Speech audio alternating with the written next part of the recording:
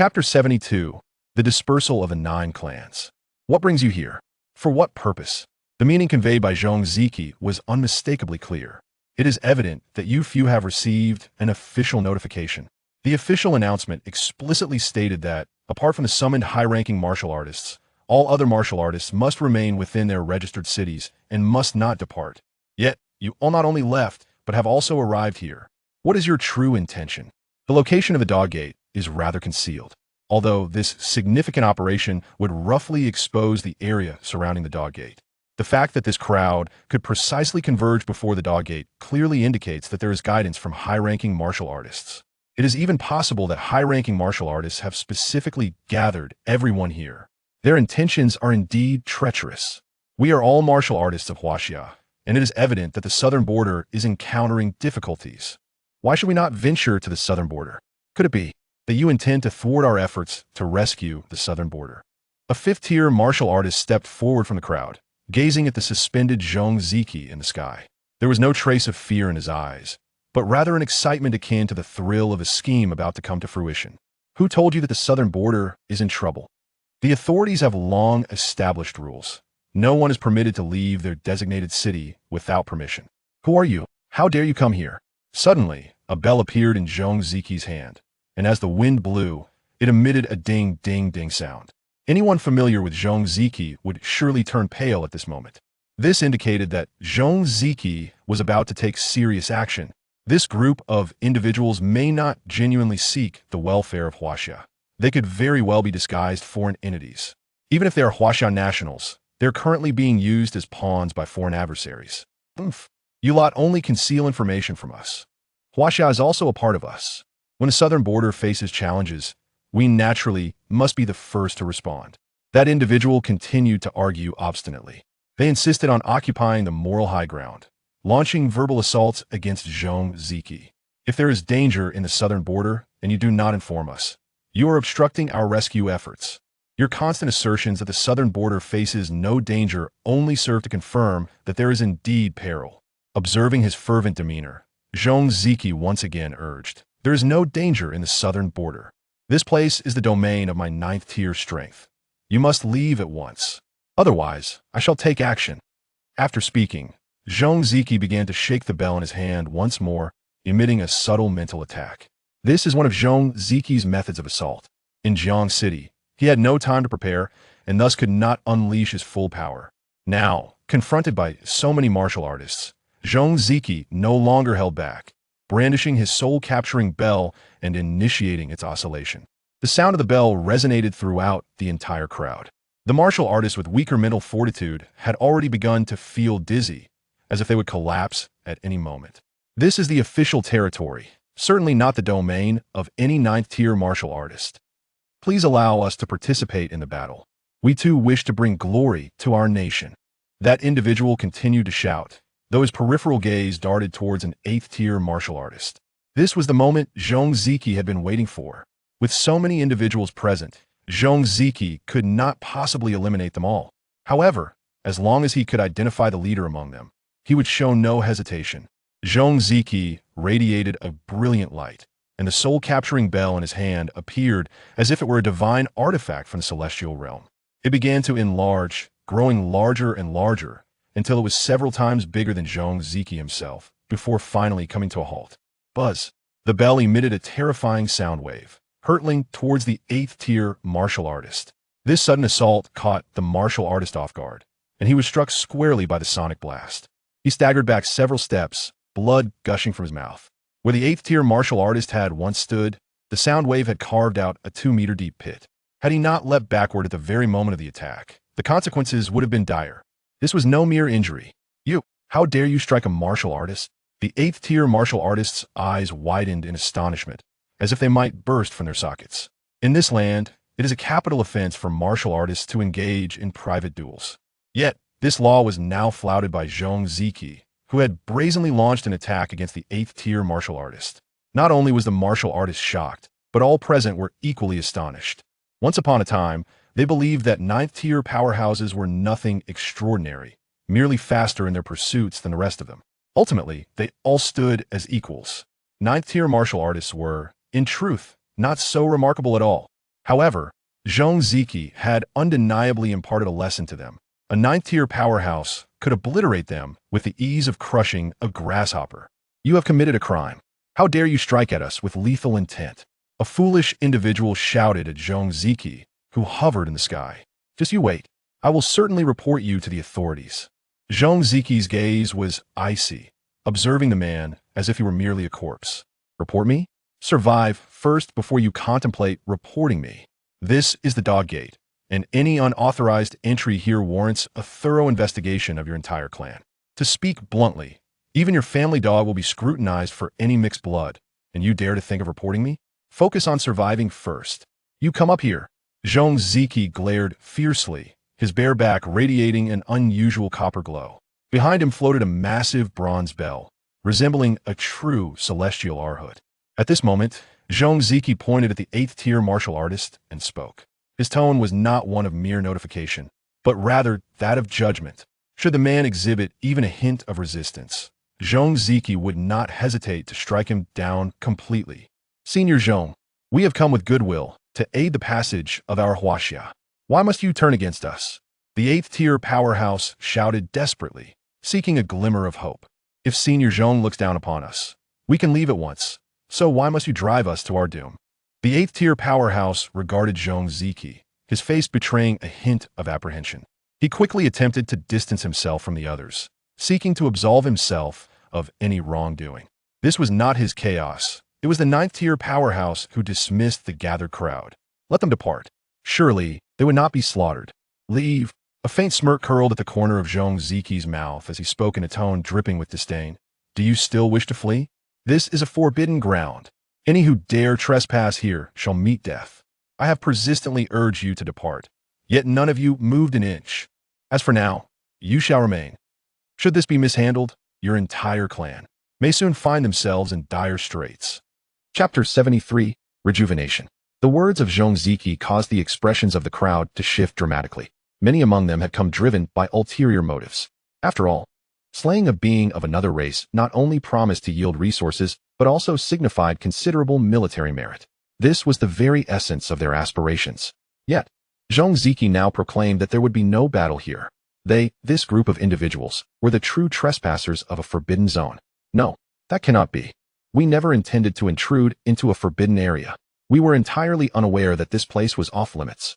Esteemed 9th-tier warrior, we beseech you to grant us our freedom.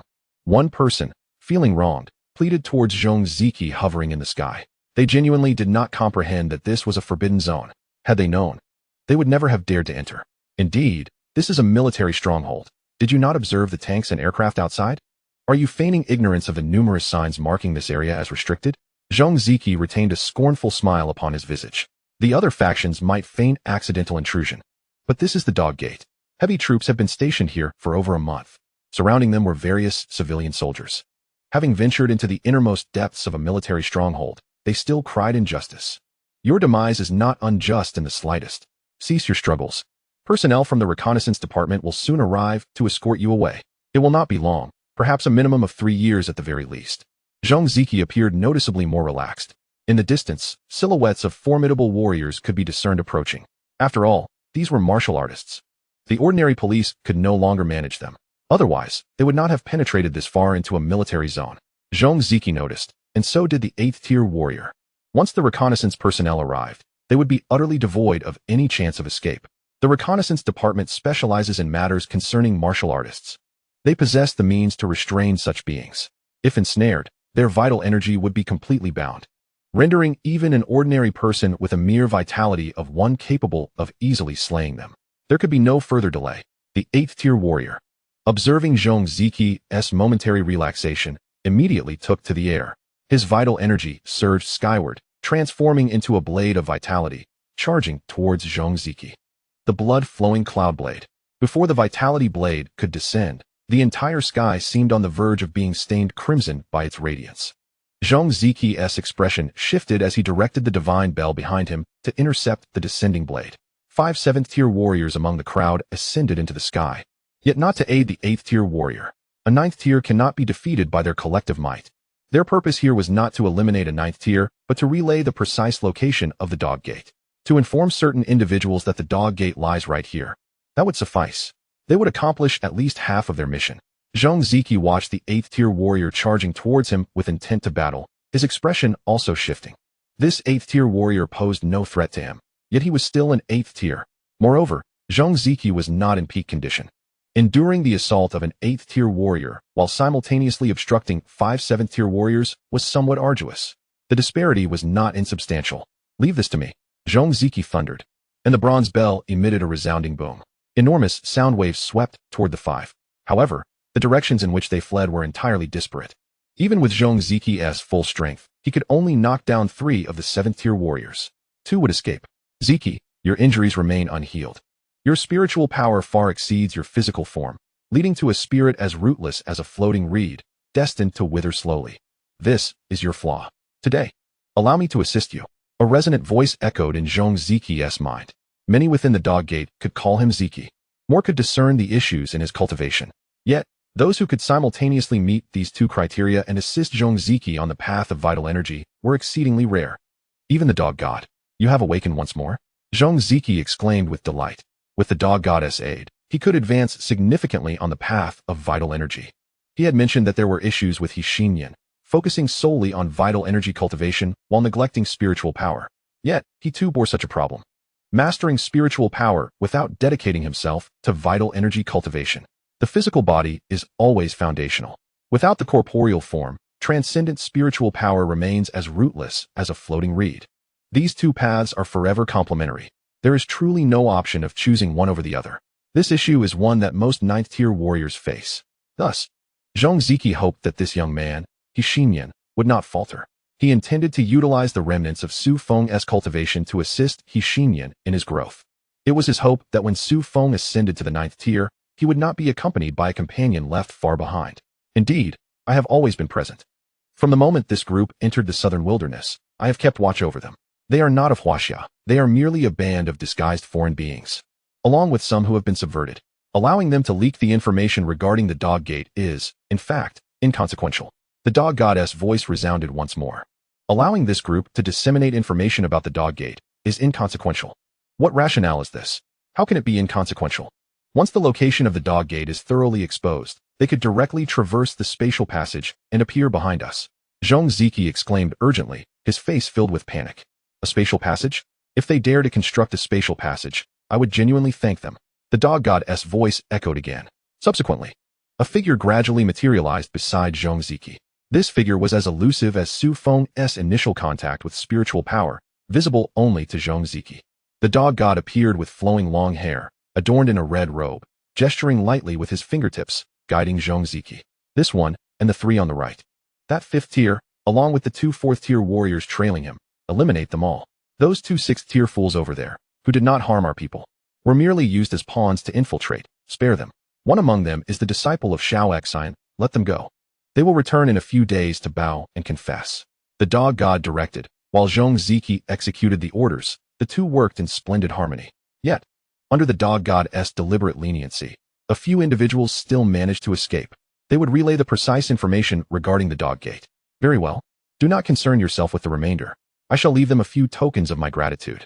The dog god's presence began to fade. The vital energy within Zhong Ziki began to swell, instilling within him a sensation akin to rejuvenation. Chapter 74. Su Feng is also departing. His entire body transformed as muscles shifted from relaxation to tautness. Zhong Ziki's vital energy surged forward significantly.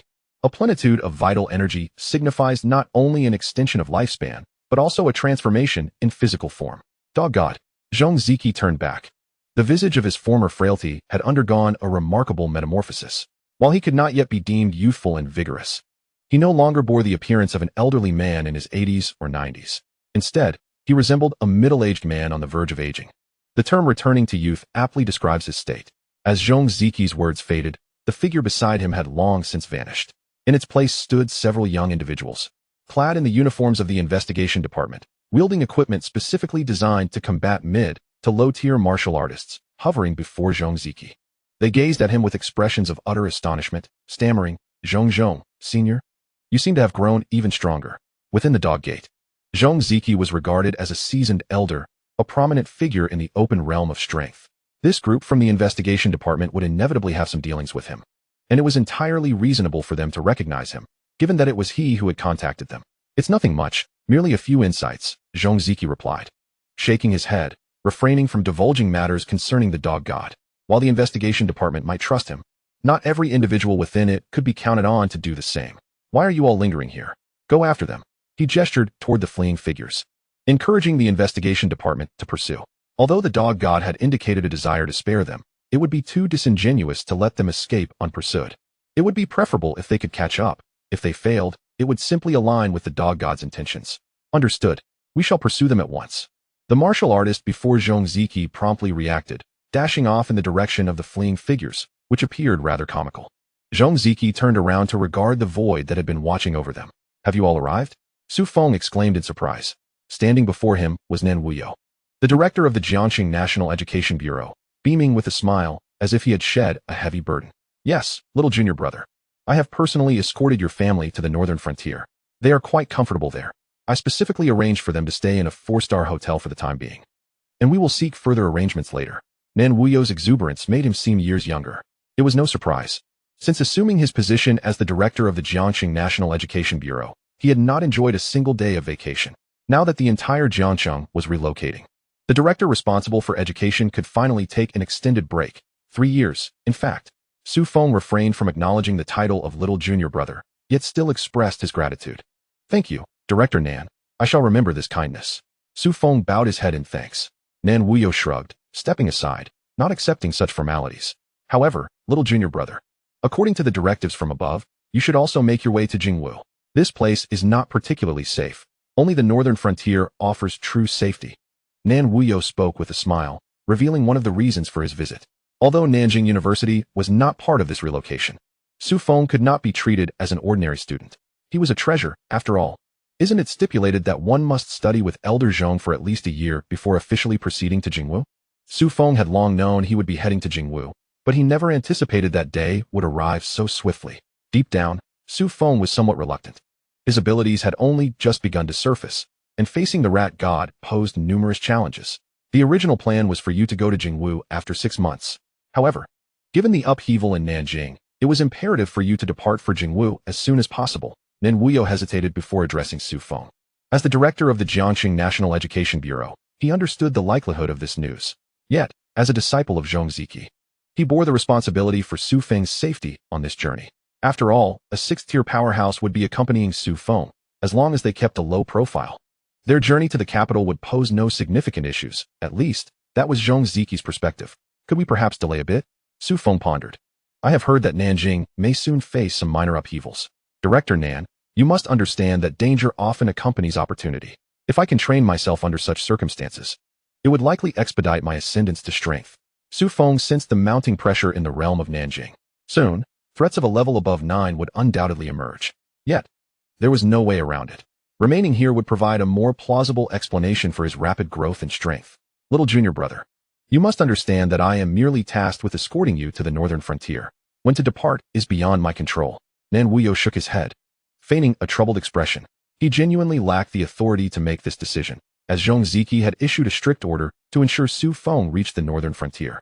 For danger loomed over Nanjing in the near future. The emergence of semi-saint level powerhouses was a possibility. Once such beings appeared, turning the surrounding landscape into scorched earth would be but a fleeting thought. Very well. Su Feng, unable to argue further with Nan Wuyo, conceded with a nod, contemplating alternative strategies. Observing Su Feng's conflicted expression, Nan Wuyo suddenly interjected, Little junior brother, the Mingguang laboratory will also be relocating.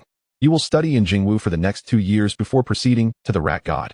Moreover, the teacher mentioned that the true danger in Nanjing will manifest in the first 3 months. If we can weather that period, we will be able to allow mid to low-tier martial artists to sweep through the region. However, if we fail to endure those 3 months, then not only Nanjing, but even all of Huaxia will find itself in crisis. At that point, even the northern frontier would be equally perilous. If little junior brother wishes to train, it would be best to wait until after those 3 months. The truth will reveal itself then.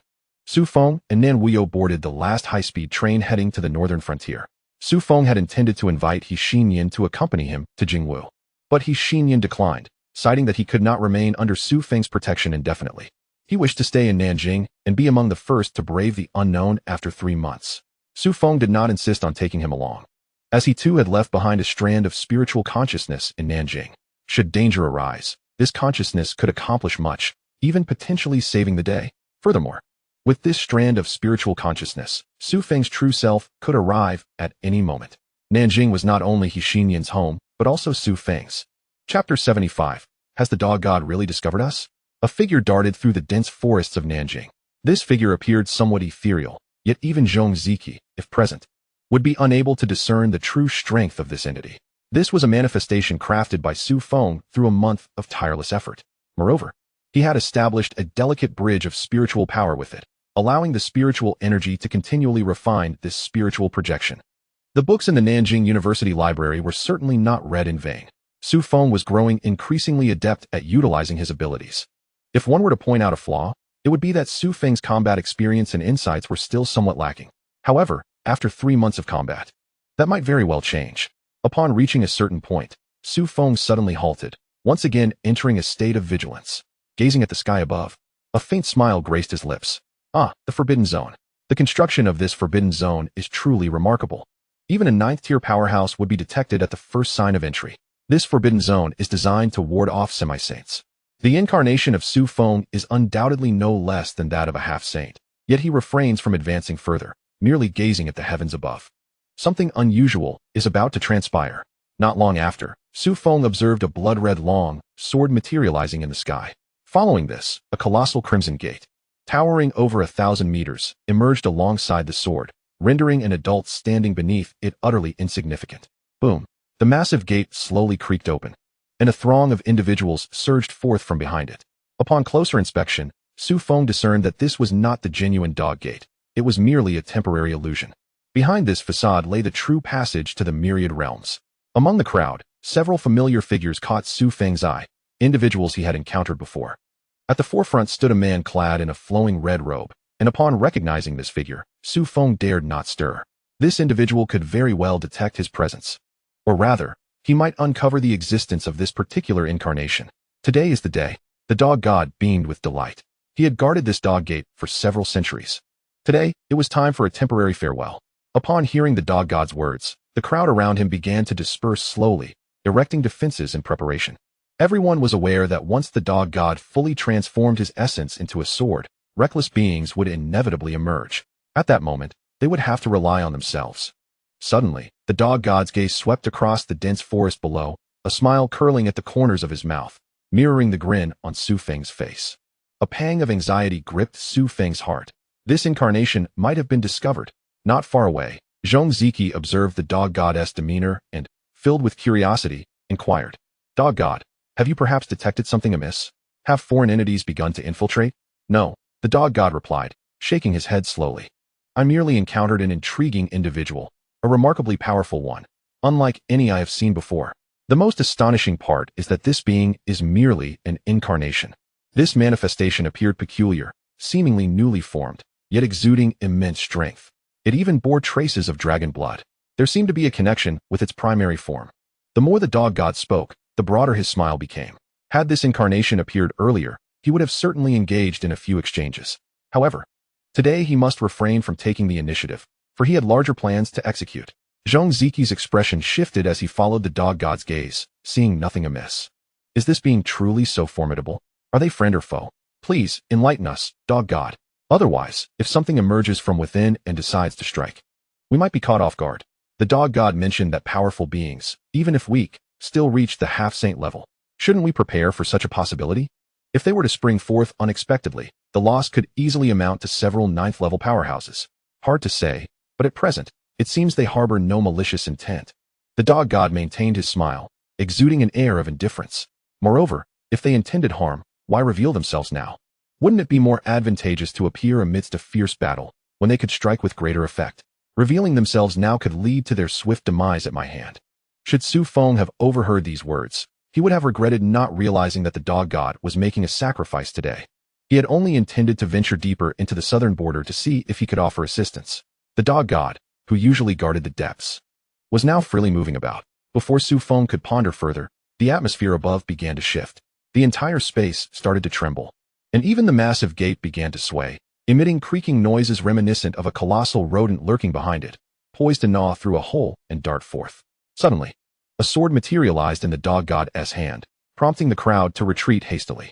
The dog god fixed his gaze on the gate, his sword trembling as if charged with the fervor of impending battle.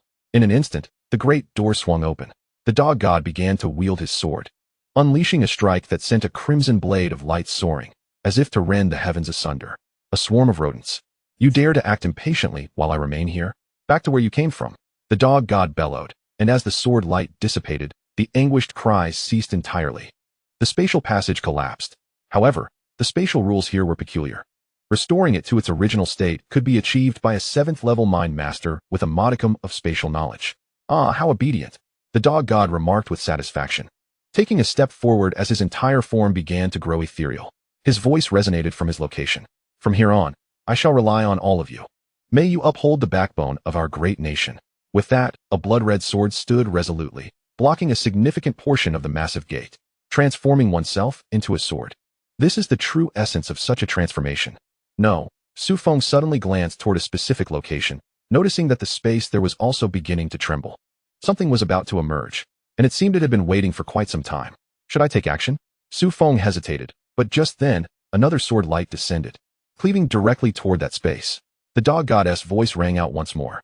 Ha ha ha ha, 3 half-saints and 12 ninth levels? You truly are foolish. You dare to construct a spatial passage when given coordinates? Those fools returned, proving to be of value. Su Feng gazed at the vanishing sword gate in the sky, feeling a sense of bewilderment. Could it be that the dog god was also a schemer? Had he ensnared 3 half-saints in his trap? Chapter 76, Communication. Although the 3 half-saints had fallen victim to the dog god's cunning, a nagging intuition lingered in Su Feng's mind that the dog god's ambitions extended far beyond these 3 formidable beings. His aspirations were colossal. Is this the one who reported back a few days ago?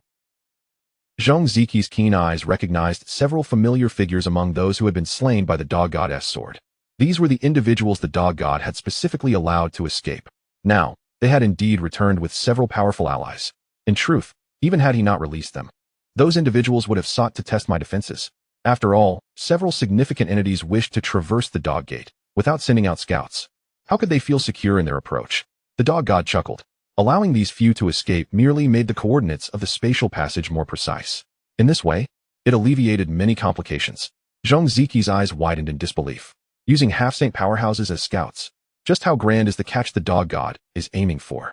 Well, regardless of whether these individuals dare to approach, there will be no opportunity in the next 3 years. You all should retreat. This gate must be temporarily sealed. The dog god waved his hand, his gaze once more falling upon Su Feng. However, he showed no concern, merely lifting the corner of his mouth, his body shimmering with a genuine red divine light. Su Feng understood that this being was not jesting. A top-tier powerhouse was indeed willing to expend all his cultivation to embody a sword, solely to guard a passage. Are you not going to deal with this fellow? A disembodied spirit suddenly spoke from the darkness. Your territory, and you leave it to me to handle? A man garbed in a dark green royal robe retorted. If that's the case, I shall not intervene. This individual's clone is nearing the level of a sage, and his true strength undoubtedly rivals our own. I have no desire to provoke him. Furthermore, I refuse to believe that the rat deity has no inkling of his presence. It is likely that he was summoned by the rat deity himself. The spirit scoffed, casting a displeased glance into the void. It's rather vexing that, despite being one of the 12 guardians, the rat deity always keeps his matters shrouded in secrecy. Indeed, the middle-aged man in the dark green robe nodded slowly. The rat deity has become increasingly enigmatic in recent years. There are matters he could easily discuss, yet he consistently chooses to remain reticent. As for this individual, I suspect he is yet another hidden weapon of the rat deity, intended to ensnare demi-saint level warriors. It is highly probable that he hails from the Dragon Cave. I shall keep a closer eye on him. Should he harbor ill intentions, he can forget about claiming this clone. Very well. The figure of the dog deity vanished completely. Suddenly, the dog gate emitted a thunderous rumbling sound, akin to a colossal beast attempting to forcibly tear it apart. Everyone retreated hastily. The most perilous moment was upon them. Once the dog deity vanished and the gate was left unguarded, those foul entities would surely rush in, drawn by the scent. As anticipated, almost the instant everyone had retreated, a monstrous figure emerged slowly from the gate, clad in pure silver armor that enveloped its entire form, including head and face. Despite the weight of the armor, it appeared remarkably slender, almost as if it contained no flesh or blood, but was merely a suit of armor. Hence, another demi-saint. The crowd recoiled in alarm. Such a formidable foe was not to be trifled with. Two elderly men swiftly stepped forward, positioning themselves protectively in front of the gathered assembly.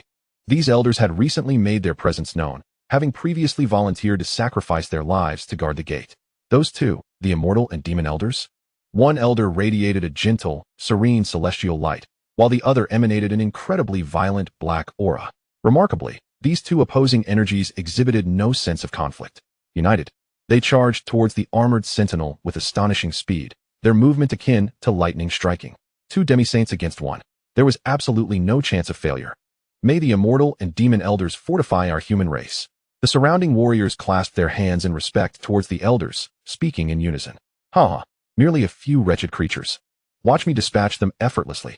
The hearty laughter of the immortal and demon elders resonated as they joined forces, swiftly eliminating the demi-saint warrior. While the elders were indeed powerful, they had yet to reach the level where they could effortlessly slay opponents of the same rank. Consequently, to minimize casualties, this battle could not be fought within the confines of Huaxia. After the immortal and demon elders departed, the gate began to tremble once more. A far more potent pressure emanated from behind the door. The expressions of the crowd shifted dramatically. The strength of the being concealed beyond the gate was undoubtedly beyond that of a demi-saint. It surely possessed the combat prowess of a sage. If such a formidable entity were to emerge from the gate, none present would be capable of stopping it. At that point, a bloody confrontation would be inevitable. Barbaric language. An unfamiliar tongue erupted from behind the gate, filled with rage. A ninth-tier expert, proficient in over 60 languages, suddenly spoke, translating the language of the Frost clan.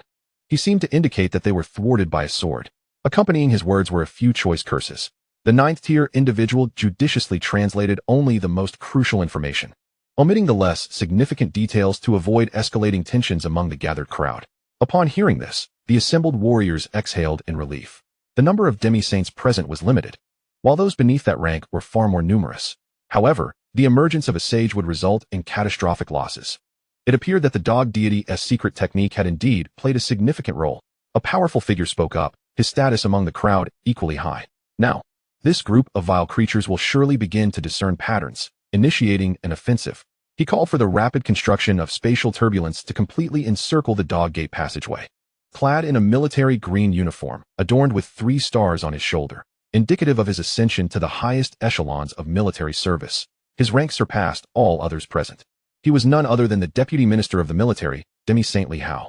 Upon hearing his command, the crowd quickly sprang into action, establishing spatial turbulence in the vicinity of the dog gate.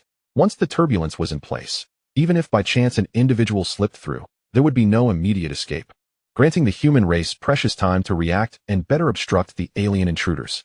Su Feng's clone observed the figures above as he stood directly beneath them. Near the dog gate, there were nearly 100 individuals of 9th-tier strength, with around 10 demi-saints among them. This assembly represented a significant portion of Huaxia's elite combatants.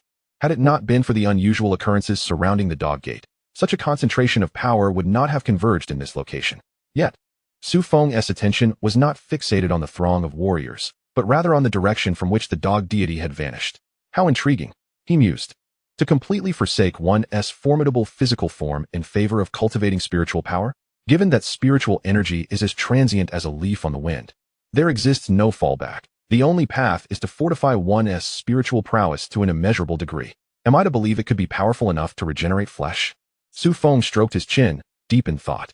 In the library of South Frontier University, an ancient text contained references to such a concept.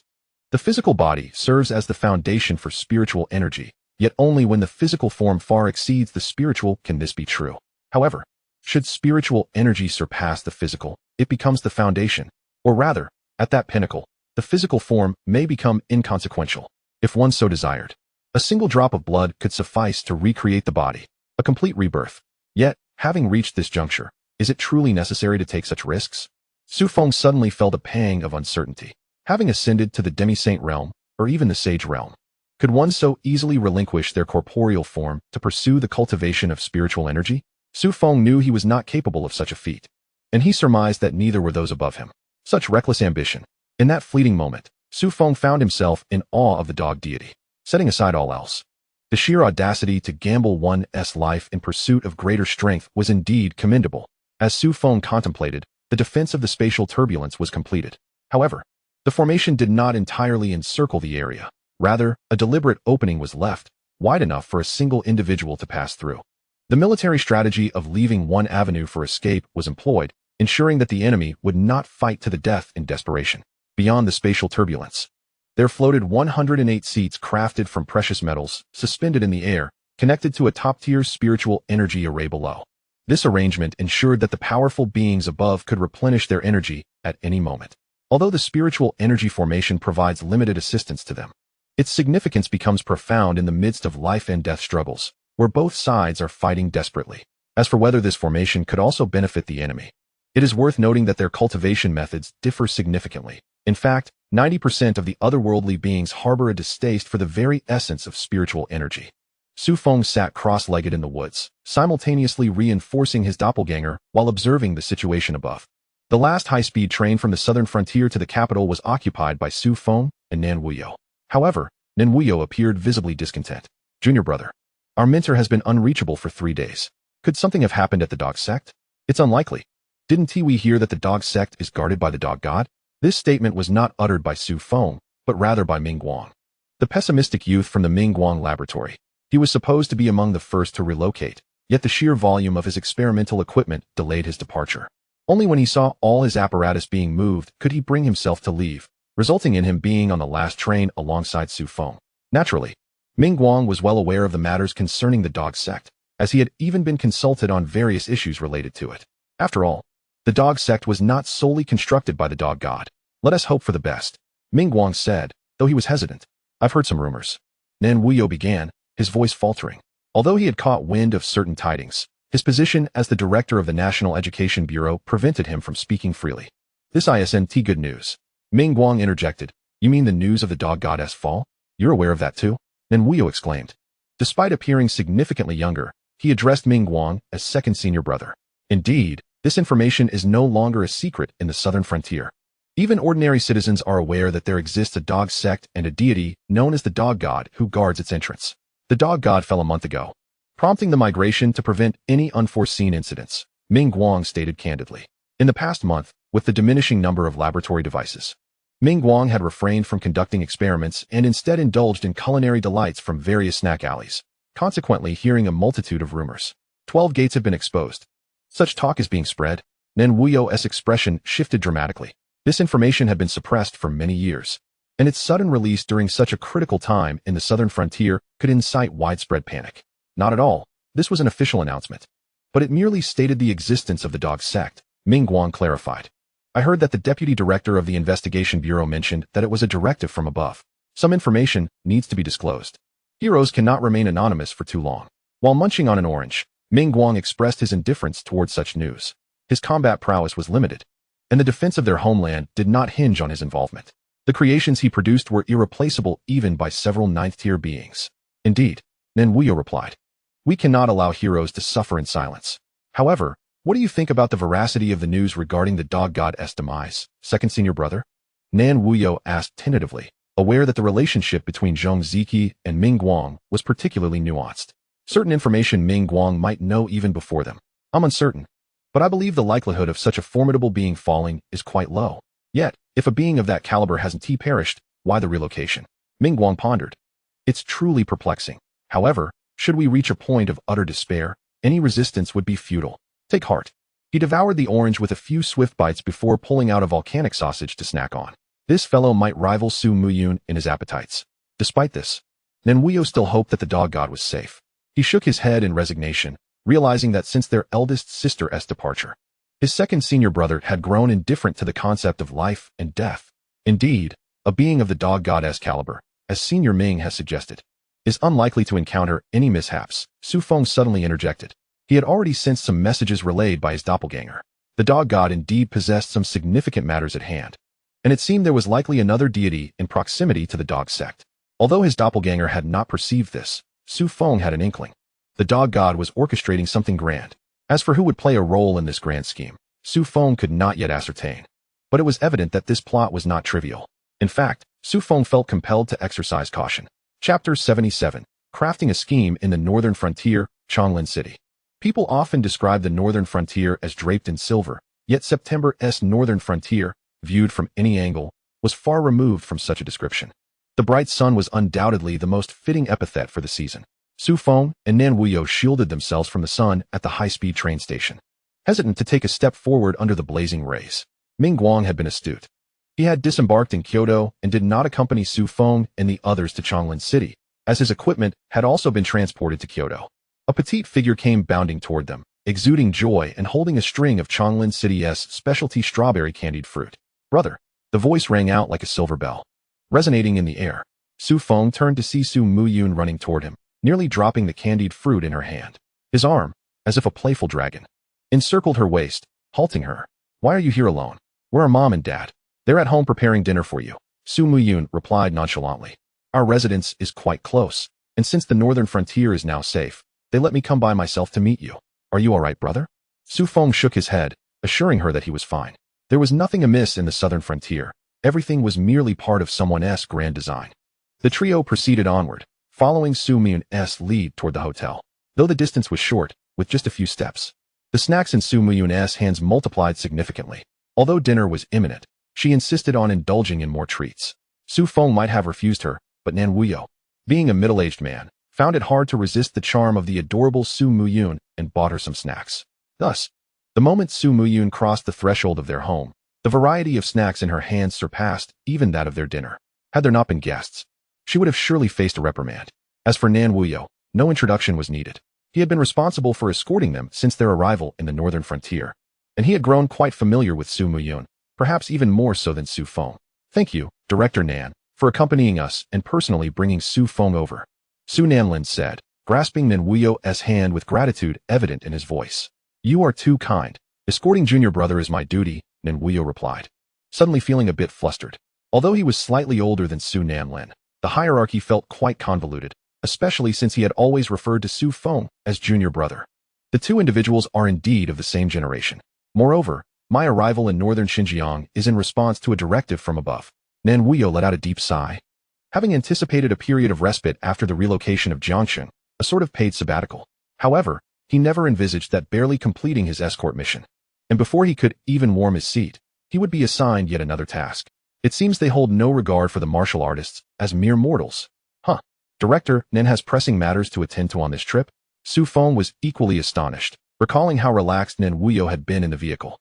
Why was he suddenly so busy after receiving a phone call upon arrival? "Yes, junior brother, the situation in southern Xinjiang has become quite chaotic.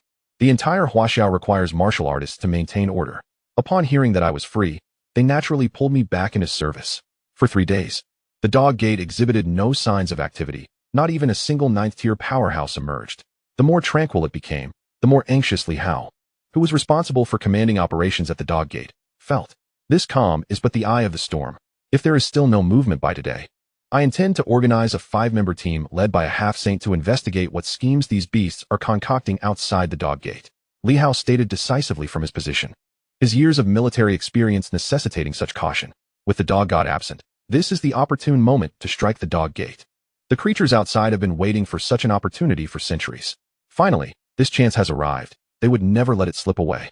A counteroffensive? One suggested. That could indeed be feasible. The intellect of those fools would never anticipate that we would initiate an attack during a supposed defensive phase. Let us find 2 half-saints to catch them off guard. Not only could this allow us to probe their situation, but it might also inflict significant damage. I believe this is a viable plan. Li Hao's proposal was instantly met with overwhelming support. They understood the races behind the gate all too well. Though these creatures lacked intelligence, their strength was undeniably formidable, and they harbored immense ambition. Once they were ready, they would undoubtedly charge forth. If there is still no activity from behind the gate in 2 hours, we must send someone in to take a look. Though it is somewhat risky, it is far better than allowing them to concoct a more extensive plot, Li Hao resolved. However, no sooner had he spoken than the gate trembled violently once more. The very space surrounding the dog gate seemed to distort. Had they not prepared a spatial turbulence defense array in advance, southern Xinjiang would have been severely impacted. Su Feng, outside, also opened his eyes, sensing the overwhelming pressure emanating from within the gate. What an attack! The half-saint was merely scouting. The true challenge is about to unfold. The human faction in southern Xinjiang had approximately 11 half-saints, yet the aura emanating from beyond the gate suggested that there were likely more than 20 half-saints this time. Are we to send 9th-tier warriors to face half-saints? But the human faction does not possess sufficient ninth-tier warriors to engage half-saints. Everyone braced themselves for the worst. Li Hao's gaze turned grave, the previous bravado vanishing. No wonder there had been no news from behind the gate. It appears they were also unwilling to engage in a senseless war of attrition. They were merely gathering their might. Suddenly, 3 strange creatures emerged from behind the gate. Their forms similar, yet their hairstyles distinctly different: red, yellow, and green. These were the only features that set them apart. Li Hao's eyes narrowed. The 3 eerie ones. If a solitary half-saint were to encounter one of these beings, they would likely be ensnared to their doom by their exceedingly peculiar methods. Ordinary half-saints would stand no chance against them. Is this the caliber of the initial adversaries? The humans would find it exceedingly difficult to resist. Where are the 2 elders of the celestial and demon factions? Li Hao, though shocked, did not delay in mobilizing his forces. You two shall handle the 3 eerie ones. Delay them as long as possible until we achieve victory. Li Hao's final words bore a hint of pleading. Such formidable beings as the 3 eerie ones could not be defeated by the 2 elders alone. Thus, he only hoped they could hold them off. The human faction simply could not muster more powerful warriors. 11 half-saints were already the absolute limit. Even in the most optimistic scenario, each half-saint would face 2 opponents of the same rank. It was already beyond average for the 2 elders to contend with 3. Yes, the 2 elders consented, reapplying their previous tactics to corner the 3 eerie ones and engage in battle. Soon after, a half-saint emerged slowly from the gate, arms crossed over his chest, surveying the assembled crowd with a gaze of utter disdain. Speaking in a language comprehensible to all, he declared, "Your deity has perished, and you are not far behind. It would be prudent for you to submit to the myriad races and become one of us." Li Hao's pupils constricted as he glared at the contemptuous figure before him. Gritting his teeth, "I believe it would be better for the myriad races to return to their own homes. Gun King Luo, Fist King Zhang Feng. This celestial demon is yours to handle. 2 against 1. The figure before them was no ordinary half-saint. Even deploying 3 half-saints against him seemed insufficient. However, the human faction could not produce more half-saints. They could only send forth the 2 foremost warriors of their ranks to confront him. Zhang Ziki watched from the outside of the spatial turbulence, his status being significant, yet he found himself without the qualification to even observe such a battle. He could only watch as Li Hao commanded his troops from a distance. The vice president of the Southern Xinjiang Martial Arts Academy stood alongside Zhang Ziki, glancing at the figure beyond the gate with a sense of resignation. Gun King Luo, ranked 7th among the half-saints, and Fist King Zhang Feng, ranked 11th. Would their combined efforts be sufficient to halt this celestial demon? It is said that on the battlefield of the myriad heavens, 7 of our Huaxia's strongest perished at his hands. This is a blood feud, the vice president remarked. According to records, the celestial demon ranks among the most powerful within the realm of half-saints. He may even outmatch the 3 eerie ones. I fear that killing him is beyond possibility. Perhaps we can only hope to delay him. Indeed, the vice president nodded in agreement. The situation was far from optimistic. Only 4 strong adversaries emerged from the gate. Yet our side fielded 4 warriors, nearly achieving a 1-to-1 ratio. However, the opposing half-saints outnumbered us significantly. What of the extra 10 half-saints? Who will stand against them? Zhang Ziki inhaled sharply. This was not favorable news. Even relying solely on 9th-tier warriors would be insufficient to hold them back. Fortunately, the next figure to emerge from the gate was not as outrageous. He was merely an obscure and relatively weak demigod. Upon seeing such a demigod, Li Hao felt an immediate sense of relief. Behind the door lay a multitude of races, and with them, numerous powerful beings. However, the sheer diversity of races did not imply that they were united in purpose. Even with 3 days to assemble the strong, there remained a disparity among the demigods, with some being stronger than others. It was inconceivable that all the demigods summoned would be of the utmost might. Reinforcements could not arrive in such a short time. Moreover, the opposing side would not dare to take such a grave risk. What if this were yet another trap? Consequently, although the demigods that appeared this time seemed to swarm in, they still arrived in a somewhat orderly manner, with some coming before and others after. Li Hao managed to summon nearly 6 9th-level experts from the rear to engage in battle. Generally, a single demigod could substitute for a dozen 9th-level warriors. Yet this particular one, whether in terms of strength or race, was notably feeble. 6 formidable 9th-level warriors could easily hold him at bay. As for taking his life, Li Hao did not entertain such thoughts. Restraining him was feasible. However, it would come at an exorbitant cost for 9th-level warriors to slay a demigod. This individual was evidently a demigod from a lesser race, perhaps coerced into the fray. 6 was precisely an optimal number, neither too high nor too low. This strategy would ensure that he did not resort to desperate measures, while simultaneously preventing any breakthroughs. The outcome would simply remain to be seen. Subsequently, several more demigods emerged, varying in strength. Li Hao devised strategies for each based on their circumstances. Meanwhile, the number of remaining demigods dwindled. 3, 2, 1. The final human demigod was completely exhausted by the time the 17th demigod of the opposing side appeared. 11 demigods facing 17. Undoubtedly, Li Hao had exhausted all his schemes to their fullest extent.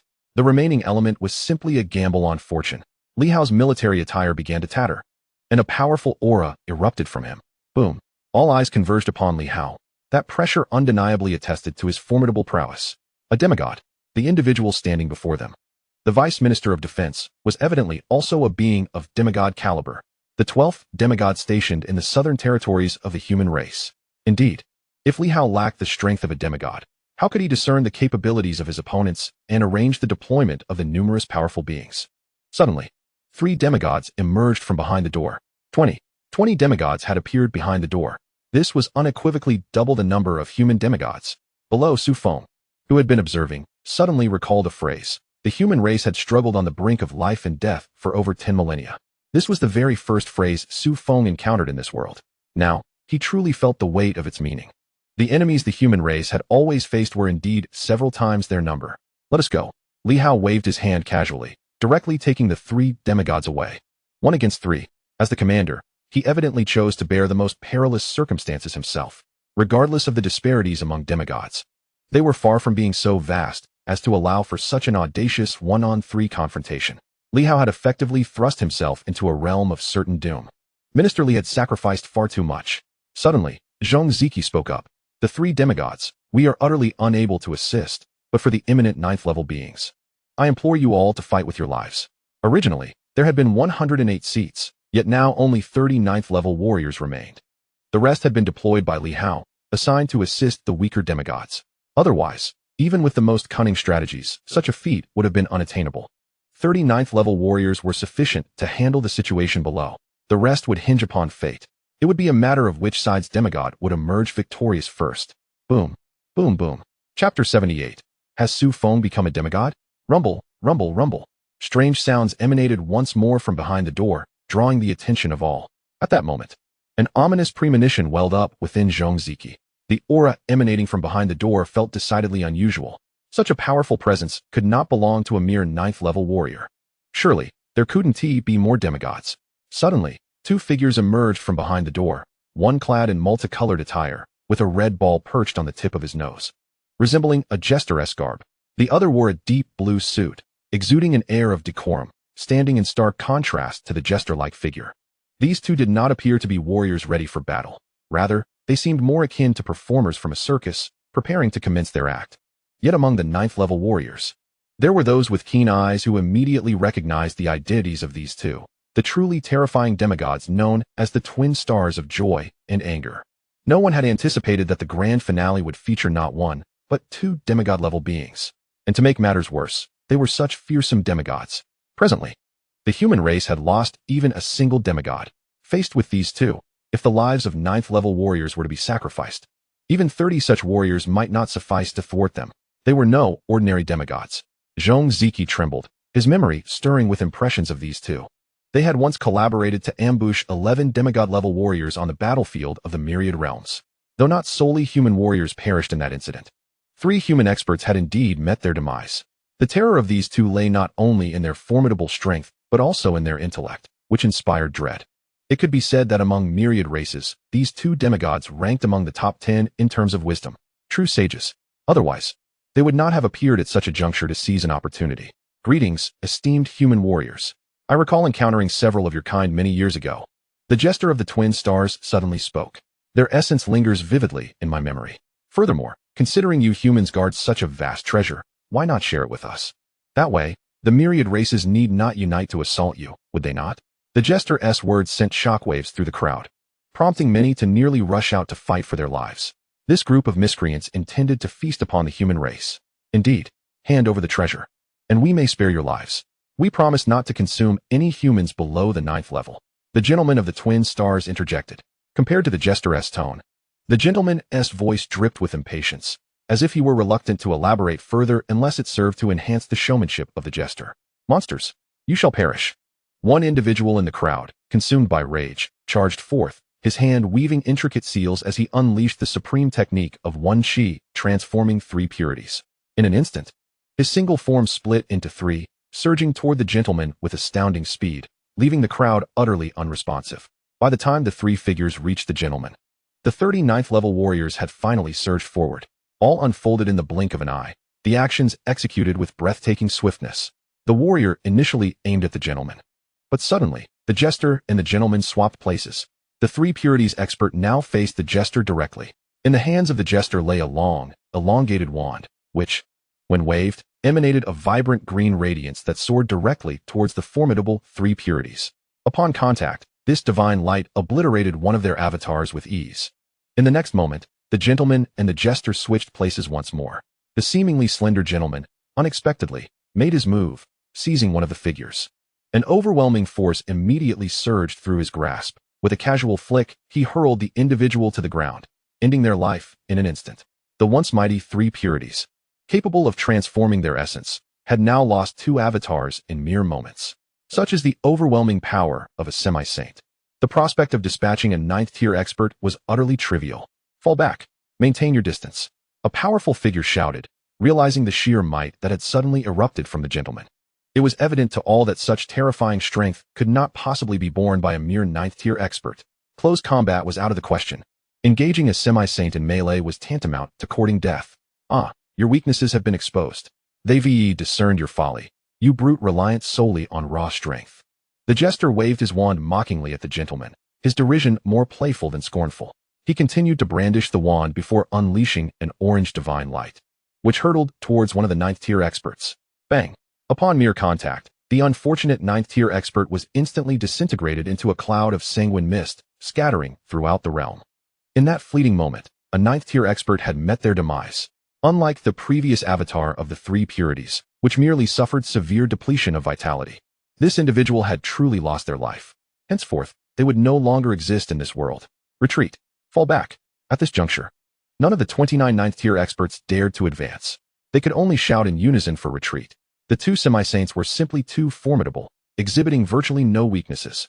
Approaching too closely risked being crushed by the gentleman's overwhelming physical prowess, while keeping one's distance rendered them vulnerable to the jester's devastating divine projectiles that could effortlessly annihilate a 9th-tier expert.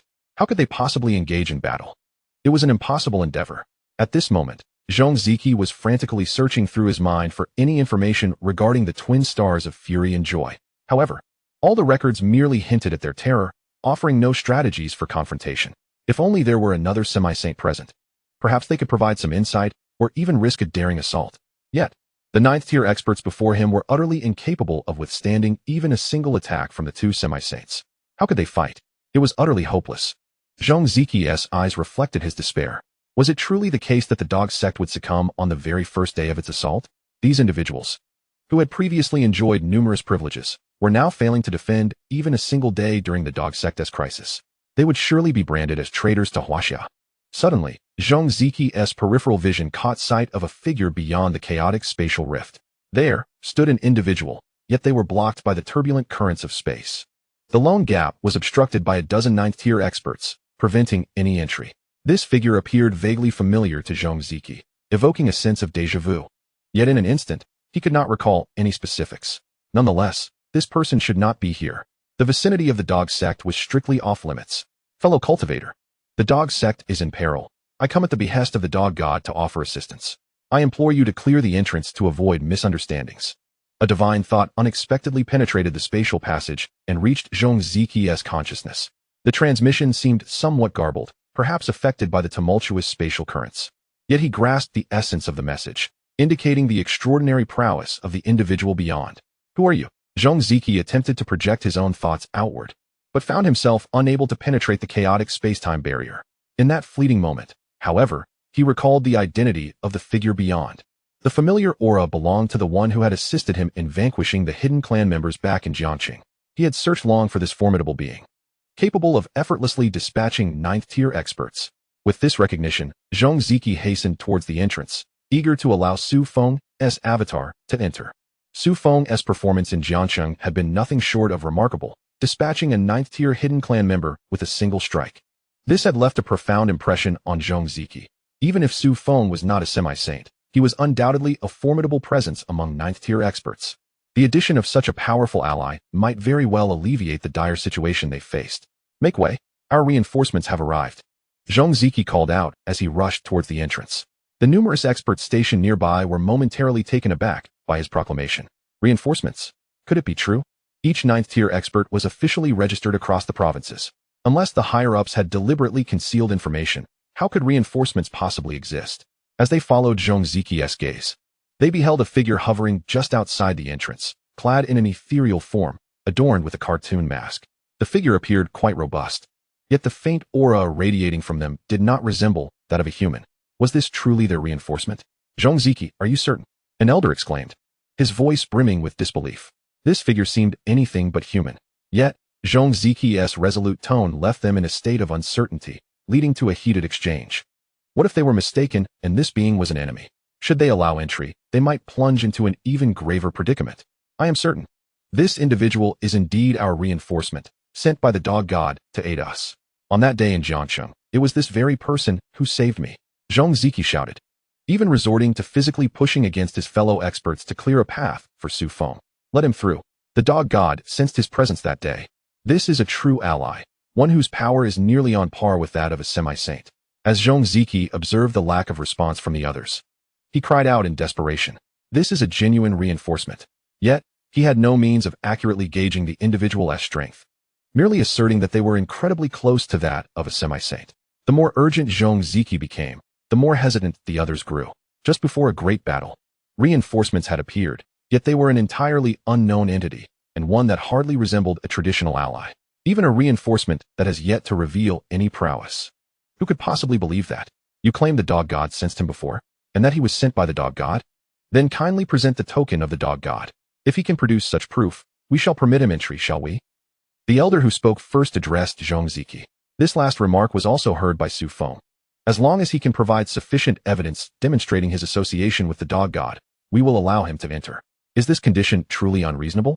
If you can prove you are indeed a reinforcement, we will fight alongside you unconditionally. Zhong Ziki's gaze tightened. This was dire. This fellow must have never encountered the dog god. Where could he possibly procure a token from the dog god? Previously, the dog god had stated he could not ascertain his true identity. He merely sensed his existence. This is indeed a reinforcement. He previously assisted me in slaying a 9th-tier hidden clan member. Otherwise, how could I have single-handedly defeated a 9th-tier hidden clan member in Jiangcheng?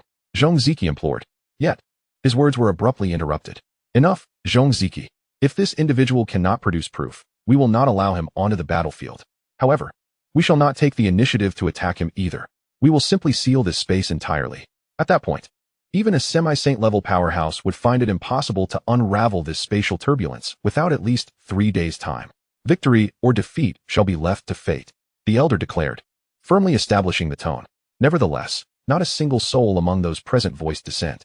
In fact, some, impatient to prevent Su Feng from proving his identity, were eager to seal the gates completely to thwart the escape of these two semi-saint powerhouses. Zhong Ziki looked helplessly at Su Feng outside the door, his heart filled with profound regret. Such a rigid stereotype, utterly rigid. This is a genuine powerhouse reinforcement. They are truly on the verge of rejecting them at the gates. Suddenly, a flash of red light appeared, accompanied by an overwhelming pressure suffused with the essence of the dog god. The crowd's eyes widened in astonishment. Outside the door, Su Feng held aloft an object that radiated the aura of the dog god. The dragon's roar sword? It was indeed the dragon's roar sword wielded by the dog god in his 9th-tier days. This is the authentic token of the dog god, who would bestow upon another their previously used weapon if they did not genuinely believe in them. Moreover, this is not a mere defective dragon's roar sword. It has evidently regained much of its former power. It could even contend at the semi-saint level. This is truly the dog god's trump card, a genuine reinforcement. Zhong Ziki was momentarily stunned. Could this fellow have genuinely encountered the dog god? Otherwise, how could he possibly possess the dragon's roar sword? In the distance, the Vice-Dean felt a jolt upon seeing the sword. Wasn't this sword given to Su Feng? Has Su Feng become a semi-saint? Chapter 79, Break the Deadlock with Me. The Vice-Dean stood in a daze. Yet, he could not mistake the dragon's roar sword in that person's hand. It was the very sword he had personally handed to Su Feng, though this dragon's roar sword appeared somewhat different than when it was given to him. While its shape was similar, and its aura reminiscent, this sword looked noticeably more pristine, quite unlike the one that had previously shed bronze rust upon being wielded. Yet, this was undoubtedly the dragon's roar sword. No matter how new it appeared, the essence of the dog god could not be deceived. Could it truly be Su Feng? At this moment, the Vice Dean did not voice any doubts. This was not the time for skepticism. The twins of joy and anger still hovered nearby, their aura continuing to suppress this space. The foremost priority was still to eliminate the twins of joy and anger. Indeed, a reinforcement. However, if I may be so bold as to inquire, what is your level of strength? The elder who initially obstructed Su Feng now displayed a more affable demeanor, though his tone remained urgent. This is a battlefield. It is not a time for reminiscing in the rear. We must ascertain Su Feng's true strength at the earliest opportunity to assign him to an appropriate role. Although Su Feng has already demonstrated his connection to the dog god's hidden contingency, his strength could not possibly be weak. However, it must fall within a definitive range.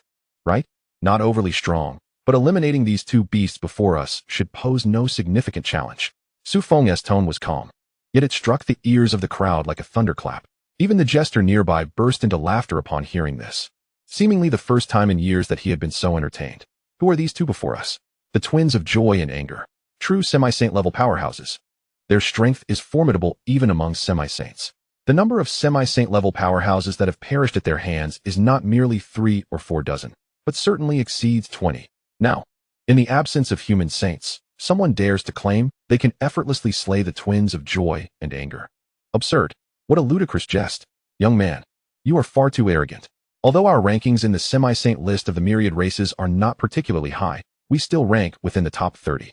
While it took both of us to force our way into this position, it is not something just any semi-saint can contend with. The gentleman's face flushed with rage, his veins bulging. From the moment he appeared, he wore no expression of mirth, only one of deep grievance. To be among the top 30 in the myriad races semi-saint rankings speaks volumes of their terror. Moreover, they had just displayed their formidable strength. Each of them possessed the capability to eliminate 9th-tier powerhouses with a single strike. Yet now, Su Feng proclaimed he could easily deal with them, drawing skeptical gazes from all around. Was he serious?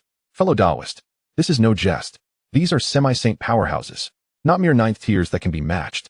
The elder who initially blocked Su Feng earnestly cautioned. Though this was their first encounter with Su Feng, they were all part of the same lineage and should not be divided. Where there was room for counsel, it was only right to provide it. Yes, I am not jesting. You all should step back and maintain the spatial turbulence. Su Feng brandished the dragon's roar sword and strode towards the twins of joy and anger. In that instant, Su Feng exuded a certain air reminiscent of the dog god, that feeling of wielding a sword across the world, relishing in vengeance and camaraderie. Some even sensed the essence of the supreme sword emanating from Su Feng. Indeed, the aura surrounding Su Feng was unmistakably that of the supreme sword. Previously, the dog god had concealed this sword technique within the dragon's roar sword, and Su Feng had comprehended it at the time, but had never had the opportunity to wield it. After all, there had been no chance for Su Feng to showcase it until now, as this opportunity lay before him, and he would not let it slip away. The only concern was that the dragon's roar sword had not been fully restored. Should it fail to withstand the force of this technique and shatter, Su Feng feared he would have a difficult time explaining himself. However, at present, Su Feng possesses no more suitable weapon and can only make do with what he has. Is this the supreme sword of the dog god? Someone sensed this aura and instantly widened their eyes in astonishment. Though this sword technique may not be overly exquisite, it is undeniably a move employed by a semi-divine powerhouse. The ability to comprehend and execute such a technique is, at this moment, exclusive to the dog god himself. Yet, before them, Su Feng is able to wield it. It seems this individual is indeed the hidden hand of the dog god, a contingency that emerges only when despair truly engulfs the crowd. The Vice Dean also sensed this aura, but simultaneously he exhaled a sigh of relief. His anxious heart could finally rest. How could this possibly be Su Feng? How long has it been since Su Feng acquired the dragon chanting sword? Not even a month.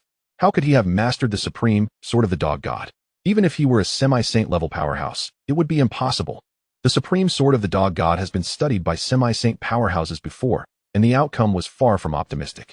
Therefore, even if Su Feng were a semi-saint level powerhouse, he could not have learned this move in such a short time. Thus, this person before them cannot possibly be Su Feng. The Vice Dean was unwavering in his conviction. The smile on the face of the clown, one of the Gemini of joy and anger, slightly stiffened.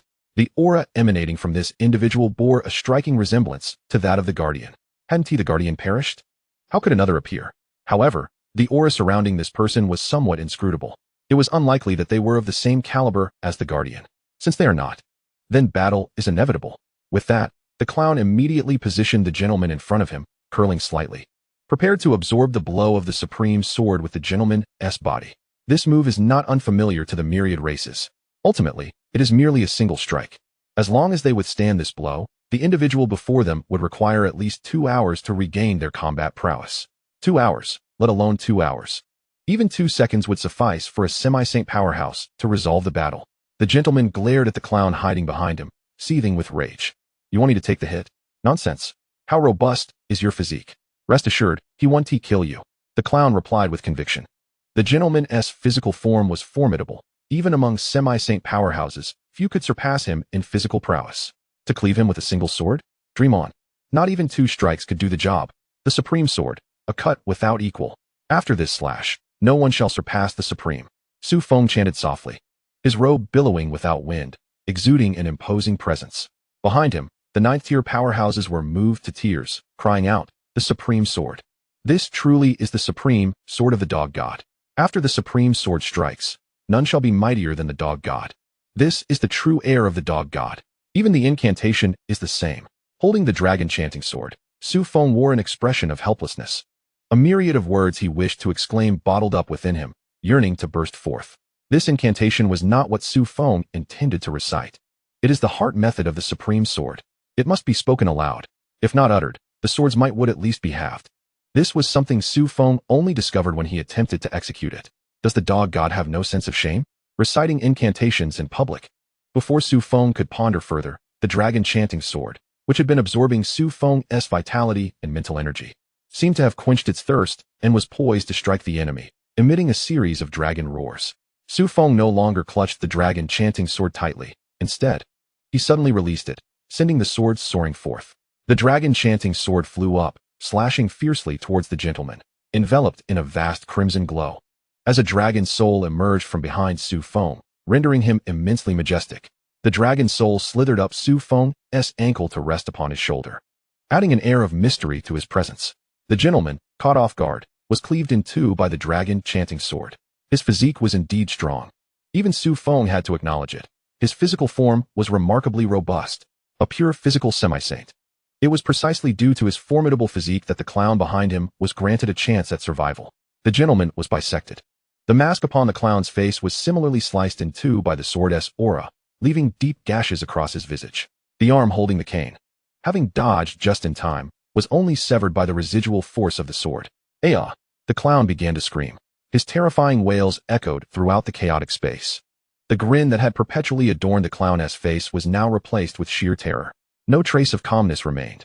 He pressed his still intact arm against the spurting blood from his severed limb, disregarding the matter of the wand, and frantically dashed towards the exit. Terrifying. Utterly terrifying. The human race possesses the means to slay two semi-saints with a single strike, had it not been for the gentleman's formidable physique, which mitigated much of the supreme sword's power. Combined with the clown's quick reflexes, the so-called Gemini of joy and anger would have been reduced to mere fragments. "Elder! Stop him!" The onlookers, witnessing the clown's attempt to flee, hastily called out to Su Feng. Just moments ago, they had referred to him as a comrade. Now, their address had shifted to elder. Such overwhelming prowess left no one believing he could still be a ninth-tier powerhouse. Clearly, he was a bona fide semi-saint. Only a handful within the crowd remained silent, aware of the supreme sword's vulnerabilities. While the supreme sword could unleash all its power in a short time, its weakness was equally apparent. Once a strike was delivered, there would be no opportunity to strike again. It depletes one's vitality excessively. To slay a semi-saint, or to rescue our 12 semi-saints. Su Feng sheathed the dragon chanting sword, gently caressing the dragon's soul upon its blade, addressing the crowd. In that moment, the people recalled their plight. "Oh right, our race still has 12 semi-saints battling in the alternate space they opened. This war has not yet concluded." At that moment, even those who had initially refrained from imploring Su Feng widened their eyes in astonishment. Could it be that this esteemed elder still possesses the strength to engage in semi-saint level combat? This could genuinely alter the course of events. "Please, elder, save our 12 saints." The crowd clasped their fists towards Su Feng, their eyes shimmering with hope. This was indeed a true trump card. Initially, Everyone had resigned themselves to a fight to the death. Yet unexpectedly, there now existed a glimmer of victory. Su Feng brandished the dragon-chanting sword, soaring forward, attuned to the alternate space created by the semi-saints. Logically, after employing the supreme sword, Su Feng should have been devoid of excess energy. However, the dragon-chanting sword was indeed lacking in strength, unable to bear such an abundance of vitality and mental energy, thus granting Su Feng a second opportunity to strike. Moreover, this was the principal reason he had not slain the clown. The sword was inadequate. A 9th-tier sword could eliminate a semi-saint and heavily wound another. That was already its limit. Best to locate a weakness. Su Feng exerted force, directly tearing open a rift into an alternate space, charging boldly inside. The combatants within were not the weakest, but ultimately, they were among the few. A human semi-saint, accompanied by 12 9th-tier warriors, boldly confronted the two opposing semi-saints. At the moment the spatial passage was breached, astonishment enveloped the onlookers, their gazes fixated on Su Feng. Had reinforcements arrived? Were they friend or foe? The expression on the human warrior's face was one of despair, for he had never seen this newcomer before and had no recollection of him whatsoever. It appeared that the human race had faltered, the myriad clans had ultimately triumphed, and reinforcements had already come forth, suggesting that battles in other arenas had concluded prematurely. The human semi-saint's face was etched with sorrow. Even with the assistance of 9th-tier warriors, could they still not halt this downward spiral? The plight of the human race was indeed disheartening. Senior led King Song. Is that the dragon's roar sword in his hand? One astute 9th-tier warrior recognized the long sword wielded by Su Feng. That is indeed the dragon's roar sword of the dog god. Could it be? Su Feng regarded the individual without offering an explanation.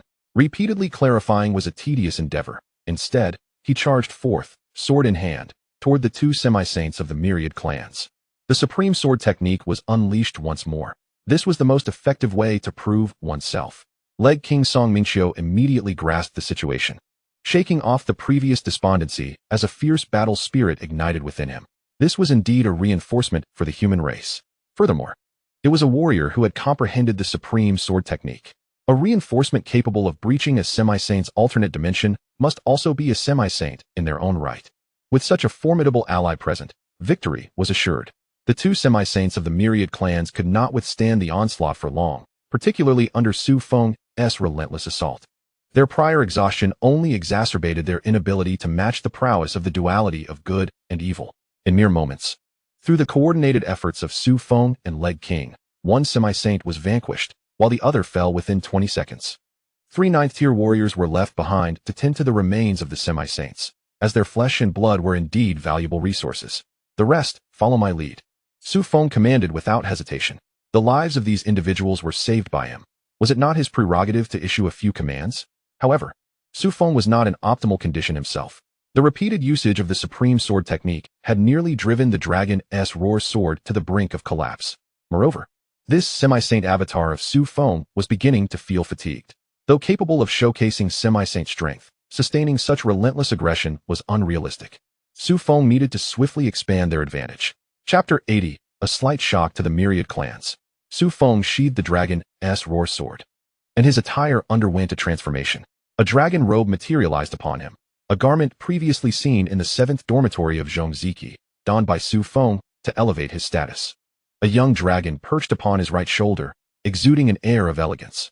Yet now, this dragon robe was not an intentional manifestation by Su Feng, but rather a recognition by the world itself, a gift bestowed upon him, a reward from the heavenly Tao. Su Feng paid little heed to it. The robe held minimal significance for a being of semi-saint caliber. Those who reached such heights were already in harmony with the heavenly Tao in their cultivation. True defiers of fate were few in number. However, for those below the semi-saint level, it bore a slight suppressive effect. A heavenly Tao garment? You have obtained a heavenly Tao garment, exclaimed the human semi-saint in astonishment. The attire on Su Feng left him utterly astounded, signifying that this individual was held in exceedingly high regard by the heavenly Tao.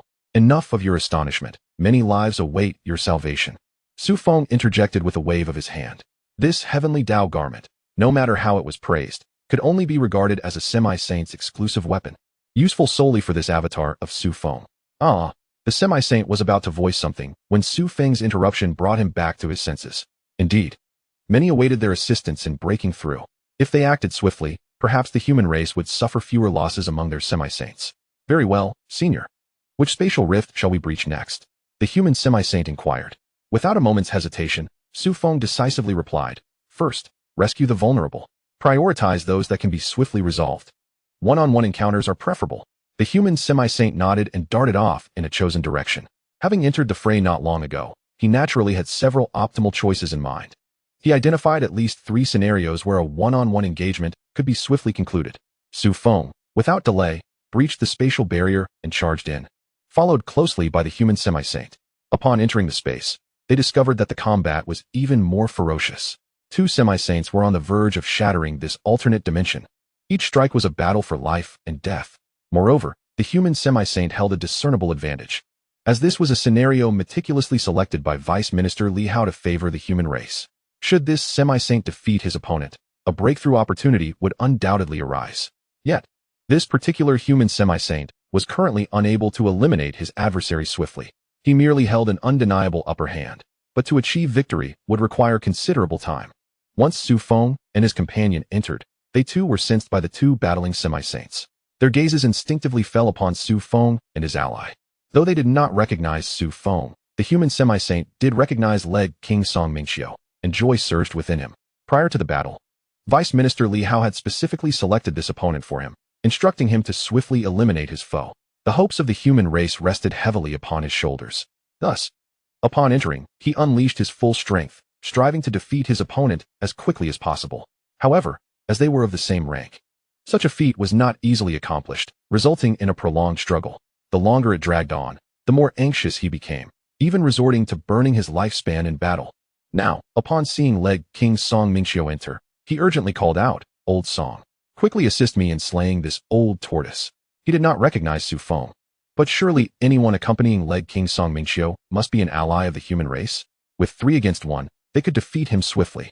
Do not burn your life. It is not worth it to eliminate a semi-saint. Su Feng floated effortlessly to the side of the human semi-saint, Flame, and spoke softly. The human semi-saint, Fire King Yan, was already known for his volatile temperament, and upon hearing Su Feng's words, he immediately retorted, "What do you understand? This is a semi-saint. How can one achieve a swift kill without burning their life essence?" His words were abruptly countered by Leg King Song Mingxiu, who admonished, "Do not be rude. This individual has just rescued me. He wields the supreme sword of the dog god, and has just slain 2 semi-saints with a single strike." Leg King Song Mingxiu's words prompted Fire King Yan to re-evaluate Su Feng with newfound respect. He wields the supreme sword of the dog god, and has slain 2 semi-saints? Worthy of reverence. Fire King Yan promptly relinquished the secret technique that consumed his lifespan, obediently standing beside Su Feng, respectfully inquiring, "Senior, how shall we swiftly eliminate him?" Fire King's nature was straightforward. If someone was stronger than him, he would heed their counsel. If not, he would assert his own. Presently, Su Feng exhibited strength surpassing his own, so he showed no stubbornness, only urgency in asking how to resolve the enemy before them. After all, once the enemies here have been vanquished, there are still other places to address. Surround them and eliminate swiftly. Su Feng's strategy was quite straightforward. With 3 formidable beings whose powers far exceeded their adversaries, taking down a single foe required no elaborate plan. Even a head pig could lead them to victory. Encircle and swiftly kill. This was the singular essence of their approach. The trio moved with remarkable speed. Before the 9 ninth-tier warriors could enter this space, the battle had already reached its conclusion. The 4th fallen half-saint from the myriad races had been dispatched in a mere 15 seconds. The role of the 9 ninth-tier warriors was simply to collect the corpses. Once Su Feng and his companions had dealt with this adversary, they were free to unleash their full potential. With 3 half-saints at their disposal, there was ample opportunity for further conquest. They needed only to methodically proceed to eliminate their targets one by one. The 5th, 6th, 7th, and up to the 11th half-saint from the myriad races fell, and Su Feng's avatar was nearing its limits. After all, this was merely a projection, one crafted without any precious materials, reliant solely on Su Feng's bare hands for a month. However, the human race had finally unleashed 8 half-saints. Only 3 battlefields remained. Deputy Minister Li Hao, likewise rescued by Su Feng, looked at him with a sense of gratitude. "Minister Li, let us discuss matters later. There are still 4 half-saints engaged in fierce combat. Especially the situation of that Tian Mozi is quite dire." Su Feng casually found a spot to sit down and began to recuperate his avatar's strength. This projection was connected to Su Feng's true self, allowing for a recovery process significantly faster than that of an ordinary half-saint. Li Hao nodded, sensing the precarious state of the battlefield involving Tian Mozi, where Gun King Luo Yi and Fist King Zhang Feng were struggling. With only 5 of the 8 half-saints remaining capable of combat, they must prioritize rescuing the Gun King and Fist King. Just as he was contemplating this, Li Hao flew towards Tian Mozi's domain. Suddenly, that space tore open, and a figure slowly emerged from within. The figure was shrouded in darkness. Even its face appeared ashen. Though it bore a human form, it was far from resembling a true human. At this moment, it seemed slightly out of breath, yet exuded no hint of weakness. In its hand, it clutched a severed arm, the owner of which was unknown, but it was certainly not its own. Li Hao's eyes widened in shock at the sight of the severed arm. Whom did Tian Mozi slay? Stop him! Li Hao shouted fiercely, realizing that Tian Mozi had accrued yet another blood debt against humanity. Today he must pay for his sins with blood.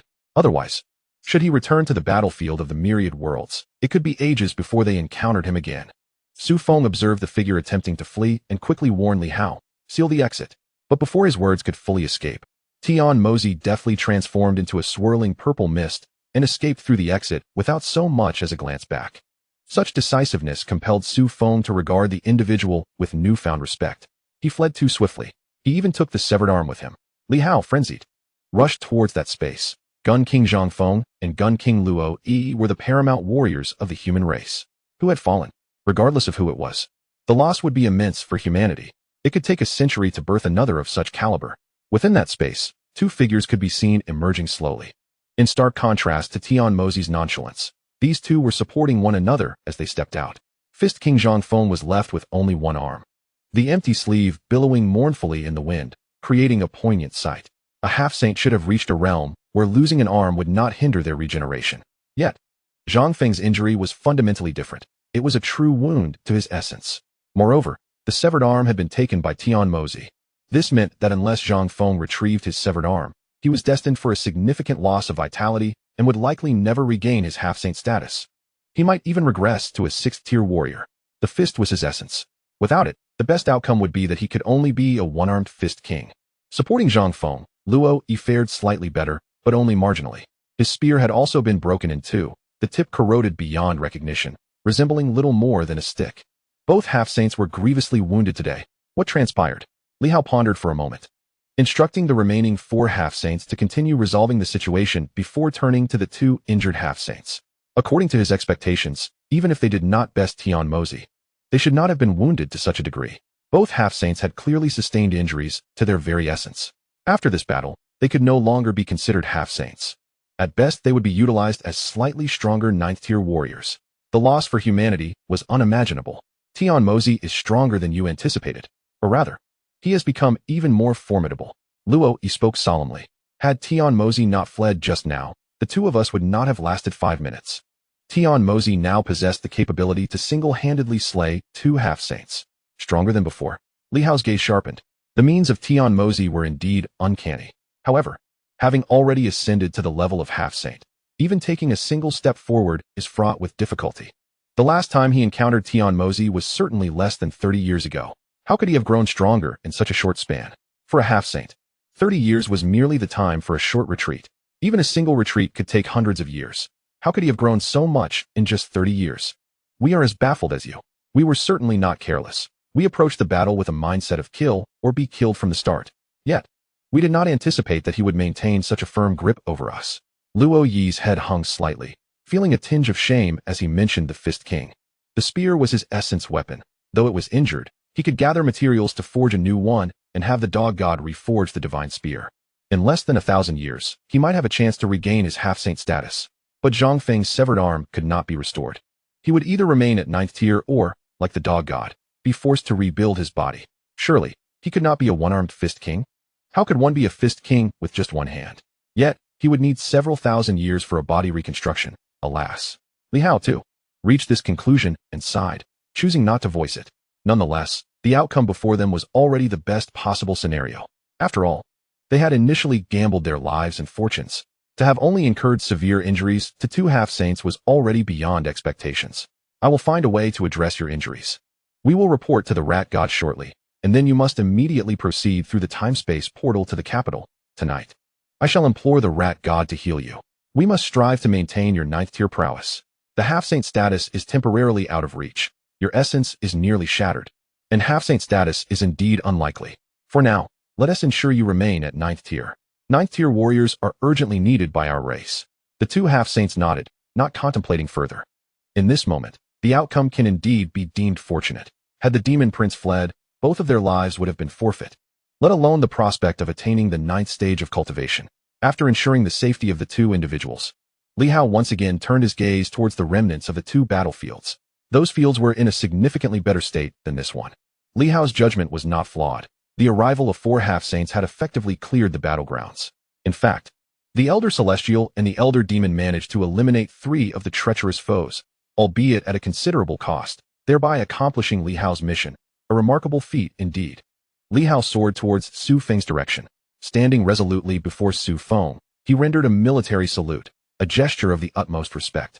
Were it not for his uniform, Li Hao might have even knelt to pay homage. Although this was their first encounter, it was precisely due to Su Feng's presence that humanity achieved this victory. 12 half-saints wagered their very lives and emerged triumphant. This was a resounding victory, an absolute triumph. Against 22 formidable half-saints, they had managed to defeat 20 of them at the cost of merely 2 severely injured and 4 lightly wounded, an unparalleled accomplishment in the annals of human history. This battle was worthy of being enshrined in textbooks for detailed analysis. All the glory was intrinsically linked to the man standing before Li Hao. Without him, this victory would have been unattainable. Su Feng, Li Hao exclaimed. In truth, Senior Li need not be so formal. After all, I am also a member of the human race. We must give the myriad races a slight shock. Chapter 81, Yujingzi. We must indeed provide the myriad races with a small surprise, Su Feng replied nonchalantly. At this moment, the power of his clone had significantly recovered. While he could not claim to engage in another battle of such intensity, standing against a half-saint would pose no challenge at all. However, Su Feng's words evoked a sense of familiarity in Li Hao, as if he had heard them before. Xianxia stared wide-eyed at Su Feng, his entire face obscured by a hazy mist. Nevertheless, he sensed a familiar essence emanating from Su Feng. Yet, he could not discern whether this familiarity stemmed from Su Feng or from his previous encounter in Jiangxing. That phrase, to provide the myriad races with a small surprise, was indeed reminiscent.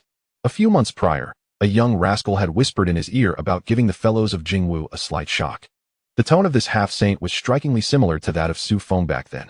While strength can be deceptive, one's character is unlikely to lie. Is it? Xianxia attempted to approach Su Feng for a clearer view, but was met with a stern glare from Li Hao. Such impoliteness. How could one dare to offend such an esteemed guest so frivolously? Friend, did the dog god send you here to assist us? Li Hao's tone, though not overly reverent, was decidedly gentle. As a soldier who had spent a lifetime in the field, he maintained such a demeanor, evidently suppressing his demeanor to avoid offending Su Feng. Please do not misunderstand, my friend.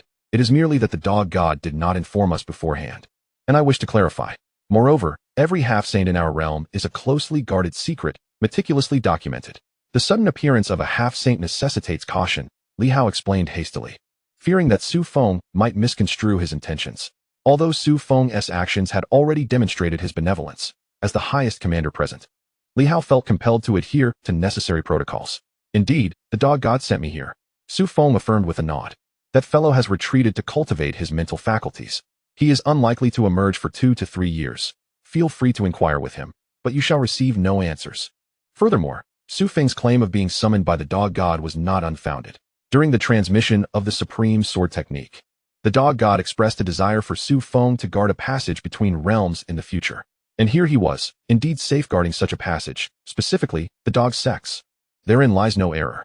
Your ability to wield the longing sword and execute the dog god's supreme sword technique has already convinced us of your identity. Li Hao smiled, his combat stance now relaxed. However, we are curious about your origins. Should it be inconvenient to discuss now, we may wait until the dog god returns. Li Hao's curiosity regarding Su Feng's identity was evident, yet he did not press further. Since Su Feng wished to maintain his secrecy, there must be a reason for it. It was clear that he could not be an infiltrator. Would the myriad races be willing to sacrifice 20 half-saints to infiltrate the human race? Such extravagance was inconceivable. Each half-saint represented the very essence of their respective races. Rest assured, your identity poses no issues, Li Hao added, as he conjured a slightly larger lotus seat, transforming the 108 positions into 109. Su Feng, making his debut before the pinnacle of Chinese martial prowess, had attained an official status, one that would remain unshakable for the next 3 years. He had officially become a guardian of the dog sect. Thank you. Su Feng expressed his gratitude to Li Hao, lightly tapping his toes as he ascended to the lotus seat. Upon settling on the floating lotus, he immediately recognized its advantages. No wonder those powerful beings rushed to the lotus seat upon their return. This lotus seat connected to the top-tier spiritual energy array below, maximizing its effects. This lotus platform was indeed a remarkable artifact. Seated upon the lotus platform, and coupled with the spiritual energy continuously transmitted from his true form, Su Feng would require merely half an hour to fully restore himself to peak condition. This lotus platform was a treasure. Do not mention it. After this monumental battle, we can certainly expect many minor disturbances to follow. Li Hao's smile softened somewhat, yet soon furrowed again. This wave of assault was undoubtedly the most ferocious in the short term. There was no doubt about it. After all, 20 half-saints had perished in 3,000 years. China had never produced such a multitude of half-saints, and even the myriad races would require considerable time to recuperate. Therefore, while major conflicts may be averted, the unrelenting harassment would soon become the focal point. Thus, new regulations around the dog sect would soon be established. In due time, all behavioral guidelines would adhere to these new rules, much like each deity guarding a passage. I must find a way to report today's events to the rat god, Li Hao declared solemnly. 2 half-saints had been gravely injured. Time was of the essence for this report. With that, he swiftly departed. As the commander, he had numerous responsibilities to fulfill, including the impending negotiations that might arise. Su Feng remained seated upon the lotus platform, closing his eyes to meditate, silent and contemplative. There was no need for him to initiate conversation, as others would soon approach him to engage in dialogue. It was not long before Zhong Ziki gently maneuvered his lotus seat closer to Su Feng, eagerly initiating conversation. Senior, aside from Jiangqing, have we encountered each other elsewhere? I have an inexplicable sense of familiarity towards you. Su Feng slowly opened his eyes, cast a fleeting glance at Zhong Ziki, then promptly closed them again, shaking his head in silence. Words can often lead to missteps. This fellow has already begun to sense something amiss. Su Feng resolved not to provide him with any further ammunition. Consequently, he chose to remain reticent. A flicker of disappointment crossed Zhong Ziki's gaze, as he had hoped to extract some revelation from Su Feng's words. Yet, Su Feng remained entirely unresponsive, prompting Zhong Ziki to inquire again. Junior has another question for you. Senior, it is said that beyond the 9th tier lies the realm of the half-saint. How does one traverse the path of the half-saint? What exactly constitutes the holy path? I do not know. Perhaps you should ask others. In Kyoto, Li Hao's spiritual essence traversed the temporal passage, arriving directly at the outskirts of the city. He did not enter the city, as there was no necessity to do so. As long as his spiritual essence reached Kyoto, he could directly commune with the rat god. The rat god is regarded as the pinnacle of mental prowess among humanity, the most formidable entity in terms of spiritual strength. Li Hao bowed respectfully to the void and addressed, Rat God, Vice Minister Li Hao requests an audience. Ah, you have arrived? A gentle breeze swept through, seemingly carrying a soothing wave of spiritual energy that caressed Li Hao's visage. The rat god, during each communion, would willingly assist in assessing whether others had veered off course or suffered damage to their spiritual essence. Indeed, rat god, in this battle, humanity emerged victorious, annihilating 20 half-saints. All thanks to the contingency plan activated by the dog god at the critical moment. However, we have also sustained 2 severely injured half-saints who have been brought to you. I implore you to find a way to save them. Humanity cannot afford to lose their presence. Li Hao spoke with palpable excitement. This achievement represents the greatest victory attainable by humanity thus far. Yes, Zhang Feng and Luo Yi have already arrived at my resting place. I will endeavor to restore their essence. However, the restoration process may take a millennium, during which they will likely have to keep me company outside the cave. As for the contingency left by Wulong, the dog god, it does not seem like something he would leave behind. It appears to be merely a fortuitous coincidence. Nevertheless, Wulong did play a minor role. Otherwise, this individual might have remained concealed. Now that he has shown sincerity, let him guard the dog gate alongside you. Yet, in this conflict, the myriad races must also be considerably weakened, making it unlikely for them to stir up significant turmoil in the short term. I suggest informing Yu Jingzi, allowing him to converse with that group and transform the dog gate into a training ground, refining our weapons for Huaxia. The rat god's words were soft and soothing, enveloping one like a gentle spring breeze. Each statement bore no hint of coercion, but rather a tone of collaboration. Li Hao, recognizing the subtleties, did not refuse. Merely bowing his head in respect, I defer to the rat god's arrangements. Very well, then you may return. I will instruct Yu Jingzi to seek an opportunity to visit the dog gate. At that time, you shall determine the finer details. I heed the rat god's command. In the north border, at Jingwu University, the director of Jingwu spoke gently into the phone. Su Feng, I have heard you have been in the north border for several days. Would you kindly come to Jingwu to register? I wish to log your information. I assure you, I am not rushing you. Rather, I think, since you are here in the vast north border, you must have a splendid time, yes? After you register at school, I can approve a leave for you to enjoy, 10 days, or even half a month. Wouldn't that enhance your enjoyment? Very well, let us agree on this. Come to school the day after tomorrow, and I shall wait for you at the gate. After concluding the call, the director sighed in relief. At last, this student was retained. Upon arriving in the north border, he had rushed straight to Chonglin City. If he were to be snatched away by a university from the 3 provinces, the director would weep inconsolably in the night. Therefore, the immediate priority was to entice Su Feng to Jingwu. Once he arrived, everything else would fall into place. However, if he did not come, all would be in vain. With Su Feng's agreement, the director's anxiety was alleviated somewhat. Regardless of the situation in the south border, such a prodigy must be retained at Jingwu. This is a talent poised to become a saint in the future. It is imperative to nurture and protect him, ensuring that history records. The esteemed Su Feng once pursued studies at Jingwu. In the south border, recent disturbances reverberated throughout the region. The weather fluctuated wildly, one moment blazing sun, the next torrential rain, followed by hail and thunderous lightning. Even the dimmest of minds would discern that great events were unfolding in the south border. Particularly the sudden surge in spiritual energy served as undeniable evidence of monumental occurrences. How could the spiritual energy become so concentrated so abruptly? Even more potent than that within Dormitory 7, Xinyan sensed the spiritual essence in the air, filled with bewilderment. Alas, Su Feng was not present, and no one could elucidate the mystery for him. Shi also felt the burgeoning spiritual energy, but merely shook his head, immediately assuming a meditative posture to cultivate. Regardless of the cause, the sudden increase in spiritual energy was nothing but beneficial for the students. There was no downside. Seizing the opportunity to cultivate was of utmost importance. On the outskirts of the dog gate, Zhong Ziki sat upon his lotus seat, likewise perceiving the sudden surge in the surrounding spiritual energy. Without hesitation, he allowed this energy to flow freely towards the entirety of the south border. Why did the spiritual energy suddenly spike? This was hardly a mystery. 20 half-saints had perished within this space, each harboring a significant reservoir of spiritual energy. Though they had fallen in a foreign realm, those spaces had been temporarily opened. With the battle concluded, the formidable half-saints would naturally seek to reintegrate these fragmented, isolated spaces into the primary realm. The already abundant spiritual energy would thus be unleashed. Historically, the energy and essence generated by the downfall of a single half-saint could elevate dozens of 6th-tier warriors to the 7th tier. Now, with the simultaneous demise of 20 half-saints, the range of this energy and essence naturally extended across the entirety of the south border. Everyone would reap the benefits. Such an opportunity had never arisen before. Previously, even the loss of a single half-saint while the dog god guarded the dog gate would have been seen as a dereliction of duty. As for the myriad races half-saints, they cowered like turtles, fearing to show themselves. The spiritual energy array created by the fall of 20 half-saints, not only could warriors sense it, but many commoners would also secretly benefit. The prolongation of life and the enhancement of physical vitality is undoubtedly affirmed. The vice president remarked, "This is indeed one of the few monumental victories in the annals of humanity. The southern frontier is destined to leave a significant mark upon the entire history of the Blue Star. In truth, it is not merely the fall of 20 half-saints. There are also several slain by the canine deity. Those spiritual essences seem to have been seized by the canine deity, albeit subtly. Nevertheless, it is sufficiently shocking." Zhong Ziki spoke slowly.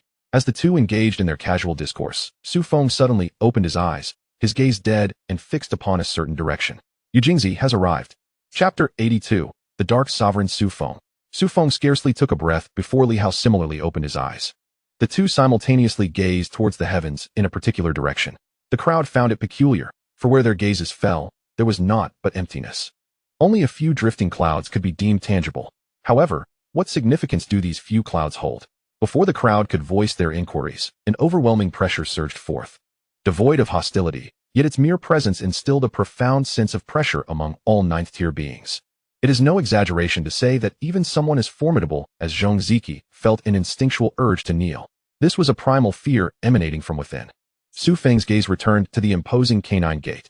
The source of this pressure undoubtedly originated from that gate. More precisely, the power that instilled dread in all came from behind the canine door. Yet, it seemed obstructed by some force, preventing it from truly manifesting in this realm. Well, what merit is there in bullying a group of children? You cannot breach the barrier left by that fellow, Wulong. The voice, originating from an unknown source, resonated with a magnetic quality that reached the ears of all present. Whether half-saints or ninth-tier beings, they all heard those two sentences. Even more bizarrely, after the utterance of those words, the pressure that enveloped everyone abruptly dissipated, as if it had never existed, allowing the ninth-tier powerhouses present to breathe a sigh of relief. The sensation of wanting to kneel was simply unbearable. Elder, what on earth is happening? The vice president, whose physical constitution was relatively robust, quickly moved to Su Feng's side after regaining his normal faculties. The indomitable prowess Su Feng exhibited in the previous battle had left a profound impression on them. Being beside Su Feng offered a greater sense of security. Moreover, from their perspective, they could not perceive the source of this pressure or the voice at all. The unknown nature of it was indeed terrifying. Oh, it is merely a human powerhouse conversing with an external adversary. Su Feng's avatar regarded the two figures with equal astonishment. In the canine deity, Wulong's discourse recorded within the Longing Sword, it was stated that anyone who ascended to the saintly realm could guard a passage to the myriad heavens. Is this not sheer nonsense? The power displayed by these two figures before me undoubtedly surpassed the saintly realm. They have undoubtedly reached the semi-divine realm, a half-step before the divine emperor level. This realm is significantly stronger than the so-called saintly realm. Humph, had you not obstructed us, our kind would have already breached this threshold. The Arolu sect is indeed mightier than we had anticipated. I suspect most of your half-saints are gathered here, are they not? Even our clan's prodigy, the heavenly demon child, could only retreat in defeat. The voice emanating from behind the gate no longer bore such an oppressive weight.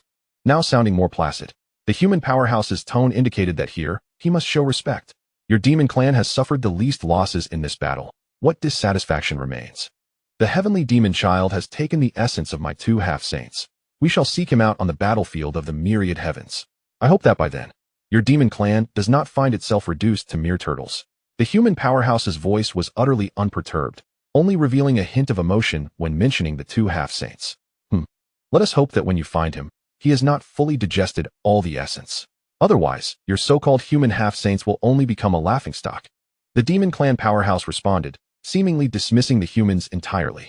Suddenly, the demon clan powerhouse appeared to recall something amusing and said, "The battlefield of the myriad heavens is about to reopen, this time for a duration of 6 months.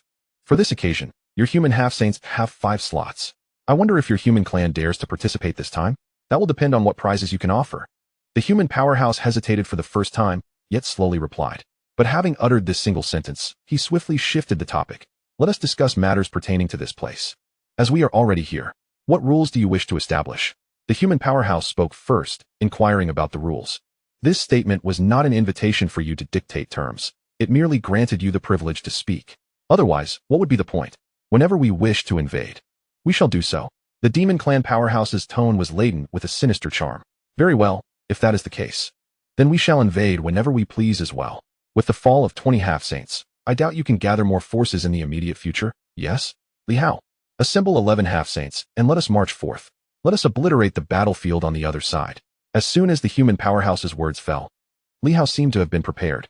An aura of malevolence surged mightily from him, his half-saint cultivation evident.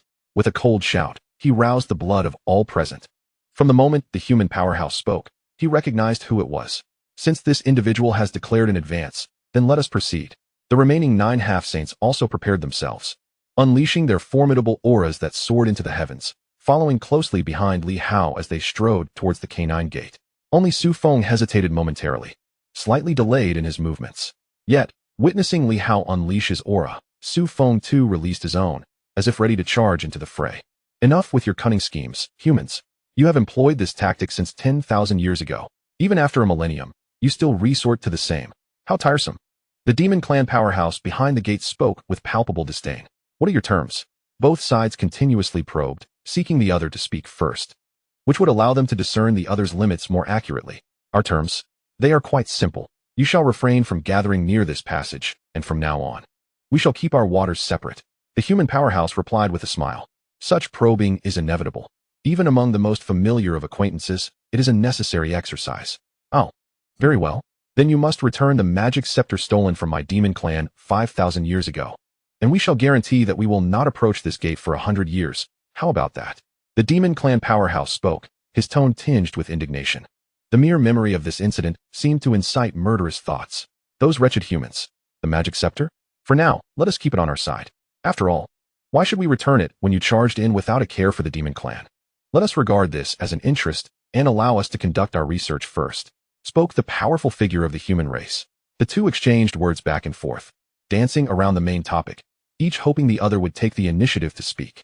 They meandered from events of 5,000 years past to recent trivialities about who had consumed what. Ultimately, it was the demon race's strongman who conceded, taking the initiative to speak. Let us establish the battlefield on your side. Allow the 9th-tier youngsters to come and sharpen their skills. There was no other choice, after all. The demon race's strongman was under constant pressure from the god of dogs, Yulong, who was capable of interdimensional communication. He wished to converse, yet found it far from the ease of the ethereal figure hovering above. At such a high tier, what need is there for training? We can accommodate those below the 9th tier. There are no limits on numbers, and we will strive to match your numbers. Yu Jingzi replied with a smile. Simultaneously, Li Hao nodded in agreement from a distance. This had been the initial thought of the god of dogs, to transform the surrounding area into a vast training ground for aspiring high-tier warriors, thereby rapidly producing advanced fighters. Well then, it is settled. Within 7 days, I shall send the first batch of strong warriors your way. Those of 9th tier and above are strictly prohibited from engaging. With that, the aura of the demon race's strongman began to fade. Suddenly, Yu Jingzi's voice rang out, "Oh, have you perhaps forgotten something? What? Since the battlefield resides on our side, the costs for equipment, maintenance, and personnel salaries cannot solely fall upon our human race, can they? Therefore, let us set the battlefield within the heavenly battlefield." The voice of the demon race's strongman became somewhat frantic. The human race was indeed cunning, attempting to seize an opportunity for their own gain. That is unacceptable. If you are unwilling to comply, once you enter, we cannot guarantee your safety. Should a half-saint lose restraint, it would not concern us at all. After all, we lack suitable facilities and management personnel, Yu Jingzi retorted, sounding rather unreasonable.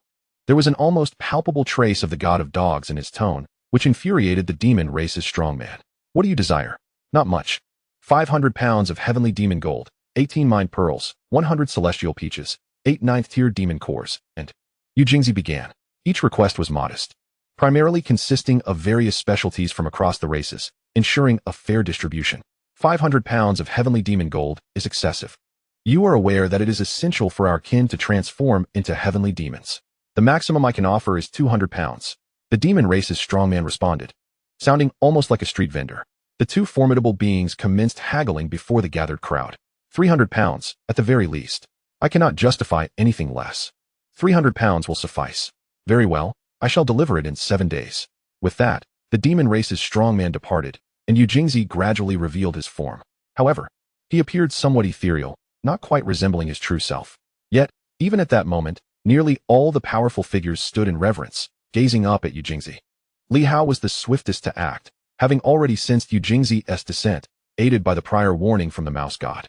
Having encountered the serpent god, Li Hao saluted in the military fashion, a sign of respect towards Yu Jingzi. In the next moment, nearly all the strong figures expressed their homage to Yu Jingzi in their own ways. He was one of the 12 most formidable warriors of the human race. The serpent god, Yu Jingzi. Yu Jingzi nodded slightly towards Su Feng before addressing the assembly. Esteemed guests, you are too kind. This victory for the Dog Gate is entirely due to your valiant sacrifices. On behalf of the human race, I extend my heartfelt gratitude. With that, the figure clad in a dark green royal robe bowed slightly towards the crowd. The honor of receiving a bow from one of the 12 strongest beings was immense. Though I am but a mere ethereal presence today and cannot offer rewards, I promise to fulfill those debts when you visit the Serpent Gate in the future, Yu Jingzi added with a smile, teasing the audience. After exchanging a few more pleasantries, Yu Jingzi suddenly stated, the responsibilities of the southern frontier weigh heavily. They are akin to the future of our Huaxia. I implore you all to exert your utmost efforts over the next 3 years to support the southern frontier. I shall not reiterate the specific matters. Li Hao will oversee them. The southern frontier is entrusted to you all. After concluding, Yu Jingzi once more turned to Su Feng. I have heard of your significant contributions this time. May I have the honor of knowing your name? In Tianzi, Su Feng replied, feeling somewhat helpless. In such a public setting, how could one casually inquire about his name? He could only fabricate a name on the spot. In Tianzi, the name sounded like a pseudonym. Who would name their child such? Yet, Su Feng's tone held a certain defiance. That is indeed my name. What of it? Yu Jingzi smiled, having discerned that it was a false name. If that is how you wish to be known, then so be it. Those of 9th tier and above may possess titles akin to the likes of Zhongziki and Zhang Feng, so In Tianzi shall suffice. Thank you for your kindness, In Tianzi. Although I have not brought gifts for everyone, I do have a token for you, should you be willing to accept it. Yu Jingzi retrieved a small orb of light from within his robes. Within the orb, a tiny figure danced about, appearing quite content. This is a technique I studied in my youth, though I have never been able to comprehend it fully. Regrettably, it was inadvertently shattered by a servant of mine 300 years ago. Otherwise, the original manuscript would have been far more beneficial for your understanding. Yu Jingzi gently nudged the light orb towards Su Feng. The gazes of all present were filled with envy and astonishment. No one else received a gift, only Su Feng. The Tianzi. This indicated that the serpent god Yu Jingzi had prepared this in advance. The level of importance placed upon Su Feng was enviable. What was even more astonishing was that Yu Jingzi offered something he himself had not comprehended to a half-saint. What did this imply? Did the serpent god believe that this half-saint could grasp what he could not? Su Feng did not hesitate and accepted the orb of technique. However, he did not immediately begin to comprehend it, instead choosing to stow it away for a thorough examination by his true self later. It could not be so easily understood. Seeing Su Feng's cautious demeanor, Yu Jingzi shook his head in exasperation. This young man was quite prudent. In the next instant, Yu Jingzi's figure vanished completely. The assembly finally settled down. Within the domain of the myriad heavens, the demon race's strong man walked heavily into a grand palace. Though he had not yet arrived, his voice echoed. Those human fellows are at it again, coming to demand more. Chapter 83, The Serpent God Yu Jingzi. Those human fellows are at it again, coming to demand more. The demon race's strong man's voice reverberated within the hall, yet he received no response. The assembled strong figures from various races remained silent. Each negotiation with the humans seemed to culminate in this same result. They always sought to extract resources. If no offerings were made, negotiations could never proceed. Not surprised by the silence, the demon race's strong man took his seat at the designated place for his kind. This time, the human race's demands were extensive. 1,000 pounds of heavenly demon gold, 28 mined pearls, 200 celestial peaches, 18 ninth-tier demon pills, and, additionally, 1 kilogram of your beast clan's amethyst. The price quoted by the demon clan's formidable beings is astronomically higher than that of the human clan. Indeed, several times over. In fact, the human clan has no use for the beast clan's amethyst, yet the demon clan has unilaterally included it in their demands. Upon hearing this price, the individuals within the grand hall exhibited a flicker of interest. The amethyst from the beast clan is utterly unusable by the humans. Its ferocious power is beyond their capacity to absorb. What purpose could they possibly have for such an item? A voice emanated from above the hall, where the powerful beings of various clans were seated. Some had transformed into beast forms, while others retained their human shapes, each presenting a myriad of forms that rendered it impossible to find commonality among them. How should I know? Why don't you inquire with the humans? Retorted a demon clan strongman with brazen confidence. This is something the humans desire, not I. Why don't you ask them? This statement left the strongman momentarily speechless, plunging the great hall into a renewed silence. No one dared to speak. If I could directly ask the humans, would I need to consult you? After a protracted pause, another voice broke the stillness. I propose, my esteemed colleagues, that the humans are insatiably greedy, seeking every opportunity to extract resources from us during negotiations. Can we not devise a strategy? Must we always be at their mercy? What can be done? Why don't your demon clan simply refuse to provide the humans with resources? Interjected a demon clan strongman. There are 12 pathways connecting the human clan's Huaxia tribe to the realms of the heavens. Coupled with the cunning of their leaders, who could possibly capture them? Who could defend against them? The demon clan strongman's derisive remarks silenced the beast clan representatives once more. At this juncture, a somewhat discordant strongman from the beast clan suddenly spoke up. I think it could work. Why don't the beast clan outright reject supplying the humans? Let their indignation lead them to abandon the human realm and launch an assault on your beast territory. At that point, we can conceal all our strongmen within the beast realm and catch the humans unawares. How about that? Forget it. The resources the humans seek are ones my beast clan can still afford, said the beast clan representative quickly, dismissing the idea. Perhaps UI's demon clan should undertake such a task. After all, it was your suggestion, and if it succeeds, I believe all clans would express their gratitude. TCH. We have no interest in that. This time, they have not targeted my ice demon clan, scoffed a strongman who had consistently opposed the beast clan. Such incidents are not unprecedented. There have been attempts to provoke human clan strongmen, luring them into the celestial passage to encircle and annihilate that clan. Hundreds of powerful beings lay in wait within that small clan, only for the humans to launch surprise attacks on other races, refusing to fall into the trap. They obliterated 16 clans in a single day, leaving no survivors among those above the 7th tier. The demon clan ceased to be synonymous with evil, instilling fear across all clans. Furthermore, After the return of those 12 human clan strongmen, a decade later, the small clan that had provoked them was left utterly decimated.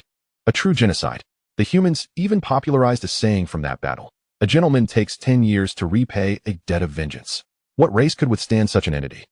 Thus, since that time, all clans have been awaiting an opportunity, an occasion to eradicate the human clan in one fell swoop. Until then, they can only intensify the attrition against the humans, striving to produce fewer strongmen and inflict greater casualties. This way, they can gradually extinguish such a terrifying race. Moreover, in the past century, this strategy has proven quite effective. By luring the humans into various wars with resources, new strongmen may emerge. However, as long as they can eliminate as many humans as possible in those confrontations, it suffices. Furthermore, these resources are manageable for the strongmen of all clans.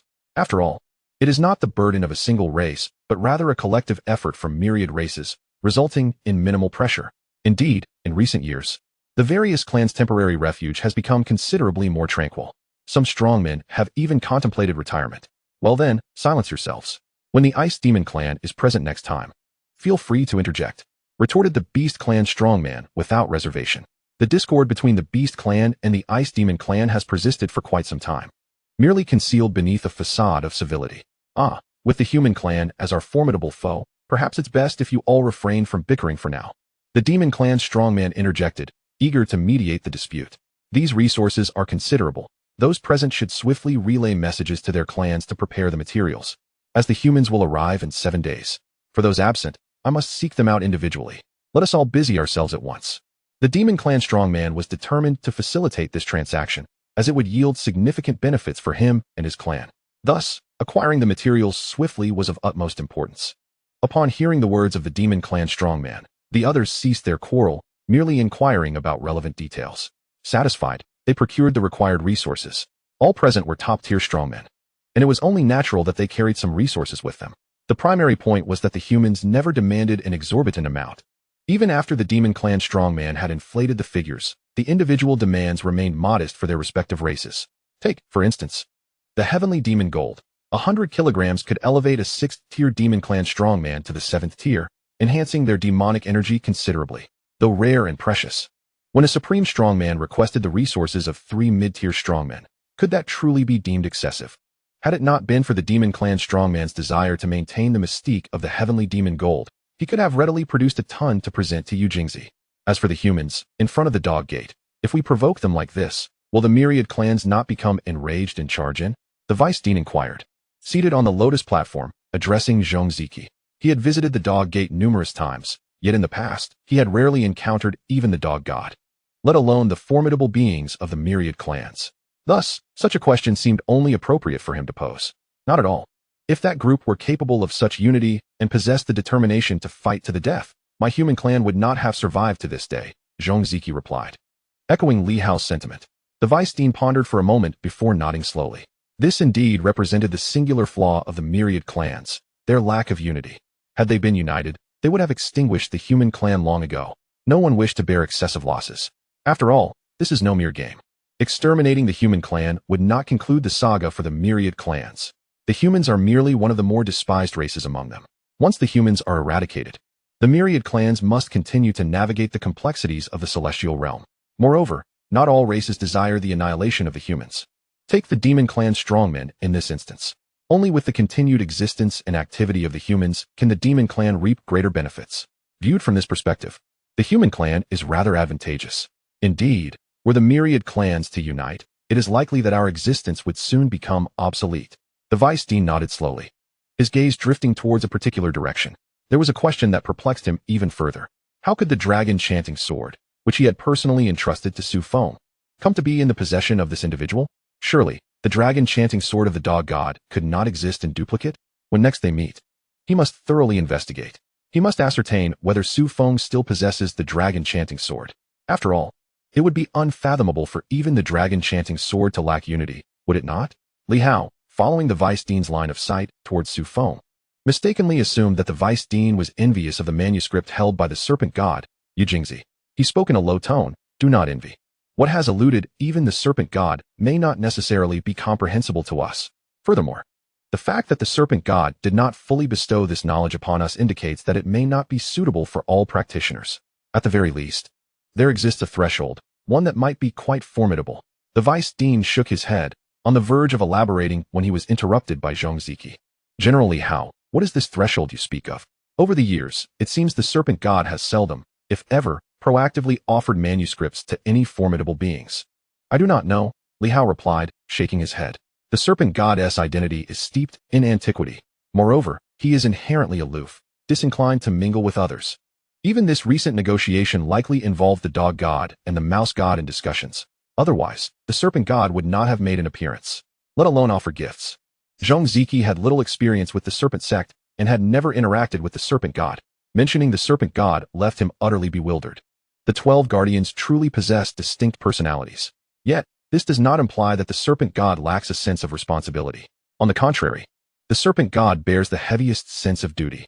Born into a royal lineage of an ancient kingdom, albeit one that was somewhat remote, the kingdom faced significant turmoil, resulting in the loss of its historical records even before the serpent god came of age. By the time the serpent god reached the age of 6, he was the last remaining member of the royal family. A 6-year-old prince witnessing the collapse of his realm, the disappearance of his kin, was left to navigate existence alone. No one could have anticipated that the serpent god would ascend to such heights. Li Hao began to elucidate, a hint of admiration gleaming in his eyes. To become one of the 12 guardians of Huaxia. His words were simple yet profound, resonating with the audience. A 6-year-old prince, displaced and alone. Achieving such an extraordinary feat is indeed terrifying. Someone on the Lotus platform interjected, after the serpent god attained the status of a semi-holy. He relied upon his memories and the guidance of the rabbit god to locate some descendants.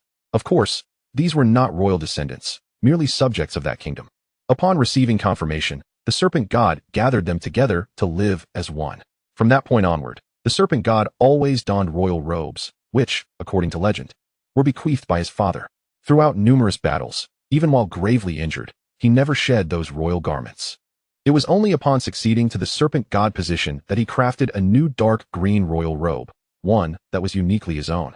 This was not due to forgetting his origins, but rather because his father's robes could no longer withstand the rigors of combat at his level.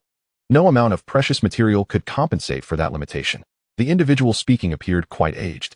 Yet his knowledge stemmed not from his years, but from the connection between his master and the serpent god, which allowed this tale to be passed down. Currently, the genuine formidable beings in proximity to the serpent sect are indeed few. The ones truly guarding the serpent sect are primarily the serpent god's imperial guard. Another informed individual continued, this imperial guard comprises those subjects who once served the kingdom, now fiercely loyal to the serpent god, unwavering in their allegiance. Many in attendance had visited the serpent sect, and soon discussions arose, though they scarcely touched upon any significant secrets. The serpent sect itself does not require an abundance of powerful individuals. Those who have visited merely assisted at the periphery. The true guardianship of the serpent sect lies within the ranks of the imperial guard, largely disconnected from these formidable beings. What secrets could one possibly uncover? Su Feng listened with great interest to the discussions surrounding the serpent god, as well as mentions of other zodiac entities. However, compared to the serpent god, these were spoken of with far more caution, merely brushed over in casual conversation.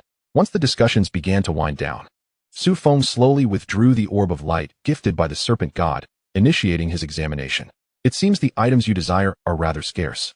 Yu Jingzi remarked to the ethereal figure before her. Just as Li Hao had surmised, it was indeed the dog god, Wulong, who prompted Yu Jingzi to engage in negotiations with the demon clan. Under normal circumstances, his temperament would have dissuaded him from such discussions. Indeed, if our demands were excessive, they would raise suspicions. Besides, these items are better suited for the younger generation. All we require are the celestial demon gold from the demon clan and the demon pills from the beast clan. The apparition echoed, clearly the voice of the dog god. Wulong. At that moment, he found himself in a peculiar state, devoid of physical form, sustained solely by his spiritual energy, yet with each passing second, that energy waned. As Zhong Ziki had articulated, he was like a reed adrift, ultimately leading to a path of desolation. These two items appear to hold no value for you either, do they? Perhaps you ought to reconsider any reckless ventures. I could easily aid you in restoring your corporeal form. Chapter 84. The Peculiarity of Celestial Demon Gold. Perhaps you ought to reconsider any reckless ventures. I could easily aid you in restoring your corporeal form. The serpent god, Yu Jingzi, bore a hint of melancholy in his gaze. Wulong was one of the few who could genuinely penetrate his heart. If given a choice, he would prefer that Wulong not embark upon this perilous path, a path that is destined to be fatal. Yet I must tread this path. It is the only route to perfect my great Tao. Furthermore, my journey has always been one of placing life and death in the balance. Just like the supreme sword, it is a singular strike. Either my adversary vanishes, or I do. Thus, I am resolute that this is the singular path from semi-saint to immortal emperor. In stark contrast to the melancholy in the serpent god, Yu Jingzi's eyes, Wulong's gaze burned with fervent determination. His words had become unwavering. This is my path, my supreme path. Upon hearing the dog god, Wulong, declare such conviction, Yu Jingzi ceased to argue. Though deeply concerned for his friend's safety, since Wulong had chosen this path, he would offer his unwavering support. What purpose do the celestial demon gold and demon pills serve? I recall there being many gains in the past. If you require them, there are some in the treasury. And the vicinity of the serpent sect is replete with demon pills. I can procure them for you. The serpent god, Yu Jingzi, redirected the conversation, smiling at the dog god. Wulong, no, those items are of no use. Or rather, the celestial demon gold acquired before last month serves no purpose whatsoever. Yu Jingzi responded with a hint of perplexity. On this day, the celestial demon gold emerged as a unique substance during the procreation of the demon race. Over the years, human users have made considerable use of this celestial demon gold. However, it is the first time I have heard that this substance possesses variations. Oh, it seems that one of the demons has surpassed me. Upon achieving that transcendental state, the demon race underwent remarkable transformations. The celestial demon gold produced by his lineage upon their birth possesses an even more terrifying corrosive effect. Previously, I only discovered a smattering of it, but I soon exhausted my supply. I require more celestial demon gold to delve into the path he has chosen and to ascertain how far he has progressed. As Wulong spoke, his gaze intensified with determination. This individual could very well be his mortal enemy. Yu Jingzi experienced a moment of epiphany, realizing why Wulong was so eager to pursue this path. It turns out that this individual has reached the realm of the Immortal Emperor. No wonder even the celestial demon prince is extraordinarily formidable this time. It appears he has acquired true teachings. Has the celestial demon prince arrived this time? Wulong's eyes gleamed with a hint of excitement. This junior has grown increasingly powerful. Truly, he is a top talent of the demon race. Indeed, the grievous injuries inflicted upon the two half-saints of our human race in this battle were solely due to this fellow. The celestial demon prince shares a profound connection with him, so it is only natural that he has grown to such terrifying heights. The serpent god, Yu Jingzi, remarked with a smile. Were it not for the satisfactory results of our human race in this conflict, he would have been inclined to sever ties completely. At that moment, he would have directly intervened to eliminate every half-saint who entered the realm of Huaxia. That is indeed the case. This indicates that this lineage resides near the dog gate. Their celestial demon gold must precisely meet my requirements. Wulong nodded in agreement, choosing not to elaborate further. Aside from this celestial demon gold and demon cores, the remaining items can be reserved as rewards. The ground of the southern wilderness once again buzzed with activity. This time, a true era of prosperity has arrived. The location of the dog gate has officially been announced, calling upon all martial artists and psychics below the 9th tier to enter and hunt down powerful foes. As for the initial agreement by the serpent god to maintain parity in numbers, that is utterly nonsensical. One must recognize whose territory this is. Strength in numbers can easily overpower the less fortunate, who needs one-on-one confrontations. After all, the judges are also human. Some half-saint powerhouses may even covertly hunt down members of foreign races. However, it must not be too conspicuous. Su Feng, are you planning to venture into the southern wilderness for some training? A phone call from She reached the northern wilderness, expressing concern for Su Feng. With Su Feng's myriad skills, She intended to rally a team in the southern wilderness, and naturally, he would first seek Su Feng. Furthermore, they had previously collaborated. And surely, there must be some rapport between them? Of course, this was She's perspective. No, I am utterly swamped with my courses at Jingwu. Su Feng's voice came through the phone, sounding somewhat fatigued, as if he were genuinely worn out. Employing his usual methods, Su Feng continued to explore various knowledge in the library of Jingwu University with his psychic abilities. Yet, the library of Jingwu is incomparable to that of Nanda. Are you really not coming? I've heard that many have gained renown in the Dog Gate battleground this time. The most notable among them is the Yin Tianzi. It is said that this 9th-tier powerhouse named Yin Tianzi single-handedly eliminated 29th-tier powerhouses, thereby elevating the name of our human race before the foreign entities. She spoke excitedly, attempting to lure Su Feng with the prospect of fame. Su Feng, though not overly motivated by wealth, was also not one to dismiss the allure of renown. Does gaining fame for yourself not entice you? Elevating your name in Huaxia, is that not sufficiently compelling? In the northern wilderness, Su Feng wiped the beads of sweat from his forehead. You just mentioned fame, and you think Yin Tianzi's name isn't loud enough? As for promoting Su Feng's name, let us hold off on that for a while. Su Feng had quite the admiration for the avatar of Yin Tianzi. Moreover, he was currently in the process of crafting a new, even more powerful avatar. In his mind, Su Feng harbored a notion. Consistently utilizing avatars to gain renown is not only secure but, when the day arrives that he truly manifests the cultivation of an immortal emperor, the world will come to realize that Yin Tianzi is Su Feng, and the Immortal Emperor is Su Feng. Even many renowned figures would turn out to be Su Feng. How exhilarating. Well then, even if I wished to go to the southern wilderness, the people at Jingwu would not permit it. You all enjoy your exploration. Su Feng hung up the phone and resumed his busy tasks. He delved into the collections at Jingwu, crafted a saintly avatar, and investigated the gift bestowed by xianxia. These were the three most crucial matters at hand for Su Feng. She still wished to say something, but upon realizing Su Feng had already hung up, she became infuriated, gritting her teeth in frustration. Fine. How dare you hang up on me? If I cannot enter, then I shall seek Xinyan. I will bring him along and see if you, Su Feng, will come to the southern wilderness. Before the dog gate, Su Feng's avatar slowly opened its eyes once more, gazing towards a certain void in the sky. This avatar, nearing the saintly realm, had yet to take that final step, and with no new battles on the horizon, Su Feng decided to refrain from channeling power to this side, and instead focused on crafting a new avatar. However, this did not prevent this avatar from noticing xianxia's presence in the sky. Xianxia approached, each step seeming to tread upon the void, akin to a graceful gentleman. The serpent god has arrived? Xianxia's attention remained fixed on Su Feng. At this moment, Su Feng's peculiar state resembled that of xianxia upon her first appearance. Prompting his inquiry, Su Feng nodded, choosing not to speak, merely offering a slight gesture of acknowledgement towards xianxia. Ah, the serpent god has come. Is it in pursuit of a transaction with that celestial demon? Xianxia, observing Su Feng's silence, shamelessly pressed for more information.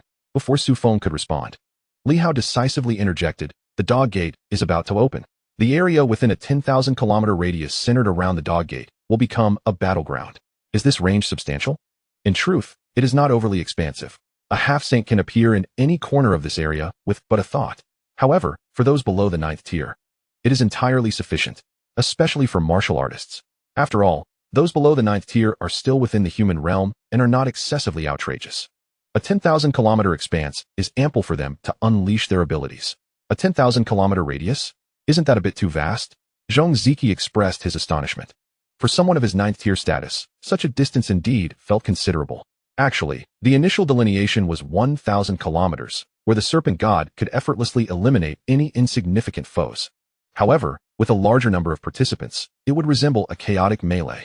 Furthermore, they have imposed certain restrictions on high-tier martial artists. The number of high-tier martial artists cannot exceed 5. In that case, the area becomes quite expansive, especially since it is set amidst a vast forest. We must also limit their psychic probing range, Li Hao declared solemnly. Ultimately, the final plan imposed too many constraints upon the martial artists. After all, this is Huaxia, in the southern wilderness. Although the expanse is 10 times larger than the Blue Star where Su Feng once resided, it remains rather constrained for martial artists. To utilize such a location for competitions, one must impose various restrictions. Is it not the mentalists who would be at a disadvantage? A glint of coldness flickered in Xianxia's eyes. The proportion of mentalists among the human race is, in fact, quite significant. Consequently, having just one mentalist per team suffices. After all, these regulations predominantly target the mentalists. Indeed, there is a degree of disadvantage. However, let us not forget that many races possess mentalists as well. By limiting the range of mental probing, others are naturally constrained too. Thus, our human teams retain an advantage. After all, not every race can form a team with a mentalist. Li Hao spoke up. There are numerous rules, but fundamentally, they are devised to benefit the human race. After all, this is the main battlefield for humanity. Su Feng paid little heed, for his true self would not be present. Listening any further would be futile. Li Hao continuously adjusted various regulations, striving to transform this place into a grand training ground for the human race. Before long, a voice emerged from the dog gate, inquiring if the serpent was present. I have come to deliver your items. Upon hearing these words, the serpent god, Xianxia, gradually revealed her form, casting her gaze toward the dog gate, and softly remarked, since you have arrived, do proceed to deliver the items. There is no need to delay. Oh, It is only upon hearing your voice that I dare relinquish the items, came the response from the dog gate. Otherwise, if lost, some ill-fated creature might accuse me of coveting the possessions of the myriad races. Yu Jingzi sensed that there were more than one demon king on the opposite side of the dog gate. Such is the nature of the myriad races. They harbor little trust in one another, always seeking adversaries to oversee the transaction. Enough of this idle chatter. Let the items be brought forth. The items requested by Wulong lay within. Yu Jingzi had no intention of engaging in idle conversation with the Demon King. Securing the items was of utmost importance. In the next moment, a red glow emanated from the dog gate as a ninth-tier powerhouse slowly stepped through, followed by an enormous bag containing the goods of this transaction. The myriad races are indeed generous, yet at this moment, they exhibit a certain stinginess. With so many items, they are unwilling to produce even a single spatial artifact for storage, merely using a massive cloth bag to consolidate all the supplies. This is what is to be given to the human race. Spatial artifacts? Don't even think about it. Would you like to count the items? Shall I show you the inventory list? Came the mocking voice from behind the dog gate, attempting to provoke Yu Jingzi. Anticipating the myriad races' tactics, Yu Jingzi merely opened a small aperture in the cloth bag. Gazing within at the heavenly demon gold, she allowed a faint mental probe to enter. This was the heavenly demon gold that Wulong sought, the linchpin of this transaction. As long as this item was intact, the other goods were inconsequential for someone of his caliber. The heavenly demon gold within the bag radiated a blackish-purple glow, accompanied by a hint of a corrosive odor. Just as Wulong had stated, this particular vein of heavenly demon gold indeed differed from the traditional varieties associated with the demon race. Fearing that prolonged delays might lead to unforeseen complications, Yu Jingzi refrained from further inspection and promptly called Li Hao to collect all the items. Yes, the supplies are complete. When will your people arrive? Yu Jingzi inquired with a smile. This group wishes to enter Huaxia, which is acceptable. However, per regulations, each individual must bear a mark. They may enter now. Yet, we must dispatch 2 semi-saints to oversee the strong in this area. The Demon King seemed to breathe a sigh of relief, his tone becoming more assertive, as if the human race owed them from the outset. Very well, send a few more. Otherwise, I fear you may not see clearly. Yu Jingzi narrowed her eyes, coldly fixated on the dog gate. The semi-saints of the myriad races cannot freely enter the sacred lands of Huaxia. 2 will suffice. We will provide you with additional items as assurance. Moreover, I guarantee that these 2 semi-saints will strictly serve as overseers to prevent any violations.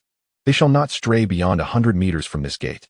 The voice from the other side of the dog gate seemed to sense Yu Jingzi's dissatisfaction and hastily responded.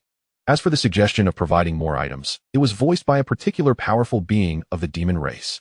The human race must receive something in return. If the human race does not benefit, how can he profit? Only when the human race profits can the demon race do so as well. Very well. Let your demon race's heavenly demon son come to oversee.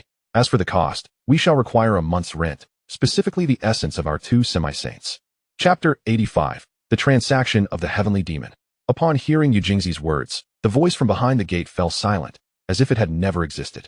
After a brief pause, it once again spoke. Impossible. If the heavenly demon son were to come here personally, he might not survive the return.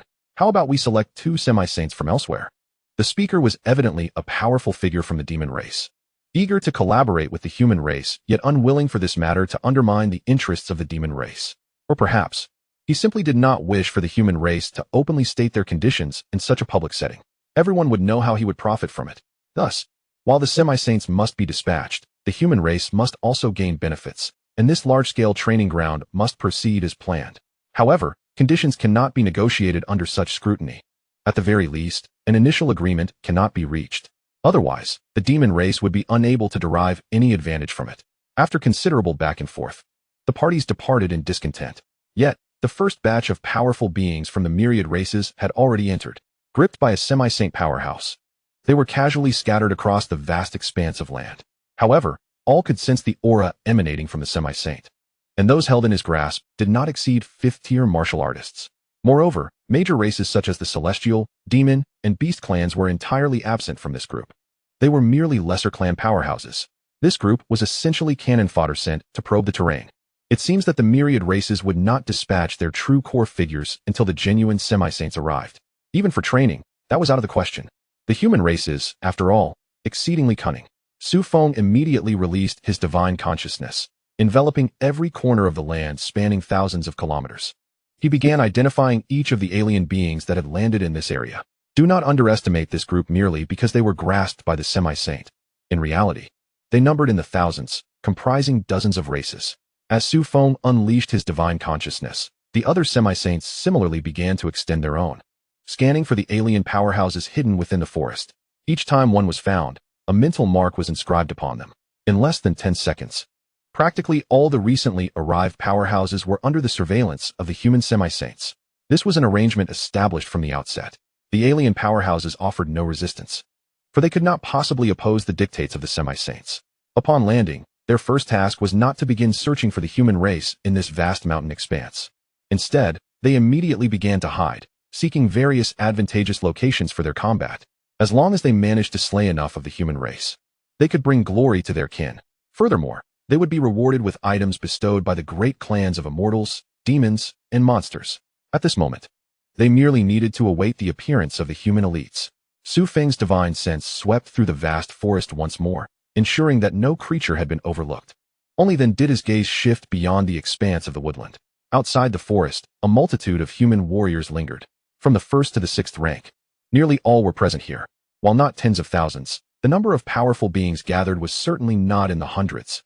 There were undoubtedly thousands of martial artists poised to charge into this area at any moment. Were it not for the military forces stationed at the entrance, they would have stormed in long ago, eager to avoid any violations. Yet, the day of reckoning was upon them, and that day was today. She had truly arrived.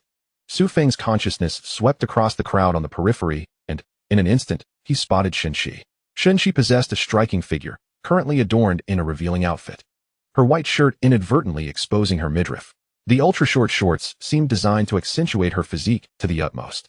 To the outside observer, she certainly exuded an alluring charm. At this moment, Xianxia was encircled by a group of people around a campfire, engaged in laughter and conversation. Once the time was right, this assembly would burst forth like tigers unleashed from their cages. Suddenly, Su Feng's consciousness caught sight of a familiar figure beside Xianxia. He was taken aback. He xianxian? What brought him here? Su Feng found it surprising. He xianxian was merely a first-rank warrior, and even with recent progress, he might have reached the second rank at most. Coupled with his mental prowess, he would barely be able to contend with a third-rank warrior, let alone claim victory. What could possibly lead him to the vicinity of the Dog Gate? To be frank, this place was ill-suited for his training. It was far too perilous. Su Feng shook his head in resignation. There was little he could do now. After all, he was a semi-saint, one listed among the myriad clans, and he could not simply leave. However, he xianxian was not foolish. He had placed a restriction on him. If the restriction were to activate, he xianxian would surely recognize the difficulty of the situation. At that point, he would likely retreat in the face of danger. While Su Feng contemplated this, strange sounds emanated from the Dog Gate once more, as the recently departed demon warriors returned, beginning discussions with Yu Jingzi's spiritual form. They were advocating for the inclusion of semi-saint warriors. How could the human race possibly reap benefits without the involvement of semi-saints? In the northern frontier, Su Feng emerged slowly from the library, feeling fatigued from the considerable mental exertion. After all, the library was bustling with people, and to remain inconspicuous, he had to employ certain disguises. Thus, he felt somewhat weary. Fortunately, his avatar stationed in the southern frontier occasionally received rewards, which he could utilize to strengthen the new avatar he was crafting. The gifts from the serpent deity, Yu Jingzi, were indeed without fault. If all went well, he would be able to unveil the serpent deity's offerings that very night. Su Feng stretched, realizing that his day had been more fulfilling than that of He xianxian, the lower-tier warrior. However, he did not harbor overly high hopes for the serpent deity's gifts. After all, based on his experiences, the serpent deity's comprehension and insights far surpassed his own. If the serpent deity had been unable to grasp certain concepts, what chance did he have? Nevertheless, given Su Feng's superior strength, perhaps he could unravel the mysteries in this context. At home, after enhancing the meals for his family, Su Feng retreated to his room to begin unwrapping the gift from the serpent deity. He carefully opened the warm-colored light orb. The serpent deity, Yu Jingzi, bore no ill intentions. Otherwise, Su Feng's actions would not have proceeded so smoothly. Gradually, a bamboo tablet emerged from the orb, inscribed with a lengthy passage crafted from mental energy. Clearly, this was not the original text. It was merely a rendition of the meaning that the serpent deity had replicated from memory. The first sentence inscribed on the bamboo tablet was rather ominous. Should this artifact be perfected, it will claim the lives of 100,000 souls. Evidently, the tablet detailed the crafting method of a magical artifact. Yet, the remaining text was utterly incomprehensible. Even though the serpent deity had rendered it with remarkable precision, Su Feng still could not decipher the words. Suddenly, a small, dark green silhouette appeared on the bamboo tablet. It bore the essence of a bamboo viper, slithering towards Su Feng. Upon reaching the first sentence, the bamboo viper halted and spoke. This first line was discovered when I captured a demon warrior in my youth. This demon possessed the original crafting method of this artifact. Moreover, he wielded a black banner. With a single wave, countless wraiths surged towards us. Although these wraiths were generally weak, their psychic assault was formidable. That warrior was merely of the 9th rank, yet he inflicted considerable damage upon me, a semi-saint. Following that battle, it took me 30 years to fully restore my mental faculties. Upon hearing this, a thought suddenly struck Su Feng. Did this artifact not resemble the Wanhun banner? Wasn't this an object associated with dark practitioners? Why would the serpent deity provide me with the crafting method for such a thing? Could it be that he was unable to comprehend these words himself? Su Feng scratched his head in confusion. This shouldn't be the case. Anyone could discern that the text was written in the language of the demon race. Surely, the serpent deity would not be oblivious to this. Furthermore, given his capabilities, wouldn't it be a simple task for him to capture a demon for translation? Moreover, considering the malevolent nature of this artifact, it was truly astonishing that the serpent deity would publicly bestow it upon him. Su Feng was filled with bewilderment, unable to make sense of it. However, for a destitute soul like himself, this gift seemed somewhat ludicrous. Even if Su Feng could find a demon to translate the crafting method, he would undoubtedly lack the materials to construct it. Not to mention, the 100,000 wraiths were nowhere to be found at present. He subsequently tossed the wooden tablet into the void space, temporarily disregarding it. What a trivial gift. Near the dog gate, the true form of the serpent deity, Yu Jingzi, moved slowly, observing the deepening cultivation of an old friend without speaking. Instead, she gazed in the direction of the dog gate, letting out a long sigh. The path of the human race is fraught with both right and wrong, both light and darkness. The malevolence lies not in the tools, nor in the laws, nor in the so-called paths, but within humanity itself. Malevolent tools, malevolent laws, malevolent paths are merely a reflection of the deepest recesses of the human heart. Is your path, in Tianzi, aligned with ours? At the dog gate, Li Hao hovered in the sky. At this moment, his figure had grown immensely, his presence visible in nearly every corner of the vast forest. He addressed the gathering warriors at the periphery with a steady voice. The human race needs you, brave souls. You are the true future of humanity. Warriors of the human race, we welcome you to partake in this grand trial. Wishing them good fortune. Li Hao waved his hand grandly, allowing the entire army to part, creating a passage for these formidable human warriors to enter. As for the matters of caution and other such trivialities, they had already been briefed prior to their entry. Of course, high-ranking experts were temporarily barred from entering. After all, the opposing side had not dispatched any high-level warriors this time. The human race, in their pursuit of maximum benefit, could not afford to disrupt the established order on this occasion. Unlike other semi-saint experts, Su Feng's consciousness remained closely tethered to a particular team, subtly enticing them to venture towards the lower-tier alien factions, thereby optimizing their potential gains. A week later, through the incessant persuasion of the Demon Clan's experts, both parties tentatively reached a consensus. The Demon Clan's celestial demon prince must make an appearance. The other semi-saint was none other than the recently renowned figure of the celestial race, Dream Immortal. It was said he was a formidable master of mental prowess. Merely by conjuring illusions, he had ascended to the semi-saint level. Furthermore, in terms of combat strength and reputation, he was hardly inferior to the celestial demon prince. The conditions offered by the Demon Clan to the human race were indeed generous. In addition to the return of the two semi-saints' essence, they also promised to supply the humans with additional resources to ensure the safety of the two semi-saints during their stay. Naturally, Yu Jingzi had initially approached with the mindset of collecting rent. Rent, after all, is paid monthly. These resources were merely the equivalent of the lodging fees for the two semi-saints over the course of 1 month.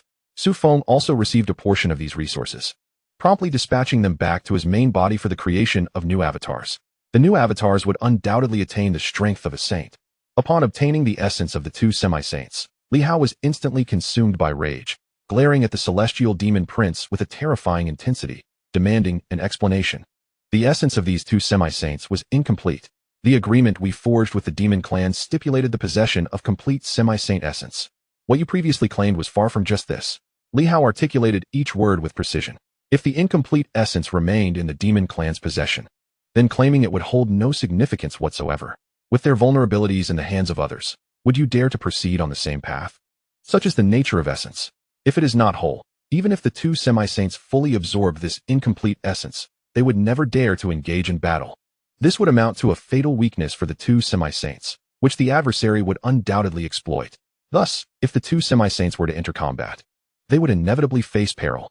This was not a scenario the human race wished to witness. The celestial demon prince's eyes were filled with disdain. It was as though he had only reluctantly agreed to summon the semi-saint essence under immense pressure. Otherwise, had he been able to successfully absorb the two essence fragments, his strength would surely have surged, were it not for his ancestor offering even more lucrative terms. The celestial demon prince would have never consented to relinquish these two essence fragments. Now that they had been summoned, the human's incessant complaints were causing him great vexation. I've already presented them. What more do you want? The remainder has already been consumed by me. If you are dissatisfied, why not enter my belly and see for yourself? Taunted the celestial demon prince, transforming part of his abdomen into a swirling purple mist, mocking Li Hao. This was one of the demon clan's formidable techniques. Should a semi-saint dare to enter voluntarily, it would be tantamount to placing themselves in the perilous realm of the celestial demon. Li Hao's fury ignited instantly. To be precise, it was not just him. The entire human race was consumed with indignation. Almost all the semi-saints rose, their formidable presence unmistakable, prepared to strike at the celestial demon prince at a moment's notice. Provided no one intervened, the 12 semi-saints could easily crush the celestial demon prince. Do you truly dare to strike at me? The celestial demon prince's gaze turned even more contemptuous, seemingly skeptical that the semi-saints of the human race would take action against him. His current status was not that of an invader, but rather as a representative of all races, here to safeguard their members and uphold the fairness of this trial. Should anything happen to him, the credibility of the human race would plummet. After all, they had invested in this endeavor. Although the payment was not yet complete, that could not serve as justification for any mishap befalling the celestial demon prince. Li Hao promptly raised his hand to restrain all the semi-saints of the human race. Yet his aura remained unyielding, still fixed on the celestial demon prince. If the essence of the two semi-saints could not be produced, I suggest we discontinue our so-called cooperation. You two can only allow one of you to depart. Li Hao pointed at the two figures suspended in midair. The celestial demon prince and Dream Immortal exchanged glances. Dream Immortal innocently remarked, "What does this have to do with me? Clearly, it is the celestial demon prince who is unwilling to provide the complete essence. Why implicate me?" Dream Immortal, a male clad in an open-chested outfit, appeared as a roguish beauty. His tone, tinged with surprise, stripped away the ethereal aura expected of a celestial being, leaving onlookers questioning, is this truly a celestial? If the complete essence of the two semi-saints cannot be produced, then you two. Li Hao paused momentarily, his killing intent palpable. You two can only allow one of you to leave. As the highest commander present, a soldier, he was meant to prioritize the greater good. Yet, the constant provocations from the celestial demon prince had rendered Li Hao somewhat flushed with anger. This was an affront to the entire human race. The celestial demon prince regarded the utterly enraged Li Hao with utter disdain. Despite the presence of 12 human semi-saints, when it came to raw power and cunning, none could triumph over him, not even Li Hao. Nonetheless, this was still human territory. The celestial demon prince opened his massive maw and expelled a demon orb. I am not deceiving you. The essence of your two warriors has already been absorbed by me. To retrieve it, you must shatter this demon orb. He displayed the purple-black demon orb before the crowd for a moment before decisively stowing it away. This orb contained the essence of all his cultivation. It was common knowledge that should this orb be shattered, the celestial demon prince would, at the very least, plummet from the saint realm and become a thoroughly ninth-tier warrior. However, if it truly had been absorbed by the celestial demon, without shattering his orb, the essence of the two semi-saints would remain incomplete. The human race could not afford such a gamble. Then let our race shatter your demon orb, Li Hao declared grimly. The safety of the two semi-saints was far more significant to him than this so-called trial arena. Moreover, the human race had already secured most of their interests. It was time to sever ties. The expression of the celestial demon prince shifted. Did the humans truly dare to kill him in such a situation? After all, he was a prodigy of the demon clan, one of their pillars. Surely it could not come to that. They had merely taken the essence of two failed semi-saints. Was it worth such desperation? The Dream Immortal evidently possesses a deeper understanding of the human race, as he smiled and moved closer to the dog gate. The moment the humans decided to strike at this fool, the heavenly demon prince, he would swiftly make his escape. How could the demon race fathom the essence of humanity? The celestial beings had once forged an alliance with the humans, which afforded them some insight into the so-called spirit of the human race. It would be better for the demon race to be flayed alive. Wait. As the various saints prepared to act, the heavenly demon prince hastily shouted for them to stop. If they did not heed his call, the human semi-saints would undoubtedly reduce him to mere ashes. No matter how formidable he was, it was impossible for him to confront all 12 semi-saints in their prime simultaneously. If you slay me, my demon race will seek vengeance upon you in the battlefield of the heavens. The heavenly demon prince exclaimed, desperately clutching at the last straw before drowning. Without wasting words, Li Hao's hands shimmered with golden light as he assumed a combat stance. Do you think if we spare your life, your demon race will let us humans go unscathed on the battlefield? The essence of our semi-saints cannot be compromised. We have been wronged. With that, Li Hao decisively launched an attack at the heavenly demon prince. The prince transformed into a swirling black-purple mist, evading the assault and reappearing behind Li Hao. However, instead of retaliating, he bellowed to the saints, "No, I can surrender the demon core. Moreover, I can ensure that this transaction with the demon race continues." To some extent, the prince's words managed to buy him a fleeting moment of control over the semi-saints. Nevertheless, they soon resumed their advance. The words of a demon are utterly unreliable. It would be more prudent to simply kill him and seize the core. Seeing the saints remain unresponsive, the heavenly demon prince continued to shout, "If you kill me, the origins of those 2 semi-saints will be utterly lost. Even if you outnumber me, you cannot prevent my self-destruction. Once I detonate, the origins of those 2 semi-saints will be irretrievable. It would be better for you humans to take a gamble. I do not ask for much. Let one of your semi-saints face me in single combat. If you win, I shall willingly hand over the demon core. Just spare my life."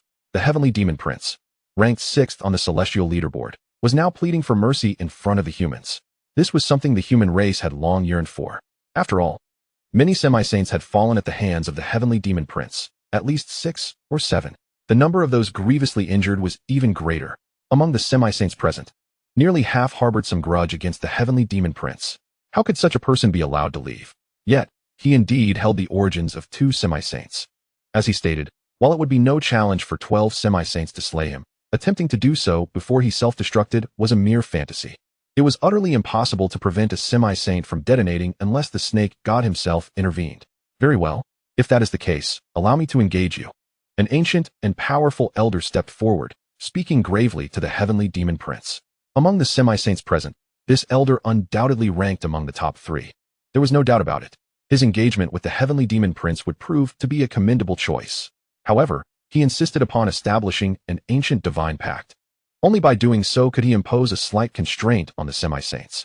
Otherwise, if the heavenly demon prince were to lose and self-destruct, the humans would have fought in vain. Upon hearing this, the heavenly demon prince's face lit up with joy. As long as it was a single combat, he was confident of victory. Just as he was about to agree, a voice unexpectedly emerged from behind the elder. "If not, let me have a try." Chapter 87. You can't even defeat my steed. The crowd turned to see a masked youth standing behind the formidable elder. The youth stood tall, adorned in a subtly flowing golden dragon robe. A discerning eye could easily discern that this was the garb bestowed by the heavenly Tao, signifying that this individual's status was far from ordinary. The Shadow Son, Li Hao gazed at Su Feng, pondering for a moment. Su Feng's strength was indeed formidable. After all, he had slain the renowned twin stars of joy and anger in their last battle. These 2 were undoubtedly more powerful than Li Hao. However, in terms of individual might, the heavenly demon prince surpassed either of the twin stars. Moreover, the prince's enigmatic abilities were truly terrifying. This being hailed from the heavenly demon clan. The Shadow Son appeared relatively youthful. If his battle experience were lacking, he could easily perish at the hands of the heavenly demon prince. The loss of such a strong individual would be a burden Li Hao could not bear. After all, he was a young man esteemed by both the dog god and the snake god. Forget it, Shadow Son. This is your first encounter with the heavenly demon race. Although they are a kind of demon race, they are particularly peculiar even among their kind. Such a formidable adversary is not something to be trifled with. Let the elder take this one. Li Hao spoke solemnly. The power exhibited by the Shadow Son, if allowed to develop normally, could undoubtedly serve a greater purpose in the future. Such a bizarre opponent should not be faced by him. Should he fall, the loss to the human race would be monumental. The heavenly demon prince seemed to have recognized Su Feng's identity. During the chaotic battle that day, he had sensed a potent aura. Had it not been for that aura drawing closer, he could have completely annihilated the 2 human powerhouses. Ultimately, he had no choice but to retreat and sever part of the origins of the 2 strongmen, which limited the enhancement he could gain. "Ah, you will do." The heavenly demon prince called out towards Su Feng. "Among the human powerhouses, I feel you are the only one who truly suits my taste. Why not attempt to defeat me? Try your hand at besting the legendary demon prodigy ranked 9th among the celestial semi-saints." The the Heavenly Demon Prince. The aura emanating from the Heavenly Demon Prince was unmistakable. This time, he held nothing back, fully revealing his essence. It was a scent that hinted at nearing the realm of the saint. This indicated that the true strength of the Heavenly Demon Prince was merely a hair's breadth away from achieving sainthood. Or rather, only a thin veil separated him from that threshold. Should the Heavenly Demon Prince attain even a modicum of insight, he could step into the realm of the saint in the next moment, becoming a saint-level powerhouse. Such a terrifying strength was now on full display. Not to intimidate Su Feng, but because he instinctively understood that Su Feng was a person unafraid of formidable foes. If he were to provoke him normally, this fellow might not be easily fooled. However, should he challenge this individual, the fiery blood in his veins would undoubtedly seize the opportunity. And then, I, the Heavenly Demon Prince, shall utterly shatter him. Li Hao, sensing the overwhelming presence of the Heavenly Demon Prince, was struck by a sudden thought. A single combat was out of the question. Such a Heavenly Demon Prince was far too terrifying. He was perilously close to true sainthood. No one can surpass him in a one-on-one duel. It is even possible for him to ascend to the realm of saints during battle. This individual seems to have been suppressing his power for quite some time. No wonder he is reluctant to return the dual saint origins. Once he thoroughly absorbs the dual saint origins, he will undoubtedly enter the realm of saints. Who would willingly return such a source? This is a rare opportunity indeed. Generally, have you heard? This man ranks 9th among the semi-saints of the myriad races. If I were to defeat him, would I not take his place? Su Feng shrugged nonchalantly in Li Hao's direction. If I defeat the 9th-ranked semi-saint, would I not then be 9th? Li Hao cast a glance at Su Feng, cautioning, Tianzi, this is no jest. The current Tianmozi may very well be suppressing his strength. He is likely preparing to shine in the next celestial battlefield. Otherwise, he would have already entered the realm of saints. Such an opponent is formidable. Li Hao could find no other words to describe him but formidable. Were it not for the snake god, this fellow would probably be rampaging and seizing sources everywhere. He would not be here. Upon hearing Li Hao's advice to Su Feng, Tianmozi felt a sense of foreboding. He hastily added fuel to the fire. Forget it. I shall face your veteran warriors. I knew there were no brave souls among the human race. What a pity. Without successors, once these few immortals fall, the human race shall surely face extinction. Silence. Li Hao rebuked Tianmozi, preparing to take action once more. However, Su Feng gently pressed his hand down, whispering, General Li, there is no need for anger. Is he merely 9th? I wouldn't even bother with the top 5. Had I not been weary today, I would consider such a creature beneath my notice. Su Feng floated before Li Hao, smiling at Tianmozi. Shall I give you a moment to rest? In your current state, you might not even be able to best my steed. The previously disdainful smile on Tianmozi's face suddenly froze. His teeth clenched as he glared at Su Feng. Speaking in a low voice, you silver-tongued rogue. I require no recovery. If you are ready, let us begin. Su Feng waved his hand, signaling to deactivate the spiritual energy formation. Otherwise, this fool might end up berating himself for lacking martial prowess. Li Hao instantly understood Su Feng's intent. He initially planned to dissuade him, but, seeing Su Feng advance, could only instruct to temporarily shut down the formation. For a battle of this caliber, the formation would provide only a slight advantage. However, since Su Feng was confident enough to forego it, he would allow it. Nevertheless, Li Hao also prepared himself. If Su Feng were to find himself at a disadvantage, they would all join in to eliminate Tianmozi. No matter what, they could not allow Su Feng to take risks. Even if his Dao heart were slightly damaged, that would be acceptable. The two hovered in the air, and Su Feng initiated, shall we find a small space to battle? It would also prevent our kin from intervening. Below, countless human powerhouses were engaged in battle, and if a semi-saint level conflict erupted above, Su Feng was genuinely concerned about inadvertently harming them. Tianmozi glanced at the canine gate behind him and decisively shook his head. No need. Right here is sufficient. Though creating a small space would indeed enhance safety and conceal the combat's aura, if Su Feng were to fall, that aura would be impossible to hide. If he were to leave the small space in a weakened state, he would truly be trapped by the remaining human semi-saints. Fighting near the canine gate would not only allow for a critical escape, but would also enable him to utilize that particular move. Chapter 88. I refuse. Tianmozi rejected the idea of battling within a small space. Li Hao looked at Su Feng, speaking solemnly, Tianzi, do not worry. We shall shield you from the aftermath of your battle. As for this one, let him witness the might of the human race. Before Su Feng could respond, Li Hao transmitted once more, if you find yourself unable to contend, retreat directly behind me. You must not fight to the death. The human race cannot afford to lose such a pillar as you. Li Hao's face was filled with determination as he gazed at Su Feng, seemingly prepared for any outcome. Were it not for Su Feng's insistence, He would never wish for Su Feng to take such risks. The Pillar of Heaven. At present, Su Feng could indeed be aptly termed as such for the human race. Thank you, General Li, but allow me to demonstrate my prowess against him. Su Feng expressed his gratitude to Li Hao before advancing toward Tianmozi. The myriad saints began to erect defenses to withstand the aftermath of the semi-saint battle.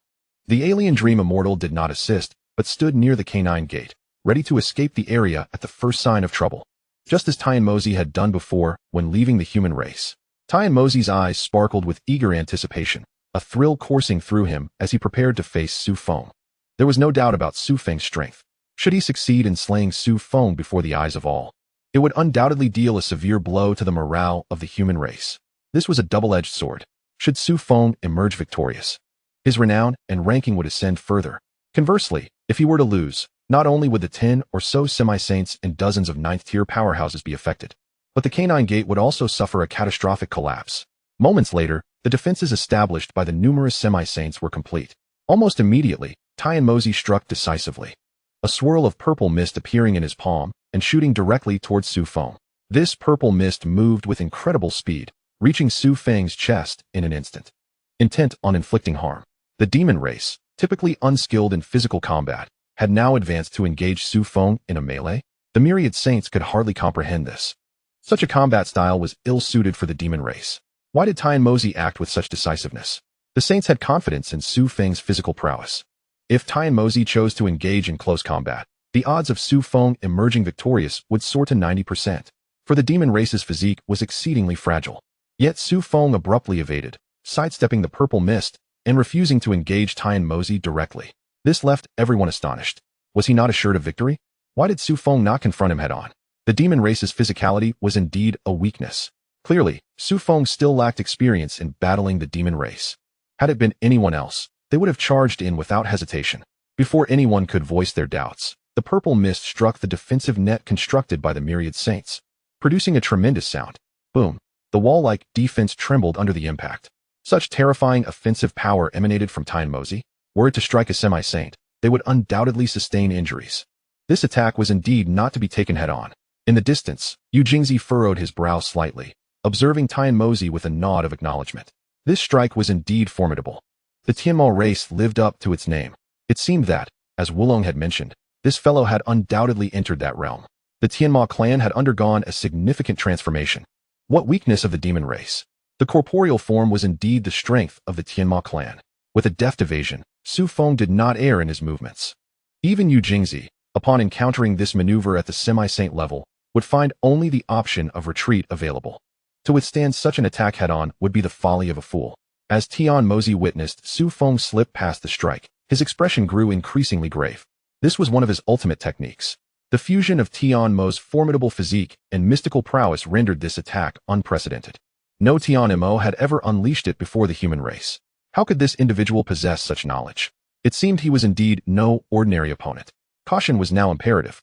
Suspended high above, Su Feng regarded Tianmozi, once again drawing forth the longing sword.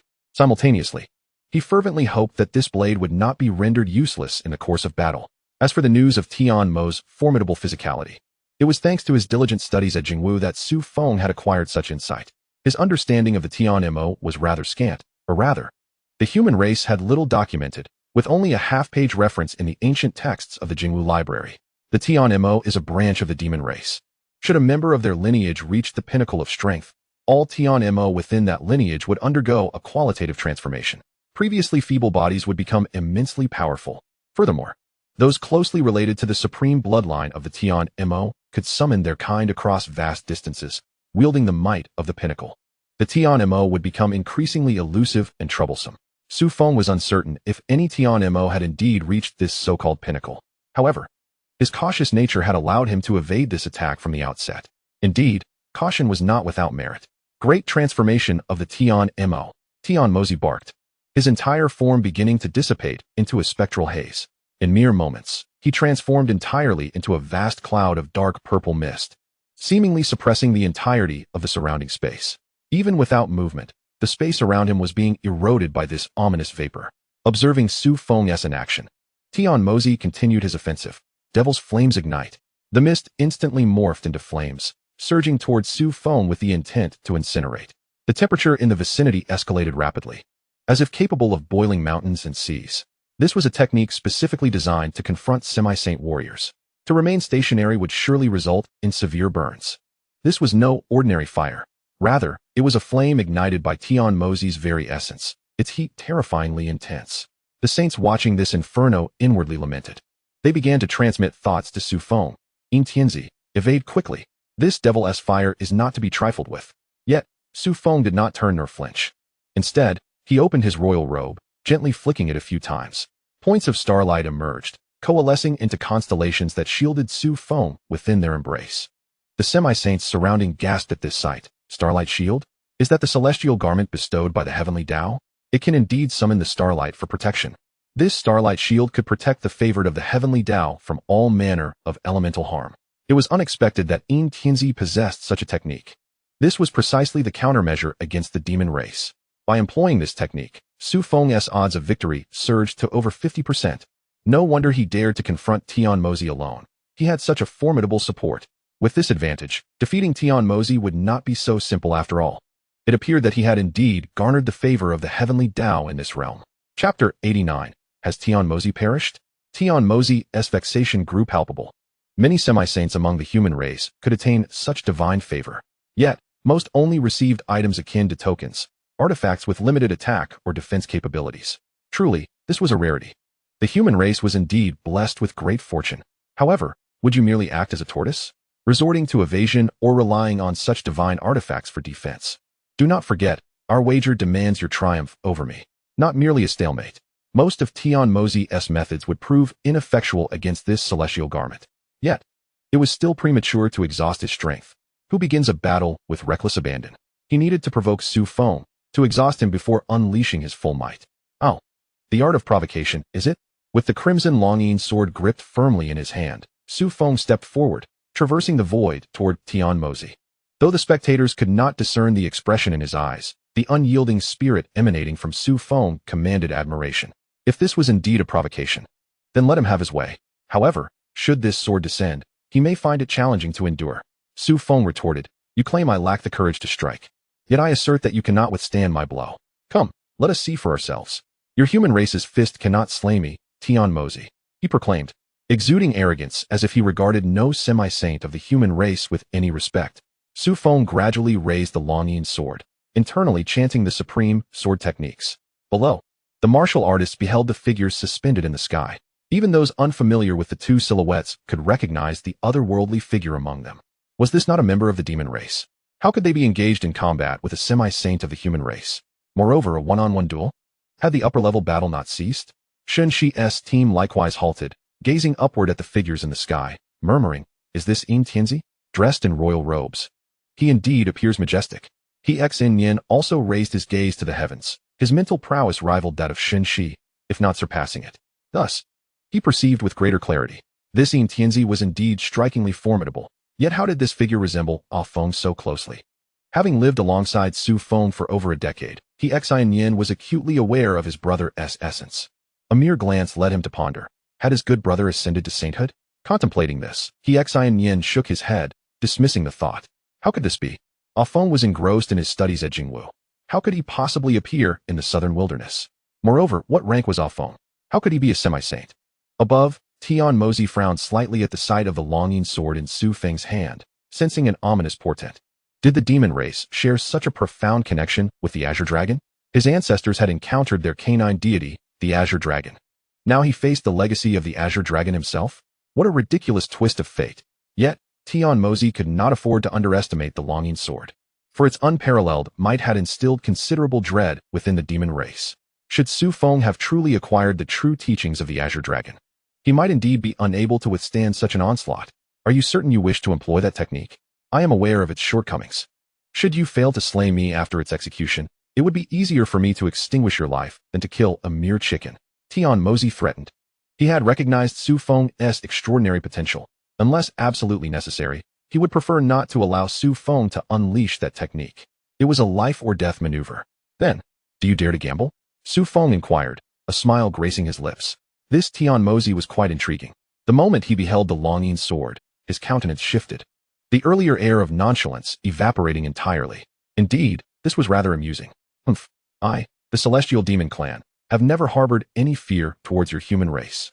If it were the dog god of yours unleashing a strike, that might be a different story. As for your inability to slay me, the Celestial Demon Son's face resumed its disdain as he feigned composure and spoke. Su Feng's spiritual energy converged upon the longing sword. At that moment, words became futile. They could only slightly alter the opponent's mindset. The Celestial Demon Son ceased his idle chatter, striving to transform his body into a mist, expanding his form infinitely, pressing down upon this space. Su Feng stepped forward, once again reciting the incantation of the Supreme Sword technique. Supreme Sword, sever the Supreme. After this sword, there shall be no Supreme. As his voice fell, the golden dragon that had previously manifested behind Su Feng reappeared, beginning to coil around him. It was unclear whether it was the longing sword or the golden dragon on Su Feng that was howling, yet a resounding dragon's roar echoed forth. Su Feng gradually lifted the longing sword, facing the Celestial Demon Son, unleashing an entire sword of spiritual energy. A rift tore through the heavens. The Supreme Sword's aura swept past, exuding an overwhelming presence. Boom. The sound erupted from behind the Celestial Demon Son, where a wall constructed by 11 semi-holy beings stood. At that moment, it actually fractured. The 11 semi-holy beings failed to halt Su Feng. This longing sword far exceeded its previous strength when it vanquished the clown. After all, this was not Su Feng's first wielding of the longing sword. Its potency was only to be expected. The gazes of the onlookers began to shift from Su Feng to the Celestial Demon Son. This sword had been unleashed by Su Feng, a strike of a semi-holy being, the true inheritance of the Supreme Sword. Thus, the question arose, had the Celestial Demon Son perished? They beheld the violet mist beginning to dissipate, scattering in all directions. No longer solid, not even a trace of spiritual energy remained. Dead. The Celestial Demon Son was dead? This powerful being, ranked 9th among the semi-holy list of the myriad realms, was now deceased? This celestial demon, with a blood debt of nearly a dozen semi-holy humans, was now gone? The crowd's expressions mirrored disbelief, their faith wavering. How could the Celestial Demon Son have fallen so easily? Were the human warriors truly so formidable? Or was it that the xianxiaaudiobooks was simply too powerful? As they observed the violet mist gradually fading, the crowd began to accept the outcome, erupting into cheers. The Celestial Demon Son was truly dead. The human warriors triumphed. Xianxiaaudiobooks had made the right gamble. Cheers rang out, even causing Xianxiaaudiobooks to breathe a sigh of relief. If the longing sword had failed to slay the Celestial Demon Son, the human Xianxiaaudiobooks would have been doomed. Thankfully, this battle had been won by Xianxiaaudiobooks. The human race had emerged victorious. Not far away, Xianxiaaudiobooks gazed at the dissipating violet mist, gently shaking his head. The Celestial Demon's self-liberation technique. You truly are his worthy successor, to have grasped such a disintegration technique. Chapter 90. The Great Celestial Demon Emperor. Such a divine skill has been bestowed upon you. Xianxiaaudiobooks mused, refocusing his gaze upon Su Feng. The weakness of the Supreme Sword was known to all. Once a sword was unleashed, there would be no subsequent strikes. If the Celestial Demon Son remained alive, this fellow would be in a precarious position. Amidst the crowd's jubilant cheers, the soon-to-dissipate violet mist recoalesced into a corporeal form. The Celestial Demon Son, whose body should have crumbled, was now reconstituting. This sword had failed to slay the Celestial Demon Son. He was reborn. The Celestial Demon Son's violet pupils appeared distinctly eerie, surrounded by swirling violet mist, rendering him even more terrifying. A trickle of violet liquid slowly dripped from the corner of his mouth. The state of the Celestial Demon Son did not seem particularly favorable. Although Su Feng's strike had not directly killed him, it had certainly inflicted considerable injury. Yet the crux of the matter lay not in the severity of the Celestial Demon Son's wounds, but rather in whether Su Feng possessed the strength to continue fighting. If he lacked the capacity to sustain the battle, even a gravely injured Celestial Demon Son could easily dispatch Su Feng. Ha ha ha. The Celestial Demon Son let out a thunderous laugh, for Su Feng's sword had not claimed his life. Thus, the tides of battle were about to shift. The hearts of the lower-tier warriors observing from below, once fervent, now felt as though doused with cold water. Their undefeated champion, Xianxiaaudiobooks, had yet to overcome this adversary. Moreover, the possibility of his downfall loomed large. This was a tremendous blow to them. The assembled saints also felt a bead of sweat trickle down their brows.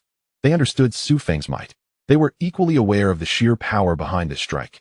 Even the defense erected by 11 semi-holy beings had been cleaved in two, illustrating the terror of this sword. Yet the Celestial Demon Son had not perished. He was merely gravely injured. Your dog god's Supreme Sword is indeed formidable. But what a pity. The Supreme Sword has but one opportunity for attack. This time, it failed to kill me, and before you lies only a path to death." The celestial demon's son laughed heartily, for even in his grievous state, it did not diminish his certainty in conquering this weakened opponent. This adversary, who had unleashed the supreme sword, was now utterly exhausted. The celestial demon's son slowly raised his head, gazing upon Su Feng, his smile abruptly freezing. The Su Feng before him displayed no sign of weakness whatsoever. In fact, he showed no signs of even catching his breath, calmly gripping the longing sword. He appeared as though he had not even executed the supreme sword technique at all. Finished laughing? Then allow me to return the favor with another sword. Su Feng, smiling, lifted the longing sword once more, the dragon's roar resounding anew, the golden dragon soaring. It seemed as if Su Feng truly had the capacity to unleash the supreme sword technique once more. This utterly shattered the celestial demon son's understanding. According to the demon clan's comprehension of the supreme sword technique, it could only be executed once. Once that strike was delivered, the wielder, regardless of their might, would inevitably succumb to extreme fatigue. How could this individual before him accomplish such a feat? The celestial demon's son was baffled. Yet Su Feng clearly intended to unleash the supreme sword technique again. Once had gravely wounded the celestial demon's son, if another were to follow. The celestial demon's son could hardly fathom the ramifications. Even with divine abilities at his disposal, he could not possibly withstand it. No, it is impossible. The celestial demon's son howled, for that previous strike had undoubtedly been the supreme sword technique. How could he unleash it again? The celestial demon's son remained in disbelief. While Su Feng had already raised the longing sword once again, the longing sword soared above his head, and he struck down once more towards the celestial demon's son. Yet again, it was the supreme sword technique. The supreme sword. After this strike, there shall be no supreme. Not only the celestial demon's son, but also the assembly of saints widened their eyes in astonishment, for Su Feng had not exhibited the fatigue they had anticipated. Even Li Hao, who had intended to intervene, halted his movements. This was simply too peculiar. Su Feng had truly evaded that state of exhaustion, and he had already begun to unleash the second sword. Never had anyone witnessed the supreme sword technique being executed a second time. To be precise, it is unheard of to execute a second sword strike in a short span without prior exposure to the supreme sword technique. It is widely acknowledged that the sole weakness of this unparalleled swordsmanship lies in its inability to engage in further combat after the initial strike. This is the singular flaw of the supreme sword. However, today, this deficiency is rendered inconsequential in the presence of Yin Tianzi Su Feng. This one shortcoming has been astonishingly compensated for by Yin Tianzi. This implies that the supreme sword can now be wielded multiple times, much like an ordinary technique. Furthermore, it appears that its potency remains largely unscathed. All of this is attributable to the man before us, Yin Tianzi, as the crowd gasps in astonishment. Su Feng has already unleashed his long sword. The sword energy emanating from him is even more formidable than before, expanding in scale. It seems that with a single strike, not only will Tian Mozi be obliterated, but even the gate behind him will be utterly shattered by this sword energy. All the half-saints of the human race collectively intake a sharp breath. Is this truly the extent of power that a half-saint can wield?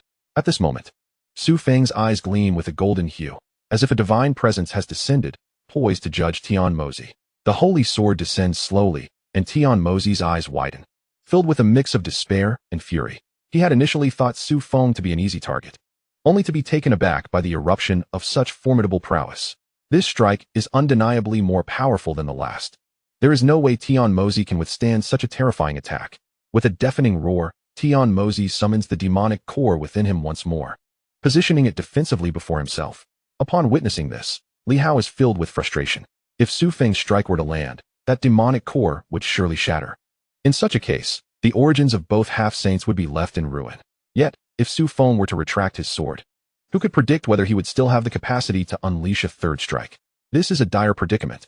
True to his demonic lineage, Tian Mozi has resorted to such underhanded tactics. Despicable. Su Feng's sword does not waver. Only he perceives the anomaly. Tian Mozi is not merely attempting to barter with the demonic core for a reprieve, but is engaging in a horrific sacrifice. He is offering his own essence and life force in a terrifying act of devotion. As for the target of this sacrifice, Su Feng's avatar can sense some presence, yet remains unaware of the identity. It is highly likely that it is a formidable being from the demon race. Tian Mozi is forcibly summoning this supreme entity into this realm, transgressing the 12 celestial passageways to descend upon the mortal world. A half-saint? An immortal emperor? Su Feng is uncertain. However, should this being succeed, the human race is likely to plunge into an unprecedented calamity. Hence, Su Feng does not withdraw his sword, but instead strikes forth with greater fervor, seeking to shatter the demonic core with utmost haste and disrupt the sacrificial ceremony. Ha ha ha! Great Demon Emperor, please bestow your mercy upon your bloodline and descend into this realm. Your illustrious name shall be heralded throughout the world. Chapter 91. The Descent of the Demon Emperor. At this moment, the fervor in Tian Mozi's eyes is unmistakable. His derision and arrogance have dissipated, replaced solely by reverence for that supreme deity. The Demon Emperor of the demon race is poised to descend into this world. At that time, the so-called guardians of the human race will become mere jesters. Naturally, Tian Mozi will not witness the spectacle. The arrival of the Immortal Emperor is no trivial matter. Even if the Demon Emperor ultimately does not materialize in this realm, Tian Mozi's fate is sealed. The sacrifice of a half-saint, particularly one of his own bloodline, has only afforded him a minuscule chance. Yujingzi's expression shifts dramatically, and his spiritual form dissipates into countless flickering lights. He must summon his true self. If the Demon Emperor successfully descends, the passageway will become utterly futile. Everyone flee. Depart from this space. Before the complete dissolution of Yujingzi's spiritual form, he leaves behind this urgent declaration. The arrival of the Immortal Emperor renders this assembly of half-saints nothing more than cannon fodder. Only his personal intervention might yield a glimmer of hope to thwart the Immortal Emperor from afar. After all, traversing vast expanses is no simple feat.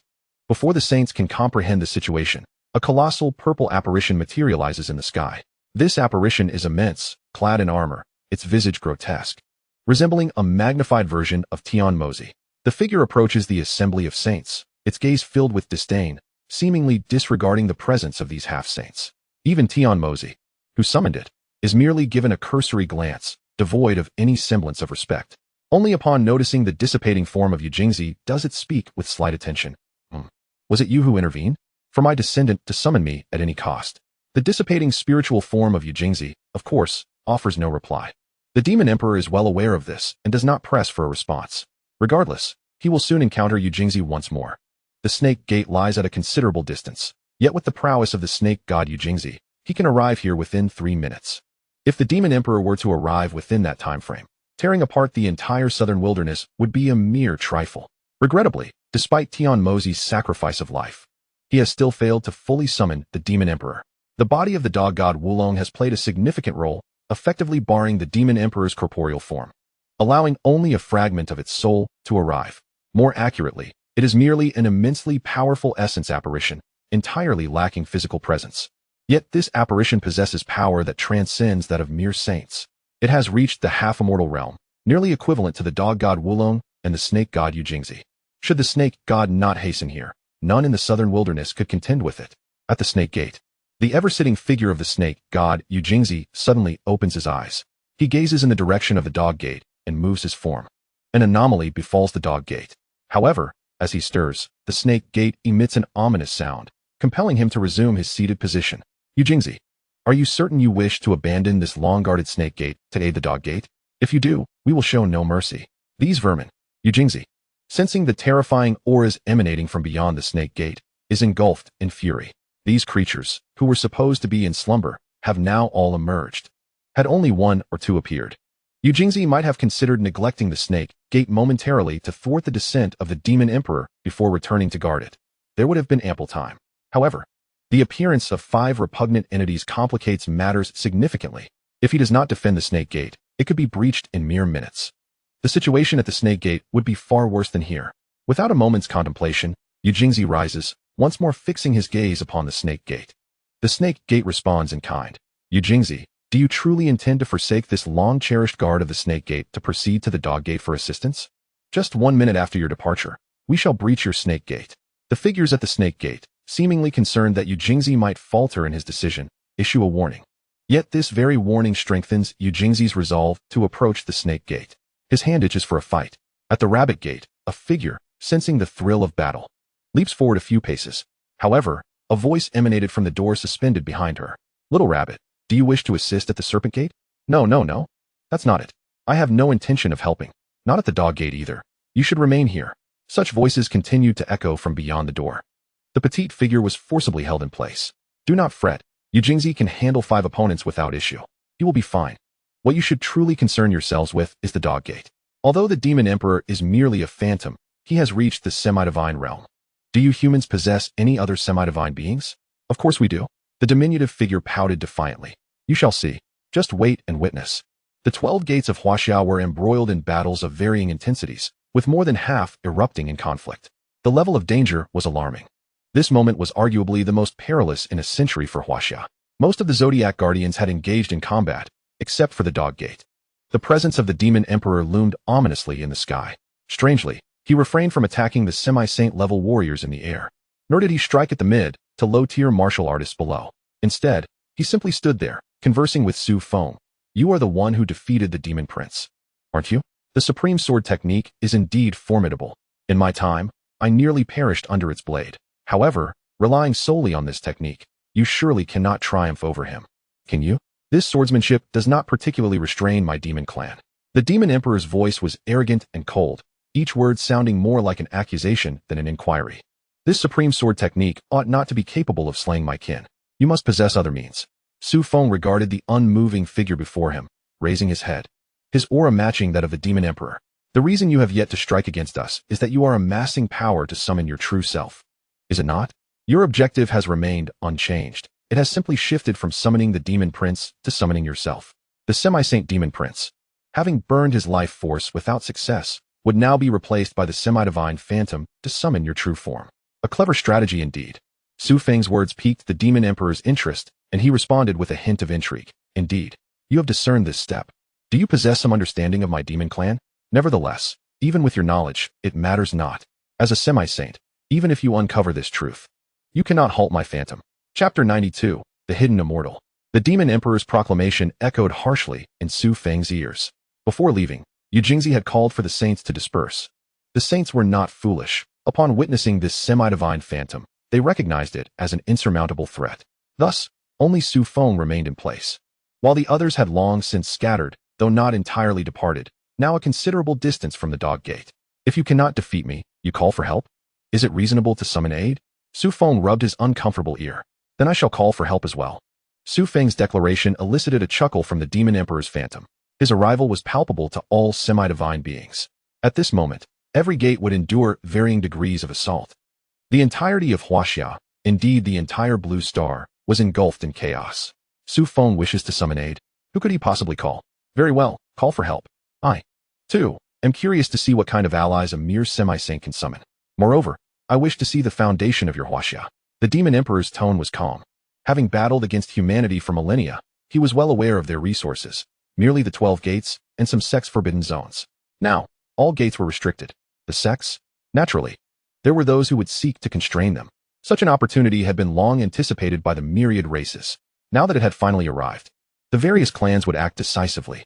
After all, this was a rare opening created by the Demon Clan, and should anyone falter, the Demon Clan would undoubtedly come knocking to settle the score. Thus, the Demon Emperor was eager to see what this figure, who deliberately obscured his appearance, could summon. At that moment, a slight smile graced Su Feng's lips as he lowered the Dragon Roar sword. His obscured visage tilted slightly upwards, gazing at the Demon Emperor's phantom above. Summon. Boom. The sky behind Su Feng split open with a tremendous rift. A figure even more colossal than the Demon Emperor emerged behind him.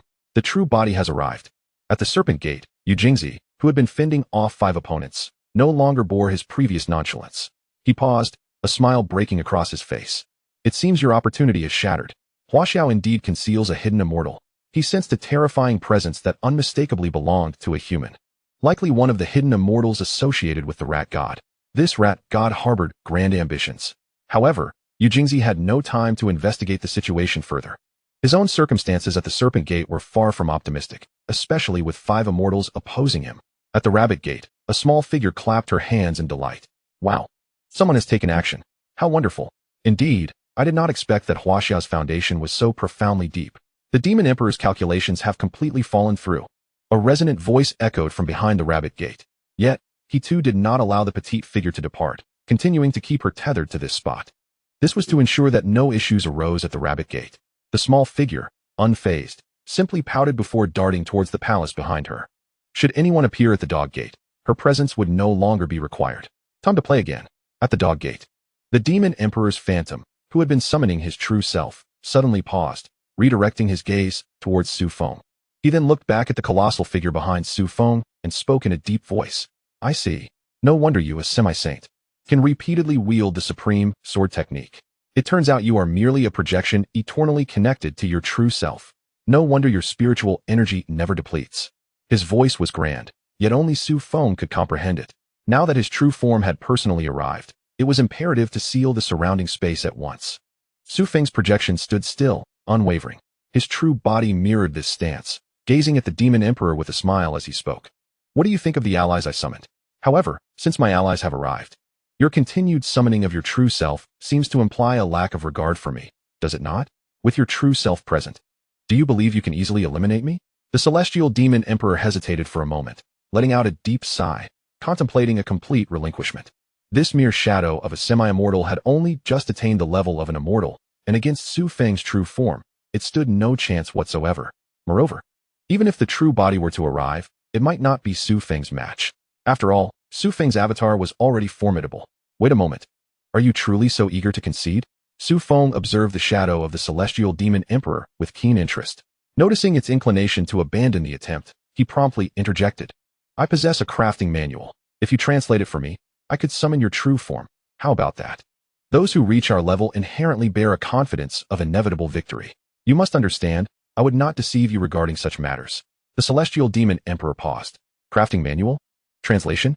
Since when did the human race become so generous? The crafting manual, originally bestowed upon Su Feng by the serpent god Yujingzi, slowly ascended and flew toward the shadow of the celestial Demon Emperor. With skepticism, the celestial Demon Emperor accepted the manual from Su Feng's grasp. After all, it was merely a matter of translation.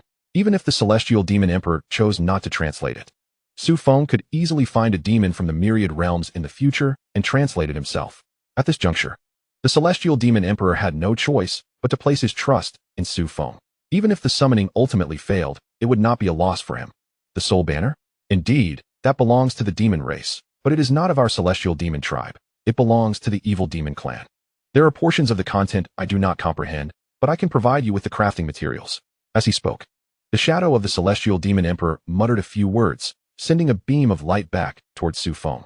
Various races have different terminologies for certain materials. However, through this communicative method, depicting the illustrations and effects, understanding becomes significantly easier for any race. Unwavering in his skepticism, Su Feng seized the light orb. Unable to translate? Then our transaction has failed, Su Feng declared, a smile gracing his lips as he clutched the orb. The celestial Demon Emperor fell silent. Initially, he had not fully trusted Su Feng. He had dealt with the human race for quite some time. One could not fully trust their words. Nevertheless, he genuinely found himself incapable of translating the manual's content entirely. The specific crafting methods were secrets of the evil demon clan, inscribed in dialect. Only the materials were publicly known. He had not lied about that, as he provided Su Feng with an accurate translation of the light orb. Chapter 93. A Saint's New Year Greeting? The shadow of the celestial Demon Emperor gazed toward the capital, gradually addressing Su Feng. At our level, you should understand. You have sealed the space, and this shadow can no longer convey messages. May I inquire your name? I wish to know when the human race acquired another being of the Immortal Emperor level. After a moment's hesitation, Su Feng slowly replied, Xianxiaaudiobooks. Subsequently, he extended his clawed hand towards the celestial Demon Emperor's shadow and clenched fiercely. The massive shadow erupted like an overinflated balloon, bursting with a resounding pop. Being merely a projected shadow, no physical remnants fell. Only an overwhelming surge of spiritual energy transformed into a sky filled with purple mist. Su Feng glanced at his avatar, grasping two strands of primal essence floating in the air. These were remnants of primal essence, cleaved from the dragon's roar sword before the self-detonation of the celestial demon prince. They belonged to two semi-saints of the human race. Although they could not restore the two semi-saints to their former state, they would undoubtedly expedite their recovery, providing some assistance. How unfortunate. If I return in this condition, I fear the rat god might take notice, Su Feng murmured. He then released the newly crafted saintly avatar. It was a matter of sacrificing the pawn to protect the king. You should release your aura to attract attention. Su Feng expressed his annoyance, knowing he would have to start the crafting process anew. The saintly avatar emerged, instantly emanating a terrifying presence. Just as Su Feng had predicted, it began to draw the gaze of onlookers, while his true form commenced its escape back to the capital. The library, a veritable treasure trove, was not something Su Feng could afford to abandon. Knowledge was what he desperately needed. As Su Feng's true form vanished, the previously sealed scene unfurled once more before the eyes of the crowd. All watched as the shadow of the celestial demon emperor, which had once obscured the sky, disappeared entirely. In its stead appeared two figures. One was the human race's celebrated Xianxiaaudiobooks. The other, indistinguishable in countenance, bore a striking resemblance to Xianxiaaudiobooks. The sole difference was that while Xianxiaaudiobooks radiated a golden light, this figure was cloaked in black, resembling a vengeful spirit emerging from the depths of hell. Exuding a dark crimson glow, its aura profoundly menacing. In stark contrast to the composed Xianxiaaudiobooks, this mysterious being was ostentatious and exuberant. The aura it emanated was so repugnant that even several semi-saints felt nauseated. Li Hao flew toward Xianxiaaudiobooks, glancing at the vanishing shadow of the celestial demon emperor and then at the terrifying figure of the mysterious person, inquiring, "Has the celestial demon emperor departed? Who is this individual?" In a deliberately lowered voice, Xianxiaaudiobooks introduced, "This is my dear friend, Wuchang. Some days ago, he fortuitously ascended to the saint level. Hearing of the crisis here at the Dog Gate, he came to visit. If General Li does not wish for him to remain here, I can have him leave at once." Xianxiaaudiobooks secretly hoped Li Hao would refuse to allow this avatar to stay. This way, the avatar could continue to conceal itself or be sent back for further crafting. This saintly avatar clearly lacked the intelligence of Xianxiaaudiobooks, given that there was no established connection. Though it was termed an avatar, it resembled more of a puppet, without Xianxiaaudiobooks or the true form to direct it. The avatar could at best achieve the semi-saint realm and could not unleash the powers of a saint. If sent back for another half-month of crafting, it could be manipulated by Su Feng just like Xianxiaaudiobooks. No. Since he is a friend of Xianxiaaudiobooks, he is most certainly welcome to stay. Li Hao hastily waved his hand, eager to retain Wuchang. He had just paused for a moment, believing he must have misheard. When did Huaxia gain another being at the saint level?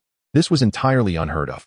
However, since this saint had arrived, they would not be allowed to leave. Given the current difficulties in Huaxia, surely this esteemed individual would extend assistance, right? With the dog god absent, having a being at the saint level would undoubtedly safeguard the Dog Gate. Li Hao regarded Wuchang, a broad smile illuminating his face, as if the shadow of the celestial demon emperor's earlier arrival had been entirely dispelled. A saint level. A saint level. The power demonstrated by the dog god before the crowd was merely that of a saint. This was tantamount to the Dog Gate acquiring another guardian deity. The previously tense Li Hao instantly relaxed. The dog god's form still shielded the Dog Gate, preventing any beings of saint level or higher from entering. Now, with another saint presiding over them, even if 20 semi-saints were to arrive, Li Hao would have no cause for concern. This was indeed a being of the saint level. Su Feng gazed at him with a sense of helplessness. It appeared that this doppelganger could only be revealed before the multitude. "Wuchang, you shall occupy that seat." Su Feng indicated towards the lotus flower where he had originally been seated, suggesting that Wuchang take his place. A formidable sage, after all, should not merely stand here like a wooden post, should he? Li Hao immediately grasped the situation, retrieving a larger lotus flower and placing it in the sky, inviting Wuchang to sit upon it. Su Feng did not contest this arrangement and returned to his own seat. In the distance, Xianxiaaudiobooks had been observing Su Feng intently. From his demeanor, speech, and movements, it became increasingly evident that this Xianxiaaudiobooks bore a striking resemblance to that young man. Who, then, was this newly emerged powerhouse? Could it possibly be Hixinian? The vice dean beside him shared a similar impression. How could the style of action of Xianxiaaudiobooks so closely mirror that of the young man? Moreover, both exuded the same arrogance. The two exchanged glances and simultaneously soared towards Su Feng's direction. Observing the two sneaky figures approaching, Su Feng let out another long sigh. "I am here to assist the dog sect. Why do your ancestors always fixate on me? General Li, please come over here." Suddenly, Wuchang spoke up in a coarse voice. Li Hao, who had not yet departed, looked at Wuchang, who pointed towards Xianxiaaudiobooks and the vice dean, declaring, "I dislike these two fellows. Keep them at a distance from me. Particularly, do not let them speak to me. And especially, do not speak beside me." Li Hao, following Wuchang's finger, cast a fierce glare that sent Xianxiaaudiobooks and the vice dean scurrying away. After all, Wuchang was a sage. The sage Li Hao had longed to see. At this moment, he was a prized asset not just within the dog sect, but throughout all of Huaxia. He could not allow these two from Nanda to drive him away. "Very well, Senior Wuchang. I shall arrange for them to be distanced from you. However, who would you prefer? I can have them sit beside you." Li Hao's sycophantic demeanor caused Xianxiaaudiobooks and the vice dean to regard him with disdain. In an instant, they lost interest in scrutinizing Xianxiaaudiobooks' minor flaws, and instead looked upon Li Hao with a desire to spurn him. The once stern and formidable general had transformed into a cringing sycophant. In truth, Li Hao's appearance was a manifestation of his relief. The dog sect could remain tranquil for a considerable time to come. Thus, he was quite willing to jest with these powerful beings and foster connections. After all, this was not the battlefield. No need. I am quite content in his company. Wu Chang pointed towards Su Feng, his voice deep and devoid of levity. It seemed he was entirely serious. Seizing the opportunity, Su Feng inched closer to Wu Chang. In that moment, Wu Chang's eyes sparkled with a newfound vigor, as if the spiritual energy emanating from Tianzi was being shared with him. The snake sect lay shrouded in profound darkness. However, the terrifying aura had finally dissipated. The snake god, Yu Jingzi, resumed his serene demeanor, traversing the void as he slowly made his way to his palace. His dark green royal robe bore traces of blood, indicative of a fierce battle endured. Yet, there was no hint of distress upon Yu Jingzi's countenance, as if he had faced 5 adversaries without faltering. Only upon entering his palace did a trickle of fresh blood flow from the corner of Yu Jingzi's mouth. He settled upon his throne, exhaling a breath of foul air. Having long ascended to the realm of immortals, he was usually clear and unburdened, yet this exhalation revealed that he had indeed sustained injuries, and quite severe ones at that. A number of personal guards stood within the palace, casting furtive glances toward Yu Jingzi upon his throne, but seeing him remain silent, they dared not inquire further. After some time, Yu Jingzi finally spoke. Have there been any updates from the dog sect? How are they faring? One of the guards immediately stepped forward, kneeling on one knee, the clank of his armor resonating upon the floor. Your Majesty, there has been no word from the dog sect as of yet. However, General Mu Yin has personally gone to investigate, and we believe news will arrive shortly. After delivering his report, the guard added, Your Majesty, are you certain your injuries are not serious? Would you like me to summon a royal physician for you? Yu Jingzi glanced at the guard and shook his head. No need. You may all withdraw. By the way, send word to the Minister of the National Defense in the capital. I shall enter seclusion for 3 days. Please have them keep an eye on the movements of the dog sect. As for matters here in the snake sect, they are of no concern for the time being. Obeying your command. In the capital, with the protection of a certain doppelganger, Vice Minister Li Hao arrived once more. However, this time, before he could initiate communication, the voice of the dog god echoed from afar. Is your purpose here to inquire about the origins of that Wu Chang, and whether he is worthy of trust? Li Hao paused, nodding gently. This individual had been introduced by Tianzi, who was undoubtedly trustworthy. The myriad clans would not sacrifice the lives of 20 quasi-sages to earn our trust towards one. Furthermore, the dog god had already imparted the supreme sword technique to him, thus affirming that Tianzi was entirely dependable. However, the specifics of Wu Chang's background remained unclear. Should he prove untrustworthy, it would be prudent for the mouse god to intervene. Conversely, if he could be trusted, Li Hao requested that the mouse god appoint Wu Chang as the new dog god. Li Hao spoke with resolute conviction. Currently, the dog sect is in dire need of a new dog god. Wu Chang, being a sage, is perfectly suited for this role. Please bestow upon him the opportunity for evaluation. Should he succeed, it would be a great fortune for our human race. As for any potential grievances from Yulong afterward, I shall explain my predicament to him. If Yulong insists on holding it against me, then I shall willingly offer my life. The human race truly required a new dog god. Li Hao's tone was unwavering. He stood at the forefront, even as the highest commander of the dog sect. He understood precisely what the human race's stronghold needed at this moment. It was a pillar of support, a figure of authority. Although the snake god Yu Jingzi was present, what of the day when the phantom of the demon emperor descended? He too had been absent from the dog sect. Thus, the human race's strong men required a steadfast protector for the dog sect, someone capable of communicating with the most formidable powers. Could Li Hao fulfill this role? From the perspectives of experience, age, and position, he was more than qualified. Yet, he fell slightly short in terms of strength. Li Hao's prowess was commendable. Being appointed Vice Minister of the National Defense attested to his capabilities. He could even contend against 3 quasi-sages without faltering. Such prowess undoubtedly places him among the top 5 among the semi-saint warriors within the nation. Yet, he is but a semi-saint, not a true sage. Thus, he is currently unable to bear the banner of the human race or that of the dog sect. Now that a figure capable of shouldering the banner of humanity has emerged, it is imperative to find a way to secure his loyalty at the earliest opportunity. Offending the elusive Li Hao is the least of my concerns. For now, the focus must remain on the human race.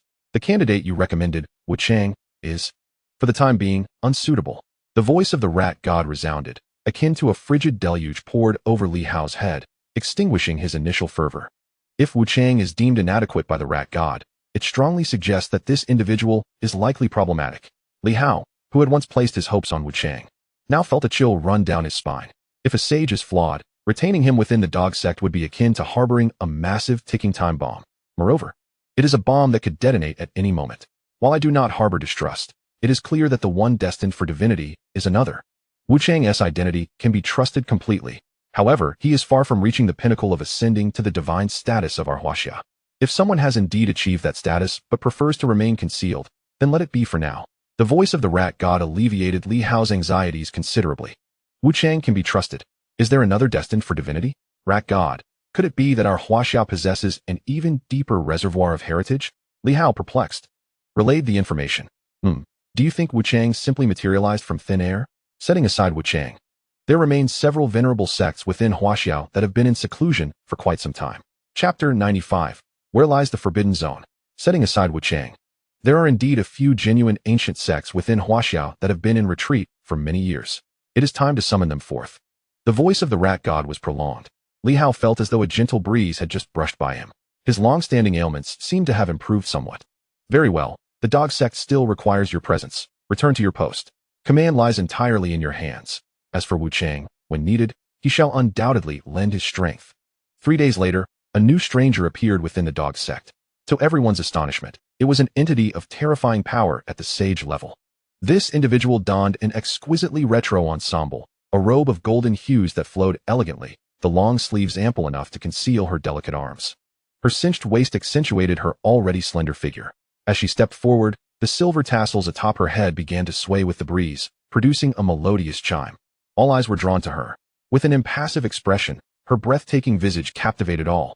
I am the Empress Xia Yang of the heavenly ancient sacred land, summoned by the rat god of Huaxia to lend assistance to the dog sect. I kindly request your cooperation. The voice of Empress Xia Yang was soft, akin to a melodious wind chime singing from a branch. Her words were enchanting. Li Hao appeared to be prepared. He calculated his thoughts while making his way toward Empress Xia Yang. I am Li Hao, Deputy Minister of the Huaxia Defense Department. I have met the Empress before. The rat god informed me that 3 powerful entities from the Forbidden Zones would emerge to safeguard the dog sect. Why is it that only you have appeared?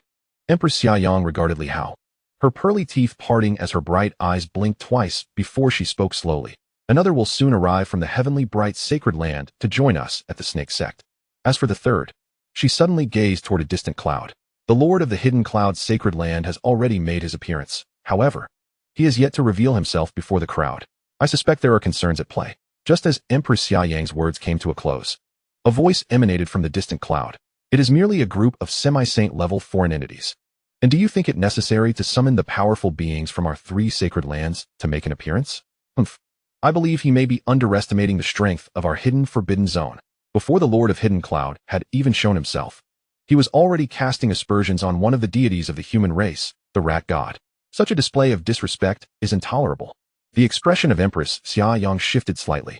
Although interactions between the forbidden zones had been relatively cordial in the past, their relations were not particularly intimate. The current emergence together was already a consequence of the rat god's insistence. To think the Lord of Hidden Cloud would speak in such a manner from the outset. This is indeed a grave disrespect. Regardless of the circumstances, that individual is not one to be discussed lightly by mere sages. The heavenly ancient Empress Xia Yang, fearing further ire, could only gently caution the Lord of Hidden Cloud. Lord of Hidden Cloud, I implore you to be mindful of your words. I suspect it is the terrifying aura that recently emerged from this passage that has caused the rat god to be more concerned. Hence our presence here serves as an additional safeguard. The Lord of Hidden Cloud, oblivious to the gravity of the situation, showed a lack of respect even toward the heavenly ancient Empress. He merely scoffed. If you do not trust our strength, then why summon us? My power is not formidable. In the ensuing battle, I shall at most contend with one sage of equal rank. Matters beyond that do not concern me. Upon hearing this, Empress Xia Yang could only exhale deeply. The relationship between the Forbidden Zones and the high echelons of Huaxia had already become quite strained. The Lord of Heavenly Hidden's attitude undoubtedly added fuel to the already smoldering fire. How shall the Forbidden Zones navigate this precarious situation in the future? Rest assured, Minister Li, the semi-saint level has some 9th-tier entities that can be managed by this Empress. Empress Xia Yang chose not to elaborate further. She offered a slight reassurance to Li Hao before allowing the matter to rest. Li Hao nodded, retrieving 2 lotus platforms, offering one to the Empress while the other floated gracefully toward the cloud where the Lord of Heavenly Hidden resided. Empress Xia Yang, being familiar with such artifacts, recognized the spiritual energy array and lotus platform, which bore intricate ties to the Forbidden Zones. Thus, she seated herself upon it without hesitation.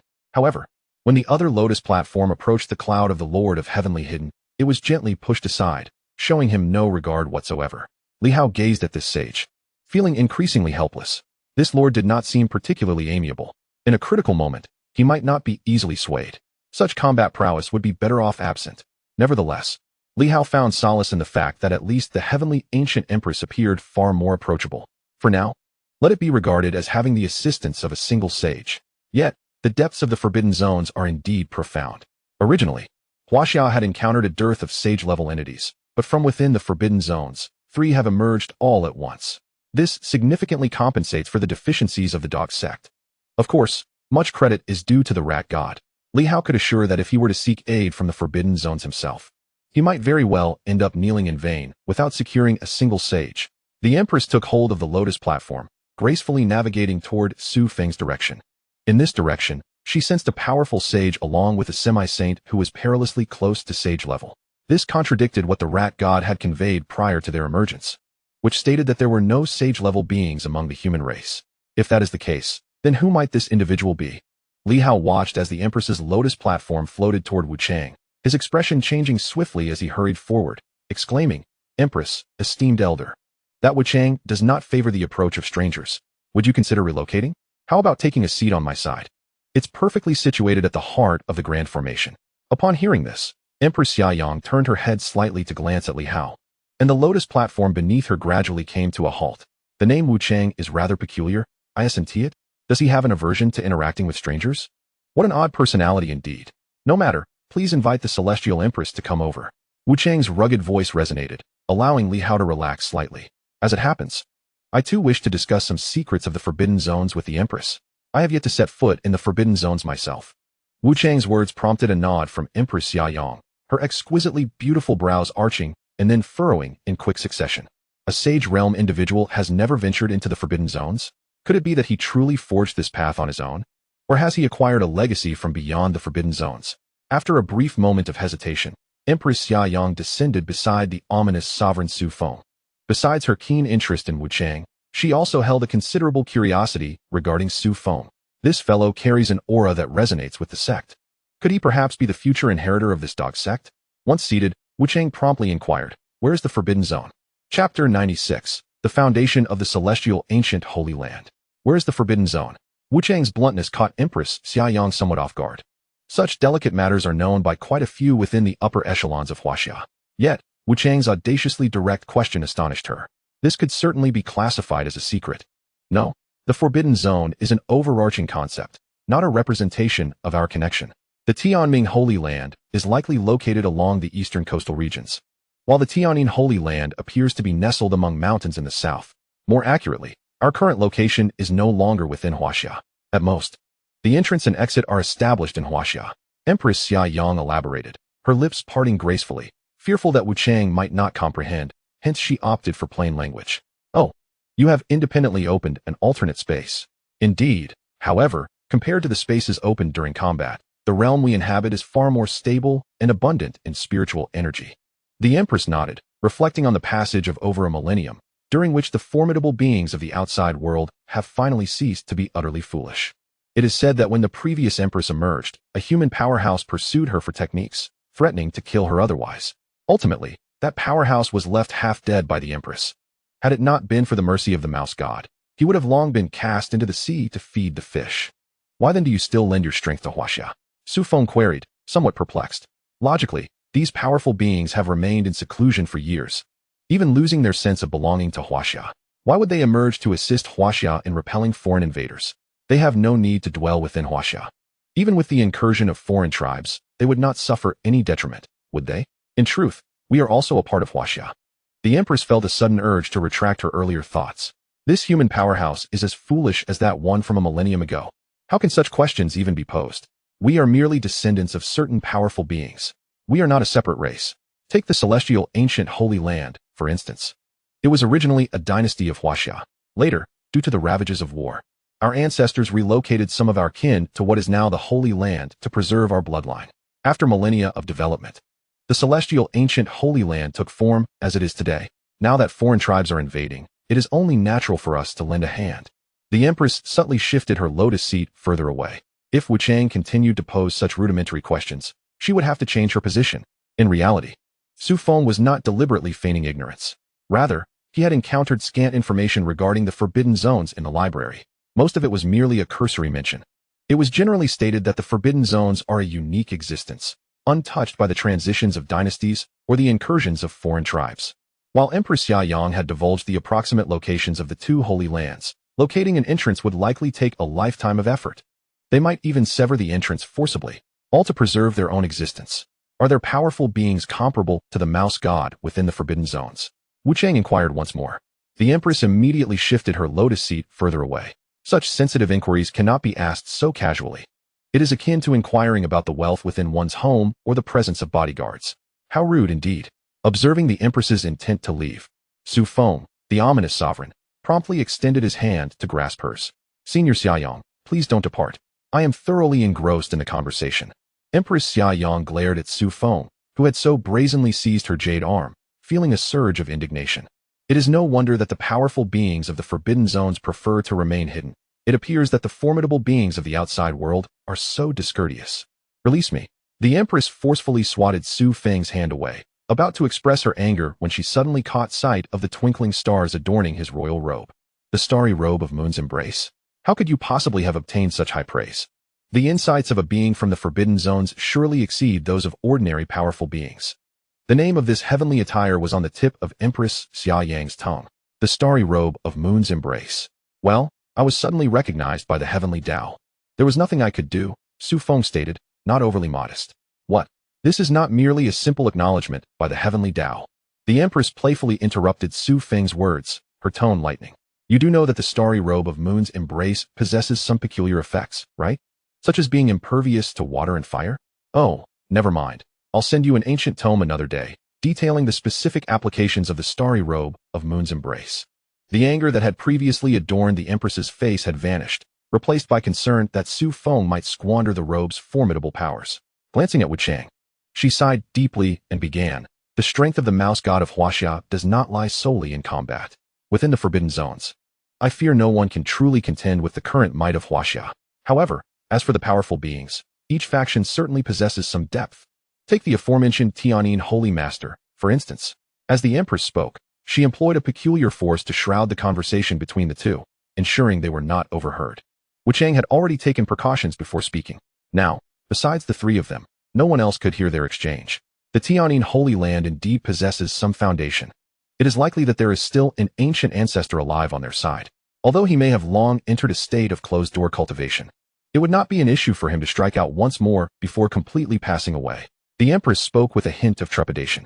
Such secrets are widely circulated within the forbidden lands, yet they cannot be spoken of casually in the outside world. After all, that individual might very well be alive. If he is, ascension is certain. However, whether he has reached the realm of the Immortal Emperor is uncertain. Yet, the celestial ancient Holy Land has received word that he absolutely exists. Furthermore, should this individual take action, it would signify that his lifespan has reached its end. At that point, who could withstand a struggle between an immortal emperor on the brink of death? It is likely that even immortal emperors of the same tier would choose to avoid confrontation, who would gamble their life against a being destined to perish. How frightening. And what of the Tianming Holy Land? Su Feng thought, feeling a sense of relief. Thankfully, he had been prudent and did not flaunt his presence immediately. This imminent demise of an immortal emperor is akin to a nuclear bomb. Whoever is too arrogant, let them bear the consequences. Who can withstand such a burden? Who can avoid it? Empress Xiaoyang contemplated for a moment, recalling that the Dawn Sacred Land also possessed similar artifacts. Essentially, these were tools meant to confront beings at the Immortal Emperor realm, life-for-life gambits. Alternatively, there exist items that allow immortals to temporarily rival immortal emperors, which are quite similar. Each forbidden zone is fundamentally entrenched in such profound legacies. Otherwise, they would have long faded into the annals of history. Su Feng nodded slowly, acknowledging this truth. Without some means of intimidation, they would have been eradicated long ago. The forbidden zones are no exception. What is the legacy of the ancient sacred land? Chapter 97, The Battlefield of All Realms. What is the legacy of the ancient sacred land? Su Feng once again impudently posed this question, causing Empress Xiaoyang's expression to darken. Could the secrets of the ancient sacred land be divulged so casually? Even Empress Xiaoyang might not be fully aware of all the intricacies within her sacred land. And you, an outsider, dare to inquire. I shan't disclose it. Empress Xiaoyang playfully scolded, then closed her eyes to meditate. Observing her disinterest in further dialogue, Su Feng ceased his idle chatter and resumed his scrutiny of the alien beings below. This group of low-tier aliens had not been slaughtered by the half-saints due to the emergence of the Demon Emperor. Instead, they were kept as trial subjects. After all, these low-tier aliens possessed little of value to the half-saints. However, they were of considerable worth to mid to low-tier martial artists. Nevertheless, after the spectral form of the Demon Emperor dissipated, the myriad races prudently refrained from dispatching new powerful beings. Although occasionally mid to low-tier strong men would pass through the dog gate, there had been no further appearances of high-tier strongmen. Perhaps the myriad races felt a twinge of trepidation. Even before the dream immortal demon prince exerted himself, this fellow had already fled back to the myriad races. Quite cautious indeed. At that moment, all eyes were fixated on the demon prince and Su Feng, allowing him to escape unscathed. Su Feng's gaze shifted downwards, gradually settling upon Xianxian. Why does this lad bear so many bloodstains? As Su Feng focused on Xianxian, before he could discern clearly, the young man swiftly evaded a fierce sword aura. The sword energy grazed his arm, nearly severing it cleanly. Fortunately, the lad's mental fortitude was commendable. He sensed the impending danger and dodged the sword aura just in time. Before him stood two humanoid alien warriors, each wielding a longsword. Notably, these two bore a striking resemblance in combat style to the Gemini twins Su Feng had previously encountered, not in appearance, but in their synchronized fighting technique. This was a surprising revelation for Su Feng as the two danced with their swords in perfect harmony, as if they were one. Yet, Xianxian displayed no hint of fear. A long spear appeared in his grasp as he charged forth. His moves were bold and forceful, adept at breakthroughs and aggressive attacks. Indeed, the spear suited him well. One spear against two swords, and he showed no signs of yielding. This was against two exceptionally synchronized third-tier warriors. Xianxian's growth over the past month had been remarkable. It was no wonder that combat was often regarded as the best means for a martial artist's development. This notion was perfectly illustrated in Xianxian's case. The lad had truly found himself in a perilous situation. Xianxia had also made significant gains during this time. It was no surprise that their team had attracted attention. Su Feng's keen eyes pierced through the low-level spatial ring worn by Xianxia, and he immediately discerned the items stored within. Among all the mid-tier teams, Xianxia's haul was indeed substantial. In fact, it could rank among the top 3. While they were hunting alien beings, the aliens were simultaneously hunting them. Thus, it was hardly surprising to be targeted. However, it appeared that these hunters were not particularly astute. Faced with Xianxia's team, they had not gained any upper hand. Rather, several members of Xianxia's team were steadily overpowering their adversaries. It wasn't too long before even Xianxian began to dominate in this battle. His spear firmly suppressed the two sword-wielding experts. Suddenly, a voice rang in Su Feng's ear. What is the esteemed senior Yin Tianzi doing? The team you are observing seems familiar to me. Su Feng turned to find Zhong Ziki had once again set his sights on him, his mental energy climbing along Su Feng's gaze until it landed on Xianxia's team. This fellow had somehow crept back to Su Feng's vicinity. Nothing much, merely surprised. This team appears to have considerable protection, yet among all the teams, their strength is not particularly formidable. Su Feng casually fabricated an excuse. Xianxia's team was indeed not strong, merely averaging among the human teams that had entered. After all, the highest tier among them was merely a 5th-tier martial artist leading a group of 4th and 3rd-tier warriors. Their gains surpassed even those of teams composed entirely of 6th-tier members. This attests to Xianxia's prowess in amassing wealth. Indeed, it must be that the team captain excels in leadership. Zhong Ziki agreed, albeit with a hint of skepticism. Initially, when he had spotted Xianxian, he had begun to doubt Su Feng less. After all, if Yin Tianzi were indeed Su Feng, then his companion Wu Chang would undoubtedly be Xianxian. Yet now, with Xianxian embroiled in a bloody battle, if Yin Tianzi were truly Su Feng, he could hardly remain indifferent. Furthermore, who was Wu Chang? Surely not one of my disciples. Su Feng mused that he knew so few individuals. It was implausible for another to emerge.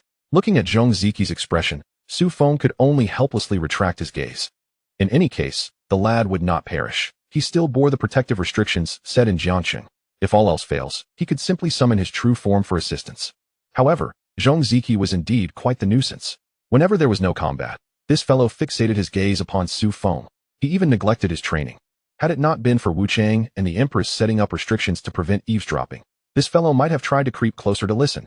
Wu Chang shot a glare in Zhong Ziki's direction, the look akin to a warning.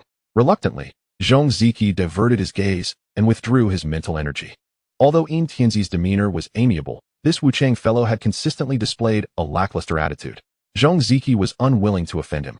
In the distance, Li Hao seemed to perceive this anomaly and swiftly flew to Zhong Ziki's side, whispering, "By the way, the battlefield of all realms is about to commence. Are you interested in signing up?" As he spoke, Li Hao did not shy away from Su Feng, seemingly intent on ensuring Su Feng heard his words. The battlefield of all realms? Wasn't it traditionally overseen by the rat god personally selecting participants? Is it beneficial for us to volunteer? Zhong Ziki recognized that Li Hao was attempting to ease the situation and promptly aligned his thoughts with Li Hao's. Ultimately, the selection would naturally be made by the rat deity. However, if we take the initiative to volunteer, the likelihood of being chosen would significantly increase. Chapter 98. The Three-Layered Minor Dimension. Moreover, if we do not volunteer, the individuals guarding Dog Gate this time are highly unlikely to be selected. After all, we have just emerged from a series of bloody battles. Li Hao spoke solemnly. The strong defending Dog Gate indeed face considerable challenges. If we do not volunteer, it is quite probable that we will not be chosen by the rat deity. We could enjoy several decades of rest. However, the number of human warriors is limited. If too few choose to volunteer in the end, or if the rat deity has his own arrangements, forced conscription cannot be ruled out. Zhong Ziki pondered for a moment, lamenting, "If only my divine bell were repaired, I would genuinely wish to volunteer. If I could successfully return from the battlefield of myriad realms, not only would my chances of advancing to the semi-saint level greatly increase, but the resources obtained would be sufficient for my second disciple to research numerous things." As he uttered these words, Zhong Ziki let out a deep sigh, feeling a profound sense of regret. The majority of the premier resources for humanity have been acquired through trade with the myriad races and through plundering in the battlefield of myriad realms. Thus, entering this battlefield is almost tantamount to fighting for resources for both humanity and oneself. The resources obtained are predominantly retained by oneself, with only a minor portion submitted as tribute. This tax rate is entirely acceptable for the top-tier warriors. In fact, it essentially means that the majority of the gains are retained. Li Hao cast a sidelong glance towards Su Feng and tentatively inquired, "What about the Emperor? Do you wish to enter the battlefield of myriad realms? There are indeed numerous top-tier materials within. However, should you choose to enter, you would likely need to adopt a new guise and name to do so. The myriad races warriors may very well keep a close watch on you." Su Feng lowered his head, contemplating for a moment before speaking again. "Is the battlefield of myriad realms truly that perilous? If I manage to bring out some resources but have no use for them, can I exchange them with you?" Upon hearing this, Li Hao nodded vigorously. "Of course. As long as it is something you do not require, the nation will fully reclaim it. Moreover, beyond your own acquisitions, items obtained through trade with the myriad races will reward you with a portion based on your contributions. Calculated. This would be sufficient for a 9th-tier warrior to cultivate for 200 years. At this juncture, the previously silent Empress Xiaoyang, who had been sitting beside Su Feng, suddenly interjected, "Should you manage to retrieve any precious items, my heavenly ancient sacred land will also be willing to purchase them. You may propose your terms then." Su Feng sat there, subtly astonished. The treasures within the battlefield of myriad realms are so abundant that even the forbidden zones are drawn to them. Thus, a visit is imperative. After all, whether for the creation of the impermanence avatar, or the forthcoming construction of the third avatar, or even the restoration of the dragon roar sword and the crafting of the soul gathering banner, all these endeavors require an immense quantity of materials. Currently, Su Feng has become a veritable pauper. If he were to rely solely on his efforts in Huaxia to gather these materials, even a century would not suffice. Initially, slaying the heavenly demon child might have yielded some rewards. Yet, this individual chose to self-destruct at a critical moment, leaving Su Feng with nothing. It is not as if one can claim that the ethereal manifestation of the heavenly demon emperor was shattered by Su Feng, can they? Thus, Su Feng is left to silently endure his grievances. What is the situation like in the battlefield of myriad realms? Are there saints and celestial beings present? Su Feng queried Li Hao. He possessed no information regarding the battlefield of myriad realms. Although these too are avatars, and thus do not require excessive caution, exercising prudence is never amiss, is it? The battlefield of myriad realms, while termed a battlefield, is essentially a small space conjured every 30 years through the intertwining of temporal and spatial turbulence. Not only do we remain unaware of the nature of each space, but even the myriad races are equally in the dark. After all, once the time arrives, we enter. Before the time arrives, the space remains unstable. Who can tell to which small space we will be transported?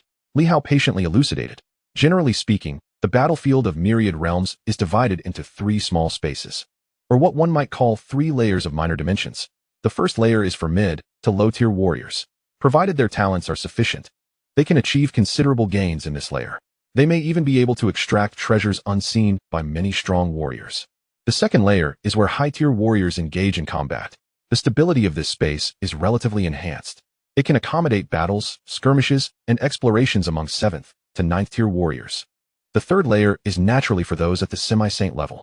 However, as you are aware, at our level, we seldom engage in open conflict. Thus, typically, we only open the spatial passage, gather sufficient resources, and then escort the 9th tier and lower warriors to safety. One could say that as long as the semi-saint remains safe, the 9th tier warriors can successfully retreat. If not, it would lead to total annihilation. A rare glimmer of sorrow flickered in Li Hao's eyes as he spoke these words. Humanity has likely experienced total annihilation in the past. Therefore, every semi-saint who enters must be precisely accounted for. If there are too many, the defensive strength of the 12 gates will be diminished. The myriad races will then assault the 12 beast gates. Conversely, if there are too few of these human prodigies, the risk of total annihilation looms. Li Hao's gaze turned to Su Feng, hoping for his participation. Su Feng's prowess is evident. As long as he enters, the likelihood of these human prodigies returning alive surges to 7/10. After all, Su Feng cannot be measured against an ordinary semi-saint. Su Feng remained silent, when suddenly Wu Chang interjected. Is it solely semi-saints who may enter? Can I, a saint-level being, not join? No. Li Hao replied decisively. Firstly, the minor dimensions impose restrictions, and the saint level is far too powerful. If you were to break through within, that might be acceptable. But a saint-level individual forcefully intruding into another dimension would face rejection from that dimension. Secondly, saints are far too precious for humanity. Even the loss of one cannot be tolerated. The loss of a single saint could take millennia for Huaxia to replenish. Oh, Wu Chang sighed in dismay. He had merely asked a question, yet Li Hao reacted as if his tail had been stepped on, displaying evident agitation, which deterred Wu Chang from pursuing the matter further. Typically, how many semi-saints will enter the third layer? Su Feng inquired, as this would indicate how many formidable opponents he might face simultaneously. In recent centuries, our human race has been rather conservative. We only dispatch fewer than 3 semi-saints. The precise number is determined by the rat deity. As for the myriad races, it is difficult to say. It ranges from dozens to over 100. Of course, those entering the battlefield of myriad realms from the myriad races are not necessarily united. Chapter 99. Dimension Recognition. Indeed, the myriad races entering the battlefield of myriad realms are not united. When Li Hao remarked this, there was a hint of disdain in his tone. If the myriad races were always this united, humanity would have long since perished. Nonetheless, even this time, they were not entirely cohesive. Did not the forces of the demon race also deceive the myriad races? Their demands exceeded those of humanity. Even so, it occurred twice more. It is evident that if the myriad races were to enter the treasure-laden battlefield of the heavens, their aggression towards other races would surpass their hostility towards the human race. After all, the frailty of humanity is common knowledge, while certain races pose a greater threat than humans themselves. Thus, in the face of these myriad races, humanity finds itself with numerous opportunities for survival. Should the Een Son of Heaven find no issue with this, then I shall submit your name forthwith. The survival rate for humanity would undoubtedly increase significantly with your presence, as a half-saint. Li Hao forced a smile upon his face. The ferocity of the battlefield of the heavens can indeed be aptly described with the phrase survival rate. Before Su Feng had fully contemplated the matter, Li Hao was already eagerly seeking his agreement. After all, Su Feng's prowess is widely recognized. He is undoubtedly one of the most suitable candidates in all of Huaxia. The treasures within the battlefield of the heavens are plentiful, many of which could prove useful even upon reaching the immortal realm. If the opportunity arises, it would be worth the risk. The Empress, Xiaoyang, also appeared to desire Su Feng's participation, offering her encouragement, thus lending her support to Li Hao's plea. However, Su Feng suddenly turned to her and inquired, will the Forbidden Zone not send anyone into the battlefield of the heavens? Is it only the people of Huaxia who will venture in? The Empress Xiaoyang gently shook her head, her ornamental hairpiece swaying slightly. No. We possess a plethora of resources in our Forbidden Zone and rarely find ourselves in urgent need of any particular resource. Therefore, under normal circumstances, we only exchange a portion of our resources. The battlefield of the heavens is simply not worthwhile for us. Her words ignited Su Feng's interest in the battlefield even further. If the Forbidden Zone does not enter, it implies that the treasures Su Feng can procure may pique the interest of not only the heavenly ancient sacred land, but potentially the entire Forbidden Zone. When the time comes, the terms of exchange will rest solely in Su Feng's hands. Moreover, while it may be a gamble for others, for Su Feng, The worst that could happen is the loss of a single avatar, along with a set of heavenly Dao garments. As for the rewards, should Su Feng successfully retrieve items, the gains would be substantial. In fact, the materials Su Feng currently requires could all be gathered. Will the evil demon race send anyone in? Su Feng casually asked Li Hao once more.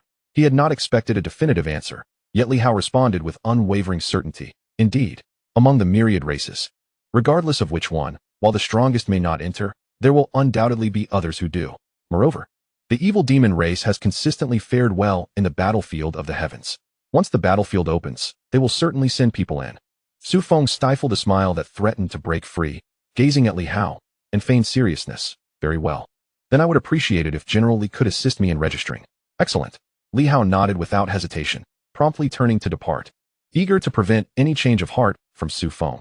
After their discussion, the group returned to their previous positions. The fellow known as Xianxia attempted to edge closer to eavesdrop, but was once again met with the piercing gaze of the uncanny, which sent him retreating. Empress, considering the perilous nature of the battlefield of the heavens, is there any protective artifact from the heavenly ancient sacred land that I might borrow? Should I return alive, I promise to repay you generously. Su Feng addressed the Empress beside him without any pretense. The implication being, should this avatar not return, there would be no repayment. The Empress Xiaoyang shot Su Feng a sidelong glance, surprisingly responding seriously. Certainly. If you desire a sacred Dao weapon, or even an immortal Dao weapon, that is no issue. There exists something within the battlefield of the heavens that we require. Although each iteration of the battlefield varies, it invariably comprises 3 layered planes. Being a tri-layered dimensional space, there will undoubtedly be 3 plane spirits. If you can gain the recognition of one of these plane spirits and locate it again after the battlefield concludes, not only could you receive a sacred Dao weapon, but even the immortal Dao weapon long concealed within the heavenly ancient sacred land could be yours. Su Feng was taken aback by the Empress's words. What he had merely jested about had seemingly been taken to heart. What does he currently lack the most? Without a doubt, it is various weapons and spells. Very well. Su Feng readily agreed, knowing that should he fail to find anything, he would not be at a loss. Furthermore, if he were to obtain something, he could first ascertain its value before presenting it. Su Feng would never engage in a losing bargain. Below, He Xinyan, this fellow, grew increasingly emboldened. A second-tier warrior managing to drag 2 fourth-tier opponents to a stalemate. By the time Shen Shi and the others resolved their battles, defeating He Xinyan would be a mere formality for them. Their gains had multiplied. Shen Shi's team ranked 2nd overall on the battlefield, a truly coveted position. This clearly illustrates that while Shen Shi may not be particularly strong, he possesses a unique talent for amassing wealth. 3 days later, Li Hao officially received the order to summon 3 individuals from the Dog Gate to the capital. They were to prepare for entry into the battlefield of the heavens. The half-saint, Su Feng, the 9th tier, Zhong Ziki, the vice dean. Su Feng had anticipated this, as Li Hao had been advocating for him all along. Moreover, he was indeed the most suitable candidate. What no one had foreseen was that Zhong Ziki and the vice dean would also be summoned. They were certainly not the best candidates. Generally, is there an error in this list? Zhong Ziki frowned, incredulous at being summoned to the battlefield of the heavens. His divine bell was still in disrepair. Strictly speaking, Zhong Ziki could not be considered a true 9th tier at present. He was at best an 8th and a half. After all, the divine bell was equivalent to Zhong Ziki's life weapon. With his life weapon damaged and unrepaired, Zhong Ziki was practically the weakest among 9th tier warriors. Any casual 9th tier could easily defeat him. As for the vice dean, he exhibited a nonchalant demeanor. A 9th tier warrior is equally perilous wherever one may be. At least in the battlefield of the heavens, there will be more opportunities for peer-level combat. In the Dog Gate, one is frequently confronted by half-saints. Furthermore, one can attain significant gains in the battlefield of the heavens. The Dog Gate is merely a place for survival. Do you believe that a list drafted personally by the Rat God could possibly contain errors? Chapter 100. I reverence you, Senior. Do you believe that a list drafted personally by the Rat God could possibly contain errors? Li Hao shot Zhong Ziki a disapproving glance, perceiving it as disrespect towards the Rat God. The Rat God has rarely erred over the years. Whoever he selects undoubtedly serves a purpose that is beyond question. Is there a specific list of participants for the battlefield of the heavens? Su Feng casually inquired. Li Hao immediately shook his head. You 3 are the pinnacle of combat strength, hence you were the first to be determined. However, aside from the 3 of you, I am unaware of the names of others. You shall see them before entering. Moreover, the Rat God has indicated that this time will be even more perilous. So I hope you will exercise utmost caution. Li Hao felt a twinge of guilt as he spoke, for it was he who had taken the initiative to register the Son of Heaven. If something were to befall the Shadow Monarch in the end, he would truly feel a twinge of guilt. So it is just the three of us from the Dog Clan? Su Feng nodded, seemingly indifferent to the matter. After all, the most he would lose is a mere avatar, and that too, one with minimal investment. It is hardly a significant loss. His only concern was that upon entering the battlefield of all heavens, the connection with his main body might be severed, which would render this avatar somewhat weaker, nothing more than that. To be honest, I am uncertain about this. Currently, I have only summoned the three of you here, and it's possible that I might be summoned at the last moment before entry. Li Hao shook his head, genuinely speaking the truth.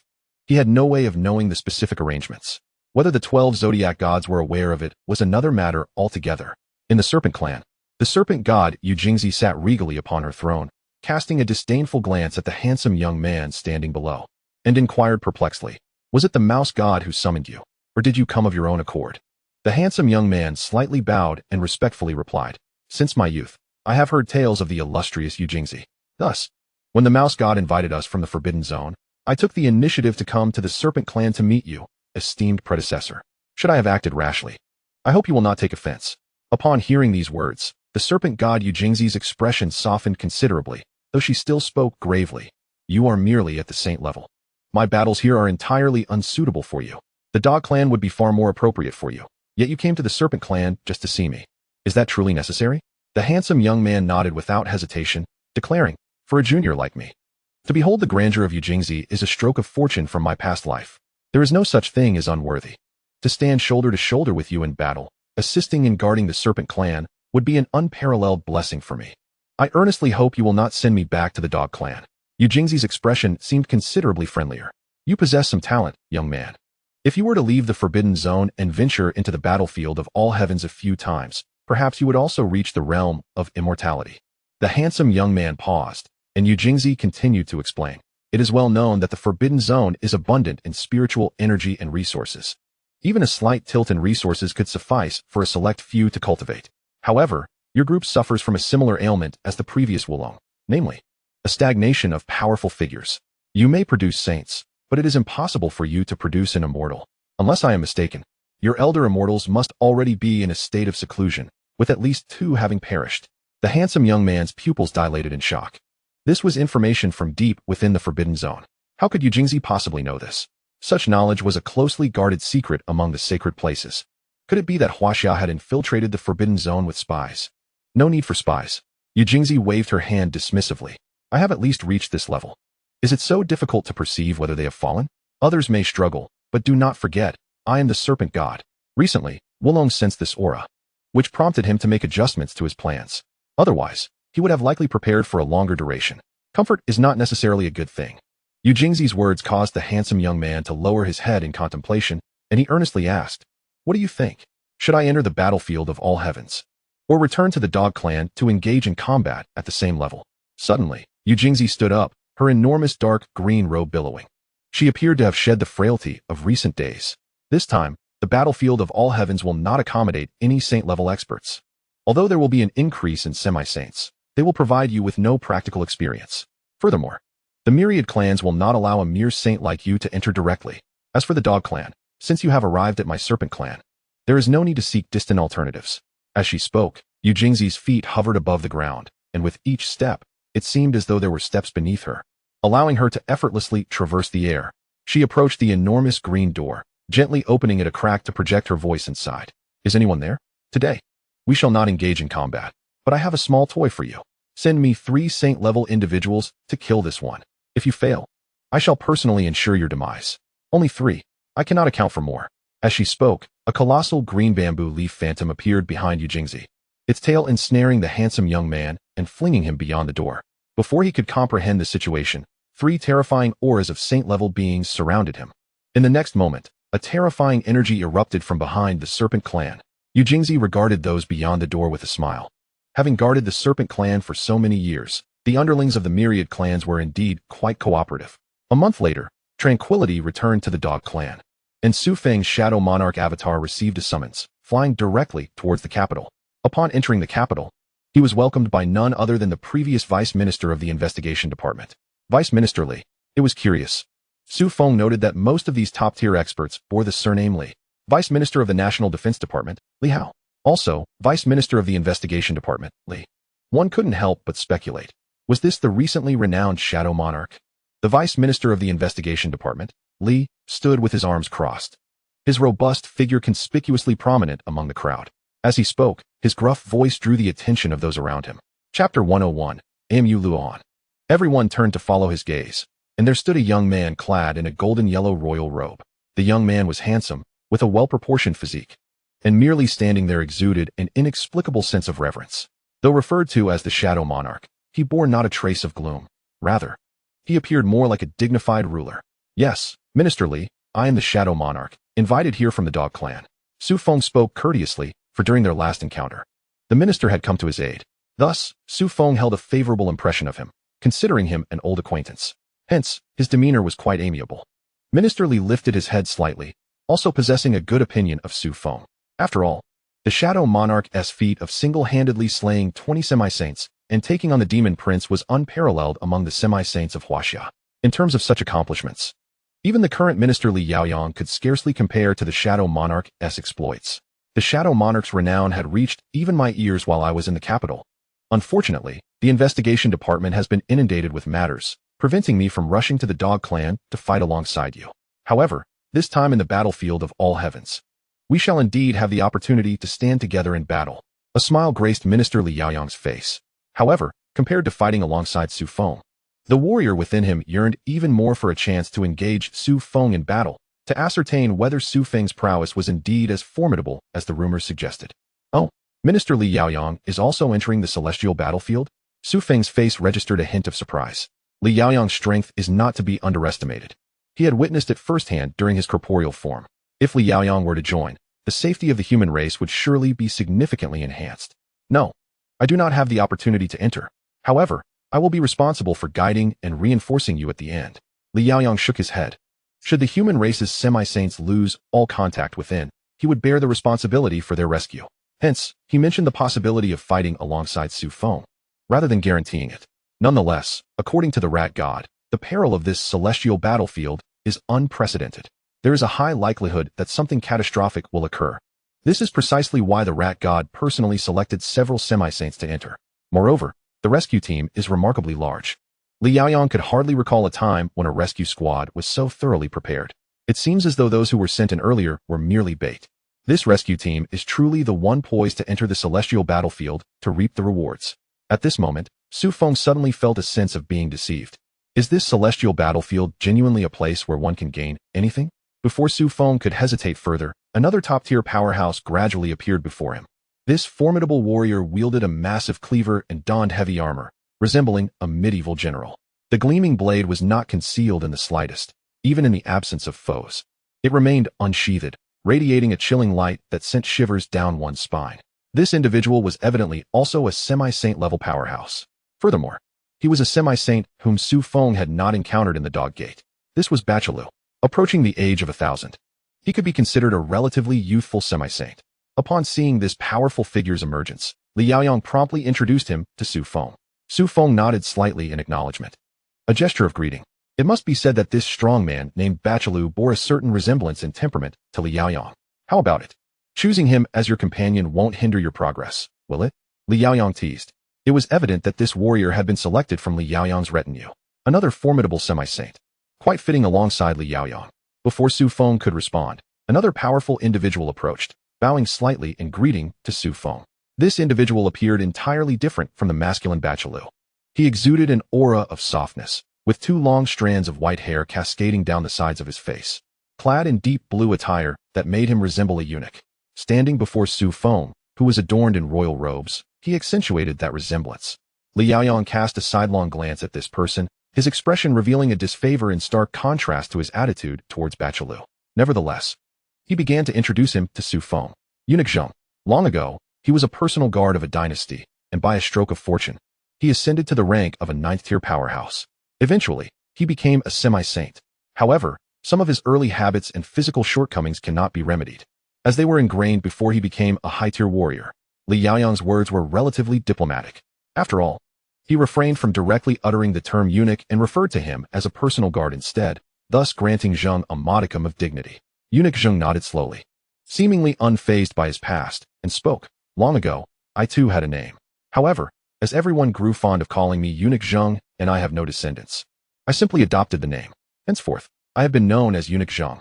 In contrast to the slight disdain in Li Yaoyang's eyes, Eunuch Zheng exuded an air of grace, entirely unperturbed by the gazes of others. So, these two are the strong individuals entering the celestial battlefield today? After acknowledging Eunuch Zheng, Su Feng turned once more to Li Yaoyang. Only 3 semi-saints are entering the entire celestial battlefield? Surely this is a jest. The myriad races boast dozens of them. While I am aware of the inherent dangers, having only 3 semi-saints enter is tantamount to courting death, is it not? Naturally, there will be more. The celestial battlefield is not akin to the 12 zodiac gates. It is certainly not just our Huaxia's warriors entering. Li Yaoyang shook his head, his gaze shifting towards the approaching figures in the distance. From that direction emerged a colossal figure enveloped in golden light, brandishing a golden gong that exuded an air of divine majesty. Before this individual even reached Su Feng, Li Yaoyang began his introduction, a Murahin, a semi-saint level powerhouse, renowned for his defensive capabilities and his willingness to fight to the death. Should he encounter an insurmountable foe, simply let a Murahin cover your retreat. A Murahin may not comprehend Huaxia's language, yet as he approached, he still nodded amiably to the crowd. Shortly thereafter, several foreign powerhouses appeared, together with Su Feng.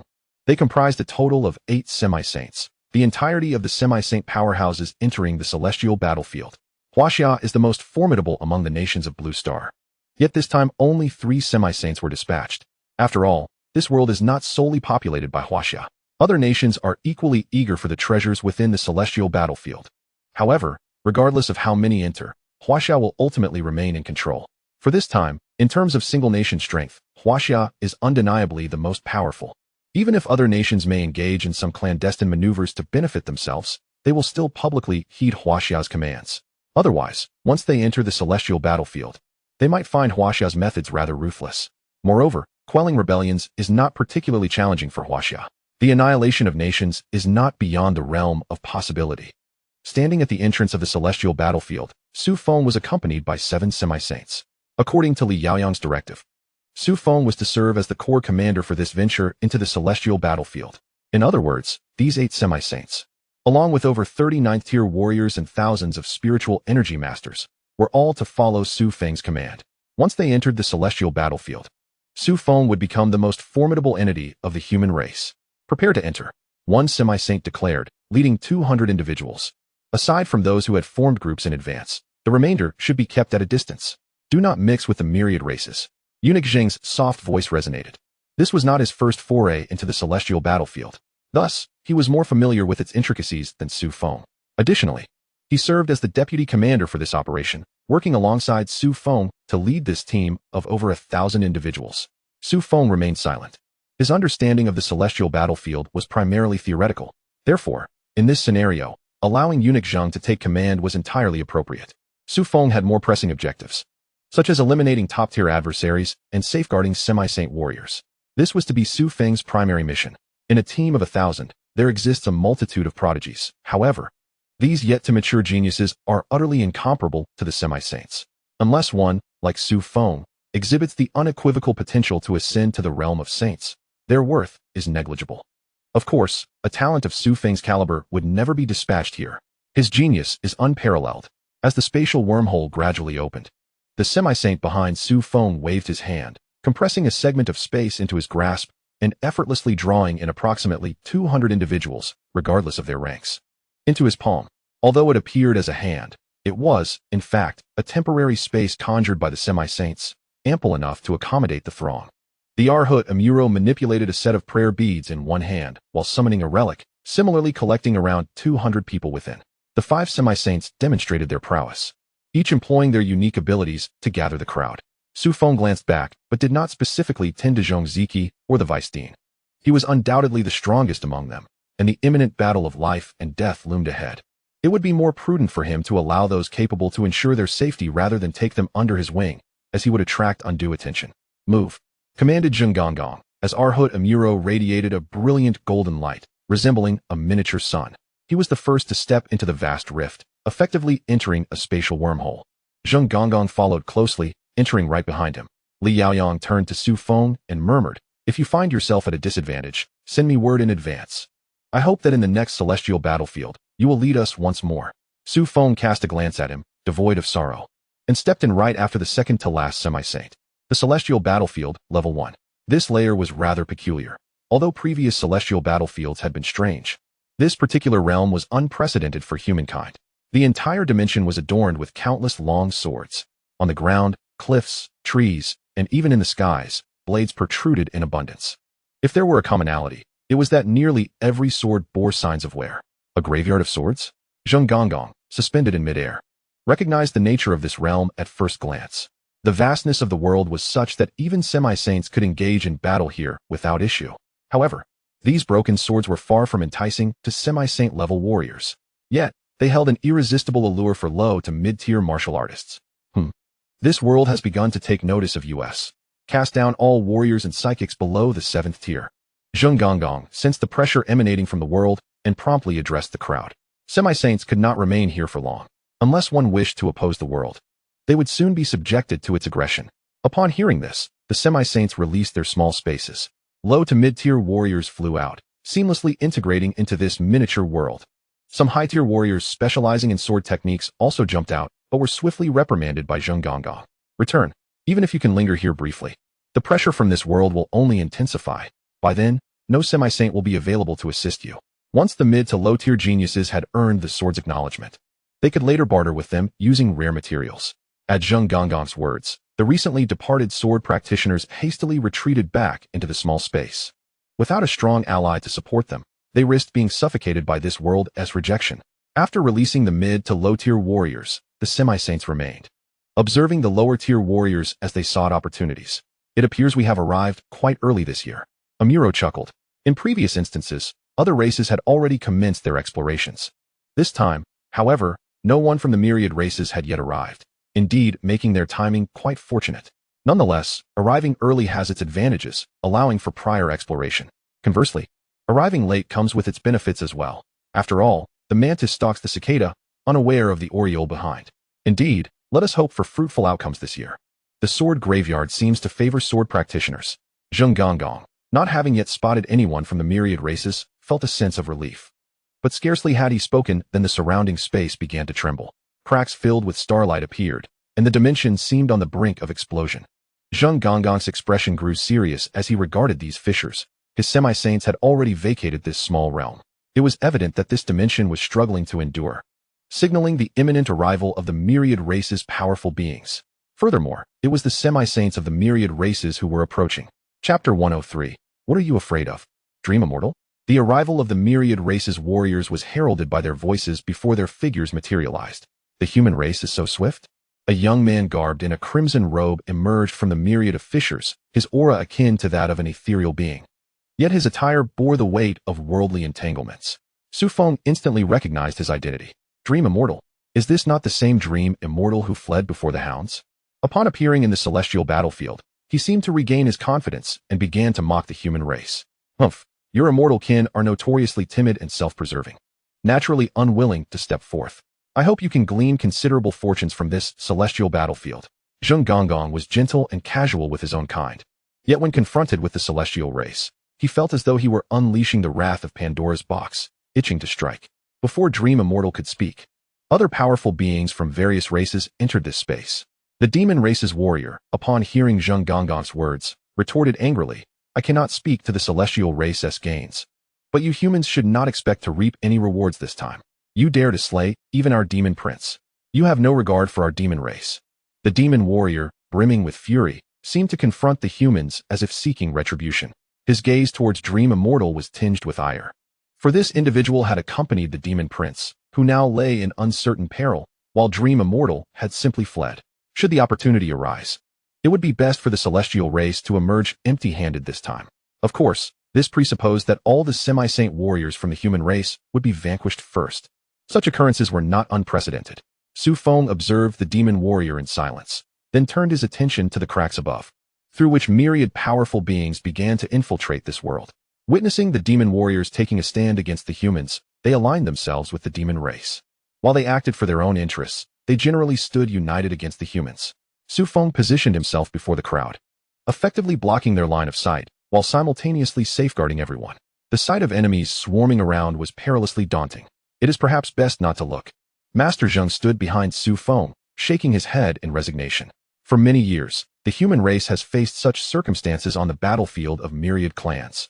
Regardless of our actions, whether friendly or not, they always display this demeanor. Forever adversarial. Their primary target is invariably the powerful of the human race. Amu Luohan also sighed heavily indeed. Even when the immortal and demonic clans vie for a treasured artifact, if a human powerhouse merely passes by, they will strike at us immediately. From top to bottom, the attitude of the myriad clans is fundamentally unified. Su Feng stood there, unyielding as a mountain. Without inquiring as to why, but slowly uttered, "Then let us eradicate both the immortal and demonic clans." Master Zheng's gaze gradually shifted to Su Feng, scrutinizing the individual known as Tianzi. Initially, he presumed that the silence was a sign of timidity or perhaps a fanciful hope towards the myriad clans. However, he never anticipated that Su Feng would utter such words. To annihilate the denizens of the immortal and demonic clans. Such a declaration had never been made by those who led before. The past commanders always harbored thoughts of bringing their people back safely. Yet this one, astonishingly, contemplated the complete obliteration of those who had offended the human race. Though somewhat juvenile, it nonetheless stirred a warmth within the heart. Master Zheng turned back and addressed the 6 semi-saint powerhouses. "Did you all hear what the commander has declared? Upon encountering the strong of the immortal and demonic clans, we shall strike with lethal force, annihilate them all." Master Zheng's voice carried, resonating even among the multitude of semi-saints from various clans. The immortal and demonic clans, exterminated. Do not underestimate the human race. While we may not boast many powerful figures, when we fight with desperation, even against hundreds of semi-saints from the myriad clans, we can inflict substantial losses upon them. Some among the myriad clans exhaled in relief, while others regarded the strong of the immortal and demonic clans with cold disdain. This time, the venomous serpent of the human race has set its sights upon them. The immortal and demonic clans are likely to suffer significant losses. Though the semi-saints of the myriad clans hold absolute superiority, particularly below the 9th tier, their advantage is not as pronounced. Should the human race target the geniuses of the immortal and demonic clans specifically, the losses incurred by these clans could be catastrophic. Perhaps they could face total annihilation. This maneuver by the human race indeed proves effective. The demon clan, however, appeared nonchalant, for they had come with the intent of exacting vengeance. They were resolute in seeking justice for Tian Mozi. They had planned to thoroughly offend the human race, dispatching the elite among their ranks even below the 9th tier, solely to eliminate human powerhouses. Does the human race possess such formidable prowess? Let us hope that by the end, not a single human remains upon the battlefield. As the demon clan spoke, they cast their gaze towards Meng Xian, seeking the support of the immortal clan. Yet, to their astonishment, Meng Xian did not even glance at him, staring vacantly in the direction of Su Feng. "This does not concern our immortal clan. If you seek to target the human race, then let your demon clan pursue that. As for the human race, we shall pretend we did not hear." With that, Meng Xian waved his hand, scattering the immortal powerhouses like mere beans into the sword tomb. He then turned and concealed himself within the void, no longer revealing even a trace of his presence. Meng Xian's unusual actions left the powerhouses of the myriad clans bewildered. From the moment he entered, his gaze had remained fixated upon Su Feng, never wavering. After observing for a considerable time, he said nothing further and simply departed. And yet, he claimed the immortal clan would not partake in this matter. Was it not your immortal clan that instigated the provocation from the outset? This is akin to the human race defecating upon the heads of the immortal clan, while the latter insists that it is not offensive, nor has it caused any stench. The reaction of the immortal clan is exceedingly peculiar, most notably so concerning Meng Xian. Is he afraid of this young man from the human race? What has he witnessed? Su Feng's gaze also followed the retreating figure of Meng Xian. Logically, this individual should not have seen anything of consequence. At most, he witnessed the scene of his defeat of Tian Mozi. Such a sight should hardly instill fear in Meng Xian. Although Tian Mozi ranks among the top, Meng Xian is also formidable. It should not be to the extent of such fright. Nevertheless, Su Feng had no intention of delving further. His focus was not on Meng Xian, but rather on the myriad clans and the hundreds of semi-saints. These were the true adversaries he sought to confront.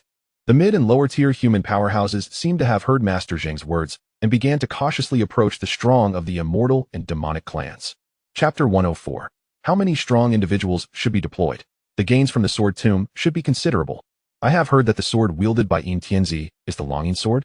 Master Zheng suddenly spoke to Su Feng, as if he had just learned of Su Feng's identity from other 9th tier powerhouses, and asked with curiosity. Su Feng nodded slowly, affirming, yes. I am indeed using the Longyin sword, which was the accompanying sword of the guardian god during the 9th tier of the dog sect. However, this sword is not particularly capable of sustaining battles at the semi-saint level. Su Feng did not shy away from this fact. It was something known to nearly every powerhouse station at the dog sect. The Longyin sword was cast aside by the dog god Wulong precisely because it could not withstand high-level combat. Thus, although it had regained much of its former glory in Su Feng's hands, it lacked a sword spirit. Consequently, it was unable to support battles at the semi-saint level. However, Su Feng cherished it, allowing for its limited use. In life and death struggles, the Longyin sword would undoubtedly shatter as it nearly did in the previous battle against Tian Mozi. It is nothing, merely that I have heard the Longyin sword had shattered once before, although it was later restored by the dog god with various rare materials. The sword spirit within has long since vanished. This is indeed the sword tomb. If the Longyin sword could collect a sword spirit on its own, it could gradually restore itself. It might even be capable of supporting battles at the semi-saint level. Master Zheng, well-versed and knowledgeable, addressed Su Feng. Upon hearing that the Longyin sword could be restored, Su Feng's interest was piqued. For this avatar, the Longyin sword was one of his primary means. Now that he learned there was hope for its restoration, he was naturally overjoyed. If it could be revitalized, Su Feng's chances during this journey across the realms would increase substantially. Indeed, this sword tomb is replete with sword spirits. However, the strength of the sword spirits varies. If the Longyin sword could independently generate a new sword spirit, it could absorb these fragmented spirits, enhancing the nascent sword spirit of the Longyin sword. Alternatively, if the Longyin sword does not possess a sword spirit, such a powerful sword body would naturally attract the strongest sword spirits. In any case, it seems to be a venture beneficial without any detriment. Master Zheng said with a smile. If the sword spirit is damaged, there might be no solution elsewhere. But here in the sword tomb, sword spirits abound. Simply casting it aside would result in the loss of control over the Longyin sword. And would it not be taken by others? Bachelus suddenly interjected. Master Zheng, with his extensive experience, countered, no. Consider who resides below. They are merely mid to low-tier warriors. Even if Yin Tianzi does not set up restrictions, that group would be incapable of wielding the Longyin sword at the semi-saint level. Just the sword's radiance alone could level them. At this moment, Master Zheng spoke with an air of arrogance. A dragon's roar sword without a sword spirit is beyond the capability of those ruffians to wield. Furthermore, without a sword spirit, this realm is far less likely to retaliate. It is almost akin to a naturally occurring sword reservoir. Su Feng nodded, signifying his understanding of Master Zheng's intent. He had encountered such circumstances within ancient texts but had not initially focused his thoughts on this aspect. Hence, he had not immediately cast the dragon's roar sword into the fray. With prudence in mind, Su Feng carefully inscribed a layer of restrictions upon the sword's blade, adding an extra layer of security. Moments later, he deftly tossed the dragon's roar sword, which soared like a shooting star, landing squarely in the heart of the sword mound. As Master Zheng had foretold, the appearance of the dragon's roar sword within this mound was a spectacle for all to behold. From the sword, a small dragon emerged, dwarfed in comparison to the now magnified dragon's roar sword, resembling but a speck of dust. It surveyed its surroundings, gazing at the colossal sword spirits with a hint of trepidation. Yet, before long, when a damaged sword spirit appeared beside it, it exhibited no hesitation whatsoever in devouring the broken spirit. The audacity was astonishing, especially for a creature that appeared to be timid by nature. Su Feng observed with satisfaction, for after consuming the damaged sword spirit, the little dragon's size increased substantially. Its growth was markedly apparent. If this rate of development continued, the dragon's roar sword might very well give rise to a half-saint dragon within mere months. At that juncture, even in Su Feng's absence, the dragon's roar sword would be capable of standing on its own in battle. At this time, Master Zheng spoke once more. The second layer must also be stabilizing. The 9th-tier warriors should prepare. Zheng's statement drew the attention of all towards the void before them. The stabilization of the second layer not only meant that high-tier warriors could enter, but also signified that half-saint powers could engage in combat across the void. While the likelihood of fatal confrontations was minimal, inflicting severe injuries on some opponents was entirely feasible. Thus, Zheng's words served to prepare high-tier warriors while simultaneously alerting half-saint powers to be ready. The human race must strike, inflicting injuries upon a few of their foes. They needed to present the myriad races with a stern warning. Concurrently, the human warriors should also brace themselves to avoid being grievously harmed by the powers of other races. Who would the Shadow Emperor and the Celestial and Demonic clans target? Zheng directly transmitted a message to Su Feng. Shall we not directly engage the recent Demon Clan warrior? The The celestial clan's dream immortal was far too cautious. Having concealed itself upon entering the battlefield, the entire celestial clan's whereabouts were elusive, while the demon clan was excessively brazen. Within the first layer, the conflict between humans and demons raged fiercely, with demon warriors relentlessly pursuing their human counterparts. The casualties among both races were among the highest across all factions. Hence, Zheng's strategy was to ambush a demon warrior. Even at a cost, they must ensure that the demon clan suffered losses. Very well, I shall heed your counsel. Zheng felt fortunate to have encountered such a capable and unpretentious commander. Had Su Feng recklessly targeted the celestial clan, the human race would have faced substantial losses. Understanding the situation often proved more critical than sheer strength. How many of us shall we deploy for the ambush? We must also establish defenses to guard against potential counterattacks from the myriad races. If we send only one person, the prospects appear rather bleak. Two might provide a more secure approach. After all, the demon clan cannot predict whether we will strike. A surprise attack could at least deplete their energy, if not inflict wounds. In the forthcoming third layer, we cannot expect things to proceed so smoothly. If we deploy 3 individuals, we can guarantee inflicting wounds on at least one half-saint from the demon clan. Whether those wounds are severe is uncertain. Zheng looked to Su Feng, hoping for his decisive input. However, Su Feng posed a counterquery. What if 7 half-saints were to target one?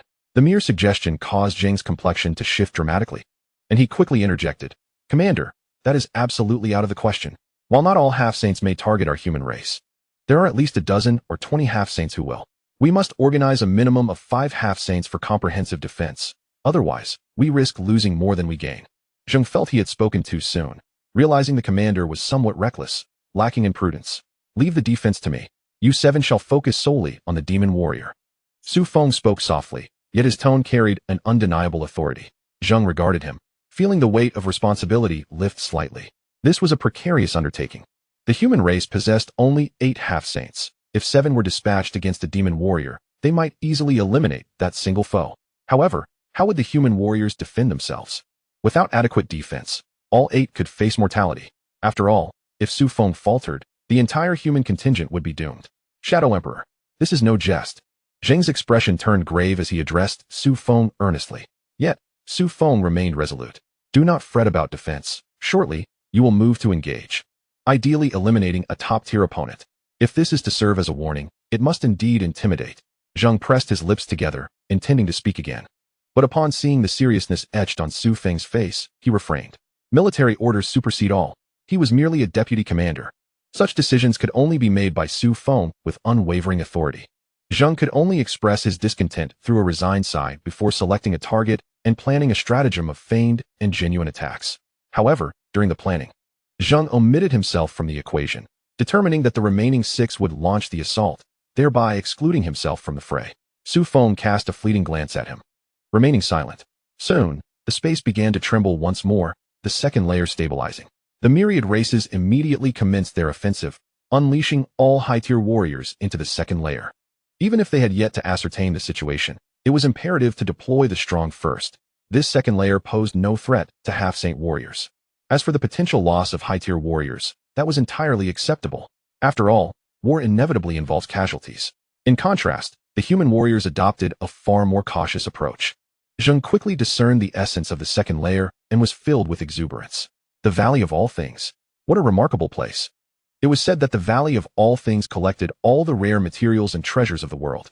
Each individual could receive one opportunity for trials within the Valley of All Things. Upon passing, they were guaranteed rewards. The better one performs, the greater the array of choices available, and the rarer the items acquired.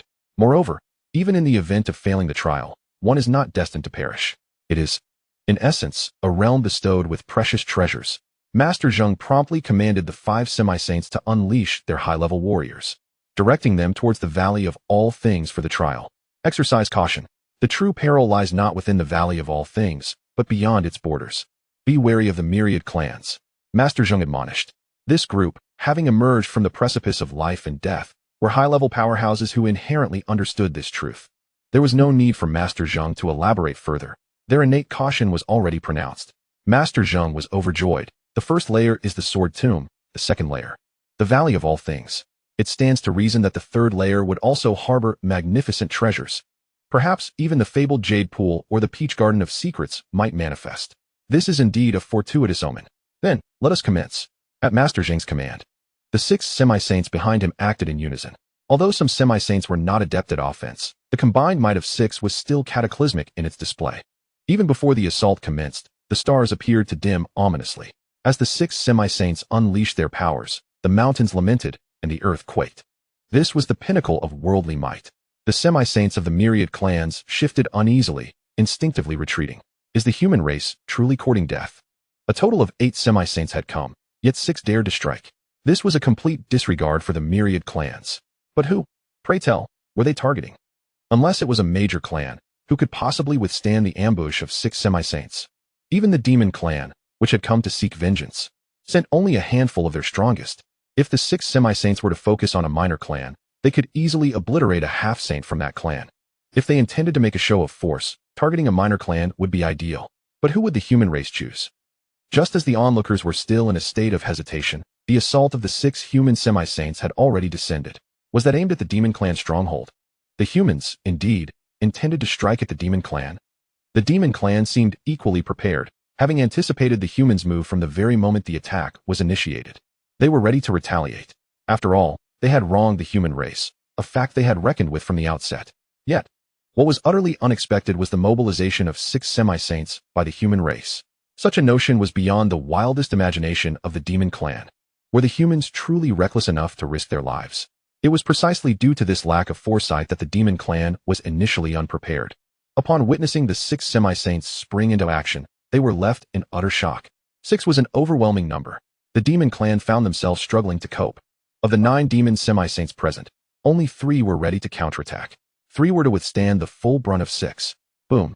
In an instant, the defensive structure erected by the demon clan crumbled. All attacks converged upon a single individual. A cry of anguish echoed.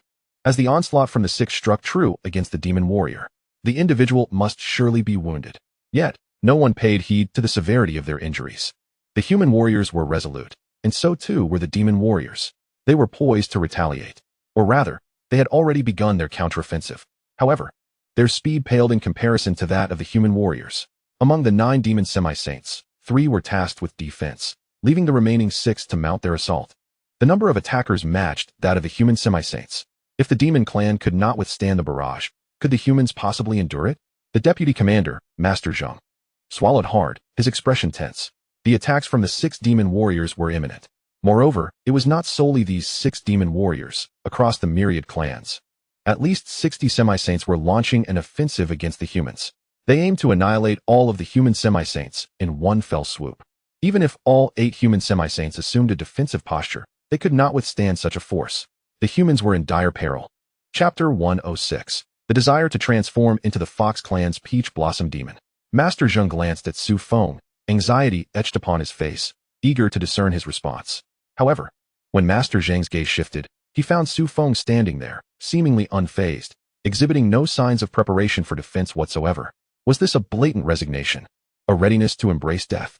Before Master Zheng could utter a word, the celestial attire adorning Su Feng began to emanate twinkling starlight. This luminescence transcended mere starlight. It radiated with a brilliance surpassing that of the sun. The starlight intertwined, weaving into an immense celestial net that enveloped all 8 human semi-saints.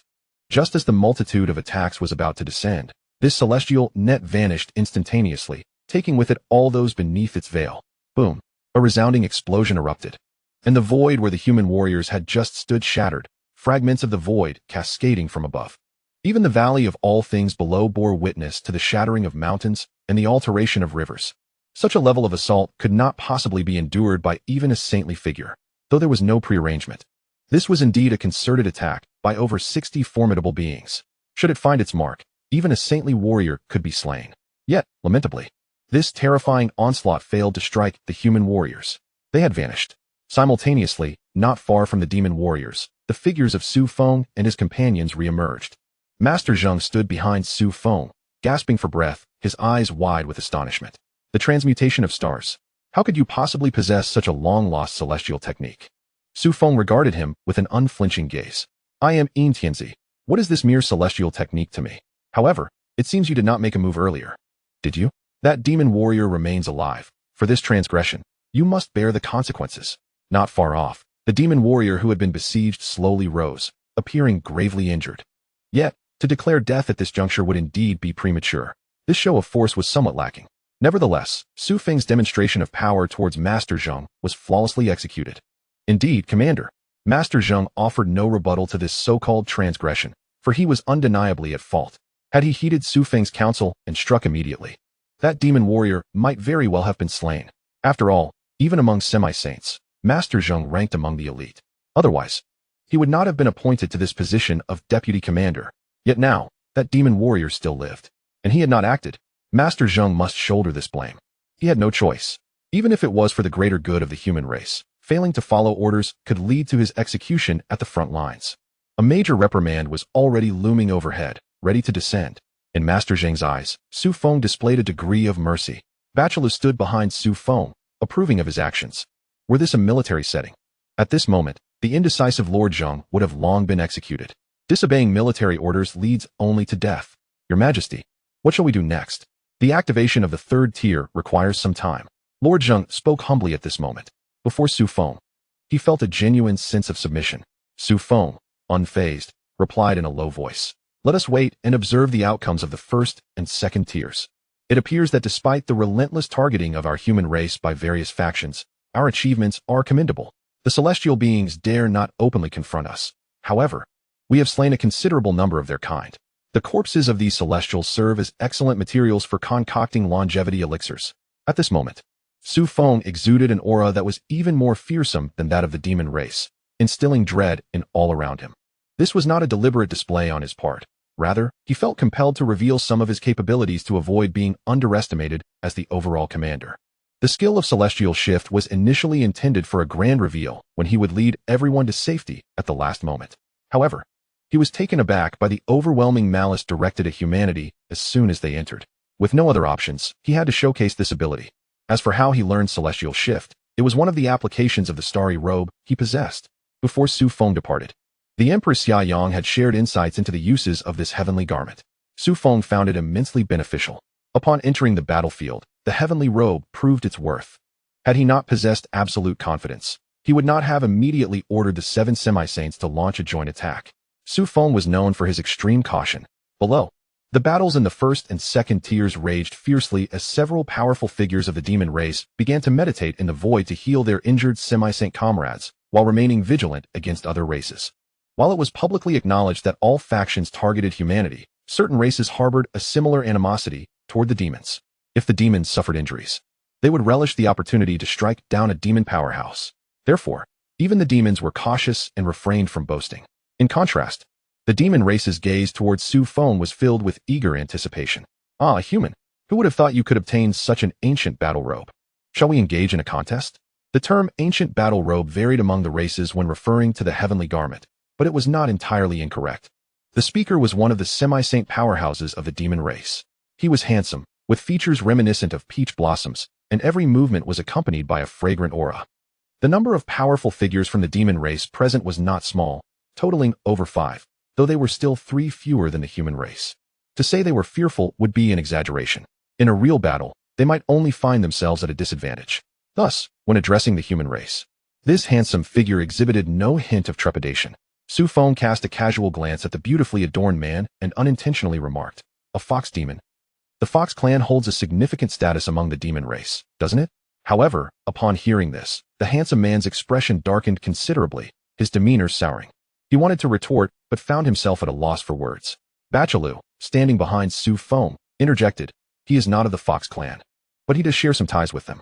The peach blossom demon of the demon race, if one were to elaborate, should be classified as a floral spirit. Specifically a peach blossom spirit. This individual encountered the current leader of the Fox demon clan during the awakening of his intelligence. The leader, a 9-tailed fox demon, possesses an exalted status within the demon race. Thus, he is somewhat basking in reflected glory as a childhood friend. However, this fellow harbored certain feelings for the 9-tailed fox demon, who merely regarded him as a childhood companion and paid him no heed. No matter how hard he tried to disguise himself as a member of the Fox clan to forge a connection, it ultimately proved futile. For wherever he went, he remained simply a peach blossom spirit yearning to become a fox demon. Chapter 107. What battle? For wherever he went, he remained simply a peach blossom spirit yearning to become a fox demon. As Bachelor uttered this, the handsome man's expression shifted dramatically, and he snapped at Bachelou. Bachelou, how dare you? When have I ever wished to join the Fox clan? It is merely that the Lord of the Nine Hills is a close friend of mine, and I often assist the Fox clan. Do not slander me. Bachelou seemed to be quite familiar with the demon race, promptly revealing the Peach Blossom demon's background and recognizing Bachelou. It appeared they were not merely acquaintances, but had known each other quite well. They were unearthing each other's pasts. You know whether or not you are being slandered. Regardless, I am not the one seeking to join the Fox clan. Bachelou was straightforward, showing no intention of engaging in a verbal duel with the Peach Blossom demon. On the contrary, the Peach Blossom demon's fair visage flushed crimson, as if this semi-saint powerhouse could not even control his expression at this moment. Bachelou, would you dare to face me in combat? The Peach Blossom demon glanced around, realizing all eyes were on him, and quickly shifted the topic. Whether or not he sought to associate with the Fox clan was a separate matter, but as long as he spoke against humanity, the tone of the myriad races would soften. After all, targeting humanity was the prevailing sentiment. Bachelou, standing behind Su Feng, did not immediately respond. He hailed from the investigative department, and although not a regular soldier, his demeanor was aligned with that of the military. Moreover, Su Feng had just imposed a stern warning on Lord Zheng. Thus, he dared not make arbitrary decisions, casting a hopeful glance towards Su Feng for a verdict.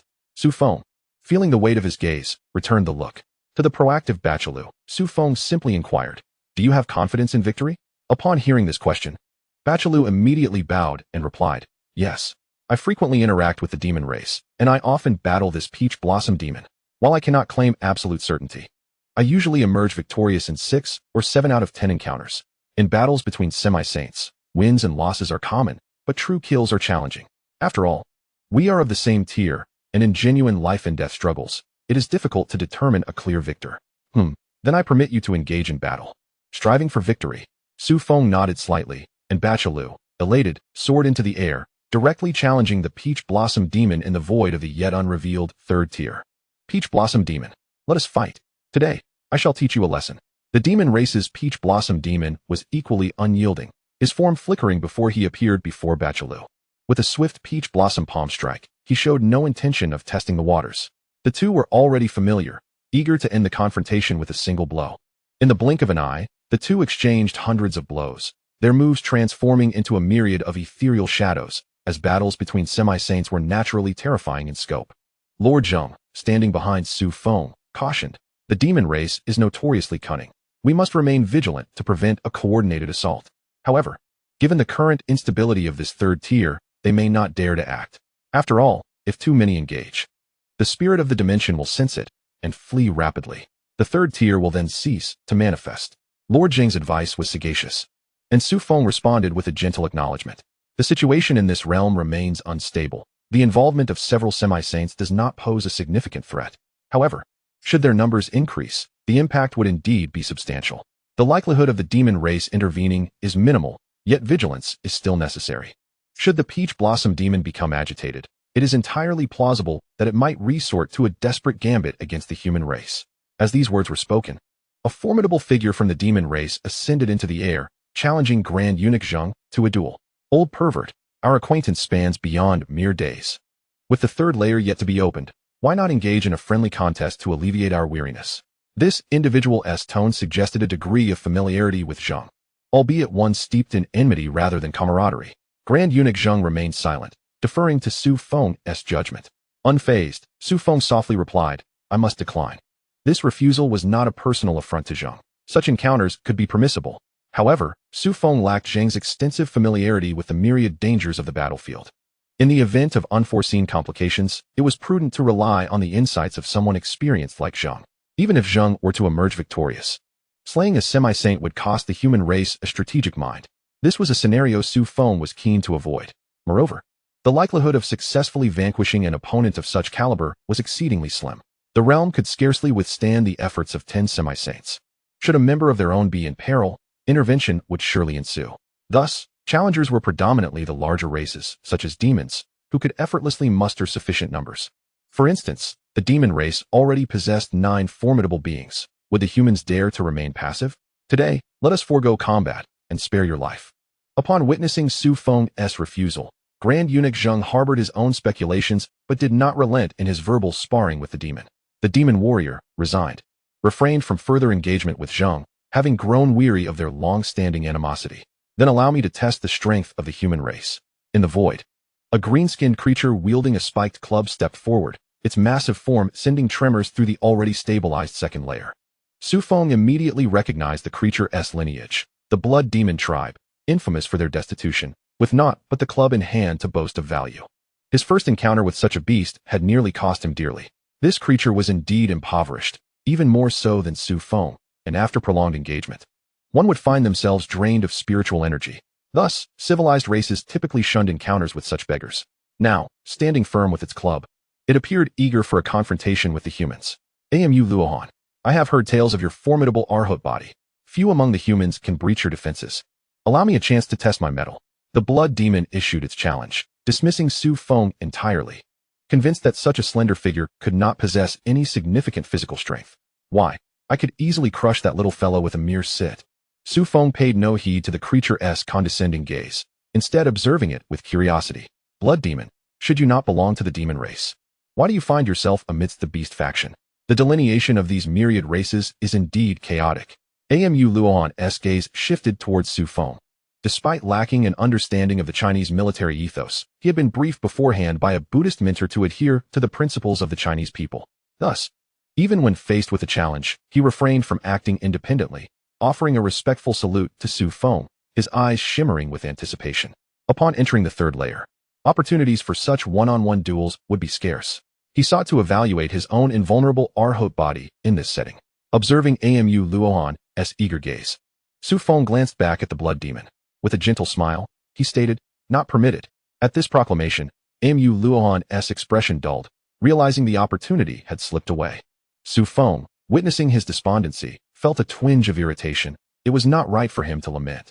After all, the battle against the Peach Blossom Demon, at least, would provide insights into the demon race's capabilities, potentially yielding some advantage in negotiations with the Nine-Tailed Fox clan. Yet what could the blood demon offer? Aside from its foul stench and the value of its club, it was a formidable challenge with little to gain from combat. Su Feng found the notion of engaging with such a useless race distasteful, and Amu Luohan's eagerness to engage was equally disheartening. However, he refrained from voicing these thoughts in front of others, mindful of preserving Amu Luohan's dignity. Grand Eunuch Zheng, observing Amu Luohan's dejection, felt a degree of solace. He was not the sole unfortunate soul deprived of combat opportunities. It's all for the greater good. Su Feng employed his spiritual senses to scan the surrounding void, ensuring the human contingent remained at the periphery to avoid falling into any ambushes.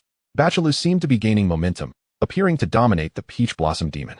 Yet Su Feng was acutely aware that victory for Bachelou would not come easily. Their differing styles of combat were evident. Bachelou fought with boldness, while the Peach Blossom Demon employed a more drawn-out, strategic approach. Unless Bachelou were to expend his life force to overpower the Peach Blossom Demon, it was certain that the latter would endure to the end. How much longer do you believe it will take for this third layer to stabilize? Su Feng inquired of Grand Eunuch Zheng, casting his gaze upon the still chaotic third layer. Based on Su Feng's estimation, it would require at least 3 to 4 days, for a realm capable of accommodating semi-saint battles was not easily established. Grand Eunuch Zheng, likewise observing the swirling chaos, concurred with this assessment. 3 to 4 days. It is not a matter that can be resolved quickly. Su Feng nodded and probed further. Would you care to engage in a battle with that demon warrior? Zheng's eyes lit up with curiosity as he regarded Su Feng, perplexed by the sudden shift in stance. Hadn't he just been advised against combat? You wish to fight, regardless of Su Feng's motives. Zheng was resolute in expressing his desire. He yearned to take the initiative rather than remain a mere strategist in the background. After all, true life-and-death combat might finally propel him forward. He had lingered in this limbo for over a millennium. It was not a matter of talent, but rather the loss of innate energy. Yet he was unwilling to resign himself, seeking to forge a new path. Who said a eunuch could not ascend to the realm of saints? Was the absence of one element so crippling? You may engage in battle, but I have conditions. Speak. The first stipulation, this battle permits defeat, but forbids victory. The second stipulation, Su Feng condenses his thoughts into spiritual energy and transmits them to Zheng Gonggong. The originally expectant gaze of Zheng Gonggong instantly transformed into a grave demeanor. He even slightly bowed his head, earnestly contemplating the conditions proposed by Su Feng, instinctively wishing to shake his head in refusal. He hesitated for a moment upon gazing at Su Feng's earnest countenance, ultimately responding, "As you command." He could not fathom why Su Feng would allow for defeat, yet prohibit victory. Nor could he comprehend the second condition put forth by Su Feng. However, the earlier display of authority had informed him that Su Feng's words must be heeded. His opinion could only be temporarily withheld, hence the response of, "as you command," rather than a simple, "all right." Following this declaration, Zheng Gonggong's figure flickered, and he suddenly appeared at the center of the arena. With a wave of his hand, he made an exceedingly provocative gesture, directing his disdainful gaze toward the demon clan, tauntingly declaring, "Demon rabble, do you dare to battle? Do you dare to battle?" Zheng Gonggong's abrupt shift in attitude left the myriad clans utterly perplexed. Just moments ago, he had spoken of sparing them, and now, in the blink of an eye, he was provoking the demon clan with inquiries of their courage to engage in combat. The formidable demons, conjuring a patch of demonic soil, stood upon it, gazing at Zheng Gonggong in silence. Their confusion surpassed that of the myriad clans, for they had dealt with the human race more than any other. This Zheng Gonggong, though known for his underhanded and ruthless tactics, had always prioritized the greater good and adhered to his word. To suddenly invite battle after proclaiming a ceasefire was bewildering. Even the typically arrogant demon clan hesitated in this moment. What trickery is this? After a brief silence, however, a powerful demon soared into the air, enveloped in a tempest of demonic energy, charging toward Zheng Gonggong. The two quickly clashed, their powers colliding with ferocity. Zheng Gonggong exhibited remarkable prowess as well. His 10 fingers extended, his blue robe billowing without wind. The nails of his fingers elongated and reddened, striking toward the demons with lethal intent. This was one of Zheng Gonggong's signature techniques, the demon slaughtering claw. In his hands, this technique had indeed claimed the lives of numerous semi-saint level warriors. He too had reached the pinnacle of semi-saint strength. Even before the demon prince, he might not be easily overpowered. After all, their strengths were closely matched. Zheng Gonggong charged forward, his momentum unyielding, and in a sudden strike, the demon warrior found an arm severed by the vicious attack. Such brutality at the outset was entirely uncharacteristic of Zheng Gonggong's usual combat style, catching the demon warrior completely off guard and leading to significant losses. Yet, it was merely an arm, and the demon warrior remained largely unconcerned. His essence was not bound to his limbs. If it were, he wouldn't have lost it so easily. Since it wasn't his essence, a mere arm could be regenerated with some exertion. The demon warrior stood in shock as new flesh and blood sprouted from the severed limb. Speaking as he did so, "Have you forged a new path? Your fighting style has undergone such a drastic transformation?" The demon warrior had previously sought to converse with Zheng Gonggong, but before he could finish, Zheng Gonggong surged forward once more, his fingers now a deep crimson. Was he truly intent on killing? Not a single word exchanged, merely a brutal assault. What manner of reckless human is this? The demon warrior, still in the process of regenerating his arm, found Zheng Gonggong once more closing in. Such an onslaught was not something he could simply endure. Thus, he fled while Zheng Gonggong pursued. Above the battlefield, a peculiar scene unfolded. The ferocious Zheng Gonggong relentlessly chased after the demon warrior, who was left with only one arm, with one fleeing and the other in hot pursuit. Nonetheless, being a semi-saint level warrior, the demon's regenerative abilities were formidable. Before long, the severed arm reformed, and he unleashed a demonic technique from his hand, striking back at Zheng Gonggong with a vengeance, exhibiting a malice that rivaled Zheng Gonggong's own. The two clashed once more. Su Feng observed from a distance, feeling rather disconnected from the unfolding events. Immortal Han also watched with envy, yearning for a confrontation with the Beast Clan's blood demon. But upon receiving a fierce glare from Su Feng, he reluctantly acquiesced. Why can Zheng Gonggong and Bachalu engage in battle? We too desire a fair duel. Otherwise, upon entering the third plane, each of us will face foes that outnumber us manifold. Before Immortal Han could continue, Su Feng casually waved his hand, dismissing the concern with an air of indifference. You need not face an overwhelming number of adversaries. Opportunities for one-on-one combat abound. As for why those two can fight, it is simply because the performance must be complete. When the time comes for you to take action, you shall be allowed to do so. Leading a team is no simple task. Though they shared the same lineage as humans, they had fragmented into numerous nations. After sending Zheng Gonggong away, Immortal Han approached next. Su Feng could not resort to coercion and manipulation for every individual. This was merely a temporary assembly, aside from the semi-saint from Huaxia. The rest were expected to follow orders during the celestial battlefield. Su Feng had little expectation for them, but rather felt apprehensive about the chaos of the third plane. It seemed quite dire indeed. Boom. As Zheng Gonggong fought and retreated, he found himself beside Bachalu, who had maintained the upper hand against the Peach Blossom Demon. However, upon Zheng Gonggong's arrival, Bachalu appeared somewhat flustered. Their coordination was far inferior to that of the demons, and even Bachalu, who had initially held the advantage, suffered a gash to his chest from the Peach Blossom Demon. It could be said that Zheng Gongong's presence not only failed to provide assistance, but also resulted in Bachelou feeling as though he were facing three opponents at once. A rather peculiar situation indeed. Was Zheng Gongong truly trying to be amusing? Some of his techniques had gone awry, landing in the first and second planes, causing considerable casualties. Even the void began to destabilize. The myriad races, humans, demons, immortals, and monsters, suffered losses. This incited a torrent of curses from many smaller factions within the void, who believed Zheng Gongong was deliberately targeting the younger generation with the intent to bring about mutual destruction. Is this how one engages in battle? Zheng Gongong, who granted you permission to attack the first and second planes. You truly ought to be condemned. Su Feng shouted the loudest, his demeanor suggesting he might charge forward to slap Zheng Gongong. After a prolonged tirade, as if exhausted from his scolding, he waved his hand and conjured a miniature spatial wormhole. The human race withdraws from this conflict among the myriad races. We shall wait here for the exit to appear. Should anyone wish to tempt fate, let them come forth. As he spoke, the small spatial wormhole began to emit a tremendous pulling force toward the first and second layers. As long as the powerful below offered no resistance, they would be drawn into the vortex. The human warriors, if they wished to retreat, could do so directly. Should you choose not to depart from the human race, you shall be cast out. Find your own means to exit the battlefield of the heavens. Su Feng's voice resonated once more, imbued with an earnestness that brooked no jest.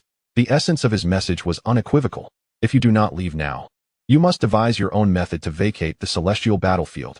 Did the first and second tier warriors possess the capability to disengage independently from this arena? Absolutely not. Not in the slightest. This was the true expanse of the void. Surrounding them was an emptiness, a chaotic amalgamation of formless matter. Even ninth-tier warriors found their hopes here to be exceedingly dim. Only those of the semi-saint rank could claim a definitive chance of escape. Many human warriors turned their gazes towards Su Feng, who loomed over the void, and roared in protest. Why, Shadow Emperor? With so many treasures in the first and second tiers, why are we not permitted to search here? We too have the right to cultivate.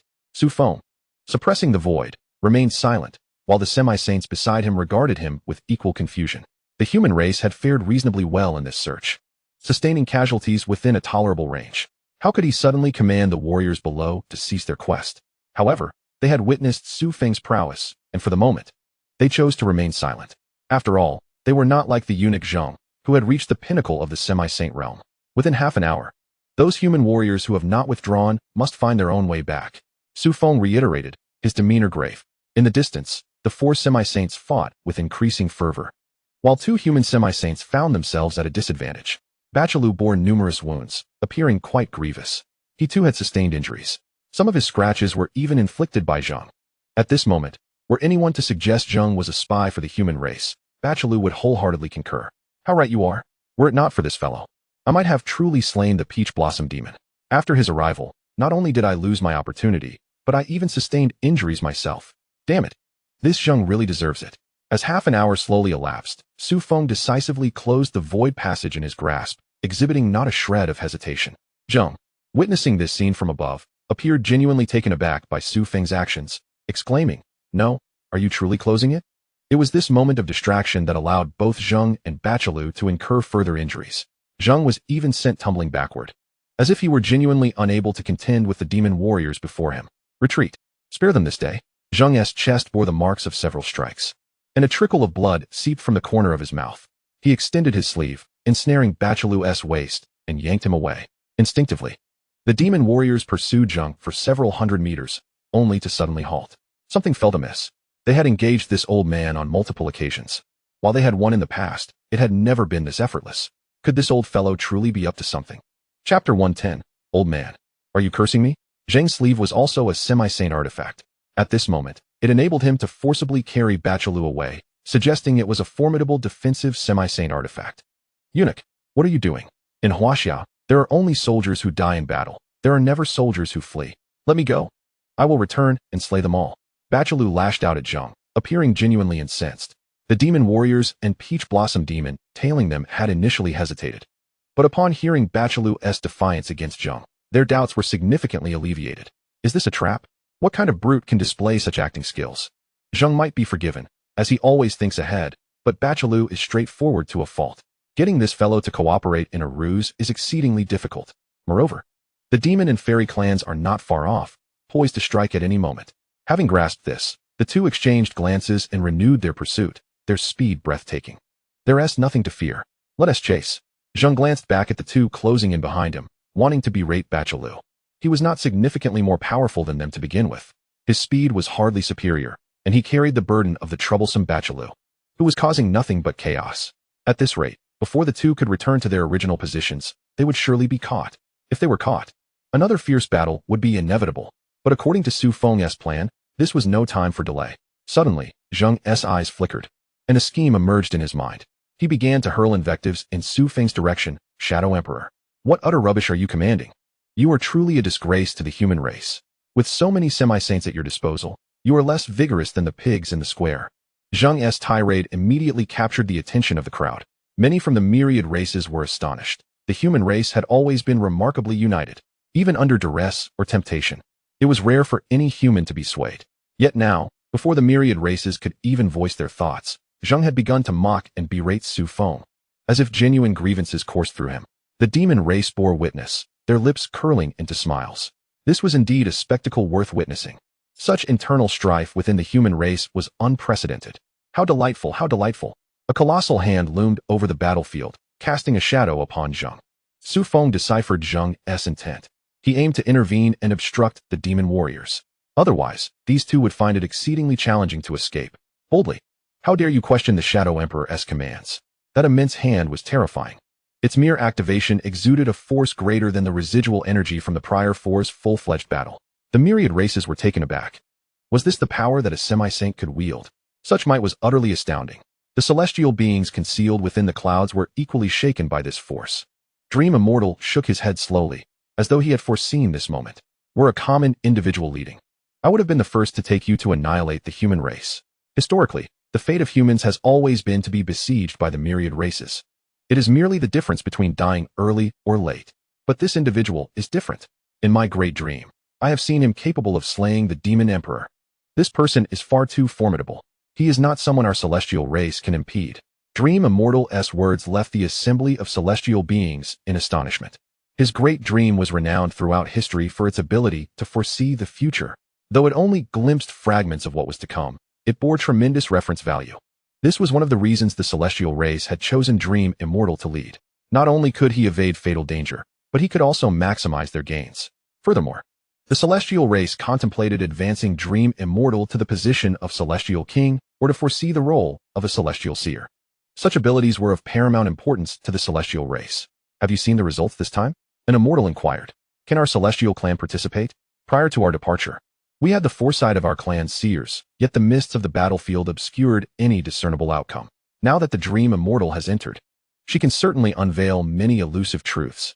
If we can foresee the events, the celestial clan will undoubtedly act in accordance with her guidance. I have glimpsed rivers of blood and a hell on earth. If possible, it would be prudent for us to remain concealed in this void, refraining from any conflict or trials. The moment an exit appears, we shall swiftly lead our kin away. The Dream Immortal's gaze momentarily flickered with uncertainty, as if she foresaw an impending calamity. The Immortal's expression turned cold upon hearing this. Rivers of blood and a hell on earth. Such a place? This cannot be. This is the battlefield of the heavens, a land of fortune for myriad races. The first layer revealed a sword tomb. The second layer unveiled the valley of all beings. And although the third layer has yet to manifest, the faint fragrance emerging from the chaos suggests it is likely another blessed realm. Such occurrences are rare in the history of the heavenly battlefield. The Immortal, originally hoping to gain much from this expedition, felt further perplexed.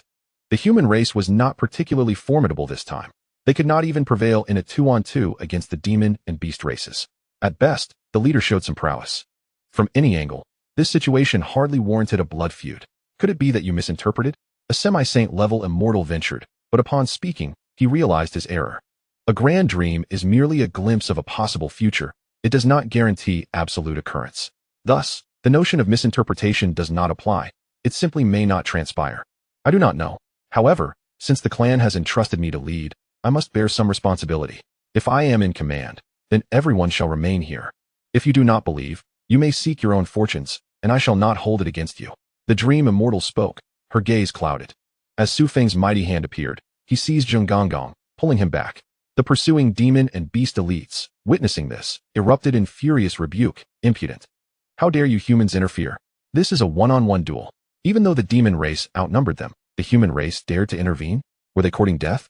Yet Su Feng paid them no heed, one hand gripping Zheng Gonggong, while the other obstructed both powerful beings. Old man, you seem to be enjoying your insults. I want he squeezed too hard. Zheng Gonggong winced under Su Feng's grip, feeling the pressure even through his semi-sane attire. Tightening the bindings around Bachalu, as if to find some comfort in doing so. Chapter 111. Shall we pursue further? If you feel pain, then so shall you. The shadowy sun clearly sought retribution. However, in Su Feng's grasp, Zheng Gonggong lacked the strength to resist, merely transferring his anguish onto Bachalu. Bachalu, in turn, struggled to break free from Zheng Gonggong's hold, but the latter's strength surged, particularly in this dire circumstance, forcing Bachalu to be taken away. Zheng Gonggong. I'll be up at 8. Bachalu cursed, the pain resonating from his marrow, from his very psyche, from the depths of his soul. Even the injuries sustained in recent combat felt insignificant compared to the torment of being dragged by Zheng Gonggong. In the distance, the demon elite pursued while calling for reinforcements. The human race has violated the agreement, daring to strike first. Are they trying to outnumber us demons? The demon elite roared, recognizing the shadowy sun's interference in the duel with Zheng Gonggong. The information about the human race's involvement had already reached them. They had been in the heavenly battlefield for several days, and the roster had been disclosed. Only this shadowy sun could have intervened at such a moment. After all, this individual had slain even the heavenly demon prince. Clearly, he had become a focal point of concern for the demon race. Even the upper echelons of the demon race had issued orders to eliminate him at all costs, as his growth would surpass that of any semi-saint. Though this demon elite did not understand what it meant to outpace any semi-saint, he could not disregard the commands from the highest ranks. Do the humans truly wish to declare war on my demon race? The demon elite flew swiftly, hands clasped behind his back, exuding an air of arrogance. The human race's 2 semi-saints could not even match the combined forces of the demon and beast races, which boasted over a dozen semi-saints. This time, they would surely annihilate the human forces. After all, once the demons gained the upper hand, those opportunistic races would swiftly turn against the humans. The human race was doomed this time. As this thought crossed his mind, the demon semi-saint's demeanor grew even more haughty, resembling a victor rather than a pursuer of defeated foes. At that moment, a voice of authority thundered from the direction of the human stronghold, imbued with celestial might, bearing down upon the demon semi-saint. The demon semi-saint's expression shifted. Was this the power a semi-saint could wield? As he turned to look, his countenance grew increasingly grave. We're in trouble. We pursued too far and lost track of the distance. In an instant, there was no way to call for reinforcements. Before the demon semi-saint could fully comprehend the situation, the authoritative voice resounded once more. Have the humans not been at war with us for millennia? As the words faded, another colossal black hand emerged, relentlessly pressing down upon the demon semi-saint. The speed was so swift that it crushed the demon semi-saint into a pulp, with a resounding crash. The erstwhile arrogant demon semi-saint was reduced to a mist of blood, the overwhelming demonic energy scattering like swarms of diminutive fiends. In that moment, the myriad races fell into a deathly silence. Had a demon semi-saint truly perished? Before the third realm even opened, a semi-saint had fallen? What was happening? In the past, even the most brutal encounters occurred only when the third realm had commenced and the struggle for treasures intensified. Yet now, before the third realm had manifested, a demon semi-saint had been slain by a human powerhouse? The celestial beings cast their gazes towards the dream immortal, realizing that her predictions had indeed been accurate. This time, it could genuinely become a hell on earth. However, the human who had acted might already have ascended to the saintly realm. Otherwise, how could he have obliterated a demon semi-saint in one blow? Moreover, it was a semi-saint on the brink of exhaustion, one celestial being swallowed hard. While entry for saints was prohibited here, suppressing one's cultivation and then ascending to the saintly realm after entering was permissible. After all, the heavenly demon prince had utilized this very strategy. Furthermore, the celestial clan had initially contemplated undertaking such an approach as well.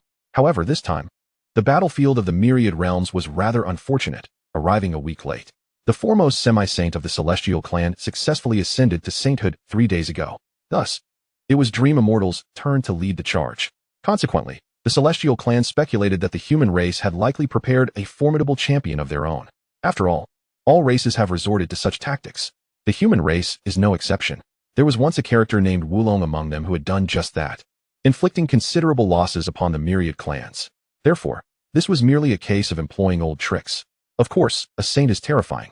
Yet, the myriad clans are not without means to counter a saint. In Tianzi, how dare you slay a member of my demon clan? roared the remaining 8 complete semi-saints of the demon clan in unison. They had suffered losses even before the battle had begun. Moreover, they had lost 2 semi-saint level powers.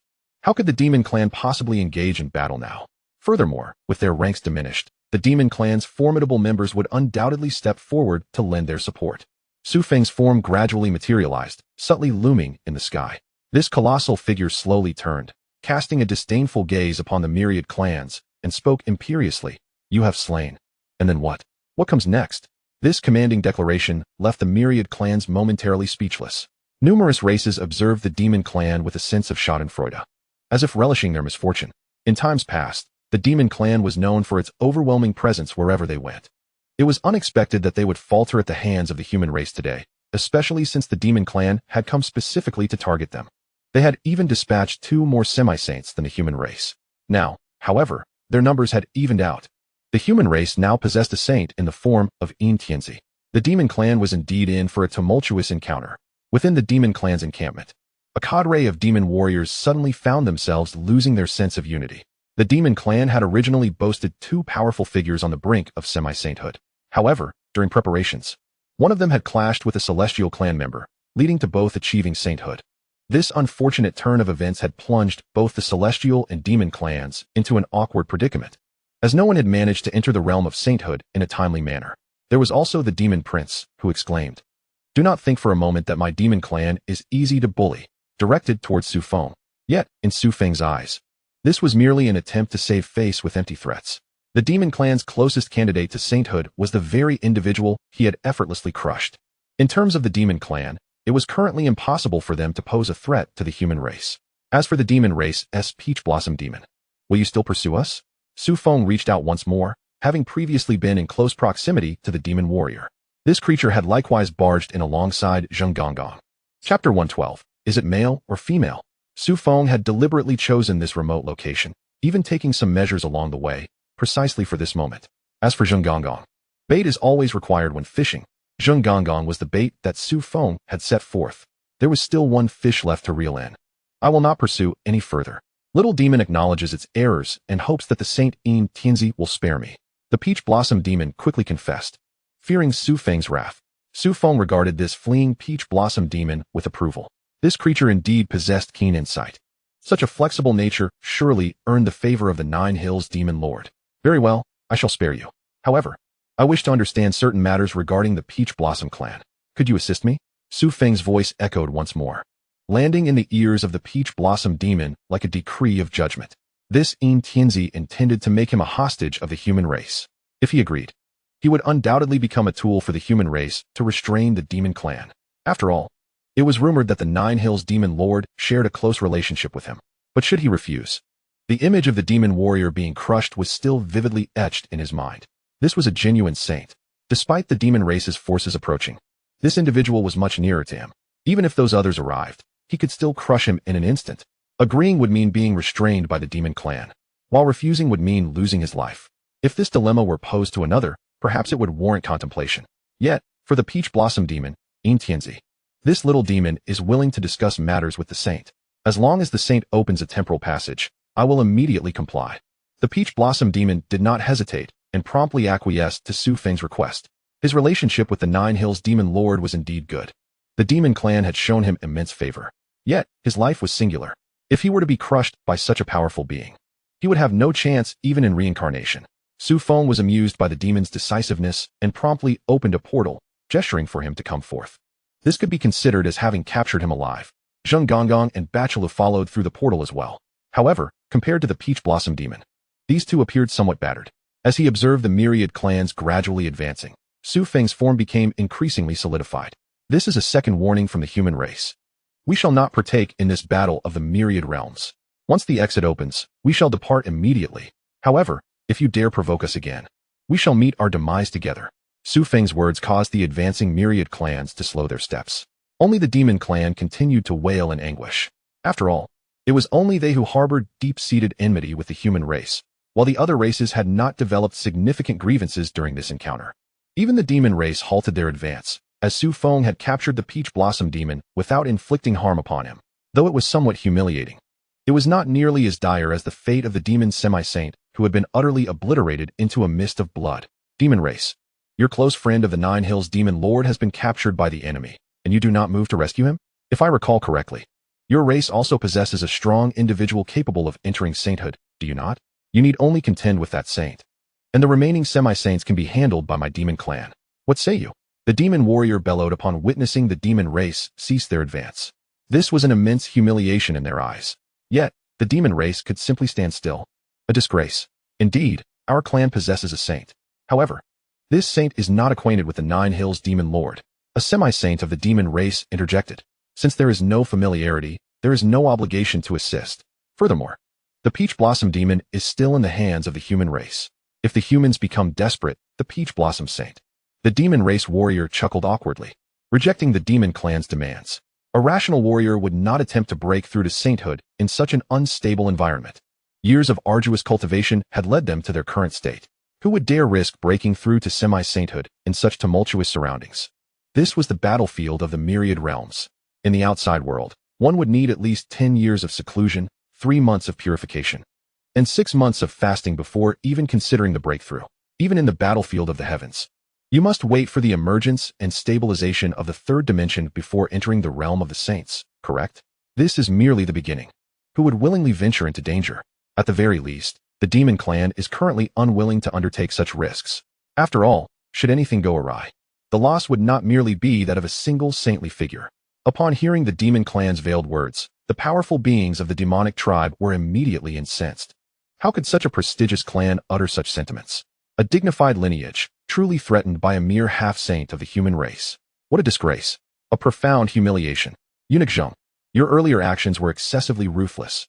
If you wish to take me away, just do so. Why must you resort to such violence?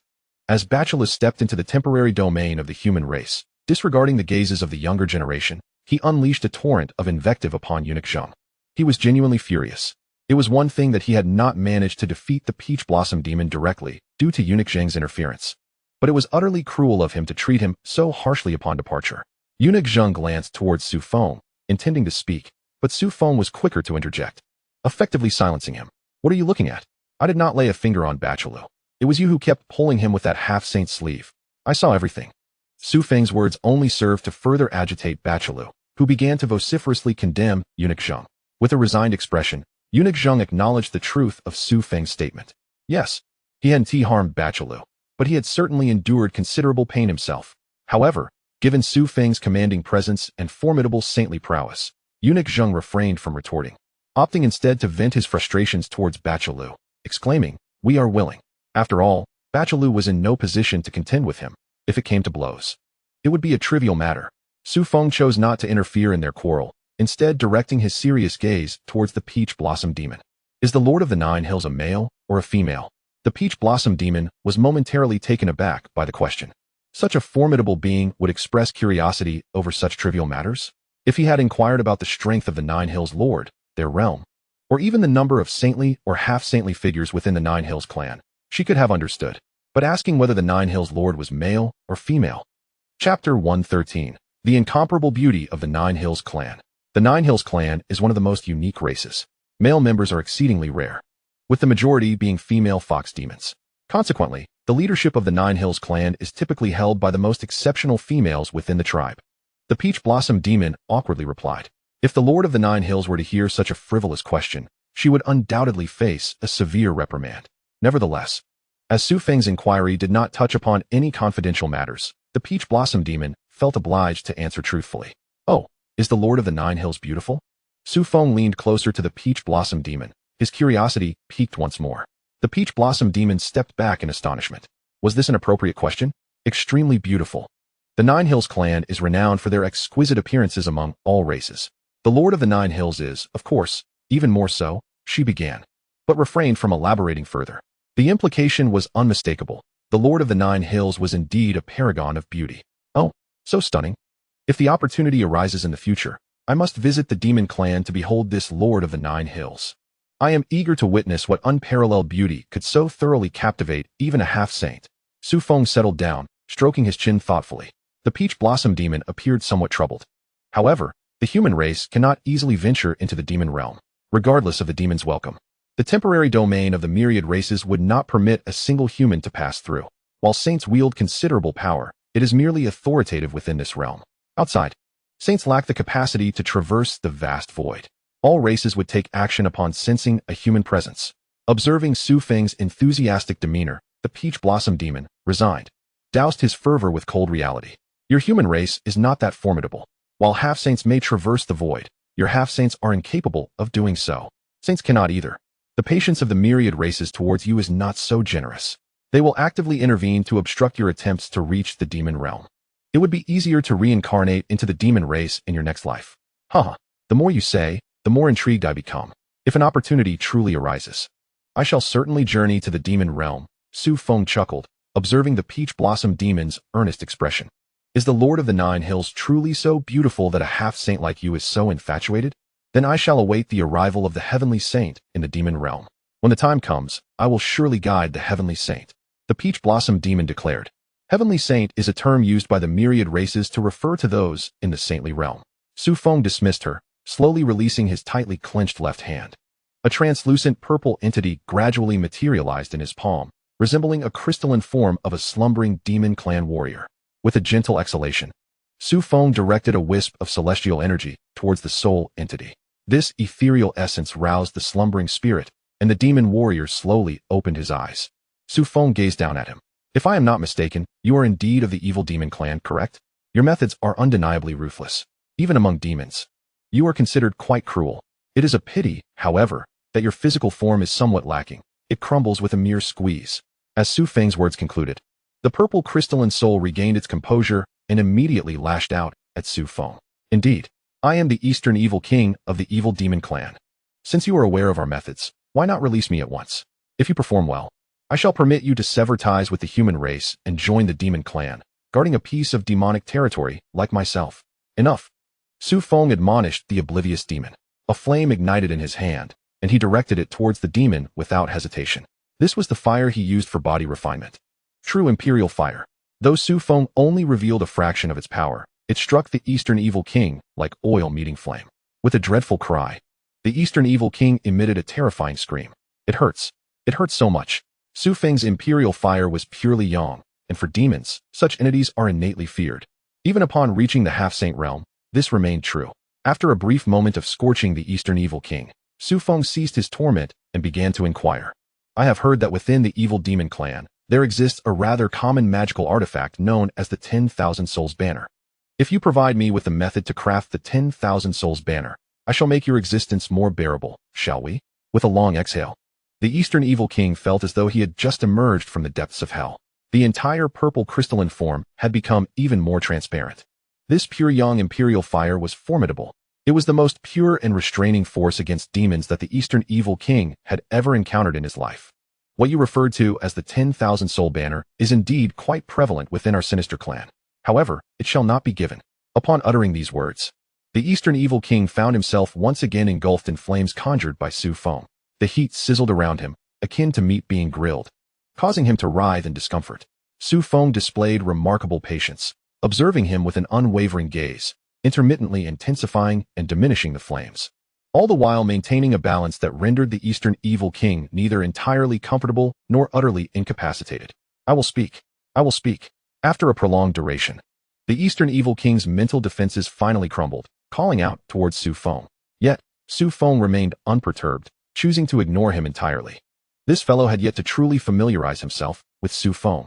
First, he must endure this scorching trial. 3 days later, Su Feng gradually ceased the flames and finally addressed the Eastern Evil King. Can you speak now? The Eastern Evil King, who could no longer endure, nodded in acquiescence. His crystalline body quivered slightly, emitting a blinding radiance. He had long desired to voice his thoughts. However, during the intervening time, Su Feng had not paid him any heed, let alone allowed him the opportunity to speak. The conditions for crafting the 10,000 Soul Banner are quite simple. Essentially, it involves creating a soul-nurturing ground to harbor the departed souls. When the need arises, these souls can be unleashed to engage in battle. The Eastern Evil King inhaled deeply. Although he was uncertain of Su Feng's intentions for such an artifact, it was worth noting that similar implements existed even among the beast masters of the human race. The only difference lay in the nurturing of souls versus beasts. Nevertheless, the underlying principle remained the same. Su Feng shook his head, reigniting the flames in his grasp. Can you articulate your thoughts now? He inquired nonchalantly after another week had passed. At this point, the Eastern Evil King was on the brink of madness. The principle of the 10,000 soul banner was as such. Having ascended to the Saint Realm, Su Feng could effortlessly fabricate it. Why was Su Feng so fixated on this item? It was hardly a formidable weapon. The time spent nurturing spirits would be better allocated towards self-cultivation. I have indeed spoken. This item belongs to the Southern Evil, and while I possess some knowledge of it, I truly do not comprehend its core essence. In our Eastern Evil clan, there are indeed few who pursue such knowledge. The Eastern Evil King earnestly explained to Su Feng. As the ruler of the sinister clan, he naturally had some familiarity with the 10,000 soul banner. However, he remained unaware of its true prowess. Even among the higher echelons of the Southern Evil, few had mastered such an ability to its utmost potential. After all, who would expend such effort in nurturing the departed souls? The demon race comprises numerous factions, and among them, the sinister clan is further divided into eastern, southern, western, and northern branches. No wonder the human race has endured to this day. It appears that your lack of unity is the root cause, Su Feng casually remarked, subsequently producing a small slip of paper from his robe. Infusing it with a modicum of spiritual energy, he sent the slip flying towards the Eastern Evil King. Just as the Eastern Evil King grasped it, Su Feng commanded, "Translate it. You are aware that there are numerous individuals from the Sinister Clan present. Among those who have come this time, there are indeed more than a dozen from the Sinister Clan alone. Furthermore, there are 2 semi-saints among them. Translating this material will be exceedingly simple. Should I procure a translation that deviates from yours, even by a single character, your life shall be forfeited." Upon concluding his statement, Su Feng produced another jade slip and sent it forth. This spiritual jade slip was quite common, capable of recording text. Even in his spiritual form, the Eastern Evil King could utilize it without issue. Receiving the jade slip, the Eastern Evil King refocused his attention on the paper before him. Upon reading it, his expression abruptly shifted. This is a top secret of the Southern Evil. Ever since the previous Southern Evil King fell, such secrets have been completely lost. How did you come by this? The shock evident on the Eastern Evil King's face conveyed the significance of the contents inscribed on the slip. Su Feng offered no explanation, but merely urged, "Translate it." The Eastern Evil King's crystalline form trembled slightly as he pondered aloud. The previous Southern Evil King perished at the hands of the human race. Could it be that during that time, your kin intercepted the secrets of the 10,000 soul banner? No wonder you inquired about it. After articulating this, the Eastern Evil King continued to elucidate. The true importance of this slip lies not in the 10,000 soul banner itself. Instead, it resides in the method of cultivating powerful spirits after its creation. Typically, spirits engage in mutual slaughter within the 10,000 soul banner, akin to nurturing a venomous insect to produce the most formidable one. However, this method is different. It allows all spirits within the 10,000 soul banner to progress without engaging in combat. Moreover, they can coalesce into a colossal spirit when summoned by their master. This is the very reason the Southern Evil has been able to maintain its foothold. Ever since the loss of this formula, the Southern Evil's influence within the demon race has plummeted. After all, the Southern Evil primarily flourished through such means. Without this capability, the absence of a leading figure among the pinnacle experts naturally results in a loss of authority. Indeed, translate it. Su Feng dismissed the notion of what constituted a leading figure. To him, it merely represented an additional weapon at the semi-saint level, one that could enhance the power of his avatar. The presence of such an artifact would be advantageous, but its absence would be of little consequence. A semi-saint avatar could be conjured by Su Feng within a month. Of course, it would lack the same level of sentience. Certainly, I shall not fabricate anything upon it. But I hope you will return a copy to the Sinister Clan in the future, as long as you can promise me that. I might even lend you assistance in crafting the 10,000 soul banner. The Eastern Evil King stated solemnly. This artifact held immense significance. It could potentially enable the Sinister Clan, especially the Southern Evil lineage, to rise anew, granting the Sinister Clan greater authority. His corporeal form had already shattered. Even if Su Feng allowed him to return, he would require nearly a century to reconstruct his body. A century is not a long time. Yet with such an opportunity to redeem the Sinister Clan, the Eastern Evil King was determined to strive for it. Very well. Should the opportunity arise, I shall deliver a copy back to the Sinister Clan, and it shall be the one you have translated for me. If you wish for the Sinister Clan to encounter trouble as a consequence, then feel free to manipulate it. Su Feng nodded slightly. With this motivation, Su Feng's interest in the material he sought to have translated intensified. After all, if he harmed his avatar, it would amount to harming the Southern Evil as well. The Eastern Evil King nodded in agreement, retrieving the jade slip once more to commence the translation. Subsequently, he passed the jade slip, which detailed the method of cultivating the spirit kings of the 10,000 soul banner. This document did not elucidate the creation of the 10,000 soul banner itself. However, the 10,000 soul banner was merely a weapon. More accurately, it functioned as a magical artifact to contain the spirit kings. As long as it could accommodate them, there were no special requirements. As he spoke, he let out a wistful sigh. Originally, my spatial magical artifact contained demonic soil. If coupled with this demonic soil, I imagine it would render the 10,000 soul banner even more formidable. His corporeal form was instantly crushed by Su Feng, leaving only this shattered spiritual entity, rendering it impossible to locate that spatial artifact. Suddenly, Su Feng extended a hand, presenting an object in the shape of a ring. Could this be the one? The mental constraints were indeed impressive. After several days, I had scarcely made any progress in unlocking it. Su Feng himself was but a pauper, arguably the most impoverished of the semi-saints, so much so that even a 9th-tier individual could be deemed wealthier than him. Previously, the few semi-saints he had slain within the dog sect had yielded him little in terms of reward. He was left to rely on the meager subsidies provided by the higher-ups of Huaxia. Now, having captured this opportunity, Su Feng was determined to seize the spatial ring for himself. Upon seeing the object, the East Evil King was immediately filled with elation. This item contained his most treasured possessions. Hand it over, and I shall unlock it, he exclaimed.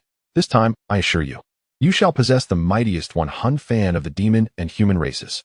The two of them remained within the secret realm crafted by Su Feng for nearly 2 months, engaged in creation and debate. In fact, the East Evil King even proposed to become the primary soul of Su Feng's xianxiafan. After all, in his current state, he bore no distinction from a ghost. The conditions were straightforward. Su Feng must refrain from taking any action against the demon race using any means, and thereafter, he would not employ the xianxiafan against them. Moreover, the East Evil King was willing to serve for only 20 years, after which Su Feng would need to seek a human celestial to restore his physical form. Without hesitation, Su Feng agreed, embellishing the promise with visions of grandeur. If you perform well, I shall directly request the human celestial emperor to reconstruct your body.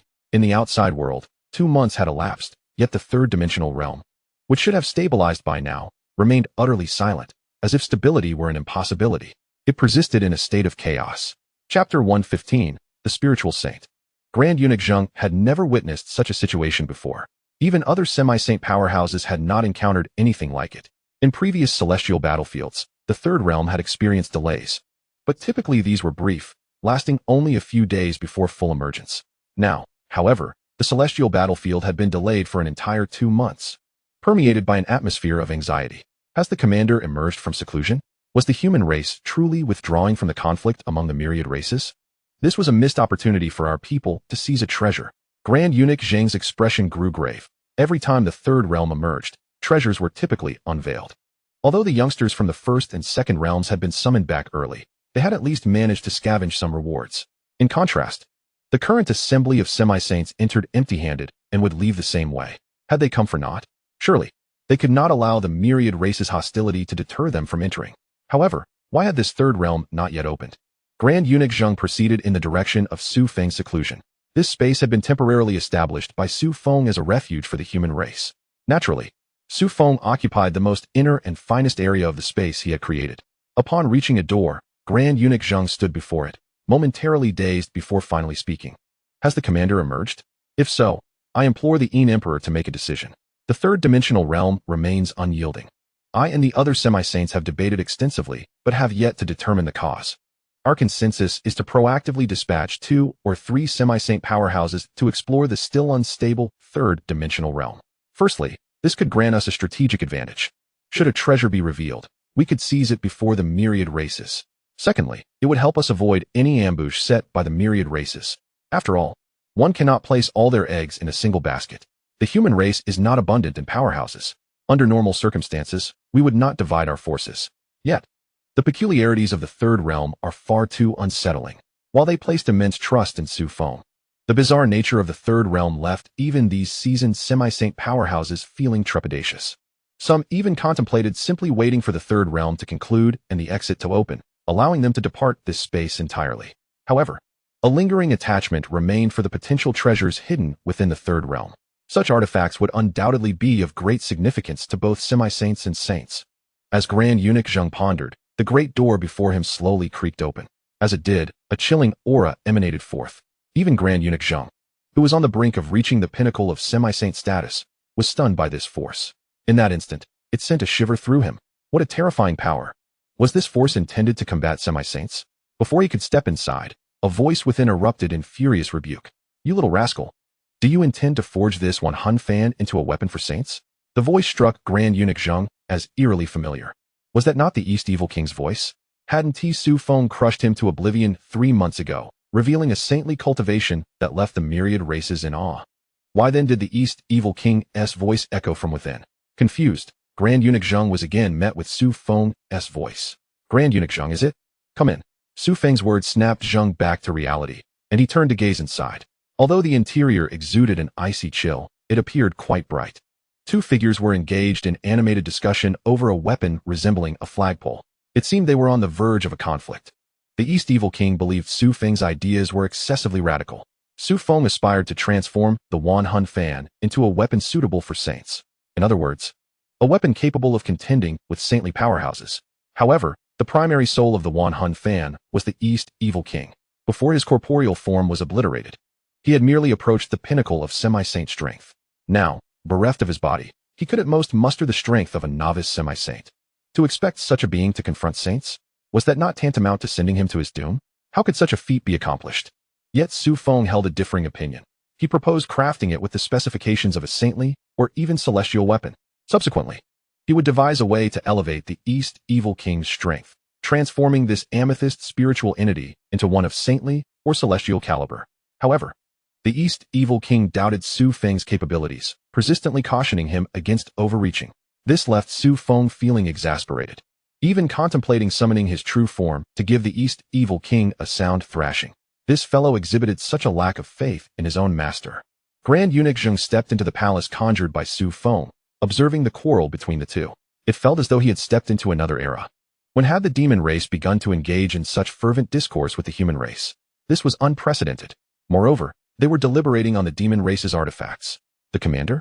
Grand Eunuch Zheng pointed incredulously at the East Evil King, his expression akin to that of an elderly man succumbing to hallucinations. It is nothing. Merely a dispute over a weapon. Su Feng waved his hand dismissively. You both do not require my introduction, do you? Surely, you are old acquaintances. As Su Feng leaned back in his throne, he grew increasingly vexed by the Eastern Evil King. This fellow was indeed akin to mud that could not be molded. The Eastern Evil King, upon spotting Eunuch Zheng, approached him with palpable excitement, grasping his arm as if he had found a savior. Eunuch Zheng, you have arrived just in time. Come, arbitrate this matter. This xianxiaaudiobooks of yours is utterly unreasonable. For his inaugural creation of the xianxiafan, he insists it must adhere to the standards of a sacred artifact. A sacred artifact? Even beings of the sage realm may not possess such a thing. He has only just crafted a weapon of this type, and yet demands it be a genuine sacred artifact. With tears and snot flowing, the Eastern Evil King lamented his plight to Eunuch Zheng. Moreover, when I expressed my concerns about the insufficiency of materials, he insisted that the production could be enhanced. I said, if I do not refine my physical body, I shall find it exceedingly difficult to reach the pinnacle of a semi-saint in this lifetime. He replied that I should cultivate my soul into the sage realm. Can you believe this? Is this even rational discourse? He himself is merely a sage. After recounting his grievances, the Eastern Evil King looked at Eunuch Zheng with hopeful eyes, yearning for a fair judgment. It is not so easy to become a sage. However, Eunuch Zheng glanced at the figure seated upon the throne, Su Feng, and slowly spoke. Xianxiaaudiobooks has instructed you to create an upgradable semi-sacred artifact. You should comply without objection. Moreover, it is not impossible for you to attain the sage realm through your spiritual form. As soon as Eunuch Zheng's words fell, an oppressive silence enveloped the room. The Eastern Evil King gazed at Eunuch Zheng, who appeared somewhat sycophantic, and then at the motionless Xianxiaaudiobooks, whose purple visage resembled congealed milk tea. After a moment, he finally exclaimed, "Are you all insane? You humans are a bunch of lunatics." The Eastern Evil King commenced the creation of the xianxiafan. However, as he had asserted, the materials required for crafting a growth-oriented semi-sacred artifact were astronomically high, even exceeding those for a sacred artifact. Su Feng had no choice but to seek out semi-saints for assistance. In fact, when the Eastern Evil King beheld the Taoist robe adorning Su Feng, he contemplated cutting it to use as canvas for the xianxiafan. Naturally, Su Feng flatly refused this outrageous request. This robe was of great utility. How could he relinquish it merely for the sake of better materials? However, One unfortunate soul was unable to escape this predicament. The Peach Blossom Demon was compelled to reveal her true form and sever a portion of herself to serve as the flagpole for the xianxiafan. It was due to her sacrifice that this growth-type semi-sacred artifact could be successfully completed. Otherwise, as the Eastern Evil King had lamented, they would have merely crafted an ordinary semi-sacred artifact. Yet, they had forced a semi-saint to sever their own essence, even though it required growth. This semi-sacred artifact was not of the ordinary sort. The crafting of the xianxiafan was not overly complex. Thus, Su Feng entrusted the entirety of the task to the Eastern Evil King, redirecting his focus to the third dimension. I believe it is indeed inadvisable to enter this time. Su Feng spoke slowly in front of the assembly of saints. Not entering meant that none of the semi-saints would yield any rewards from this venture, equating to their risking their lives for naught. Why? Eunuch Zheng responded calmly. This time, the battlefield of the heavens was indeed markedly different from before. Yet to dismiss entry outright seemed excessively hasty. Numerous powerful human beings awaited this opportunity to extend their lifespans. Many had approached the end of their natural lives. Take the Dog Clan for instance. Those two venerable beings had reached the limits of their lifespan. If this journey yielded no rewards, they would have to seek aid from the Celestial Clan. Otherwise, upon returning, many semi-saints would meet their demise. But the human clan has always faced danger. Eunuch Zheng countered slightly. Humans emerge from peril. Bachelor chimed in support. Humans should not fear danger. Amu Luohan joined the fray. Su Feng cast a glance at them, shaking his head. This time is different. This is highly likely to be a trap. If we can ensure the survival of these 1,000 prodigies, that shall be the best outcome of our journey. A trap? What kind of trap? The battlefield of the heavens has always been a treasure trove for myriad races. Both the myriad races and humans have extracted countless treasures from this place. In fact, most of the resources that have allowed these semi-saints to flourish have originated from this battlefield. Now, the Yin Tianzi, entering the battlefield for the first time, dares to declare it a trap? What nonsense is this? Su Feng, faced with the skeptical gazes of the assembly, could only shake his head in resignation. The perspectives accessible to those of the sage realm were entirely different from those available to mere semi-saints. Unless one were a being like Dream Immortal, capable of glimpsing fragments of the future, a typical semi-saint would remain oblivious to any hints of deception. Were there more sages among the myriad races, Su Feng would have sought to unite their strength to forcibly open a void passage back to the outside world. Alas, apart from Su Feng, there were no other sage-level beings present. This was the source of Su Feng's frustration. I do not impose any demands. I only request this. Once the third dimension stabilizes, you shall wait 3 days before entering. How does that sound? Su Feng addressed the gazes of the remaining 7 saints, having no choice but to make this proposal. He truly did not wish to engage with these fools at first glance. They could not even comprehend the explanation of a trap. Were it not for Su Feng's desire to keep casualties within a reasonable limit, he would have cast them into the fray immediately. Humans have never shied away from hardship, but seeking difficulty should not equate to courting death. Upon hearing Su Feng relent, Eunuch Zheng ceased his pressure. Entering after 3 days was certainly preferable to being eternally barred from entry. Moreover, historically, humans had typically entered after around 3 days. With so many myriad races present, entering too early would render them vulnerable to ambush, as the primary targets of attack would be the humans. After Su Feng departed, Eunuch Zheng dispersed the crowd and pursued Su Feng's direction, eager for clarification. Yet Su Feng merely waved his hand, gesturing toward the still unformed third dimension. It shall be ready soon. Once the traps are set, the third dimension will naturally be accessible. Traps? Eunuch Zheng began to inquire, but Su Feng interrupted. No need to ask who set them. The spirit of this dimension has gained sentience. It is unwilling to remain a mere minor realm. It aspires to grow. Like a flower, it requires nurturing to flourish. What is the essence of this nurturing? Blood. And what is the fertilizer? Mountains of corpses. Prepare to witness a grand spectacle. Those myriad races that thrive on concealment shall find themselves forever barred from ascending to the sage realm. After delivering this proclamation, Su Feng departed without further ado. At this point, no matter how he explained, they would remain unconvinced. When they finally witnessed it with their own eyes, belief would naturally follow, just like Zheng Gonggong, who stood there in a daze, utterly bewildered by Su Feng's words. At this moment, he too found it hard to believe. The battlefield of the heavens had always been a realm where peril and opportunity coexisted. How could there possibly be only danger without the prospect of fortune? He dismissed the notion of traps entirely. Such a situation had never occurred in the battlefield of the heavens. Surely, opportunity would prevail. The next day, a long-forgotten fragrance wafted from the direction of the third dimension. This aroma resembled that of ripening fruit trees, fresh and delightful without being overpowering. Many powerful beings, upon merely inhaling it, felt their spiritual energy surge and their lifespans significantly extend. What kind of secret realm was this? Amu Luohan sought to find an explanation for this scent within the scriptures, yet no matter how he pondered, he could not arrive at an answer. Ultimately, he shifted his gaze towards Zheng Gonggong. Though knowledgeable, Zheng Gonggong too hesitated to make any definitive claims. The appearance of fruity fragrances in secret realms could arise from various causes, and secret realms themselves came in many forms. It was challenging to define solely based on this scent. Uncertain, yet it was highly likely to be a grand secret realm. If no traps lay in wait, we might indeed reap considerable rewards this time, Zheng Gonggong murmured.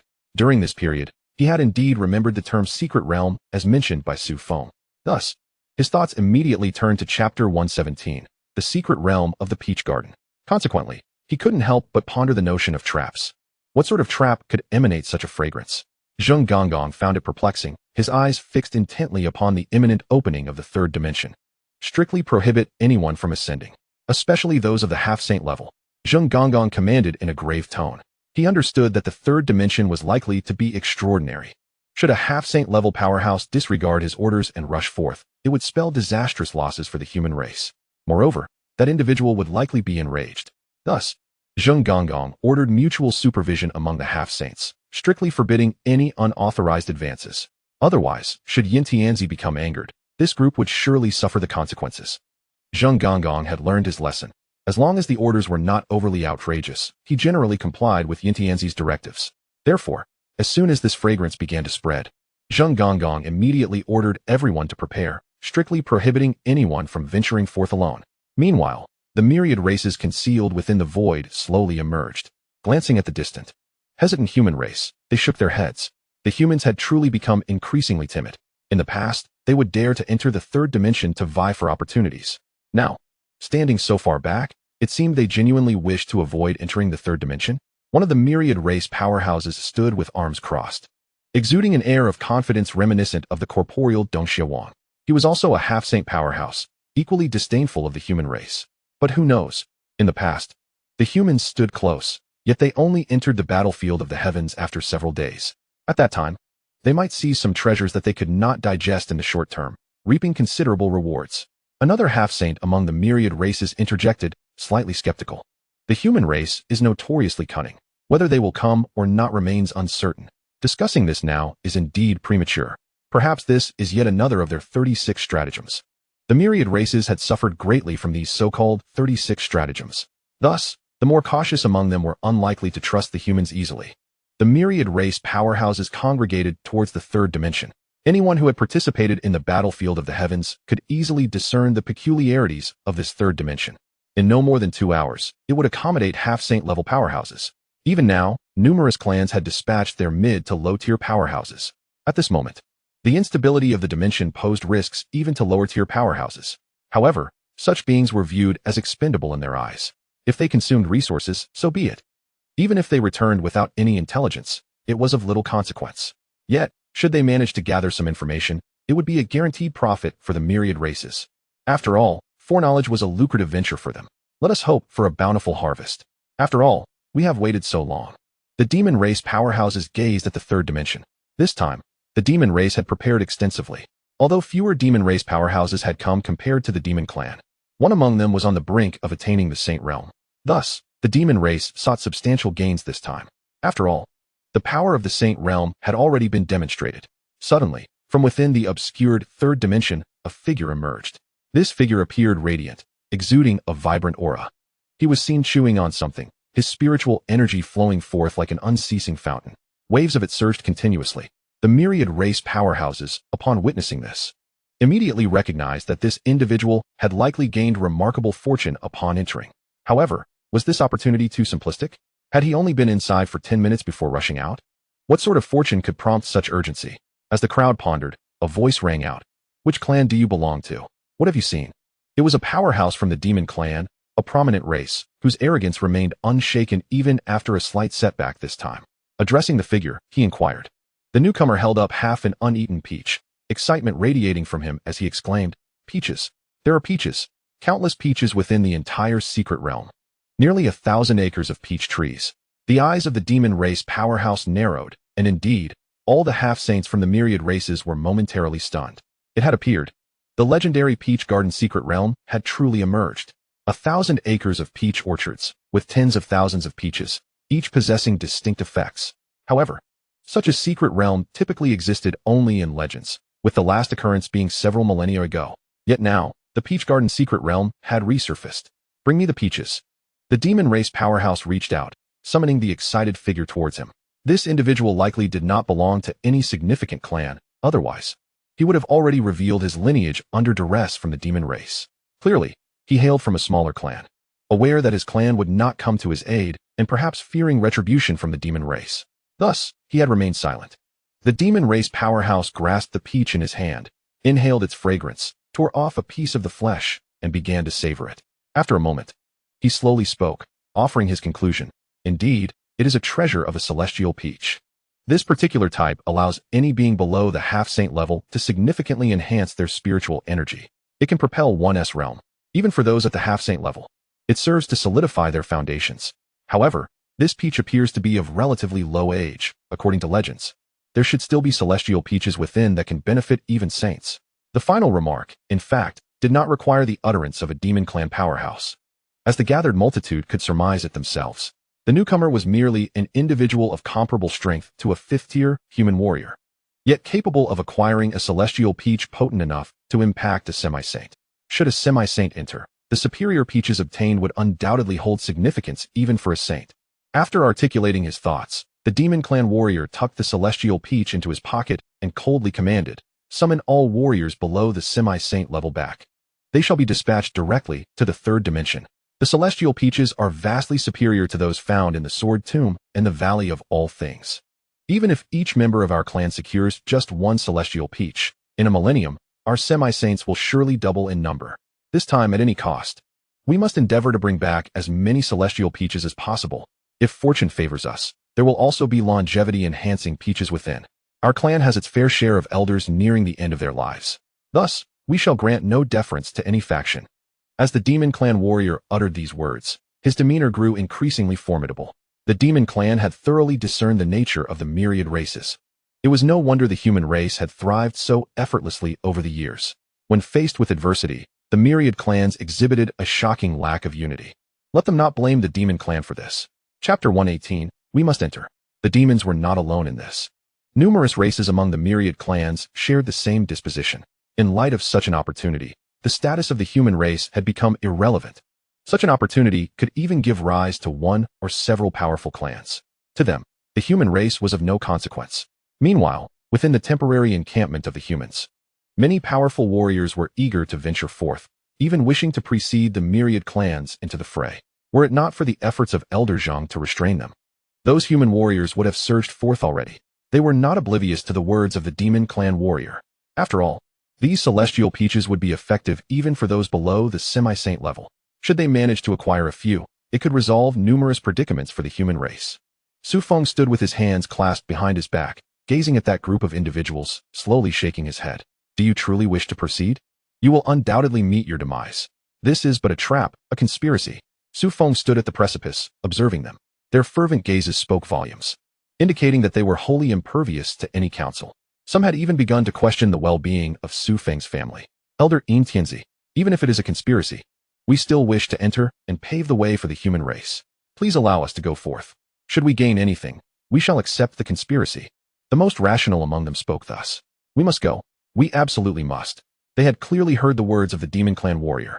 They yearned to obtain the celestial peaches in the possession of the demon clan, the peaches that would enhance their strength. Su Feng could only shake his head in resignation. He could not alter their convictions. Indeed, they might even incite dissent among those on the ship against him. Better to allow them to seek their fate. Since they had willingly chosen danger, Su Feng resolved to respect their wishes. Before their arrival, elderly Yaoyang had advised him to ensure the survival rate of the human race. Casualties were permissible, but not excessively so. Very well. For those below the 9th tier of humanity, from 20, only one shall be selected to proceed. How you choose is not my concern. Only one may go. This was the highest mortality rate he could accept. Su Feng spoke candidly, indicating that only 1 out of 20 could go. It seemed to foretell that those who ventured forth would almost certainly meet with death. Yet, The fervent expressions of those standing before Su Feng remained unchanged. They desired to send more individuals. A single glare from Su Feng silenced them. Then, it appeared one leader finally spoke up. Very well. We shall heed Elder Yin Tianzi's counsel. Only one shall go from our group of 20. We kindly ask that you keep watch for the movements of semi-saint level warriors, so they do not slaughter us. As he spoke, he stood tall, his tone reminiscent of an order directed at Su Feng. Su Feng immediately recognized this individual. He had encountered him at Jingwu, where he was the current president of the student council. No wonder he spoke with such an air of command. Su Feng chose not to dwell on it. A dose of reality would do him good. All right, go and select. Ideally, conclude your so-called selection within 2 hours. Because, in less than 3 hours, this so-called secret realm will completely open, and semi-saint warriors will flood in. As Su Feng delivered these words, 2 or 3 semi-saints were already seen daringly approaching from the heavens. Such a realm was enough to drive them to madness. The young man slightly raised his chin, offering no thanks, and departed with purpose. It was no surprise that someone so young could attain the 9th tier. Such pride was understandable. Yet what a pity. Su Feng continued to gaze at the expanse above, letting out a deep sigh. He then turned his attention toward the first dimension, a faint smile gracing his lips. Although the third dimension likely held little promise, the sword tomb in the first dimension had indeed restored the longing sword. This was an unexpected delight. In just 3 months, the longing sword had matured to the level of a semi-saint weapon. This was surely beyond even the wildest dreams of the canine deity Wulo. The longing sword he had sent forth had been restored in such serendipitous circumstances. The only downside was that this particular avatar of Su Feng had already attained the saint level. Otherwise, it would have been flawless. Just as Su Feng's expression brightened, a foreign semi-saint spoke up. Yin Tianzi, might we send 1 or 2 semi-saints inside once the third dimension opens? This would facilitate the care of our mid to low-tier warriors, and also allow us to seize an early advantage. Su Feng's countenance instantly darkened. They sought to take advantage. Did they? No. The foreign semi-saint immediately fell silent, and Su Feng strode away, returning to his palace. It was entirely normal for those who did not trust him to perish. If they did not die, they would only incite further unrest among the masses, adding to Su Feng's burdens. Better to let them venture forth. However, semi-saints were different. They could genuinely assist Su Feng and bolster the strength of the human race. They were the key to surviving this ordeal. Thus, not a single one could be lost. As for those seeking their demise, let them pursue their fate. Soon, the young man had selected all his trusted confidants. Approximately 20 to 30 individuals, mostly students from Jingwu, with a few from other schools. Mostly strong warriors ranging from the 7th to 9th tier. Su Feng observed this group without objection. While there were slightly more high-tier warriors, to Su Feng, there was no distinction. Go ahead. However, sign a death waiver for me, lest you die and claim I did not care for you. Su Feng yawned, speaking nonchalantly. This group was primarily composed of those who had caused the most uproar, claiming to act for the benefit of the human race, when in truth, they were primarily serving their own interests. Elder Zheng waved his hand, interrupting those eager to speak again. If a death waiver were truly signed, Su Feng's troubles would only multiply. It would be better to let these restless individuals depart sooner rather than later. Zheng Gonggong was naturally aware of the challenges faced by Su Feng. Indeed, this group had been causing quite a ruckus recently. Not only were they creating disturbances themselves, but they were also inciting others to do the same. Thus, should Zheng Gonggong depart, it would certainly alleviate a great deal of his concerns. After all, these little rascals were under the supervision of both Zheng Gonggong and the 9th Emperor. The group soared into the sky, propelled by an unseen force. While Su Feng extended his arms to shield them, certain responsibilities still needed to be fulfilled, at the very least. He aimed to ensure that these youngsters would not be attacked by any demigods before entering the third dimension. This was Su Feng's primary objective. However, in truth, the various clans had little inclination to engage with the human race at present. With the saint level being among them, the humans represented a formidable challenge within this realm. Who would dare to take a bite out of such a tough bone? Naturally, they would first seek to seize opportunities before contemplating any confrontation. Consequently, the journey of this group proceeded rather smoothly, though what lay ahead remained uncertain. At that moment, the palace hastily constructed by Su Feng erupted with a resounding boom. The palace had exploded. Chapter 119, it has been created. The palace, meticulously condensed by Su Feng through unique methods, although not on par with the abodes of the Serpent God and the Mouse God, was still undeniably splendid in comparison to ordinary palaces. Under normal circumstances, such an explosion would be impossible. Yet today, the thunderous roar reverberated through the heavens, igniting the sky with flames, drawing the attention of many powerful beings from various clans. Had the humans come under attack? Which clan would dare to assault the humans at such a precarious moment? Were they courting death? With the opportunity laid before them, they would provoke the humans? Only Su Feng understood that this tremendous noise did not signify an assault on his hastily fabricated palace, but rather, it heralded the true creation of the 10,000 Souls banner by the Eastern Evil King. Thus, Su Feng immediately soared into the skies, hastening toward the direction of the palace, leaving behind a single command. Everyone stay put. Remain where you are.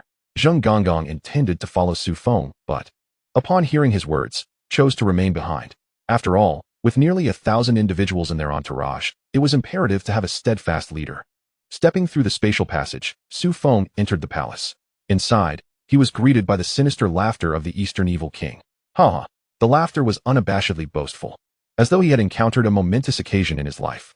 Su Feng gazed at him and inquired directly, "You've completed it?" The Eastern Evil King nodded with excitement. This burgeoning demigod artifact was likely the only 10,000 Souls banner to have ever emerged among the myriad clans. It currently had the capacity to contain souls of the demigod level. If additional materials were supplied, it might even ascend to celestial realms.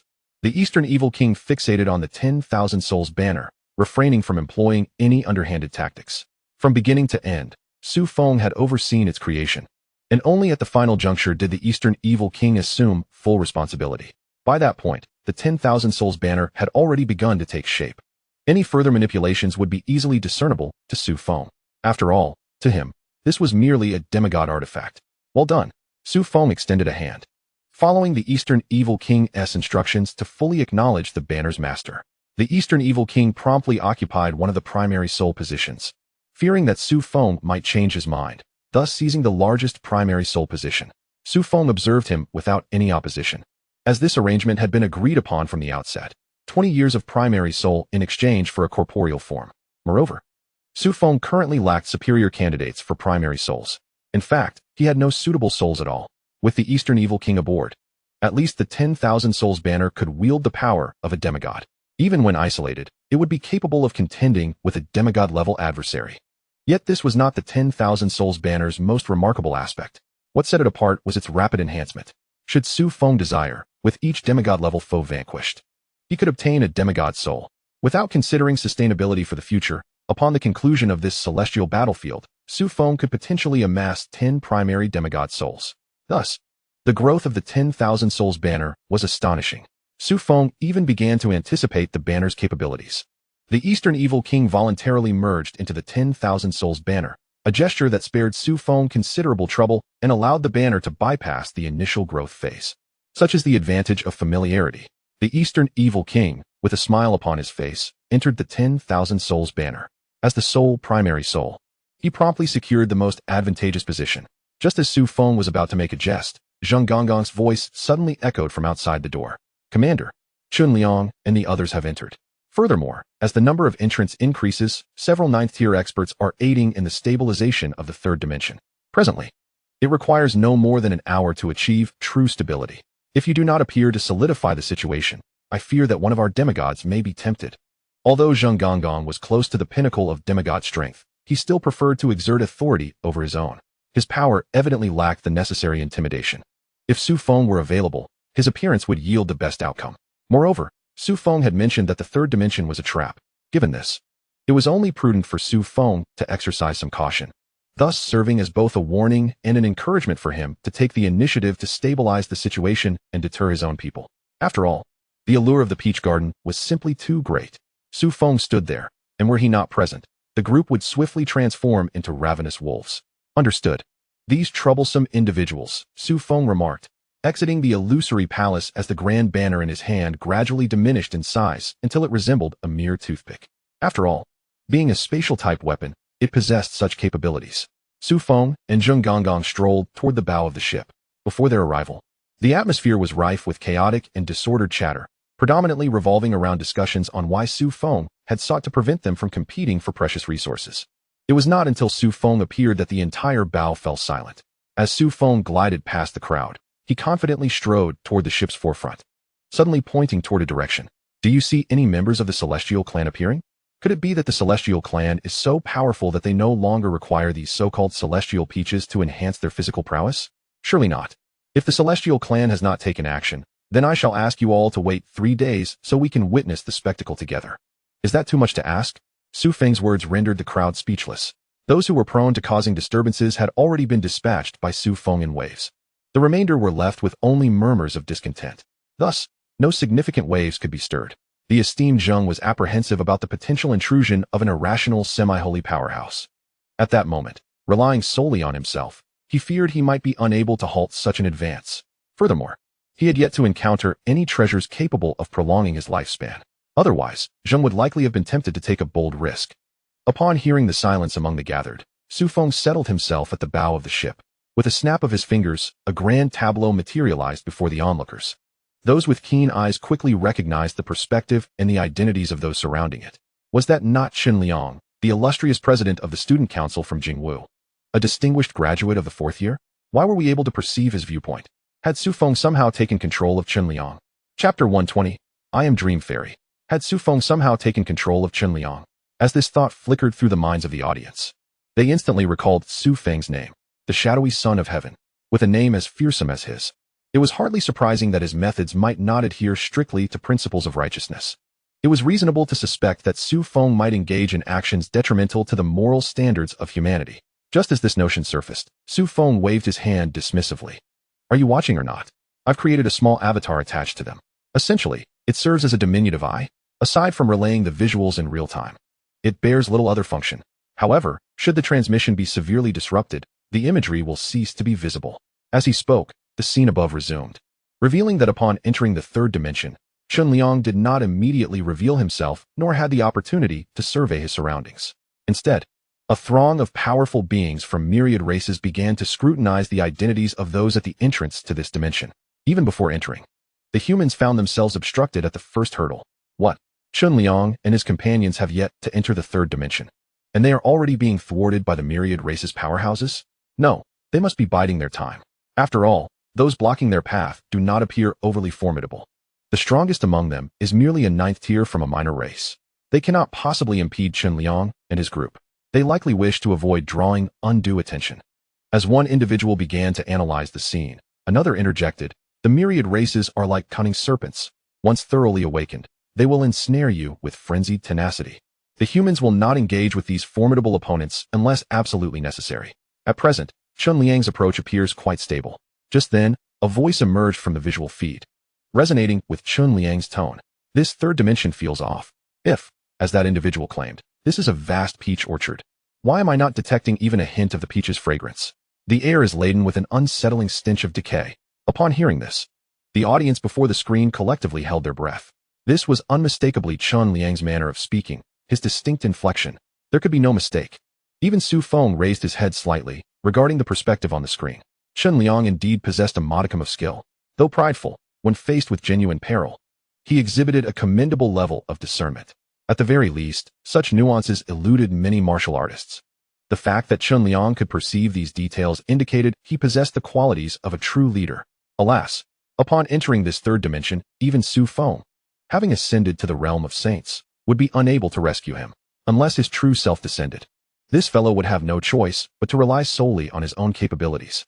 Within the perspective, Qin Liang took 2 steps back, attempting to withdraw from this space. Suddenly, the imagery jolted. Had they been discovered? Almost immediately, a rift in space materialized before Qin Liang, and an elderly figure emerged slowly from within. His garments were tattered beyond recognition. Had it not been for the overwhelming aura of power enveloping him, one might easily mistake him for a beggar. The old man shook off the charred remnants of his clothing and curiously gazed in Qin Liang's direction. Humans? This year, the humans have entered rather early. Unfortunately, they are merely a handful of younglings. You wish to blend in, do you? You might as well remain in eternal slumber out here. With that, the transmission abruptly ceased. A semi-holy powerhouse had intervened, and Su Feng's hastily crafted transmission device was clearly insufficient to withstand such power. At this moment, the myriad races dared to risk a semi-holy being's venture into their domain, a situation fraught with peril. Before Su Feng could speak, Zheng preemptively offered a defense. In such an unstable space, it is likely that the myriad races dispatched over a dozen semi-holy beings, and only one managed to slip through. Even if all our semi-holy warriors were to venture forth, none would likely succeed in passing through. Moreover, this was merely less than an hour before the space was officially opened. Such a price is not one the humans would willingly pay. Su Feng sighed. Though not out of sorrow for the semi-holy being's predicament, these semi-holy individuals had not entered through the proper channel. They had instead carved out a passage that could potentially lead to the dimension. Such passages relied entirely on chance, even if they were to dig in their grandmother's backyard. How could Su Feng possibly prevent it? What truly disheartened Su Feng was that Chun Liang and his companions had yet to glimpse the true essence of this dimension before encountering a semi-holy powerhouse. This left the assembly before him oblivious to the genuine developments unfolding. As for their survival rate, what could a group of high-ranking martial artists hope to achieve against a semi-holy being? It was likely that only a few would emerge unscathed, and those who did would probably be gravely injured and on the brink of death. Such a pity. However, you all should have heard it. The moment Chun Liang entered the third dimension, he detected something amiss. Now, does anyone still wish to venture inside? Su Feng spoke coldly. With a semi-holy being present, do these individuals wish to enter? Is that not akin to courting death? The humans lack a semi-holy presence within. There is no way to counterbalance the opposition, and their semi-holy will undoubtedly strike against them. As a semi-holy individual stepped forward, eager to speak, Zheng swiftly restrained him. The dimension remained unstable, and these individuals had yet to reveal their impulsiveness. Thus, with a gentle tug, Zheng was able to stabilize their emotions. Su Feng, aware of the situation, chose to ignore the would-be speaker among the semi-holy beings. Let us engage in discourse. Speak of the path of advancement after attaining high-tier martial prowess. Bored, Su Feng casually pointed to a semi-holy individual, inviting him to address the assembly. The attendees were predominantly high-tier martial artists or genuine prodigies, with only a short distance separating them from high-tier status. Such a discourse at this level would be quite suitable for them. The individual called upon was a foreign semi-holy being. Though not of Chinese descent, he had always maintained amicable relations with China, and representatives from various nations were present. Thus, in this regard, the foreign semi-holy did not hold back, sharing his insights freely. He even provided valuable insights to other semi-holy beings, as it was indeed a distinct path. Zheng found himself momentarily entranced, as though he had stepped into a wondrous realm. He even sensed the presence of the saint realm flickering tantalizingly before him. This state of enlightenment was akin to a sudden awakening. He stood beside Su Feng, who, upon noticing him, let out a heavier sigh. Damn it, not now. I desperately need assistance. The emergence of a saint among the human race, particularly within the Huaxia lineage, was indeed a positive development.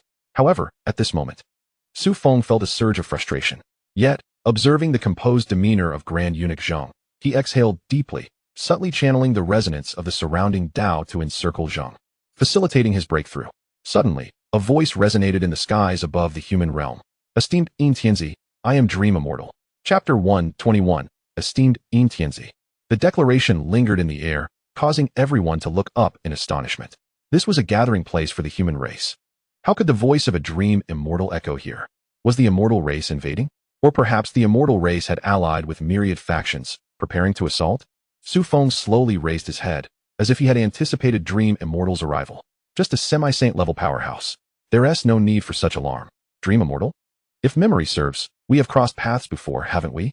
As soon as Su Feng's words fell, a cloud in the sky gradually congealed into the form of Dream Immortal. The ethereal figure of Dream Immortal nodded slowly, affirming, indeed, I had the privilege of witnessing the majesty of Xianxia at the gates of the human realm. Alas, on that day, I was occupied and did not behold the valor of Xianxia in battle. A slight smirk played on Su Feng's lips.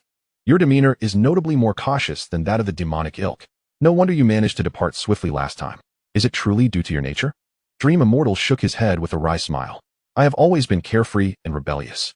Some even say I resemble a being of the demonic race rather than an immortal.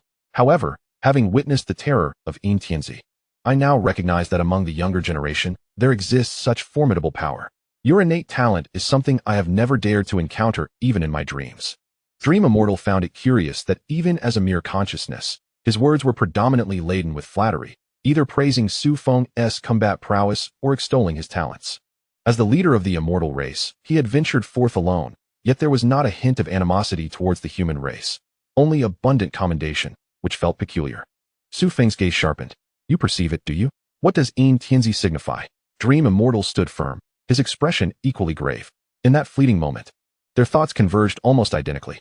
Has the immortal race encountered such a scenario in the third dimension? Su Feng began to inquire, only for Dream Immortal to shake his head slowly, as if already anticipating the question. Never. Initially, I glimpsed but a fragment of the future. Now, however, I see much more. I presumed that this impending tempest would stem from Tianzi, hence I concealed myself amidst the clouds, hoping that Tianzi would not recall the immortal race when the time came to strike. Yet upon truly witnessing this third dimension, I realized that the horror of that fragment of the future did not originate from you. In fact, you may be the sole key to breaking the deadlock. With that, Dream Immortal suddenly raised his hand, grasping at the surrounding space.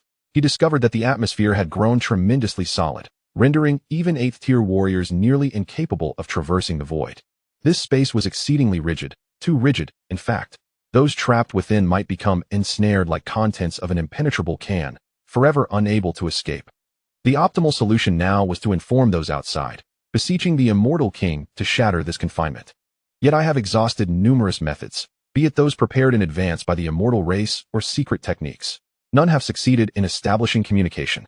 In fact, half an hour ago, we even had a semi-saint sacrifice a century of his lifespan to directly contact the Immortal King. Dream Immortal hesitated, clearly aware that there had been no effect. If it had been effective, he would not have been compelled to come here. The immortal race would have long since breached an exit and departed. Compared to Dream Immortal, Su Feng's countenance remained relatively untroubled. You cannot reach the Immortal King. Do you presume that I can? He retorted. Moreover, it seems that our human race possesses fewer immortal kings than yours. The bitterness on Dream Immortal's face was palpable. Indeed, the human race had fewer immortal kings than the immortal race. However, the human race possessed its own advantages. Currently, semi-saint realms could not breach the boundary. Thus, we seek your assistance to see if a saint can shatter it. If so, we could all escape together, with the Immortal King responding on our behalf. Dream Immortal stated earnestly. Before Su Feng could respond, the crowd below began to stir. Is there truly a problem with this space? Why is the immortal race seeking assistance from the human race? What dilemma could the immortal race not resolve on their own? Some among them cried out to Dream Immortal, is there still hope for the human race? We won't be trapped here forever, will we? Dream Immortal's gaze fell. Observing the tumultuous crowd of humans with a pained expression, he was reluctant to engage with them. Yet the immortal race was in need of the human race's aid to dismantle this space in order to escape. Historically, both the human and immortal races had been formidable, undoubtedly possessing the capability to exit this confinement. Even if they failed to shatter this space, if outsiders noticed the anomaly, they would surely intervene. As long as we survive until that moment, we shall endure. Dream Immortal continued, offering a glimmer of encouragement to the human race. After all, it was likely that the human race would soon enter a temporary alliance and would need to unite and cooperate wholeheartedly. Su Feng gazed at Dream Immortal. There is no need for assistance. Our human race can exit this space even without the Immortal King's intervention. If we are to discuss cooperation, there must be sincerity. He asserted, the human race has its own means of departing this space. What price is the immortal race willing to pay? With that, Su Feng shattered the notion of a so-called alliance. An alliance among humans and immortals was implausible. After all, the immortal race had always regarded themselves as superior, looking down upon the human race. In the current scenario, such an alliance would only bring further suffering to the human race. Moreover, this alliance offered no tangible benefits to the human race at this juncture. If Su Feng could breach the boundary, the human race would naturally have its own immortal-level powerhouses to assist. If he could not, then the message would never reach the outside world. Regardless of the outcome, it would not be detrimental to the immortal race. 3 longevity pills, extending life by 200 years. As long as Tianzi can shatter this boundary and allow my race to depart this space unimpeded, my clan shall bestow upon you 3 longevity pills. There were many ancient beings among the human race whose lifespans were nearing their end. 2 centuries could potentially witness the emergence of several formidable beings among the human race. In this transaction, humanity stands to gain immensely. Chapter 122. Humanity gains immensely. As soon as Dream Fairy's words echoed, Eunuch Zheng materialized behind Su Feng, offering his counsel. This longevity pill is indeed miraculous. Regardless of one's realm, it proves effective. Aside from certain peculiar ailments and injuries, it can generally extend life by over 200 years. Of course, its efficacy is optimal upon first consumption. Nevertheless, this deal is undoubtedly advantageous for us. 3 longevity pills merely exchanged for a single opportunity for Su Feng to act. Humanity is undoubtedly profiting immensely. However, this is contingent upon Su Feng's ability to shatter the dimensional barrier. At the very least, a passage must be created to relay messages to the outside world, compelling the celestial beings to willingly part with such treasures. But Su Feng desires 5. Moreover, I can only guarantee action without a promise to shatter the barrier. However, I do have a splendid idea. I could escort your celestial kin away from this space, and in return, you would lend me your most exquisite celestial artifact for research over 3 to 5 years. What say you? Su Feng's proposition left eunuch Zheng wide-eyed. While it is customary to demand exorbitant prices only to negotiate downwards, Su Feng's asking price left far too much room for negotiation. It would be prudent for us to maintain a degree of sincerity, considering that we rarely encounter such top-tier celestial artifacts. Even if I were to agree now, would you dare to approach the celestial race for it once we depart? Dream Fairy sighed deeply. Su Feng's demeanor was entirely unbefitting of a business negotiation. Each word seemed laced with jest, lacking any semblance of sincerity. Why would I not dare? Let us treat this as a wager. Should I have the audacity to venture alone to the celestial realm in the future, you shall bestow upon me your finest artifact, Su Feng declared, his smile broadening as if he possessed unshakable confidence. Dream Fairy nodded, acknowledging that if the Shadow Sovereign dared to approach the celestial realm and managed to secure its pinnacle artifact, she would personally see to its bestowal. However, for now, let us discuss the matter of our departure. 5 is excessive, and if you, Shadow Sovereign, cannot shatter the barrier, we shall not part with even a single pill. I hope you understand that our celestial kin are exceedingly cautious. We place great importance on credibility, whereas the reputation of the human race has always been rather tarnished. Dream Fairy's remarks about the human race's reputation, made in front of over 1,000 spectators, ignited indignation among many, their faces flushed with anger. Had it not been for Dream Fairy's formidable presence, some might have been compelled to confront her. How could such words be uttered in front of us? It was utterly absurd. Then it seems there is nothing left to discuss? Su Feng's smile slowly faded. The barrier before them was not something that could be shattered by a mere avatar, even one that had ascended to the sage realm. Historically, this space had been robust enough to accommodate battles at the half-sage level, and now, reinforced by the third dimension, shattering it was no trivial matter. Thus, from the outset, Su Feng had only desired the longevity pills from the celestial race. However, Dream Fairy was equally cautious. If the Shadow Sovereign was unwilling to negotiate, then perhaps we need not engage in further discussions. After all, what I have glimpsed is merely a fragment of the future. It is entirely possible that the human race may not break the impasse. Upon concluding her statement, the cloud-like form of Dream Fairy vanished, leaving many spectators filled with regret. Especially eunuch Zheng, who had just ascended to the sage realm. His unstable state was nearly provoked to the point of spitting blood in frustration. The longevity pills of the celestial race. Such a remarkable treasure. Countless within the human race awaited its life-saving grace. Yet, Su Feng had allowed such a splendid opportunity to slip through his fingers. It was truly lamentable. In truth, they could have at least attempted it. One could agree first and negotiate later. Though the celestial race is known for its pride, its people are also renowned for their integrity. Eunuch Zheng leaned closer to Su Feng and whispered, "Let us try it. What if we can indeed shatter the barrier? That would mean acquiring 3 longevity pills for free. What humanity desperately needs is precisely such elixirs of longevity. Many elder beings have not truly diminished in power, but merely faced the end of their lifespans, hesitating to unleash their full might. Thus, if we could bring back 3 longevity pills, it would be tantamount to granting our race 3 additional half-sages. Perhaps even a sage is not beyond reach." Eunuch Zheng grew increasingly animated, even bordering on losing his composure.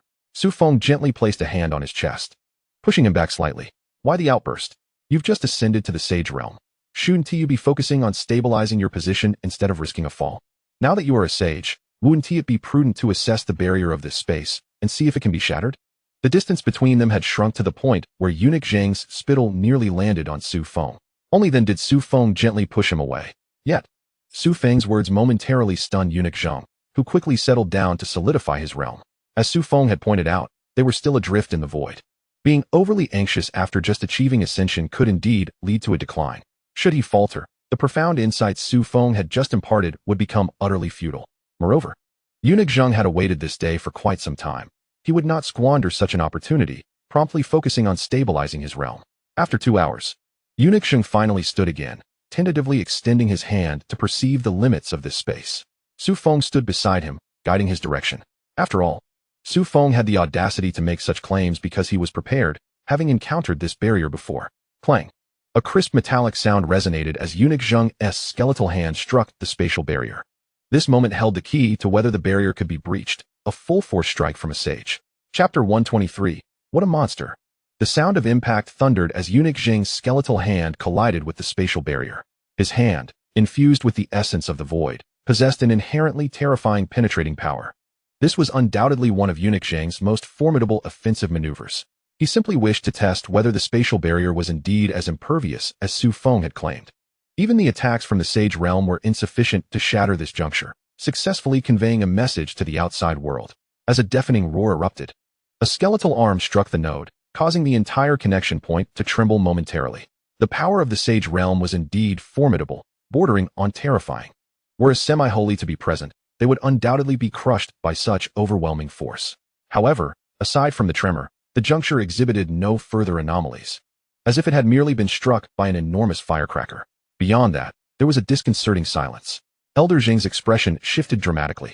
He had considered the possibility that the barrier might not be breached. After all, Su Feng's words had always held a degree of credibility.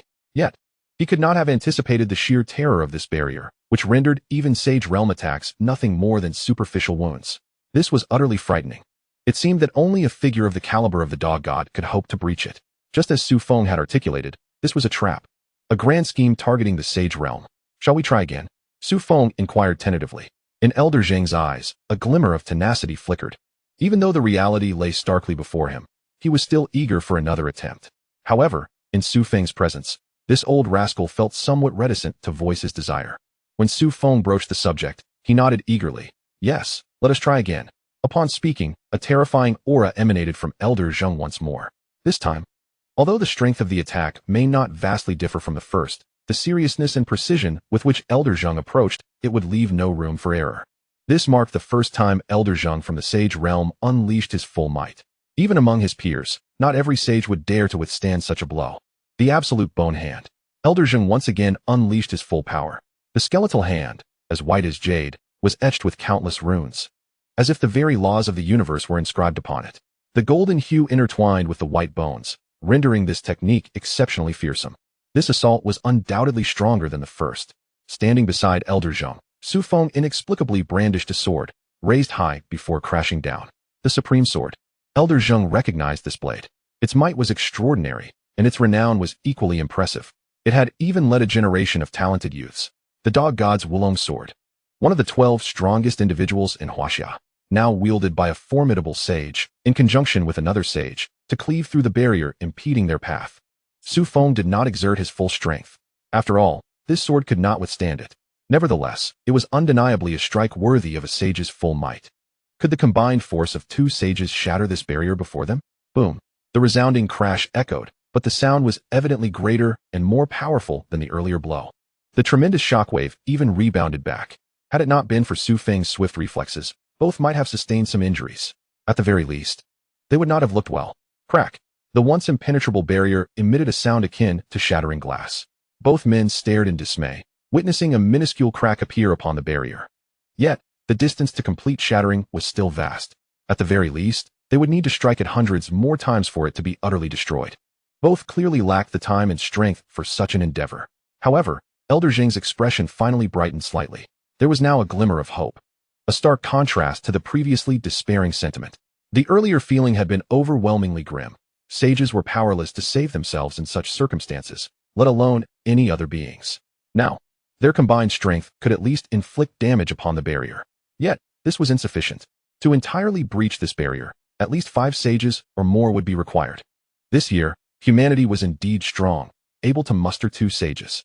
However, it seemed unlikely that the myriad of races could summon even 3. Elder Zhang's face remained dark with worry. His concerns were not without merit. After all, these 2 sages from humanity were entirely unforeseen.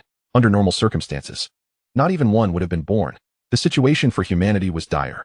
To have a semi-holy ascend to the sage realm would require at least the presence of the 12 zodiac divine guardians. Such powerful beings would not be dispatched to the celestial battlefield unless in a critical moment. These truly were invaluable treasures. It seems the myriad races may indeed be uncertain, Su Feng nodded. Although he could glean some understanding of the myriad races' strength during their assault, he could not ascertain the extent of their preparations without engaging them directly. Moreover, the crux of the matter was not simply how many sages the myriad races possessed.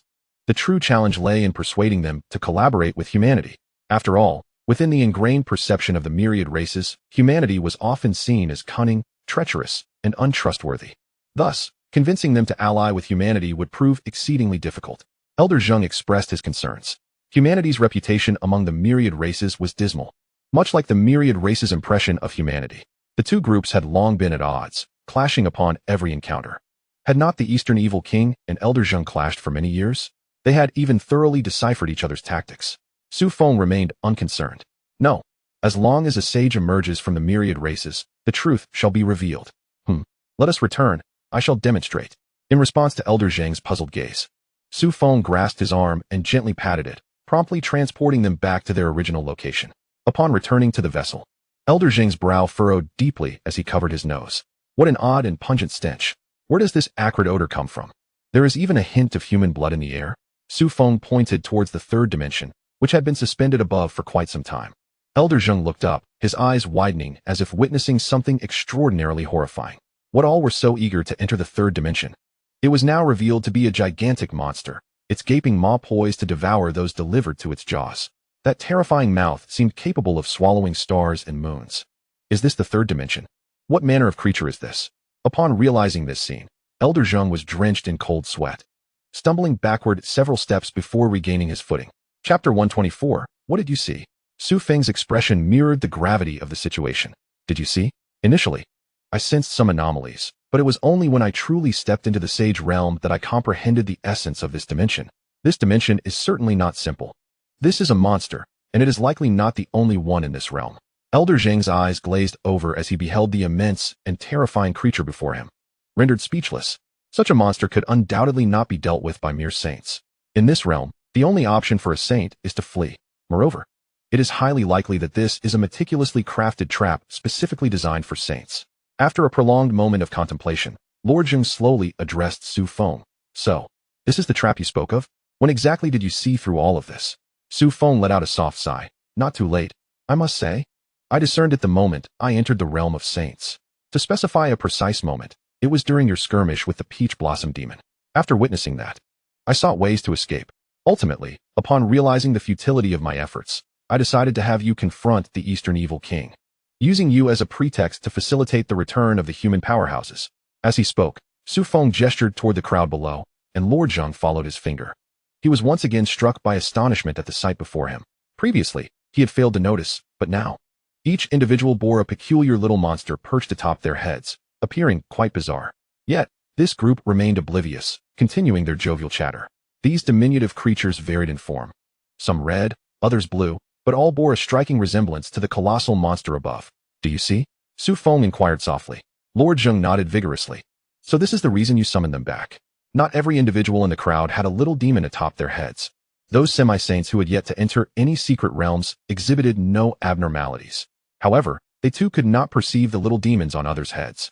Indeed, after summoning them back, I discovered that the demons atop their heads are quite challenging to eradicate. Moreover, removing them tends to slightly affect one's strength. With your assistance, the process could certainly be expedited. Su Feng articulated. These little demons had yet to demonstrate any harm. Thus, Su Feng's pace of clearance was leisurely.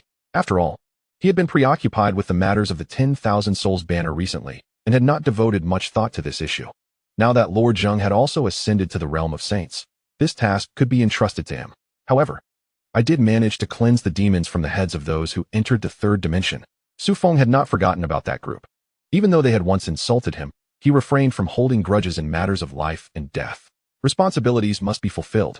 As for whether he would venture into the third dimension to rescue them or seek vengeance on their behalf, Su Feng was resolute in his refusal to fight within the belly of that beast. While I could see their approach towards the third dimension, I could not directly articulate it. They would not believe it, nor would you, unless I brought you to the boundary and allowed you to act personally. Even upon witnessing that colossal creature, you, as a saint, would undoubtedly attempt to test the limits of that entity. The calmness with which Su Feng spoke evoked a sense of shame in Lord Zheng, causing him to lower his gaze. For Su Feng spoke the truth. Had Lord Zheng not personally struck the boundary, he would not have believed that the third dimension was, in fact, a massive monster. Even the act of assaulting the boundary required 2 attempts. This clearly illustrated Lord Zheng's deep-seated skepticism. Thus, was the recent visit from Dream Fairy also related to this matter? Had he too witnessed this terrifying aspect? Now that you have ascended to the realm of saints, Lord Zheng queried Su Feng with uncertainty. Presently, Lord Zheng held a profound trust in Su Feng's words. After all, thus far, every step Su Feng had taken, every decision made, seemed flawless. Indeed, even if Lord Zheng were to take his place, he might not perform better. His mind was burdened with too many concerns. Concerns for humanity, for the powerful, for this and that. He wished to accommodate too many, which only served to stifle him, contrasting with Su Feng's easygoing disposition. However, he is yet to step into the realm of saints. You and I, at present, remain the most formidable beings aside from that creature. Dream Fairy must have discerned something and employed some special means to perceive everything before us. Nevertheless, he will seek us out again, Su Feng confidently asserted. Everything occurring now was merely a negotiation. Su Feng aimed to leverage this opportunity to obtain more. The foundation of the Eastern Evil King had been depleted. Now he could only delve into the resources of the Celestial Clan. The Celestial Clan is vast. Surely, it cannot be entirely exhausted by Su Feng. Furthermore, the Celestial Clan excels in longevity. Many of the elder beings eagerly await such prospects. They would spare no expense. Su Feng needed to extract more this time. Why will he seek us again? Lord Zheng inquired in confusion. We have already traversed that boundary, although it is indeed incredibly solid. However, if the Celestial Clan could rally around 5 semi-saints, they could still breach the boundary, correct? The Celestial Clan wields the secrets of longevity, an unparalleled advantage that renders them quite favored among the various races. Thus, the relations between the Celestial Clan and others must be quite amicable. Generally speaking, it is relatively simple for the Celestial Clan to summon aid. Su Feng shook his head. That was because it was our first encounter with that boundary. Following our attack, the boundary would gradually strengthen. This monster continues to augment the boundary. When I accompanied you, the boundary was already significantly more robust than a typical one. Unless unforeseen circumstances arise, should they locate the boundary and gather enough manpower and persuade those beings, the boundary will have grown to a level that even 6 or 7 saints cannot breach. As Su Feng spoke, he suddenly felt a moment of disorientation. The colossal creature in the sky began to fade into a phantasmal state, subtly reconstituting itself as the third dimension. Lord Zheng too sensed a faint dizziness, and upon reopening his eyes, he could see no trace of the monster. This creature evolves at an alarming rate. Indeed, this is a scheme aimed at the realm of saints. As 2 saints, they had now begun to enter the fray. Chapter 125, the scheme targeting the realm of saints. What is happening? Was that just an illusion? Lord Zheng gazed at the now restored third dimension, his eyes wide with shock as he looked at Su Feng. He was not a specialized practitioner of mental powers, yet having reached this level, it was evident that his mental acuity could not be lacking. After all, this is the realm of saints. How could one's mental strength possibly be feeble? Such high-level beings, unless truly faced with the descent of a celestial monarch, could not induce hallucinations in a saint. This indicated that the so-called third dimension was beginning to undergo genuine transformation. It had grown larger. It must have evolved. In my perception, it has become increasingly ethereal. It won't be long before it reverts to the form of the third dimension, Su Feng stated solemnly. The situation is, in truth, considerably more dire than he had anticipated. One might even assert that the predicament is quite grave. I can no longer perceive even a shadow. The voice of Elder Zheng trembled slightly. What I now behold is the third dimension. Nonetheless, I am still able to see that group of little demons. Although the 2 of them nearly stepped into the saint realm in close succession, it sufficiently illustrates that vast disparities exist even among those in the saint realm. Su Feng's strength, at least in terms of mental capacity, undoubtedly surpasses that of Elder Zheng. No matter, as long as you can see, that is sufficient. Upon hearing that Elder Zheng could still perceive the small demons, Su Feng breathed a sigh of relief. At least he has an ally. There are still some matters in which Elder Zheng can assist him. Su Feng no longer feels as isolated and abandoned as before. It is likely that the earlier entrants have already become sustenance for the entity. If more powerful beings continue to enter, this third dimension will only grow stronger. That would indeed spell trouble. Su Feng spoke slowly. This is something Elder Zheng should have discerned long ago. Chunliang and the others are most likely on a path to certain doom. Even if they do not encounter that semi-saint, the outcome would still be far from favorable. After all, this is their territory. I allowed Chunliang and his companions to enter. Firstly, they were stirring unrest, inciting everyone. I had no choice. Secondly, I initially believed that this behemoth would not reveal its fangs immediately, and if Chunliang and the others were cautious, they might be able to bring something back. However, I never anticipated that this creature would be so impatient. Su Feng expressed his own helplessness simultaneously. Elder Zheng bears a heavy burden. Had it not been for Li Hao's request, Su Feng would not have wished to bear the standard. Living in a world where everyone is a threat and no one understands is truly arduous. Just as Elder Zheng was about to offer words of comfort to Su Feng, the clouds overhead shifted once more. Su Feng looked up, and Elder Zheng immediately fell silent. Someone is approaching. The Shadow Monarch truly possesses remarkable patience. No wonder he has achieved such great feats at this age.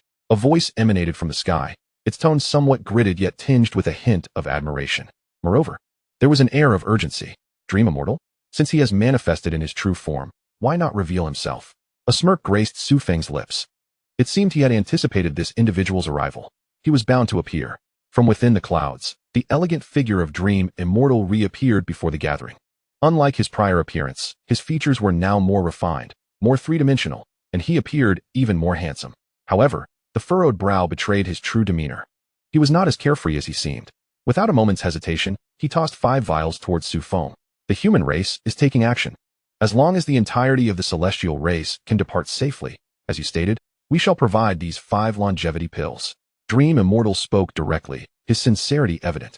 Not only had he come in person, but upon their first meeting, he also readily agreed to Su Feng's previous terms. 5 longevity pills. This meant that, provided Su Feng could successfully escape from this place, at least 5 human supremes nearing the end of their lives could be reborn. They could once again showcase their prowess. The expectations of the human race had been wholly met. In fact, the group of humans who had come to the celestial battlefield would gladly accept further losses. Venerating Su Feng as a hero, Elder Zheng felt somewhat tempted.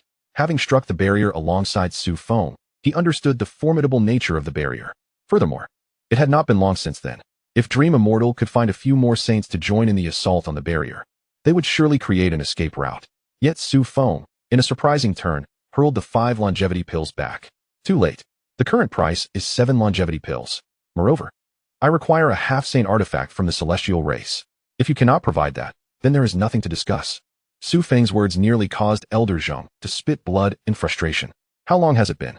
Since Dream Immortal's last departure, only a few hours have passed. How dare you raise the price so drastically?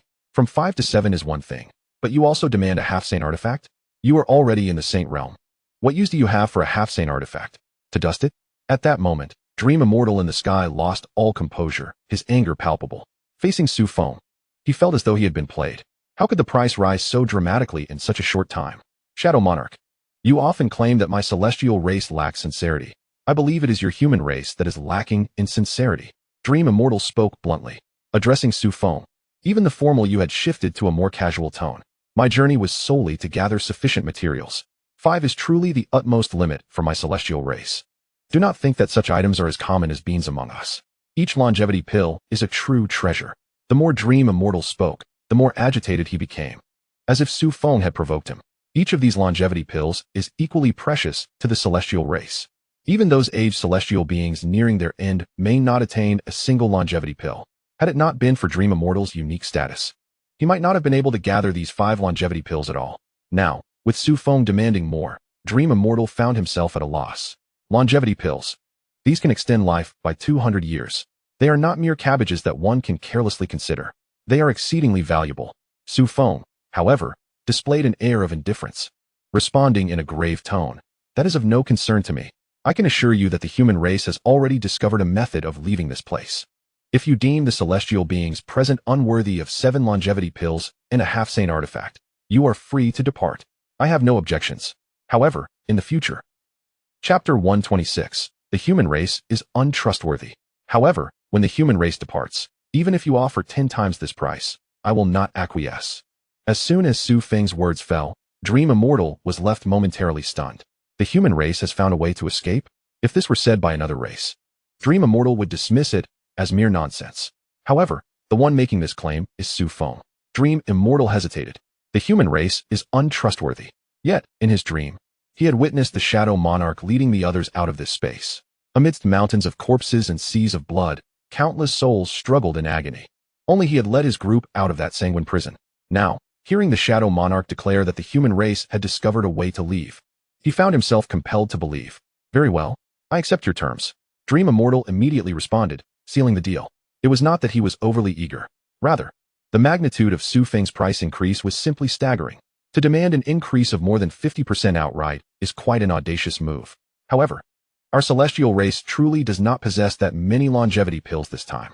This time, we have brought only 6 longevity pills. As for the remaining one, once we exit, I will arrange for it to be delivered to the dog gate. Alternatively, we could exchange it for a semi-holy artifact. In total, we can offer you 6 longevity pills and 2 semi-holy artifacts. Dream Immortal spoke. The longevity pills brought by the Celestial clan this time are indeed scarce. After all, none among this group have yet approached the end of their lives. What purpose would it serve to carry such items? These 6 pills are essentially rewards for Dream Immortal. Furthermore, to the Celestial clan, a semi-holy artifact is actually more valuable than a longevity pill. After all, crafting artifacts is not their forte. Though they are proficient in many areas, the value is fundamentally different for them. No need. I trust your Celestial clan for this instance. As for the remaining pill, I will await its delivery to the dog gate. A smile adorned Su Feng's face. What a profitable venture this has turned out to be. Even if the Celestial clan fails to deliver the final longevity pill, Su Feng has already amassed considerable wealth. Such a lucrative deal. As Su Feng accepted the 6 longevity pills tossed over by Dream Immortal, his smile could no longer be concealed. He erupted into hearty laughter. 6 longevity pills equate to the wealth of 6 semi-holy powerhouses. Even though Su Feng exercised restraint and treated the elder members of the human race generously, he could still exchange for the wealth of 2 or 3 semi-holy beings. The title of the poorest Celestial Emperor could nearly be shed. While he may still be impoverished, he certainly would no longer hold the title of the most destitute Celestial Emperor.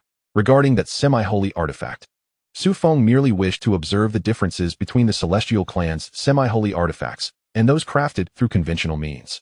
The distinction between 1 and 2 artifacts was negligible to him. It was merely a matter of curiosity. What Su Feng truly desired has always been longevity pills. Seeing Su Feng's exuberant demeanor, Grandfather Zheng felt a sense of helplessness. After all, you are the commander of the human race's celestial expedition. Can't you display a modicum of dignity? At the very least, maintain the authority of a superior in front of everyone. However, Grandfather Zheng felt a flicker of joy in his heart. With so many longevity pills, even if Su Feng utilized them for transactions with the higher-ups, he would still gain a substantial reward. Moreover, both Su Feng and Grandfather Zheng have stepped into the realm of saints. This level offers the opportunity to become candidates for the 12 Zodiac. Given the current shortage of personnel at the dog gate, there is a significant probability of becoming the new dog god, especially for Su Feng. Of course, Grandfather Zheng was equally thrilled. Even if they ultimately do not become dog gods, achieving the saintly realm fulfills a long-held aspiration of his. Furthermore, even without the responsibility of guarding the dog gate, attaining the saintly realm would surely grant them divine titles in the future. In other words, before stepping out of the celestial battlefield, you may address me as Grandfather Zheng, and I shall not dispute your words. However, once we exit, what will you call me? Tianzi, you have acquired what you came for. Can you divulge the method to escape this space? After Su Feng's agreement, Dream Immortal once again restored her respect for him. Her tone noticeably softened. Without hesitation, she descended onto the human vessel and addressed Su Feng. Though the reputation of humanity has never been stellar, we are all in the same boat now. Surely, we would not turn against one another, would we? If the human race were to renege on this, their reputation would be irreparably tarnished. Who would dare to trade with humanity then? Even someone as unscrupulous as Tianzi would not stoop to such depths. Indeed, the method is quite simple. Su Feng nodded, gesturing for Grandfather Zheng to elaborate. Upon seeing Su Feng's demeanor, Grandfather Zheng's head felt heavy. What do you mean simple? What do you want me to explain about the method of departure? I have no idea how to leave. After considerable thought, Grandfather Zheng slowly spoke. Once we enter the saintly realm, we can touch upon the connection points between this space and others. By shattering these connection points and harnessing the power of the void, we can open a passage to escape this realm and venture into another world.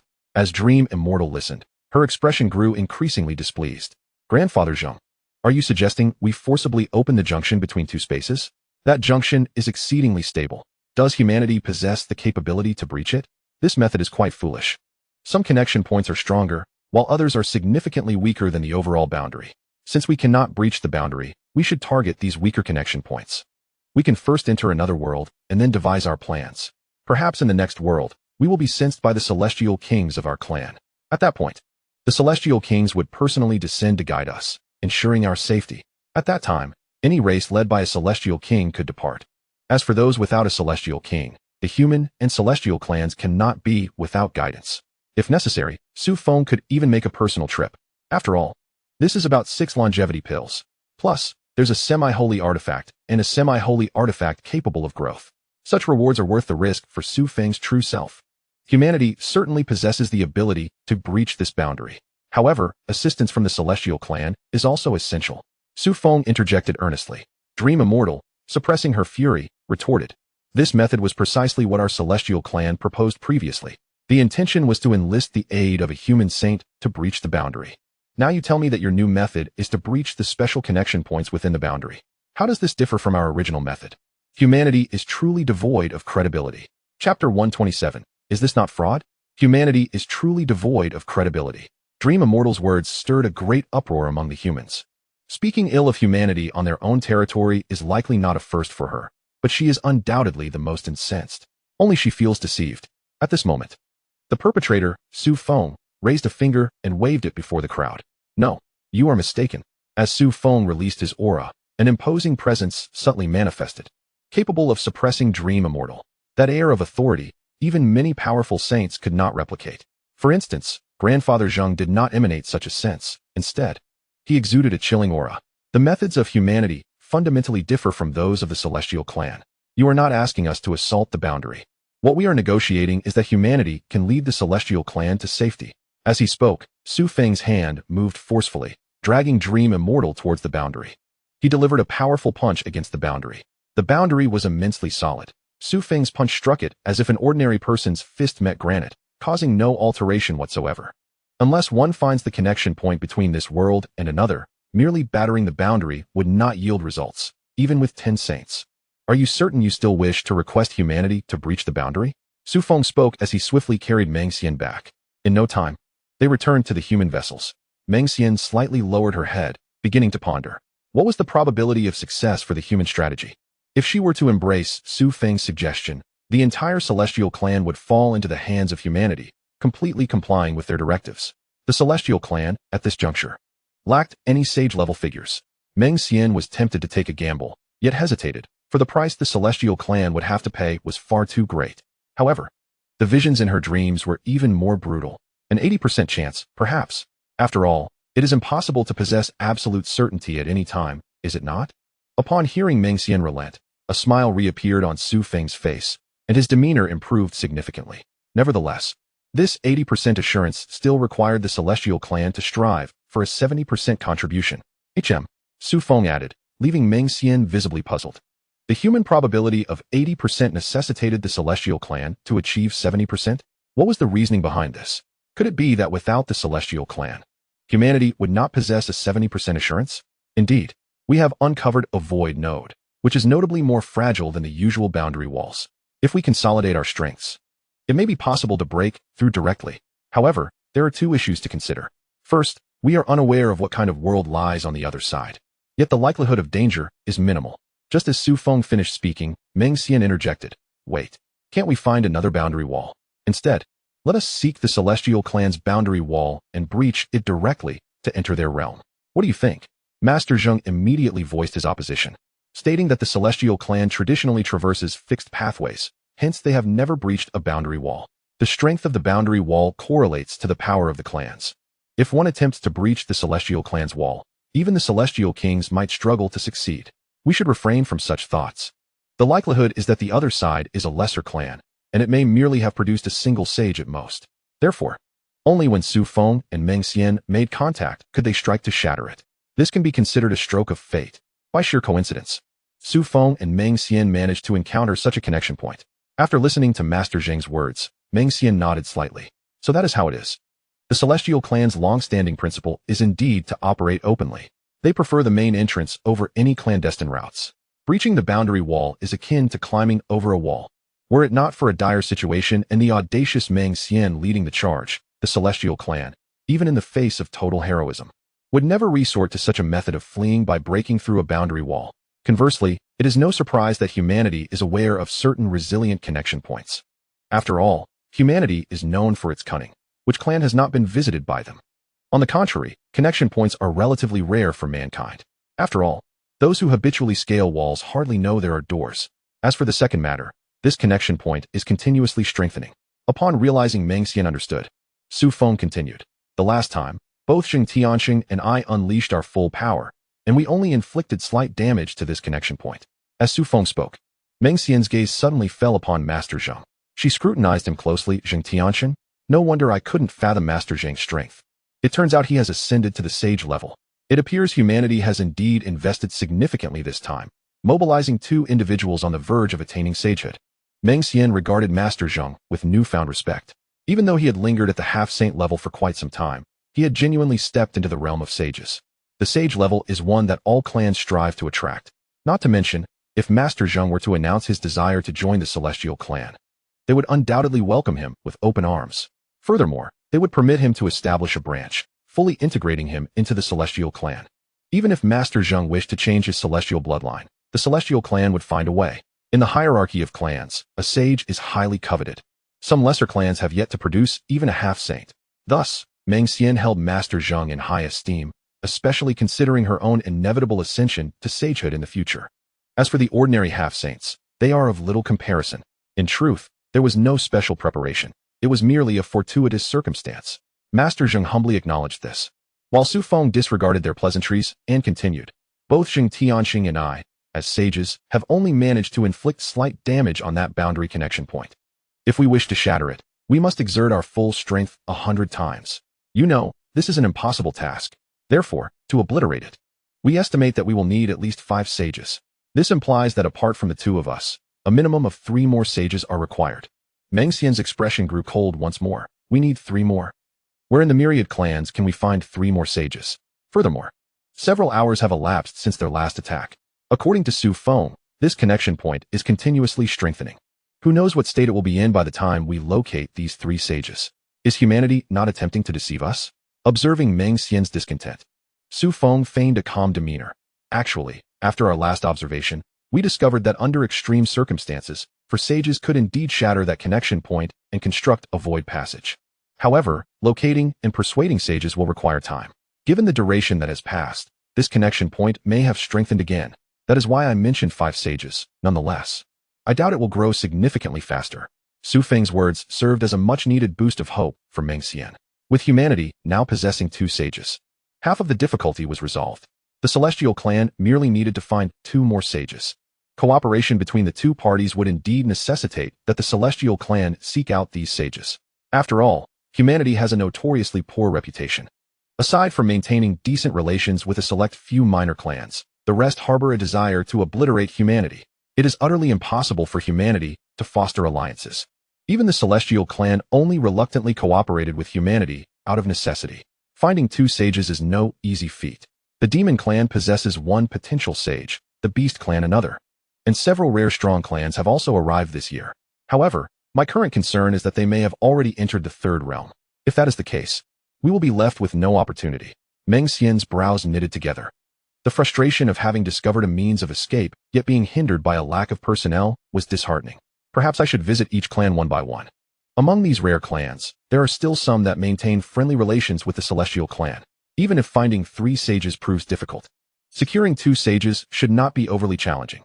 With a deep sigh, Dream Immortal expressed his thoughts, but Su Feng, seemingly indifferent, interjected, "No. The Celestial clan can directly disseminate this information. Let them proactively seek collaboration with our clan. Otherwise, we will lose the initiative moving forward. And do not underestimate the number of quasi-saints who have entered this realm. I can already sense 3 distinct saintly presences from that direction." Su Feng pointed towards a specific direction and continued slowly. It is indeed challenging to discern a quasi-saint without engaging them directly. After all, a semi-saint is merely a saint who has yet to reach the pinnacle of their realm. Since they are on this path, Su Feng is unaware of its length. Thus, without action, he cannot ascertain the reality. However, once he reaches the zenith of this path, he will undoubtedly raise a banner to seek new avenues. At that moment, Su Feng will certainly be able to perceive it. Dream Immortal turned to gaze in the direction indicated by Su Feng, contemplating the potential races that might reside there. The Frost Demon clan, the Carefree Celestial clan, and the Wind and Fire Spirit clan. It must be one of these 3 races. The races in that direction are few, primarily consisting of smaller clans, and only these 3 possess the potential for saintly power. As for the Frost Demon clan, I find it impossible to engage with them. The Celestial and Demon races have always been at odds, particularly between myself and the members of the Frost Demon clan, with long-standing grievances between us. Even if they wish to join us, I would be reluctant to lead them away. The Carefree Celestial clan, however, poses no issue. They are a formidable branch of our Celestial clan. Although they were expelled over 10,000 years ago, they have maintained a strong relationship with the main lineage. Moreover, my connection with them has only grown stronger. A rare smile graced Dream Immortal's face, as the mention of this clan brought forth a long-lost joy. The The Celestial clan is not entirely out of reach. Finally, a powerful branch has produced a saint. Otherwise, how embarrassing it would be for our clan. The Wind and Fire Spirit clan, while not too large, also represents the first emergence of a saint within the Spirit clan in millennia. The relationship between the Spirit clan and our Celestial clan is also quite amicable. Thus, with this, we have effectively gathered two saintly presences. After Dream Immortal spoke, Su Feng waved his hand dismissively. Since the Celestial clan is already aware of the intricacies of these two clans, Dream Immortal should act swiftly. Delaying further could result in the connection becoming even more formidable, complicating matters. Dream Immortal nodded, preparing to depart, but Su Feng suddenly added, by the way, the initiative lies with the human clan. The Celestial clan is merely responsible for summoning them. Just say that the human clan has discovered a means of escape that can lead everyone away. Those wishing to join can proceed to the human clan's temporary refuge.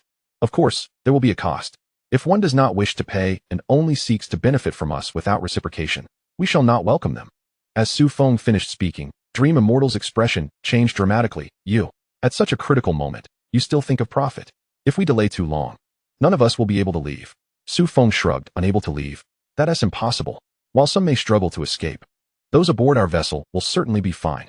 Do you think those who have attained the status of saints are oblivious to the situation? They desire to leave even more than you do.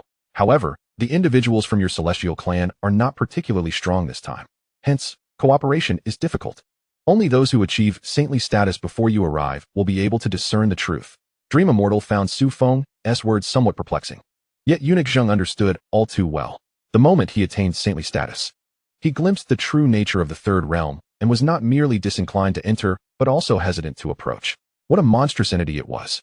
This so-called third realm was nothing but the belly of a beast. It was an unequivocal trap.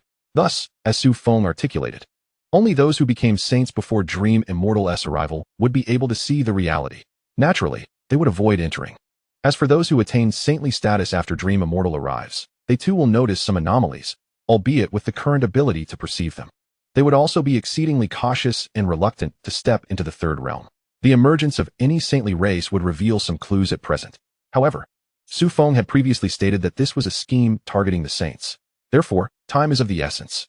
Will the Celestial clan truly release the word? And will these individuals genuinely appear?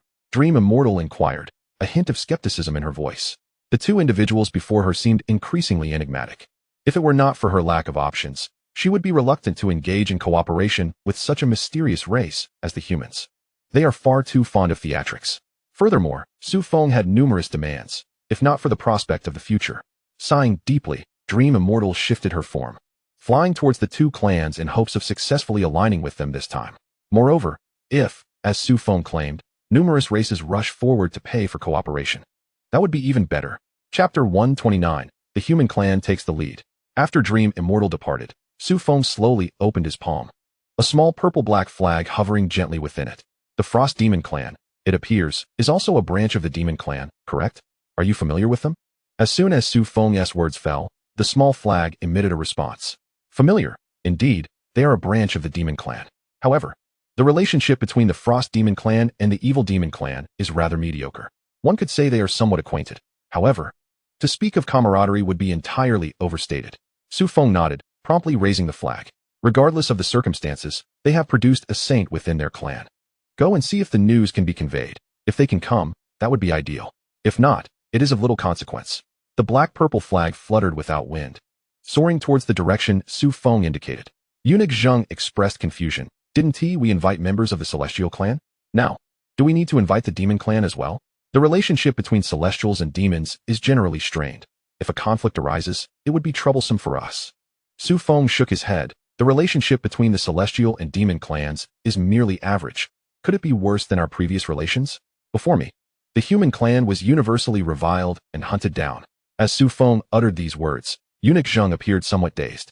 Indeed, apart from this instance, when had the human clan ever entered the battlefield of myriad realms without being pursued relentlessly, not to mention engaging in trade with the Celestials? Previously, human semi-saints perished at the hands of Celestials no less than at the hands of other races. The human clan was truly the proverbial rat despised by all. Now, under Su Feng's leadership, life has become somewhat more bearable. They are able to preserve themselves in the battlefield of myriad realms and even engage in trade with the Celestials. They may even gain an advantage over the myriad races. This was once unimaginable. Yet, it has all come to fruition.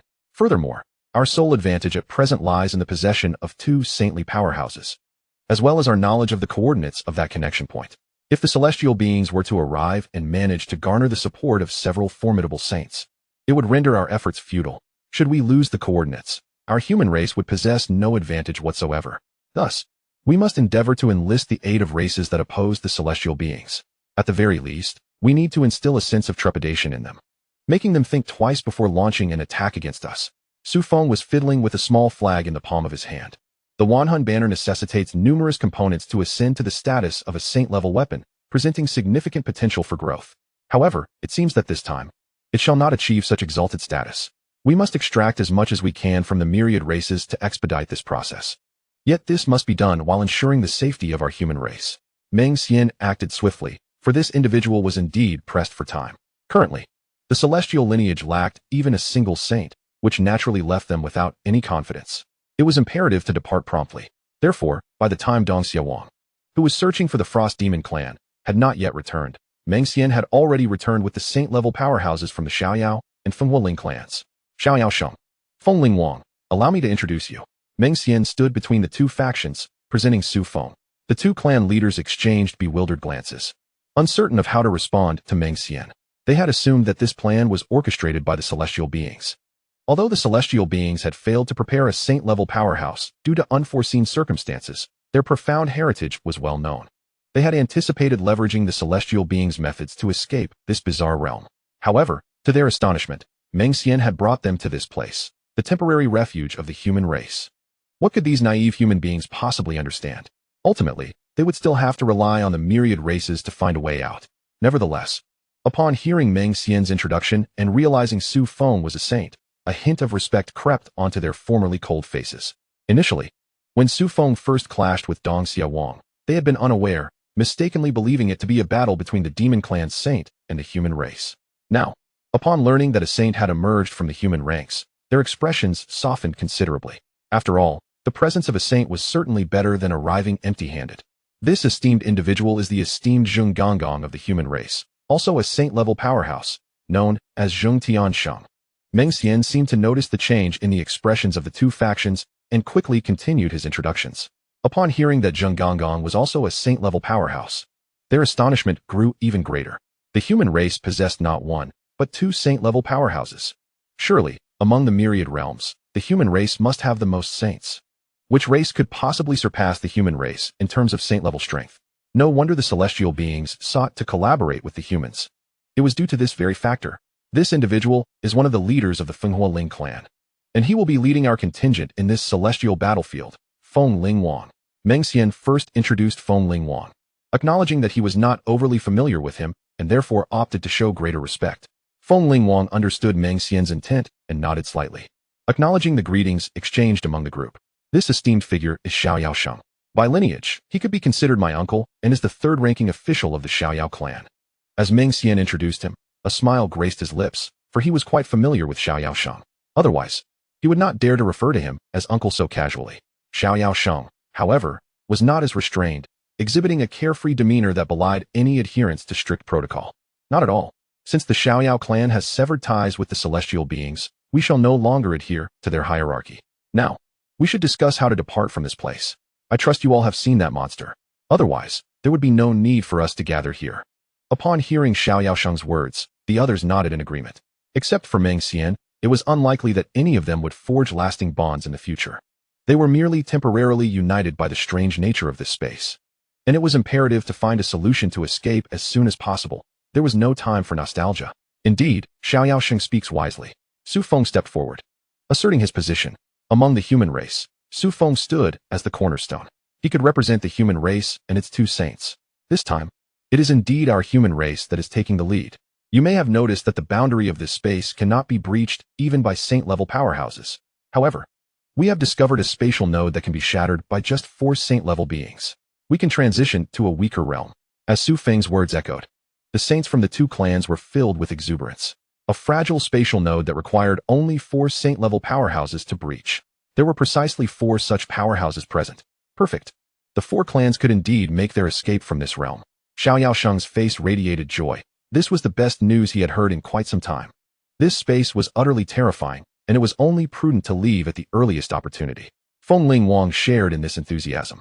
As Meng Xian pointed out, the Fenghualing clan was not particularly large. Fengling Wang was the clan's most formidable member, initially hoping to seize an opportunity in the celestial battlefield. Instead, they found themselves in such peril. If Fengling Wang were to lead his clan's talents into demise due to this crisis, the Fenghualing clan would suffer even greater decline. Thus, discovering a means of escape before the crisis fully unfolded was indeed fortuitous. Su Feng observed the excitement in their expressions, a smile playing at the corners of his mouth. Indeed, we 4 clans can certainly depart from this space. However, there are certain fees that will require your contribution. The 2 saints exchanged bewildered glances, grappling with confusion. Fees? What fees? Is this not a collaboration among the 4 clans? As their bewilderment deepened, Meng Xian slowly turned away, fully aware that today, these 2 clans were unwittingly stepping into a trap. Su Feng was undoubtedly sharpening his metaphorical knives, preparing to fleece them. Sure enough, at the moment Meng Xian turned away, Su Feng's smile morphed into a disdainful smirk as he began to explain to the 2. Consider this. While there are indeed numerous saint-level powerhouses in the celestial battlefield, only we, the human race, possess knowledge of this connection. What does that imply? It implies a monopoly. The reason both of you are able to be here today undoubtedly lies in the realization that the barrier is indeed impervious, does it not? In times past, a mere half-saint could effortlessly breach this barrier. Yet now, even those of the saint realm find it insurmountable. Su Feng raised a finger and shook it dismissively, asserting that not even 10 saints could penetrate it. This stark reality underscores the gravity of our current predicament.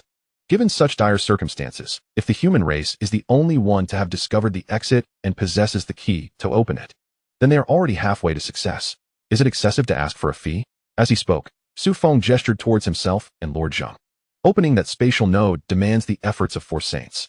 Currently, the human race can muster 2. Moreover, all the other races are eager to depart. If the human race so desires, they can easily find 2 saints to facilitate their exit. However, the situation is not the same for the other races. Even if they were to gather 10 saints, they might still fail to shatter the barrier and disseminate the news. Thus, it is the myriad races that require the cooperation of the human race, rather than the other way around. The balance of power has shifted. Consequently, the myriad races are momentarily taken aback. When did the human race gain the audacity to negotiate on such terms with the myriad races? Yet, Tianzi, if you wish to leave, you too will require 2 saints, will you not? If, at the moment of your departure, my 2 races were to intervene and obstruct your 2 saints, what would you do? The expression on the face of the carefree saint grew somber. To leave, you must have 4 saints working in concert to breach the passage, yes? If I were to intervene now and hinder 2 of yours, how would you escape? How would the remaining 2 shatter the passage? Su Feng maintained his nonchalant demeanor, unfazed by the threat. Obstruct me? Do not forget that there is no cost for taking people away. The difference lies merely in the extent of profit. He continued, should you act against me, I shall promptly relay to the myriad races the message that anyone capable of annihilating your 2 races may take your place in departing. By then, it will not be merely 1 or 2 saints that come for you. After all, you hold no secrets. The carefree saint's dissatisfaction was palpable, yet he pressed on. I will keep a vigilant watch over you. Once you head to that spatial node, we shall follow. Your so-called secrets will inevitably be made public.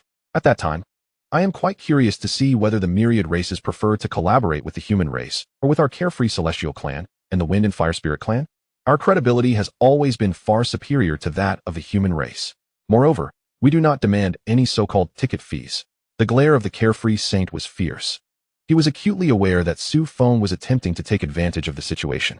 However, he was unwilling to allow Su Feng to seize such an opportunity. Take advantage of the situation? That is the style of the human race. Yet, the carefree celestial clan prefers to operate outside established norms and is not one to succumb to threats. The wind spirit king stood silently beside the carefree saint. He was reluctant to offend the carefree celestial clan, but was even less inclined to pay the human race. After all, the human race is notorious for its insatiable appetite. Who knows how much would be required to satiate their desires? You need not concern yourself with that. Before heading to that spatial node, I will see to it that all those who do not board are eliminated, and the carefree celestial clan will be the first target. Su Feng appeared utterly unconcerned by the threat posed by the carefree saint and spoke directly. What carefree saint? Attempting to take advantage of me is out of the question. The carefree saint's expression tightened, but Su Feng swiftly interrupted. Do not speak to me of unresolved grudges. The human race is akin to a rat in the street, universally reviled. If you are unwilling to join, you may leave at once. You are free to disseminate this information, and perhaps, should your promotion be effective, I might even reward you with a spot. Su Feng's tone grew increasingly cold, showing no respect for this saint. As if he regarded only those aboard the proverbial pirate ship. This left the once self-assured Carefree saint momentarily dumbfounded and at a loss. He glanced towards Mengxian, but she showed no inclination to depart, seemingly willing to part with something for this seemingly unreliable individual. The Wind Spirit King was equally conflicted. Lacking the confidence and strength of the Carefree saint, he simply wished to swiftly escort his clan's talents away. Unlike the human race, they had genuinely brought their most gifted individuals to seize treasures. Were Su Feng's demands reasonable, he would be inclined to pay directly for passage. Just as the Carefree saint hesitated, a hearty laughter suddenly rang out. To board, one must certainly purchase a ticket. Tianzi, I agree with your approach. I will take charge of collecting the tickets. Chapter 131, No Surrender Accepted. The emergence of this voice caused the previously indifferent Su Feng to finally turn around, smiling as he beheld the two approaching figures. Internally elated, he recognized it was the Frost Demon Clan's Frost King. Since Frost King wished to join us in departing, I shall certainly offer him a discount. Su Feng's words left Lord Zheng nearby, feeling somewhat embarrassed. With Frost King's arrival, there were now 3 saints present. How dare you still charge him a ticket? Shouldn't you have sought to divide them first and win Frost King over to create a situation of numerical advantage? Shouldn't we be trying to recruit Frost King? After all, he is indeed a formidable saint. Furthermore, he had already made quite a name for himself even at the half-saint level. Observing Su Feng's actions, Lord Zheng hurriedly sent a message to him. Su Feng is truly intimidating. Yet, Su Feng remained indifferent and countered. Is this not a recruitment? Did I not offer Frost King a discount? A discount? Though Frost King did not overhear their dialogue, his hearty laughter echoed far and wide. Very well, then give me a substantial discount. I have already heard about that spatial node from the Eastern Evil King. I believe you make a compelling point. Those who have labored so hard to locate this spatial node, how could some simply wish to reap the rewards without effort? Is that not bullying the honest? Rest assured, I shall join. Anyone who seeks to join without payment shall find me the first to object. Frost King declared with righteous fervor, each word dripping with sarcasm aimed at the recently vocal Carefree saint. In such stark contrast, it becomes unclear who is a celestial and who is a demon. However, Frost King was not genuinely inclined to assist the human race. Rather, he had been dissatisfied with the celestial clan for quite some time, and anything that could bring them discomfort was to his liking. Furthermore, it was indeed essential to ally with the human race. After all, the Frost Demon clan simply could not leave this space alone. Frost King did not wish to see the elite of the Frost Demon clan perish as a result. In contrast to the Celestial clan, the Demon clan had collaborated with the human race on numerous occasions before. When it came to cooperation, there was far less friction. Strike when necessary, but also cooperate when required. The Demon clan is not bound by excessive rules. Might I inquire, Tianzi, how much is the fare for this vessel? If I cannot produce the funds, would you permit me to settle on credit? The demeanor of the Frost King was one of sincerity, and his intentions were unmistakably clear.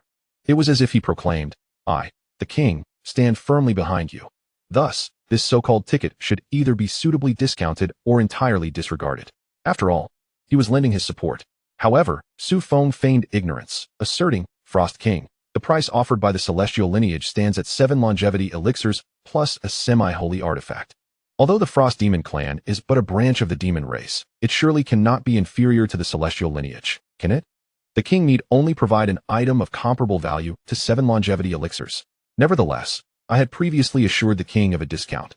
Hence, if we are to discount, let us do so generously. As long as the value is akin to that of 6.5 elixirs, we shall be satisfied. Upon uttering this, Su Feng cast an expectant gaze towards the Frost King, as if genuinely hoping that he could produce a treasure from the Demon clan that bore value similar to the longevity elixirs. The Frost King's expression darkened immediately. How much? Did you say 6.5 longevity elixirs? Are you aware of the worth of such an item? This could potentially save the lives of 6 formidable beings at the brink of death. At the very least, it could yield 6.5 semi-holy beings for our clan. Such a precious treasure is merely a ticket to board a ship? What kind of pirate vessel is this? The price is utterly exorbitant. The Frost King regarded Mengxian with astonishment, nearly questioning, is this true? The celestial lineage has sacrificed 7 longevity elixirs for an alliance with the human race. Mengxian sidestepped, choosing not to respond to the Frost King. The two clans were inherently at odds. There was no need to divulge such information. Besides, it was hardly a matter of pride. How could Su Feng divulge everything so shamelessly? The Frost King, Observing Meng Xian, arrived at his own conclusions. The celestial lineage had likely offered items of roughly this value.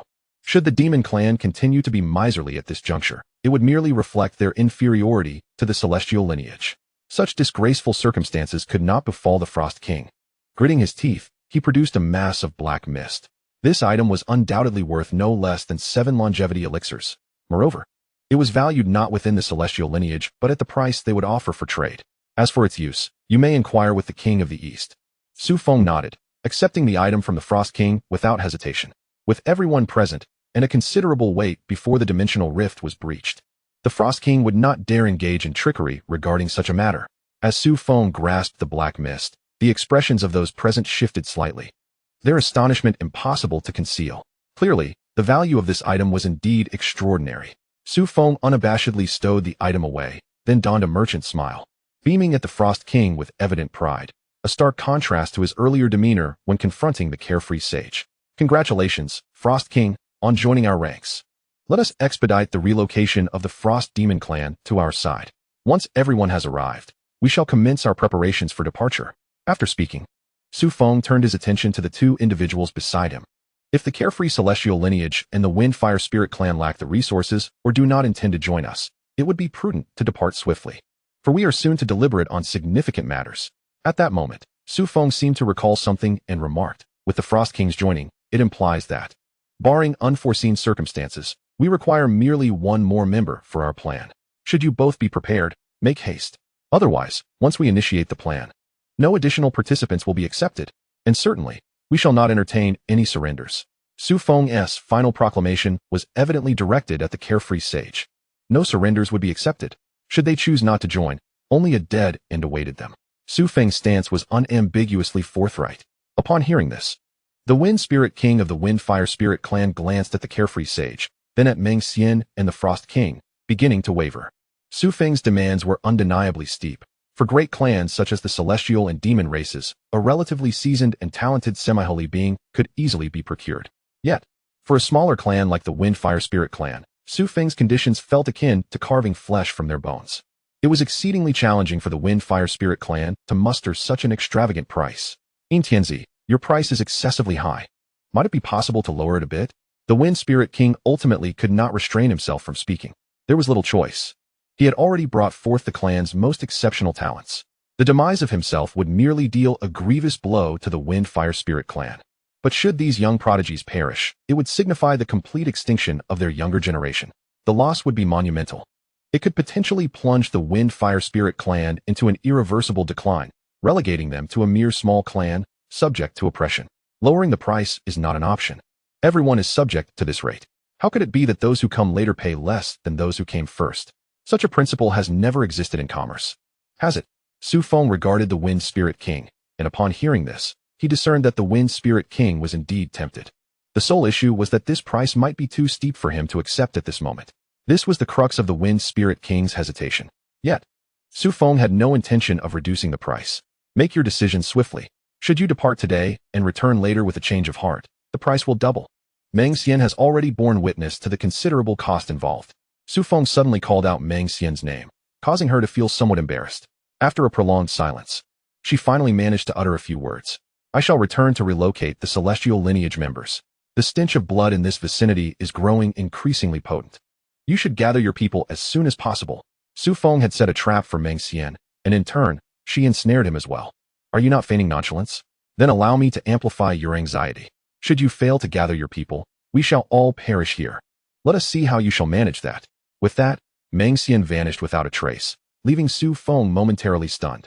By the time he regained his senses, she had completely departed from the temporary stronghold of the human race, leaving him vexed. Yet, moments later, a realization struck him, and he remarked, indeed, time is of the essence. With such an overwhelming aura of blood, if we do not act swiftly, when that monstrosity awakens, our opportunities will vanish entirely. As he spoke, he let out a sigh, transferring the pressure Meng Xian had imparted onto the Wind Spirit King. Time was indeed running short for the Wind Spirit King. They needed to act without delay. Suddenly, the Wind Spirit King, gritting his teeth, turned his gaze towards the first dimension below, a realm that undeniably existed. He spoke up. Tianzi, that floating red longsword below, is it your weapon? If all goes as anticipated, it has only just birthed its weapon spirit, barely qualifying as a semi-saint level weapon. Do you not wish for it to ascend to the status of a saint level weapon?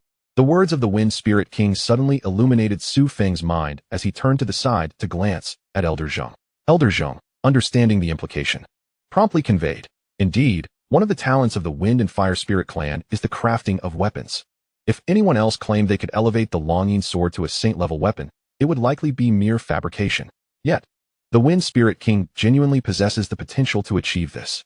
However, the method remains a mystery to me. Since the Wind Spirit King has raised the proposition, it is evident he must have his own means. After Elder Zheng spoke, Su Feng nodded and, smiling, addressed the Wind Spirit King. Very well. However, how long will it take to complete? If it requires too much time, then perhaps we should forego it. Su Feng cannot afford to wait that long.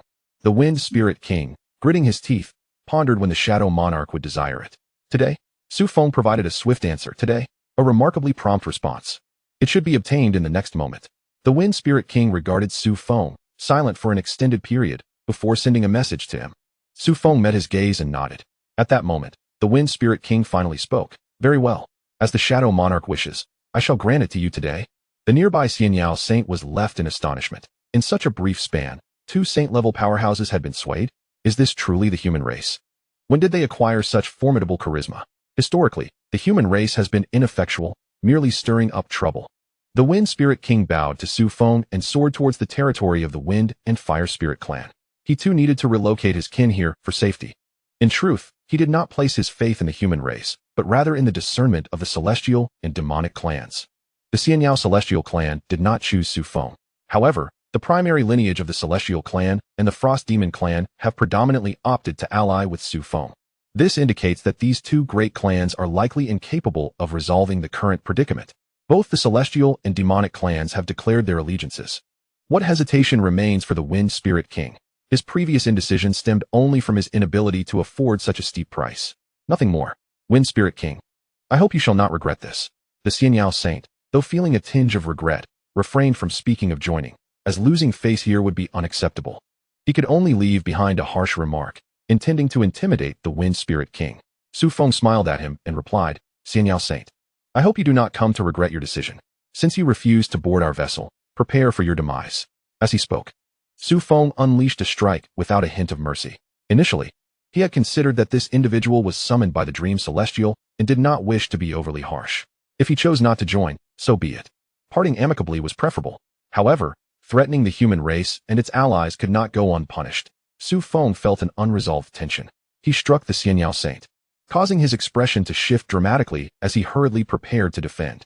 Yet, Su Feng, like a wraith, grasped his left hand and flung him aside. After all, Su Feng had initiated the attack. How could someone of equal tier withstand such force? He was sent hurtling away. How dare you lay a hand on the Celestial clan? Su Feng reappeared before him in a flash, striking once more. Celestial clan? You are hardly a Celestial. You can at best be considered a member of the Xianxiao Celestial clan. Merely trivial. The chains of order emanating from Su Feng surged forth, each link appearing to possess sentience as they traversed the void, intent on striking down the Xianxiao Saint. This chain was not Su Feng's first deployment. He had previously wielded it against the Dog clan. However, now its execution was even more fluid. The Xianxiao Saint, propelled through the air, forcibly stabilized himself. And with a flick of his right hand, a flag akin to a command banner shot forth from his palm, positioning itself to obstruct Su Feng's assault. Yet, the chains of order continued their relentless advance, undeterred. Fellow warriors, today, we shall forge a blood alliance. Chapter 133, The bloodshed is that of others. With that, the chains behind Su Feng surged forward like spears aimed at the Xianxiao Saint. Decisive and unwavering. There was no intention of sparing the Xianxiao Saint in the least. Today, he would taste blood. The razor-sharp spears pierced through the Xianxiao Saint's command banner as if it were made of paper, having no effect on the chains of order. A star erupted behind the Xianxiao Saint. Not even a celestial body could withstand such magnitude of assault. The power was simply too terrifying for any ordinary being. The Xianxiao Saint was no exception. The command banner shattered, and the chains inevitably sank into his form. Since his inception, the Xianxiao Saint had been a paragon among his peers, rarely suffering injury. Yet, today's wounds were certainly grievous. One could say they struck at his very essence. Overwhelmed. Truly overwhelmed. The Xianxiao Saint was undeniably no match for Su Feng. In a mere exchange, the disparity had been laid bare. Although Su Feng had only recently entered the saint level, he wielded such terrifying power with the ease of familiarity. It was as if he had long mastered the techniques and energy of the saint realm.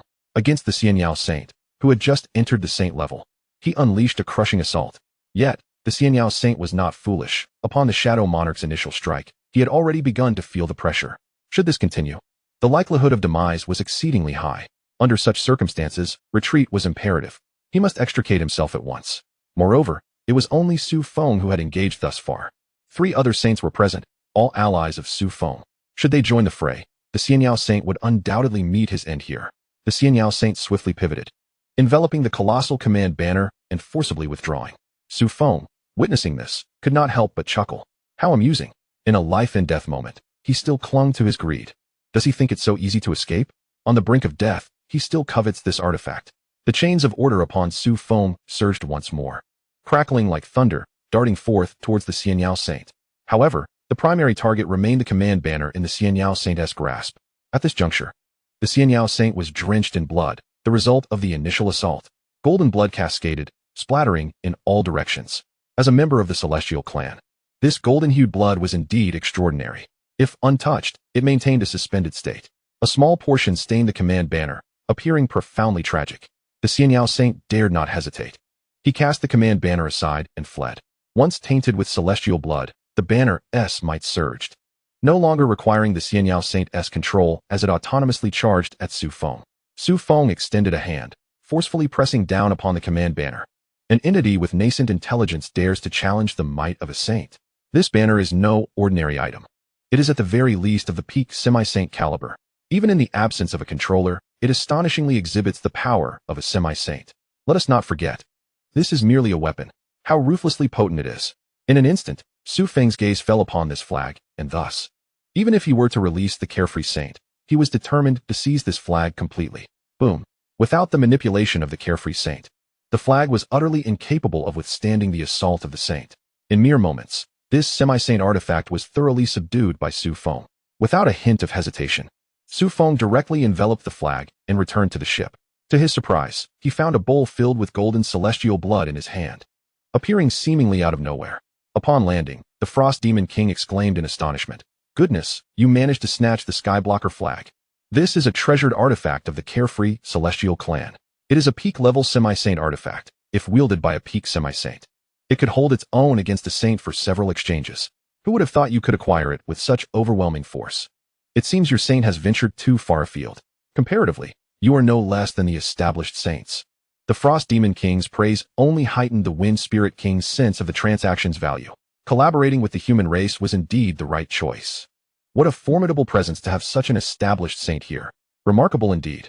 Su Feng did not conceal his act of stowing away the flag. Today, showcasing his strength served a purpose.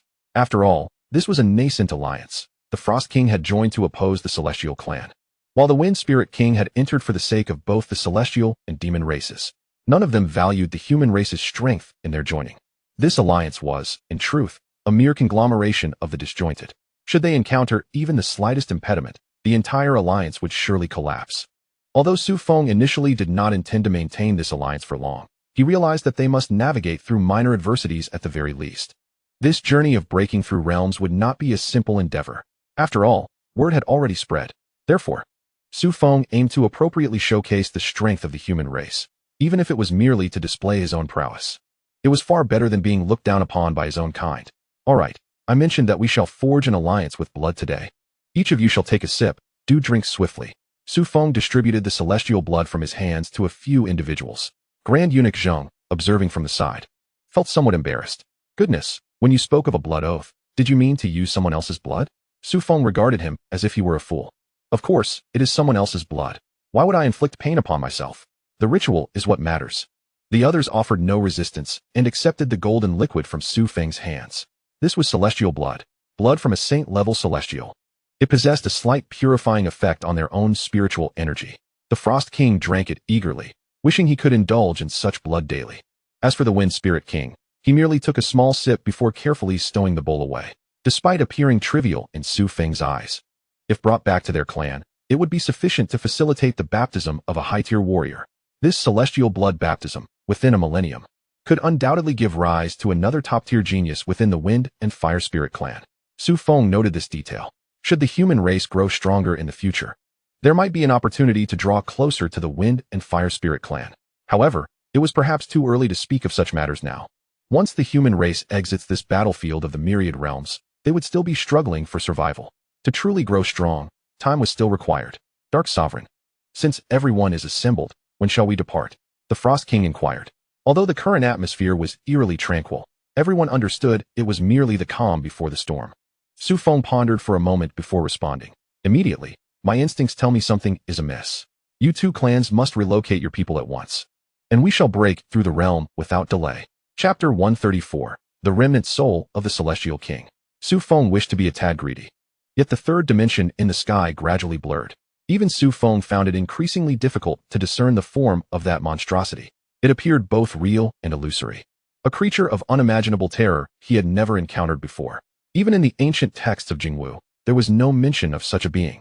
From the moment Su Feng first laid eyes upon it, he had diligently sought information on this entity. Furthermore, he had even resorted to unique methods to contact a deity through Jingwu's director. That deity, however, remained utterly silent regarding this creature. Hence, Su Feng grew cautious. Even the deities of Huaxia fell silent in the presence of such a being. This underscored the terror it embodied. Greed could prove disastrous. The gains thus far were already substantial. It was prudent to refrain from further avarice and focus on returning with their spoils. That which was not firmly grasped could never be truly owned. Su Feng also risked the loss of a doppelganger that had attained the Saint Realm. That would be a significant loss. Upon hearing this, the two saints promptly nodded. Although they did not possess Su Feng's clarity of vision, they too were powerful beings who had emerged from various perilous situations. Their sixth sense warned them that it was no longer safe to remain. Immediate departure was imperative. Then please, Dark Sovereign, prepare yourself. We shall soon bring our kin over. The Frost King clasped his fists and departed with haste. The Frost Demon clan was vast and numerous. While they were obedient, summoning them back would still require some time. Unlike the human race, they had not recalled all their formidable warriors at the outset. It seemed the humans possessed a greater foresight. The Wind Spirit King lingered, gazing towards the first dimension, and respectfully addressed Su Feng. I too must return to summon the younger members of the Wind and Fire Spirit clan. As for the Longing Sword, may I request that the Dark Sovereign grant me partial access? Once I have effectively enhanced the Longing Sword, I shall return with it. Su Feng nodded and conjured a jade pendant with his mental energy, sending it towards the Wind Spirit King. With this pendant, the Wind Spirit King would be able to manipulate the Longing Sword for a brief period. At the semi-saint level, he would not dare to covet it. After receiving the pendant, the Wind Spirit King departed from the human race's temporary encampment with remarkable speed. Watching the two depart, Su Feng formally commanded, from this moment forth, no one is to leave this vessel. Any disobedience will be met with lethal consequences. Grand Eunuch Zheng bowed in acknowledgement, yes. However, during this time, should I conserve my strength or assist the younger ones in dealing with the pesky creatures above? If I intervene, I fear it will deplete much of my vital energy. Grand Eunuch Zheng had just entered the Saint Realm. Although he could perceive such entities, detaching them proved more arduous than it would be for other powerful beings.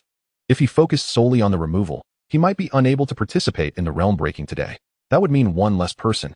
Su Feng shook his head slightly. It was fine, for they were currently short-handed.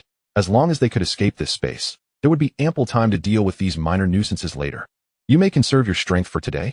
At present, I can only hope that the temporal passage does not become excessively formidable. Otherwise, I may be unable to restrain myself and end up profiting tremendously. Su Feng's solitary murmurs did not capture the attention of the esteemed Zheng Gonggong. Since Su Feng indicated that he would not be addressing matters for the time being, Zheng Gonggong promptly set about attending to his own affairs. Just after Zheng Gonggong departed, a figure cloaked in black and purple emerged, exclaiming with palpable excitement, "Goodness, you have truly hit the jackpot this time. Do you realize what that mass of black and purple mist given by King Shuangtian is? It is a remnant soul of a being at the Immortal King level. It possesses immense benefits for one's spiritual power, particularly in the restoration of spiritual strength. It can be said that any formidable entity below the Immortal King realm, as long as their spiritual essence has not entirely dissipated, will undoubtedly be able to recover with this purple mist. As for the Immortal Emperor, it is uncertain whether your human race possesses any of that caliber, but even for an Immortal Emperor, it could still provide some supplementary benefits." The East Evil King continued to prattle on. Such a treasure is virtually invaluable for races that specialize in spiritual energy. It is astonishing that King Shuangtian actually dared to place such an item in Su Feng's hands. No wonder King Shuangtian spoke so confidently, equating this item with 7 longevity pills. How could this item even be compared to the longevity pills? In the East Evil King's mind, this item is worth dozens of longevity pills. It is essentially a full revival potion for an immortal king. What are longevity pills? To even dare to vie with this remnant soul of an immortal king, even resurrecting 20 semi-saint beings pales in comparison to the reality of having an immortal king. Alas, the Frost Demon race is predominantly characterized by the strength of their physical form and ice attributes. They not only lack prowess and spiritual energy, but they completely neglect its cultivation. Such a race is almost destined to never produce an Immortal Emperor, a barbaric lineage. Oh, Su Feng appeared wholly unfazed, seemingly indifferent to such matters. It is understandable. While others may find spiritual energy to be a weakness, Su Feng's own essence has long ascended to the Immortal Emperor level. Regardless, spiritual energy could never be a shortcoming for him. Therefore, this item holds little relevance. Merely a mindless remnant soul. Observing Su Feng's demeanor, the East Evil King lost all motivation to continue his explanations. You may find it useless, but others may not.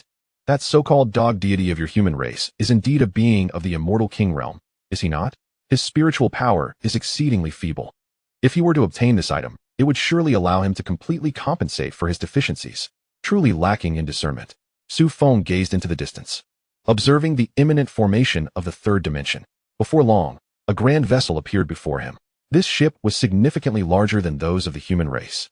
Moreover, Su Feng could sense that the protective formations and spiritual arrays aboard were of an entirely superior caliber. In that instant, Su Feng comprehended the stark reality. The human race is indeed impoverished. Even the mounts pale in comparison to those of the great clans. Moments later, a voice from the ship announced, Xianxia, our allies from the immortal race have arrived. We kindly request you to arrange accommodations for us. Su Feng gazed at the grand vessel of the immortal race, silently critiquing, arrange what accommodations? We might as well reside on your ship. That magnificent ship appeared exceedingly comfortable. However, Su Feng refrained from expressing such sentiments, adhering to the principle of maintaining humility.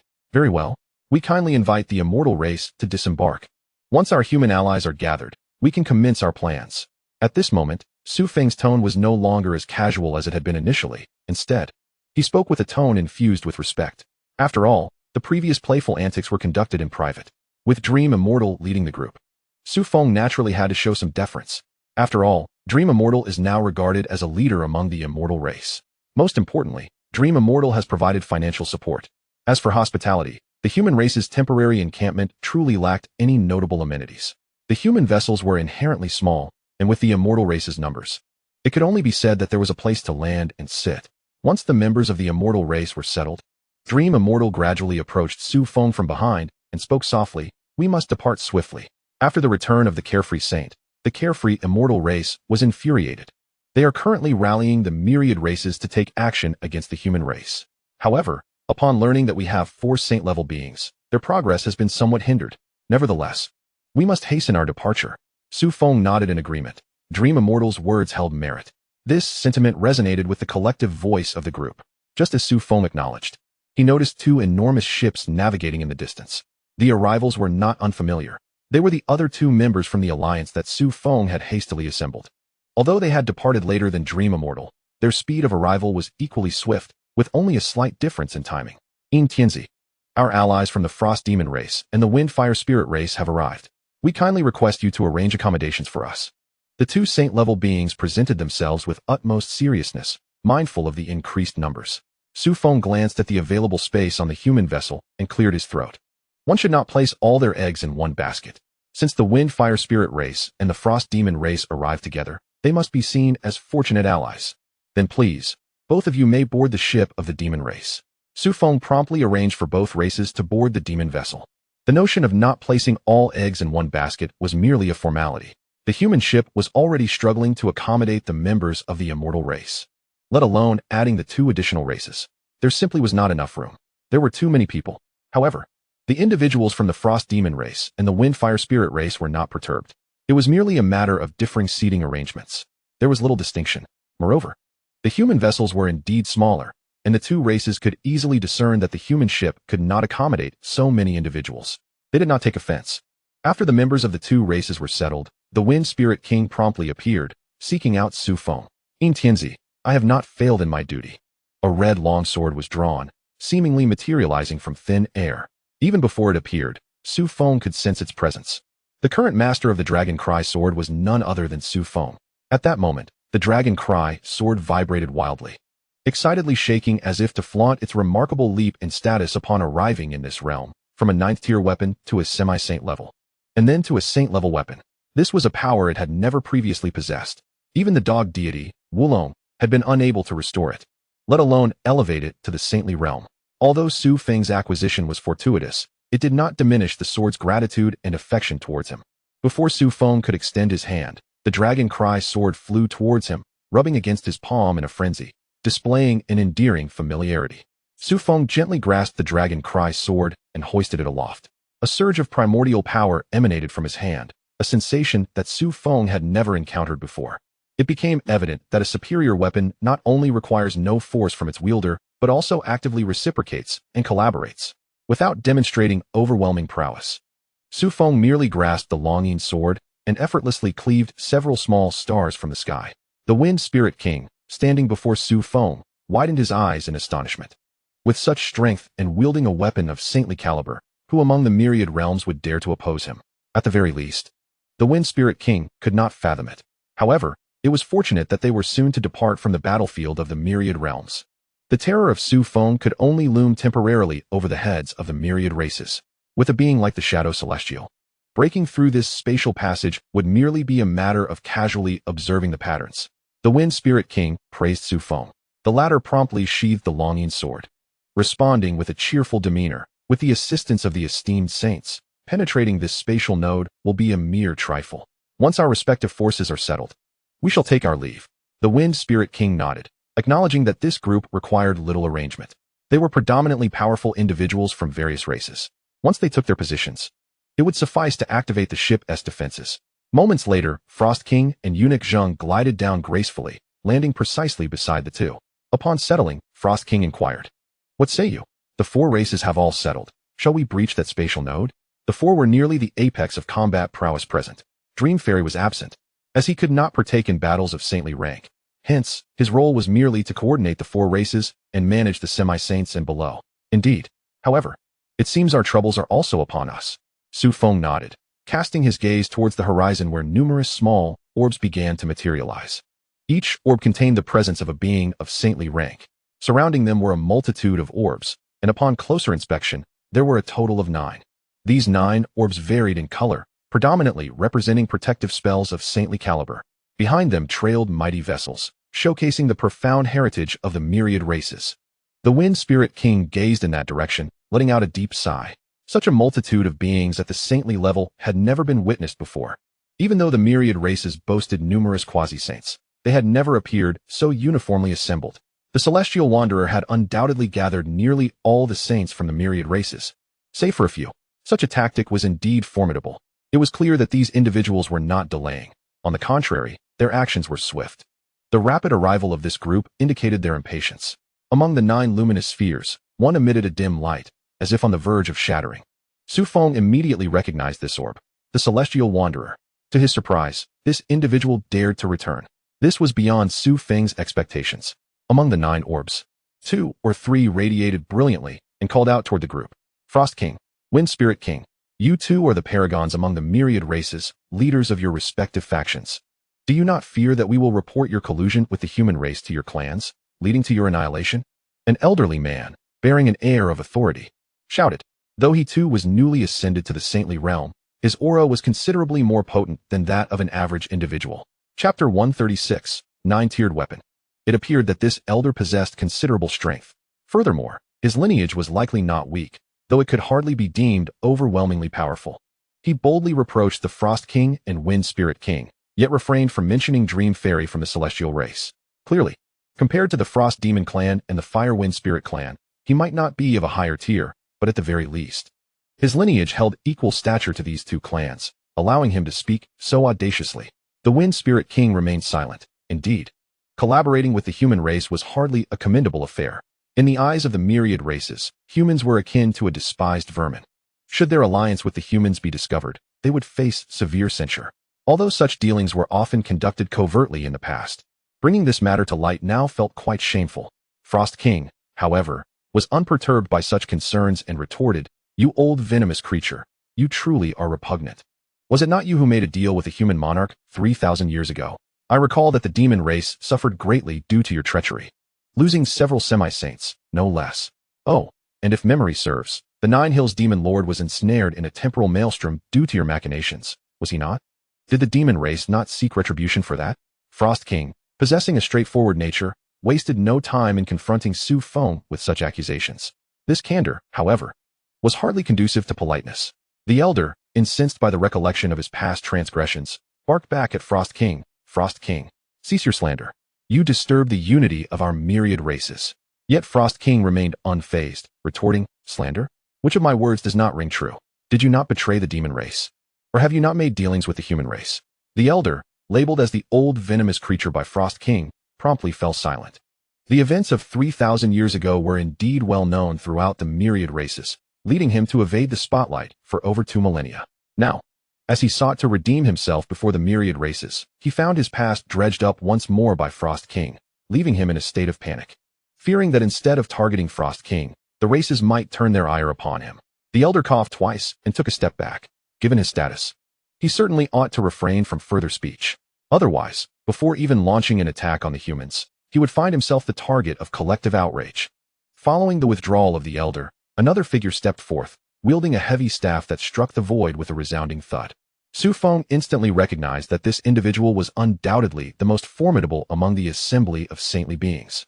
Had the previous elder not overshadowed him, he would have certainly been the first to speak. The Wind Spirit King, upon seeing this individual, similarly retreated a step and promptly conveyed to Su Feng through thought, "Shadow Celestial, exercise caution around this individual. Though he has just entered the saintly realm, he is far from ordinary. He hails from the Dragon Clan. The dragons are few in number, yet immensely powerful, unless faced with the likes of the celestial, demon, or demon races. Even multiple opponents of the same rank would struggle against him. Proceed with utmost care." Su Feng nodded slightly, having sensed the formidable aura emanating from this individual. However, he had not anticipated that this being was of the legendary Dragon Clan. Su Feng had indeed encountered dragons before, even keeping one of mixed blood by his side. Yet, the one he had was merely a hybrid bloodline, a mere offshoot of the Dragon Clan, vastly different from this true lineage. This dragon lineage appears to be the epitome of the true dragon race, capable of reaching such a terrifying realm. Upon entering the Saint realm, they exhibit an overwhelming strength.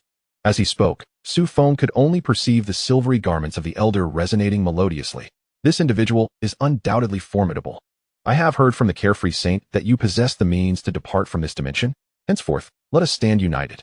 Reveal this method and disclose the coordinates. The myriad races will hold your human race in high regard and express their gratitude, shall they not?" The elder clad in silver began to speak, and although it seemed he was soliciting Su Feng's assistance, his tone resembled more of a directive to a junior, akin to urging one to surrender cherished possessions to their clan. There was a complete absence of respect. The dragon race has always been proud, and this characteristic was impeccably manifested in the elder's demeanor. Yet, Su Feng remained unfazed, stepping forward. "Oh, who might this be? So it's an old friend who has introduced you, desiring to join our ship of rogues? Discounts all around."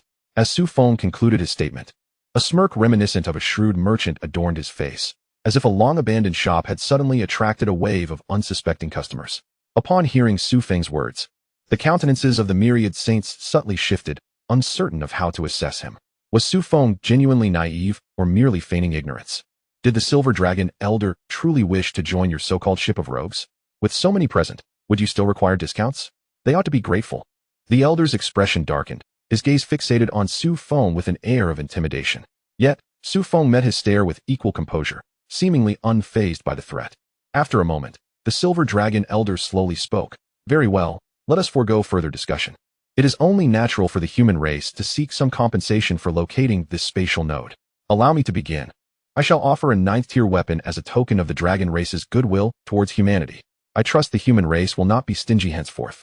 At that moment, a 9th-tier weapon materialized in the Elder's hand, which he gently extended. The weapon, as if imbued with sentience, gracefully soared towards Su Feng. Observing the Silver Dragon Elder voluntarily presenting a 9th-tier weapon to humanity, the other saints quickly followed suit, casting their own 9th-tier items in Su Feng's direction. With the Silver Dragon Elder's gesture, they felt compelled to join in. Moreover, despite having 9 powerful saints on their side, the severely wounded Carefree Saint meant they could truly only count on 8. In a confrontation against 4 opposing saints, it would essentially be a 2-to-1 scenario. While victory might be achievable, the prospect of annihilation remained a daunting challenge. Furthermore, slaying was not the ultimate objective of the myriad races. Their true aim was to escape. As long as they could depart, a modest price would be acceptable to the myriad races. For instance, this 9th-tier weapon. As nearly 9 9th-tier weapons flew towards Su Feng, Frost King was momentarily taken aback. In this scenario, the myriad races were extending goodwill, and Su Feng could indeed be deemed the foremost figure of humanity. Furthermore, 10 9th-tier weapons constituted a considerable fortune for the human race. Yet, the 3 races that had already paid their fare felt they had been cheated. What they had contributed nearly rivaled 9.5 holy artifacts. Moreover, each race had only provided 1 9th-tier weapon, while the celestial and demonic races had each contributed 10.5 holy artifacts.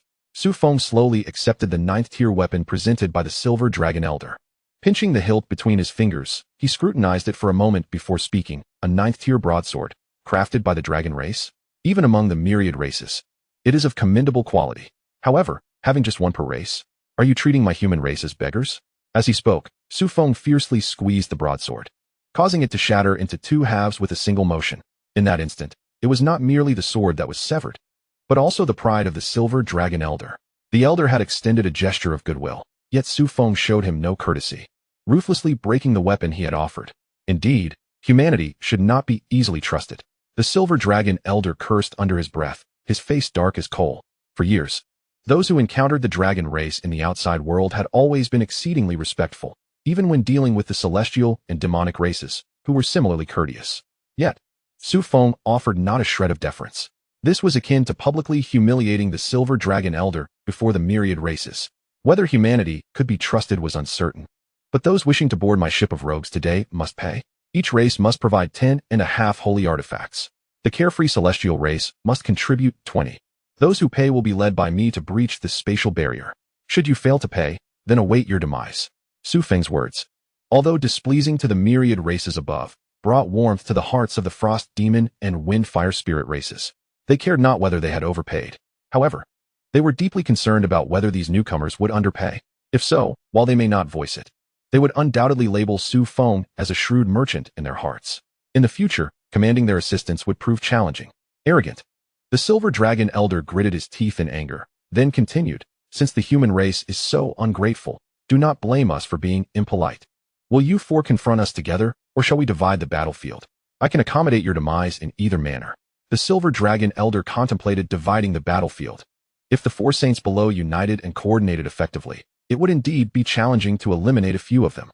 After all, there were still members of their respective races and vessels nearby. Such a battle, without the protection of saints, would inevitably result in collateral damage. Therefore, engaging in separate combat would be advantageous for the myriad races. By dispatching a few saints, they could concentrate their numerical superiority and secure victory. Naturally, the priority would be to eliminate the Frost Demon and Wind Fire Spirit individuals first. Conversely, they would need to spare the human saints. Otherwise, while they might achieve kills, they would gain no information, rendering it futile. Thus, dividing the battlefield would greatly favor the myriad races. Let us separate. Su Feng responded with a smile. Should the multitude unite, it would indeed favor humanity, but it would hinder Su Feng's ability to single out the opposing saints. Moreover, the myriad races could allocate manpower to eliminate human warriors, which would be detrimental to Su Feng, who was focused on enhancing survival rates. Such an unfavorable situation. Su Feng possesses the confidence to single-handedly eliminate the opponent's sage, yet it is prudent to remain apart. Well then, let us commence. The Silver Dragon Elder ceased his idle chatter and spoke directly. Without hesitation, Su Feng replied, Zhenggong, why don't you give it a try? Let us ascertain whether this motley crew of various races possesses any real strength beneath their bluster. Zhenggong was the first to be dispatched. The myriad races were no strangers to this mode of combat. It was indeed the arena where top-tier warriors engaged in fierce duels. The Silver Dragon Elder cast a glance at Zhenggong. This venerable human figure was undeniably a seasoned half-saint. Typically, such half-saints, upon attaining the sage realm, would not exhibit significantly diminished strength. Moreover, Zhenggong's reputation resounded widely among the myriad races. He shall remain. This fellow undoubtedly understands the pivotal juncture. King Thorn. King Iron Mountain, you two excel in entanglements. This one is to be incapacitated but not slain. The Silver Dragon Elder pointedly named the two sages, assigning them to confront Zheng Gonggong. Though Zheng Gonggong's methods are indeed ruthless and his endurance commendable, his offensive capabilities are lacking. Facing these two adept at entanglement and defense, one could hardly expect Zheng Gonggong to emerge victorious. It would merely be a matter of who exhausts their stamina first. Zheng Gonggong turned to glance at Su Feng, who waved his hand reassuringly, signaling that there was no need for concern. The crux of the matter does not lie with Zheng Gonggong, after all. Nevertheless, it was beyond Su Feng's expectations that Zheng Gonggong could hold off two sages simultaneously. He had initially thought this old fellow would only be worth one sage. Who would have imagined that he would command such respect from the Silver Dragon Elder, warranting the dispatch of two sages? This old man is truly remarkable. It appears his fearsome reputation among the myriad races is quite substantial. Initially, the Silver Dragon Elder had contemplated sending only one sage to contend with Zheng Gonggong. However, the old fellow's tactics were decidedly underhanded. Furthermore, he had a penchant for concealing his true abilities. To ensure a safe outcome, the Silver Dragon Elder resolved to send forth two paramount warriors. After all, the myriad races enjoyed an absolute numerical advantage. As for the second sage, King Frost, it is your turn to bear the burden. Su Feng decisively dispatched the second sage. Neither spoke, yet the Silver Dragon Elder remained silent, awaiting Su Feng's selection. To abstain was not an option. Very well, the task now falls to me. King Frost ascended into the fray. He understood that this battle necessitated his utmost effort. With the myriad races targeting their Frost Demon clan so relentlessly, it was imperative that they prevent any information regarding their collaboration with the human race from leaking. Otherwise, they would undoubtedly face the wrath of the myriad races. This applied equally to both the Frost Demon clan and the Wind and Fire Spirit clan. They had to secure victory in this confrontation to secure their escape. No exceptions. The Silver Dragon Elder seemed to possess considerable insight into King Frost. Having searched through the crowd for quite some time before finally speaking, Iron Fist King, how about you take action this time? You two have always been evenly matched.